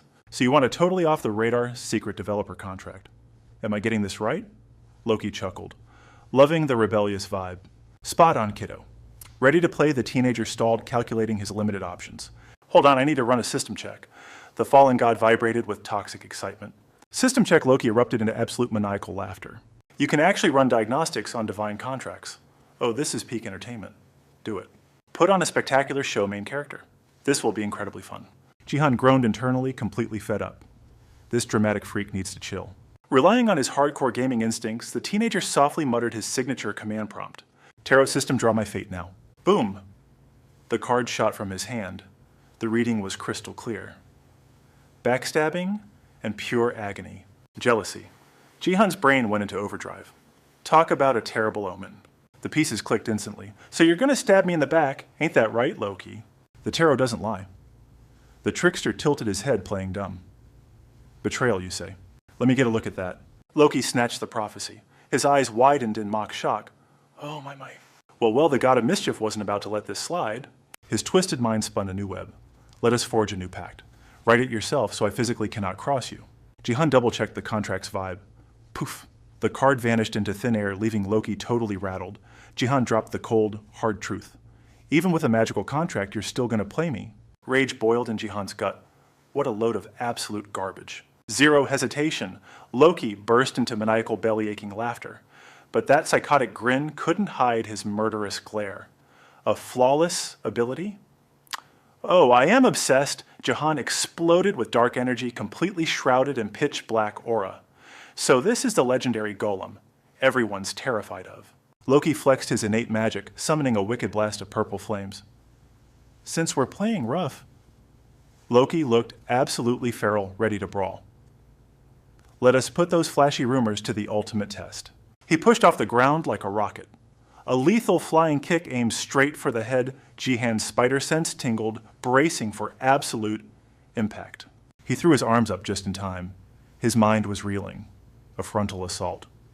Freaking fast. I barely even blinked. Jihan grinded his teeth, fighting desperately to hold his ground against the insane pressure. Thinking fast, he conjured his dark slime. Razor-sharp spikes launched at the trickster, but Loki just slipped backward, dodging with annoying grace.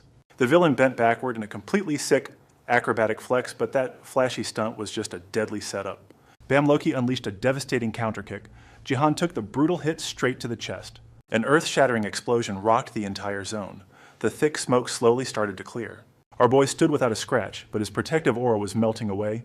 Jihan instantly realized how badly he messed up. His raw power was literally burning away. Then the ruthless system chimed in. Mana core severely damaged, permanently deducting 100 mana points, inflicting 9,238 burn damage. Panic gripped Jihan as wicked flames chewed through his defenses. What the heck kind of fire is this? Why won't it freaking go out? The system didn't care about his feelings coldly echoing out. Immortal body skill activated. Health fully restored to maximum, Jihan finally caught his breath. That cocky teenage swagger flooded right back. You're playing on my turf now, baby. I'm literally untouchable, but the clock kept mercilessly ticking down. The nasty debuffs were still eating him alive. The system mercilessly spammed his vision with brutal updates. Mana core corrupted, permanently deducting 100 mana, taking 9,238 burn damage. He stared at his blazing hands, his mind totally short-circuiting. No freaking way. Even with infinite healing, this cursed purple flame won't die. Loki soaked in Jihan's sheer panic with a sickeningly sweet smile. What a pathetic mortal. Loki's legs literally morphed into blazing rockets. Entertain me, boy. Internally, Jihan was screaming just as loud as he looked. What kind of psycho-robot demon transformation is this? The villain's smile twisted into pure, unadulterated murder. He cranked it into overdrive. Loki launched himself like a heat-seeking missile. The speed was absolutely brain-melting. Running on pure instinct, Jihan busted out his ultimate move, trying desperately to flip the script. Space-time magic expansion and convergence bend, reality. The cosmic energy answered his scream, warping the zone. A cocky smirk crept onto Jihan's face. Taking me down ain't gonna be a walk in the park, loser. Loki immediately sensed the trap screaming bad vibes. He aggressively swerved his trajectory midair. Killing his rocket thrusters, he landed hard. His eyes narrowed, utterly annoyed by the plot twist. That fancy trick wasn't in my intel file. Guess you just unlocked it, huh? Loki threw a sarcastic, slow clap. Not too shabby, kid. Jihan totally seized the moment to act tough. The true potential of humanity. You haven't even scratched the surface, alien scum. Loki's face morphed right back to that punchable, mocking smirk. Taking the absolute joke of a threat in stride, how delightfully adorable Loki stepped up, his voice dripping with pure, toxic challenge. I'm totally ready for the main event. But spoiler alert, buddy, the flames of Muspelheim, they never burn out. So what's your genius master plan now? Muspelheim? The mythical realm of pure hellfire sitting at the literal edge of the cosmos. Ruled by the absolute titan of destruction, Surtur. If this psycho wasn't bluffing, Jihan was permanently cooked. Jihan's brain was a total dumpster fire of panic, scrambling for an out. Come on, think, damn it. But outwardly, he threw up his ultimate poker face. I can squash this little campfire in my sleep. Don't go losing sleep over me, freak. Loki smirked, soaking in the drama. Oh, I will wait. Give it your best shot, mortal. Jihan piloted the bossman armor. He shoved his hand right into the beast's mouth. Instantly, those cursed flames were locked down tight. Total lockdown with the enemy's power sucked dry. A cocky grin crept onto Jihan's face. Immortal flames. Please. They still run on mana. Cut off the fuel supply and boom fire goes out. The system's robotic voice echoed Muspelheim's flames, extinguished fire resistance, massively boosted new skill. Muspelheim's flame acquired. He only wanted to ditch the fire but scored a free skill. Absorbing those factories did zilch, so grabbing rare materials is the real cheat code for unlocking powers. Jihan yelled out, totally catching the trickster god off guard. Checkmate, dude. Your little campfire is officially dead. He pointed right at Loki's face, wearing the smuggest grin ever. Speechless. But instead of freaking out, Loki busted into insane laughter. Jihan's epic moment instantly crashed into total awkwardness. Loki wiped a tear of pure thrill like he was watching a blockbuster movie. You actually ate that fire. Even I couldn't pull that off, man. You are one seriously fascinating mortal. Guess mortal doesn't fit you anymore, huh? Loki whipped out a new weapon, casually spinning it like a toy. Whatever, we will figure out your nickname later. Jihan's brain totally short-circuited. Is that... He gasped out loud. Gungnir. Loki gripped the legendary spear, his face suddenly twisting into pure psycho-killer mode. Smart kids die young, kiddo. With zero hesitation, he hurled the god-tier spear right at Jihan. Chew on this! Jihan was totally boxed in. Panic slammed into his gut. Crap, crap, crap. He can actually spam Gungnir. Odin's legendary spear ripped through the air, violently crashing straight into Jihan's defensive shields, but the barrier shattered like cheap glass. The brutal impact tore right into him. However, the spear's crazy power faded almost instantly, dissolving straight into thin air like a glitch. Jihan stared at the god, his mind spinning with pure frustration. Damn it! Then it clicked. The missing puzzle piece. The guy was a massive copycat. Meanwhile, Loki was busy analyzing the damage. Oh wow, so even Gungnir couldn't completely wreck you, baby boy? Loki smirked, reading the battle stats out loud. The craziest part? Your little immortality cheat code didn't even flinch. Jihan's heart skipped a beat as he blurted out, Wait, what are you talking about? Loki chuckled, ready to drop some harsh truths. Clueless, aren't you? Gungnir is literally designed to butcher gods. Even super cocky demigods get instantly one-shotted by that thing. It rips away their life force in seconds. Loki stared Jihan down like a bizarre lab rat. But you, it is totally bizarre. Your immortality didn't vanish. A rebellious smirk stretched across Jihan's face, dripping with absolute teen arrogance. Just a basic magic trick, dude. He boldly flipped the script on the god. And hey, Loki, I've totally figured your powers out too. Loki kept smiling, but his aura suddenly spiked with pure venomous bloodlust. Oh, is that so? Do tell. Jihan casually dropped the ultimate theory he had been cooking up, hitting Loki right in his massive ego. It is all fake, right? Counterfeiting. You just copy-paste whatever flashy moves your enemy throws at you. Everyone thinks Loki is some epic fire god, but really, you are just a massive troll, a genius at trash-talking, scamming, and gaslighting. Basically, for cheap tricks, you are the absolute final boss. Jihan mentally scrolled through his system logs, connecting every single dot like a master detective. Loki fakes an enemy's gear or skills. Then he hypes it up with crazy trash talk until they actually believe the illusion is real. Jihan mentally high-fived himself. Sorry, bro. Your discount magic tricks will not work on this main character. Loki busted a gut laughing, but his eyes were completely dead and terrifying. Wow, your ego really has no limits, huh? That is right. These hands of mine can literally spawn any cheat item, even Odin's legendary spear. He confessed it without missing a beat. Time for Jihan to flex his own wildcards. He fired up his hidden talent. The epic command echoed in his mind. Low-grade Divine Eye activate East. The system pinged instantly. A holographic user interface popped up, scanning the trickster god for critical weak points and hidden stats. The status screen loaded, mostly glitching with secret variables except for one name, Loki. Special skill, Transcendent Transformation, unique, constraint. Transcendent Transformation is heavily nerfed, limited to copying only one new skill per use. Jihan scanned the data, practically vibrating with chaotic glee. Gotcha. There is zero chance he can spam Odin's gear without some massive cooldown penalty. His brain worked in overdrive. One new copycat move per turn. I definitely need to bait him more. Meanwhile, Loki noticed the boy's shifting gaze, deeply amused. He tilted his head with a crazy smirk. Are you peeking at my stats right now? You have got some wildly entertaining tricks. Kid, crashing this party was totally worth it. Instantly, the god spawned yet another deadly spear from thin air. He gripped it tight, ready for absolute carnage. The trap was beautifully set. Loki flashed a psycho grin, dropping the ultimate cliffhanger.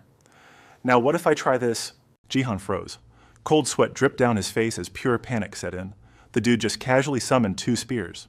He could not believe his own eyes. His brain completely short-circuited. No freaking way 2 skills at once, or was one of them a literal divine weapon? He nervously choked out a question. Are those Odin's spears? Loki smirked, not missing a beat. Ding ding, we have a winner, but why ask so many questions when you are about to die? Without a single ounce of mercy, he launched the 2 deadly spears straight at him. Catch, the twin blades instantly pierced right through his arms. Agonizing pain exploded through his nerves, but then the weapons vanished into thin air, leaving behind gaping, unhealing wounds. Worse yet, Loki casually spawned 2 more of Odin's spears. His face darkened with pure murderous intent. Watching those spears fly at him again, Jihan mentally screamed. What the actual heck? He summons new weapons right after dealing damage, freaking great. My low-tier divine eye is totally useless right now. This creep is hiding skills I cannot even read. Desperate, Jihan channeled all his energy and roared. I am here. Answering the call, his long-hidden shadow teammate finally burst onto the scene. Sunin immediately hit his buddy with some classic trash talk. You absolute clown. Did you do something stupid again? Jihan felt his soul leave his body. Bro, did you just step on my head? Flashbacks hit him. He remembered their carefully crafted master plan from earlier. I warned Sun, and the second Loki showed up, Jihan hyped himself up and commanded his friend. Dodged Sun and grumbled back. Just wait. I'm kicking your butt after this. Then he fiercely charged forward, burning with the ultimate will to win. Yet their enemy did not even flinch. Looking completely bored, Loki suddenly shapeshifted into a giant, terrifying eye. It scanned the battlefield like a creepy stalker floating higher and growing eerily transparent, until only a razor-sharp pupil remained, moving like the wind sun, and unleashed his killer move.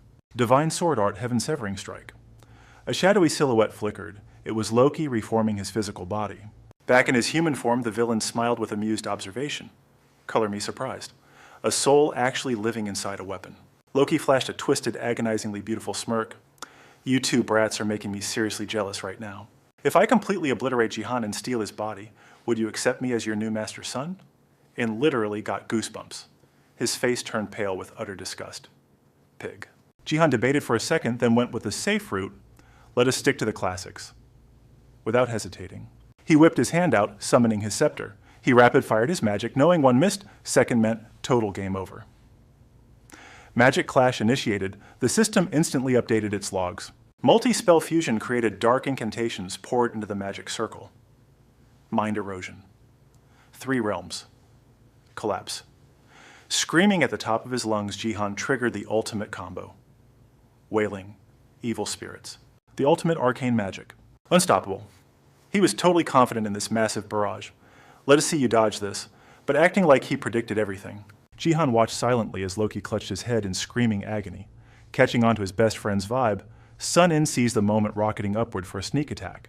He is wide open in a split second, his blade thrust directly at the cunning villain's fatal weak point. Suddenly, massive chains erupted from the enemy's body, tightly binding Sun-In, leaving absolutely zero room for escape. Sun-In groaned out a tragic warning. It is a trap I cannot break free. Jihan's face completely drained of color. Oh, we are so dead. Snapping back to combat mode, Jihan calculated quickly. He is focused on Sun. And this is my opening. In a flash, he teleported right behind the enemy, gripping his scepter tight. The high-tier relic pulsed with blinding light, signaling an epic, earth-shattering blow. Jihan's eyes turned as cold as absolute zero. Eat this! But instantly Loki dissolved into a useless puddle of water, leaving Jihan's heavy scepter swinging full force directly towards Sun-In. The sword spirit turned ghost white with panic, helplessly bracing for his own friend's brutal attack. Jihan was mentally screaming, his eyes bulging as he desperately flexed to divert the weapon's path. Sadly, his luck ran out. The devastating strike clipped his buddy, leaving a massive, angry bruise right on his cheek. Furious Sun-In yelled out a harsh reminder. Friendly fire is banned, you idiot. Completely embarrassed, Jihan kept bowing in apology. My bad. My bad. Suddenly, both noticed a bizarre anomaly floating in the sky. Oh my, you kids are way too strong. Loki teased with fake parental concern. Children being this reckless is super bad for your health. He burst into psychotic, gleeful laughter. I was just putting on a little show for you. I have had enough fun for today. Tossing out a quick goodbye, he vanished into roaring flames. Catch you next time. He totally laughed after trolling those weak rookies. See you, losers. But once that guy vanished, Jihan stood there completely mind blown. Dude, he was insanely fast. Should I seriously chase him down right now? Sun-In let out a super heavy, exhausted sigh. Just drop it, dude. I totally can't read that guy's sketchy intentions yet. It's like this was just a chill walk in the park for him. Jihan turned around completely confused. A walk. Sun-In was totally done with his ridiculously clueless vibe. Bro, seriously think about it. We barely even landed a single scratch on that monster, and right after getting absolutely schooled too, Jihan gave a goofy, embarrassed laugh. Yeah, you're right. At least we didn't end up totally wrecked. Sun-In nervously threw out a wild theory. I never expected Asgard to show up this insanely fast. Your crazy stunts lately must have seriously spooked them into rushing things. Jihan just accepted his twisted fate. Makes sense they panicked, especially since their big boss went totally missing. Sun-In nodded in agreement. Good point. Thanks to Loki crashing the party-trashing Gamuto's weapon factories is totally on hold. Jihan desperately needed to rethink their entire squad's power levels. He plastered on the most painfully fake smile ever. Guess we should head out now. Thanks for backing me up, man. Sun-In shivered, stretching his stiff joints. Stop being so polite, you absolute weirdo. A little while later, Jihan finally crashed back at his place to finish his epic grinding session. Suddenly, Dehua burst right out of the monitor, glaring with absolute rage. You sneaked off alone and dumped all this garbage work on me. Caught red-handed, he totally panicked and started stuttering like a complete fool. Yeah, totally right. She snapped, demanding answers. Where the heck is your toxic Yanhua hiding? He awkwardly confessed the brutal truth.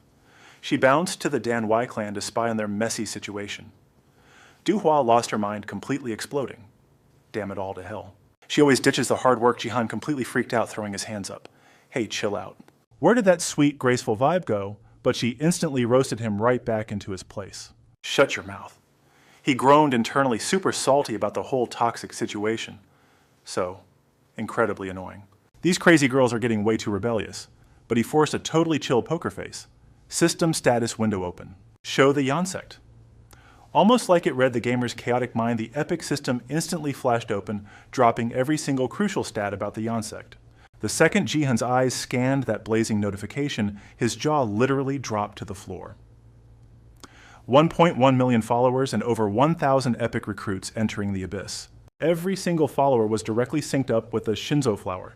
This insane growth speed is literally off the charts. No wonder that crazy girl has been snapping back at me lately. So ever since our epic collab, the Yansect has been leveling up at blinding speeds. He seriously analyzed every single tactical move for his upcoming game plan. That sneaky Green Forest Hermit is still totally missing in action. They are definitely plotting some shady garbage with the World Tree's epic fruit. His handsome face suddenly darkened with massive anxiety. Man, we are facing a totally catastrophic problem right now. Jihan's face completely drained of color as pure panic set in. With all this insane drama lately, we are officially in way too deep. A sudden terrifying gamer instinct warned him that some bizarre creature was creeping up close. Right on cue, Sun-In's obnoxiously cheerful voice echoed through the room. Dude, this fancy high-tech bathroom is absolutely top-tier. Jihan's eyebrows instantly crashed together in total annoyance. Hey, wait a minute. Didn't I literally teach you that epic cleansing magic spell already? Sun-In totally cringed, covering his ears out of pure habit. You're seriously whining about this garbage again. He fired back, completely triggered. Do I look like some nerdy wizard to you, man? Even those hardcore mages refuse to learn that useless junk. I totally guarantee it. Jihan's face completely blanked out, looking ridiculously dumbfounded. Oh, really now? Is that true? Sun-In helplessly slammed every single word down. Yes, you absolute boss. Nobody actually wastes their precious grinding time learning that lame trick. Jihan crossed his arms, completely baffled by this weird logic. Bro, I mean, that spell is ridiculously convenient for lazy gamers. But Sun-In just kept his totally deadpan face. Yeah, that is literally only in your crazy head. Suddenly, a massive realization hit him, and he turned completely serious. Oh, by the way, how is the current battle situation looking? Jihan's face twisted into the most ridiculously awkward expression ever. He was trying so hard not to totally explode right there. The epic battle situation, you absolute idiot. Finally, Jihan caught on to the guy's lazy vibe. He tossed over a memory jade, completely done. Just pop this shiny rock and speedrun the details, bro. The absolute second that magical gem hit his tongue, an overwhelming tsunami of secret data crashed straight into Sun-In's brain. He let out a supermassive, exhausted sigh. Damn, the lore is getting way too complicated, huh? Jihan switched to absolute serious mode. Here's the quick recap. Beliliet totally allied with the Dan Y clan. Those two crazy factions joined forces to completely crush Gomudo. Plus there's that whole epic mess where I recently went rogue and trashed their sub-palaces. He totally raised an eyebrow, highly suspicious. And the crazy result is that Asgard officially joined the massive war. Am I right? Loki was the ultimate final warning they sent us. Jihan's vibe got intensely desperate, his heart racing. I am totally positive they are plotting something insanely dark. Loki's weird stunt proves that Trickster only came to scout our power levels. He still couldn't get over that absolutely wild play. That dude is completely psychotic, pulling up right to my face like that. Meanwhile, Sun-In was totally lost in his own intense brainwaves. Asgard, huh? He slowly chugged that sweet energy drink like an absolute boss. That is one hardcore faction to mess with. Their epic gods are completely sitting at peak physical condition. He dropped his totally confident gamer theory. Compared to them, Gomudo is severely underleveled. Their legendary 3 kings and 5 emperors have been literally missing for thousands of years, but Jihan completely doubled down on his stance. Yeah, but they are still surviving out there, man. He sighed, totally grilling his clueless buddy. Bro, I literally told you I completely clashed with one of those legendary bosses. Hearing that insane flex, Sunin looked absolutely stunned, like he just got hit by a massive stunlock combo. Wait, hold up. The epic truth finally hit him. If you can actually see them, they must be demigods now. Jihan's eyes suddenly blazed with wild realization. Whoa, I totally missed that massive clue. You're dead right. True gods can't just ditch their domains whenever they want. Infinite power, sure. But they're practically trapped. Gaia literally built an unbreakable wall between reality and the abyss. Forged by the ultimate heavyweight gods, Gusa spilled that insane secret, and it terrifies every single faction out there. Sunin finally felt the chilling reality drop. This is way messier now. A war at this level, it'll wreck the whole world. Jihan scowled mentally, plotting his next crazy move. A world war crashing into the abyss? What an absolute nightmare combo. Sunin whispered his intense strategy. You sent Zeon to the Dan clan right just like we schemed. Yep, it's totally done. I'm super hyped to see their next move. Sunin instantly switched to full gossip mode. Supremely curious, he coolly broke down his master theory. Just like Guamoto ambushing the Dan clan first, they either attacked for the fading rebels, or those two just hated each other from day one? Honestly, who even knows? Sunin jumped right into the chaos. Yeah, that's super weird. Jihan couldn't hide his wild, rebellious excitement. Right. He brutally exposed the flaw. I get the faction drama, but their motive is total garbage. They should be retreating right now. Picking a fight is literally insane. His crazy sharp logic stunned Jihan. For real. Sunin nodded hard. Yep. Before you even awakened, they were enemies. But an actual all-out war never happened. That struck a serious nerve. Noted, bro. Seeing his terrifyingly chill vibe, Sunin squinted. And what's your big master plan? He fired back instantly, totally smirking. Do absolutely nothing, obviously, by ghosting them. The Dan clan won't beg me for more favors, plus my crazy alliance with Beliliot completely wrecks enemy lines and shreds their defenses. I even dropped magic stones on them. I practically handed them the win rate expo. Sunin just sweat dropped. Yeah, I figured. His deep thoughts were instantly shattered by an insanely weird proposal. While we chill, I'm gonna completely reboot myself and grind levels. He instantly called him out. Rebooting cool. But what's with the leveling up? Are you seriously level capped? Bullseye Jihan visibly flinched. So, you totally noticed. He forced an awkward, pained smile. Yeah, that's my nightmare right now. But deep inside he was totally screaming. This stupid leveling grind is insanely slow. It's driving me completely crazy. His rage meter was absolutely maxing out. I soaked up massive stats from those cities, but I only gained one pathetic level. He finally locked in his wild, reckless solution. So I've got a master plan. Their rapid-fire banter had literally 0 cooldown. I need a spot where I can endlessly farm and totally skyrocket my levels. Found it yet, wait where? Jihan flashed a terrifyingly cocky smirk. Hell itself. He declared it with absolute swagger. I'm literally diving into hell to farm levels. While Jihan geared up for doom, the massive war tension briefly chilled out. Guamoto actually pulled their troops out of the Liudong Peninsula. They even dumped Jilin and Heilongjiang Beliliot just casually strolled right in. Guamoto completely lost 3 major strongholds. Obviously, that's just pocket change compared to their massive empire. But seriously, Guamoto was sweating bullets under the insane pressure. The Dan clan totally swiped Liaodong. They just kept blindly expanding their turf, even without the 3 kings and 5 emperors. Guamoto totally flexed their insanely massive army over the Dan clan. The fragile balance hung completely on top-tier power clashes.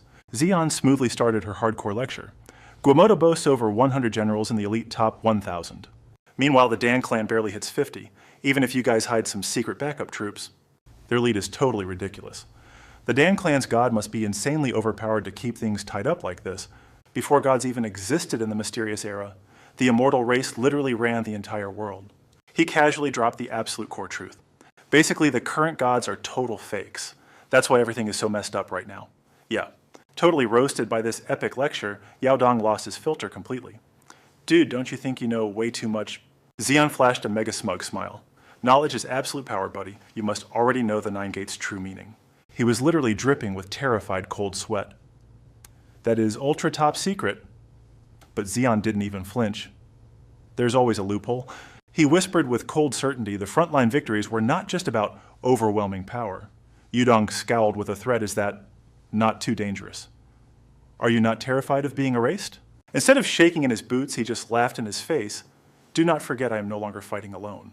Yudong froze as if struck by a lethal curse. His face drained of color, shivering as he instantly regretted every life choice that brought him here. I never should have dragged you into this mess, even if the mountain god gave the green light. Manhwa ruthlessly cut off his dramatic panic. I will always respect the mountain god, but my fate is mine alone. And another thing, my current master is leveling up way too fast. Since he became a cleaner, nobody possesses pure power rivaling his. Finally, the terrifying truth clicked in Yudong's mind. So the mountain god is no longer his absolute master. He ground his teeth together, completely failing to hide the boiling frustration trapped inside him. Manhwa was the supreme cleaner of Korea, but Han Ji-han is simply too overpowered. That crazy kid crafted the legendary Newman device. It sparked this entire apocalyptic war. With it, humanity's toxic thoughts mutate into an endless energy supply. Every single Abyss entity was left completely paralyzed by this. Manhwa's arrogant vibe suddenly dropped. Perhaps this was always my cursed destiny. Fate's will transcends the universe. That is exactly what has been haunting my mind. Unable to take this edgy nonsense anymore, Yudong completely snapped. Ancient god lore is an absolute taboo, he interrogated with heavy suspicion.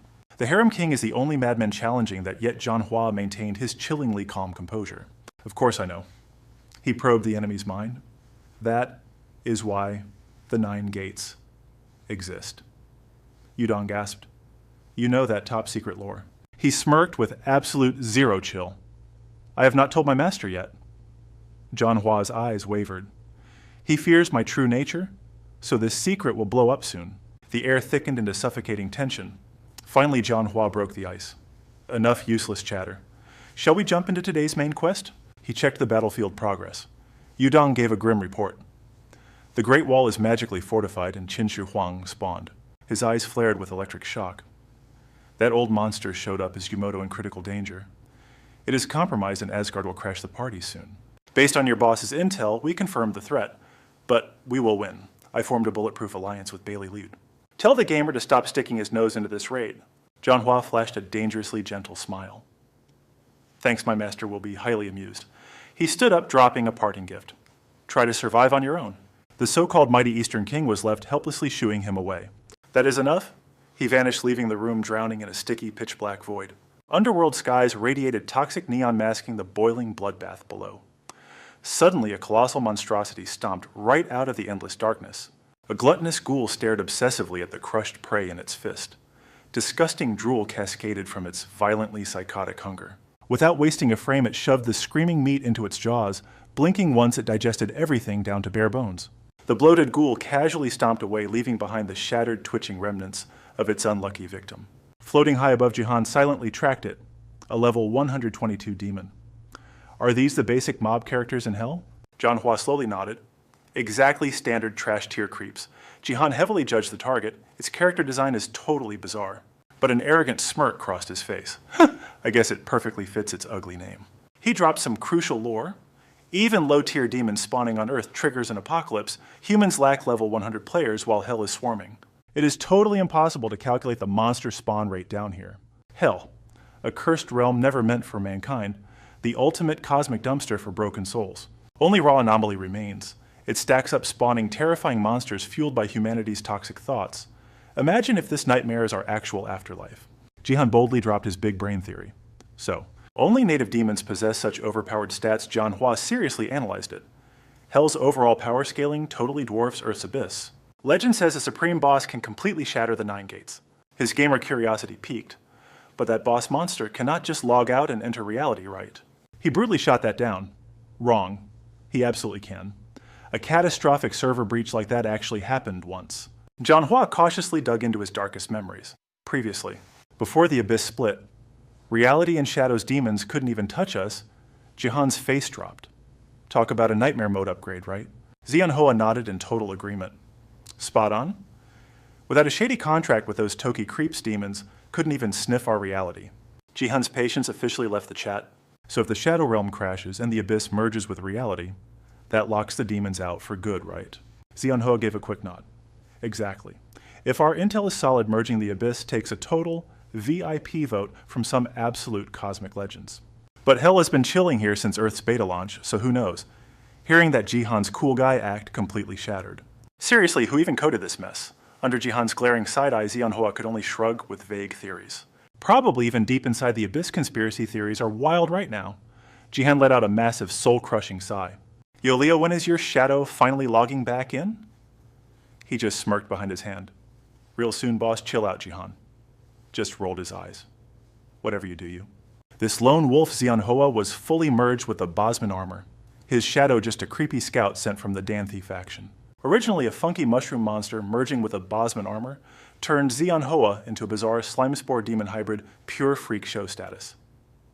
But honestly, liquid slime and fungal spores, kind of a sick combo.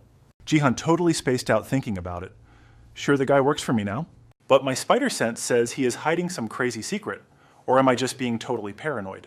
He hoisted his weapon sky-high time for the ultimate mic drop. Let us get this party started. His eyes locked onto the chaotic war zone ahead. The gluttony demon was literally shaking in its boots, but then it completely flipped out watching Jihan launch into the stratosphere. It shrieked like an absolute banshee. The ear-piercing scream left Jihan completely stun-locked. Whoa, chill out, dude. But nope. Its creepy little eyes charged up, blasting literal laser beams straight at Jihan's face. Watching the pure destruction, Jihan's jaw dropped. This laser spam is straight up garbage. I cannot even see the screen. Panic mode engaged. Jihan instantly spammed spatial distortion. A warped glitch shield materialized midair. He camped right in the safe zone, dodging the demon's ultra-sweaty combo attacks. The absolute spam made Jihan rage, quit his calm persona. What the heck is this trash boss bro just spawns and starts blasting like he is Homelander? While Jihan raged, Zeonhua was literally laughing his aura off. Oh my gosh, look at our raging noob. That is the gluttony demon, bro. Screaming at it is just pure cringe. Jihan shot him a death glare. Are you even on my team? Zeonhua just giggled and nodded. Obviously refusing to be outdone, Jihan whipped out his staff for an epic counterstrike. Time to test its tank build, he calculated with a smirk. He screamed out his ultimate infinite mana arrows. In a split second, the heavens ripped open, raining down hundreds of blinding light arrows. The holy artillery slammed directly into the gluttony demon. But wait, its squishy body was literally drinking the magic. Jihan's face instantly went ghost white.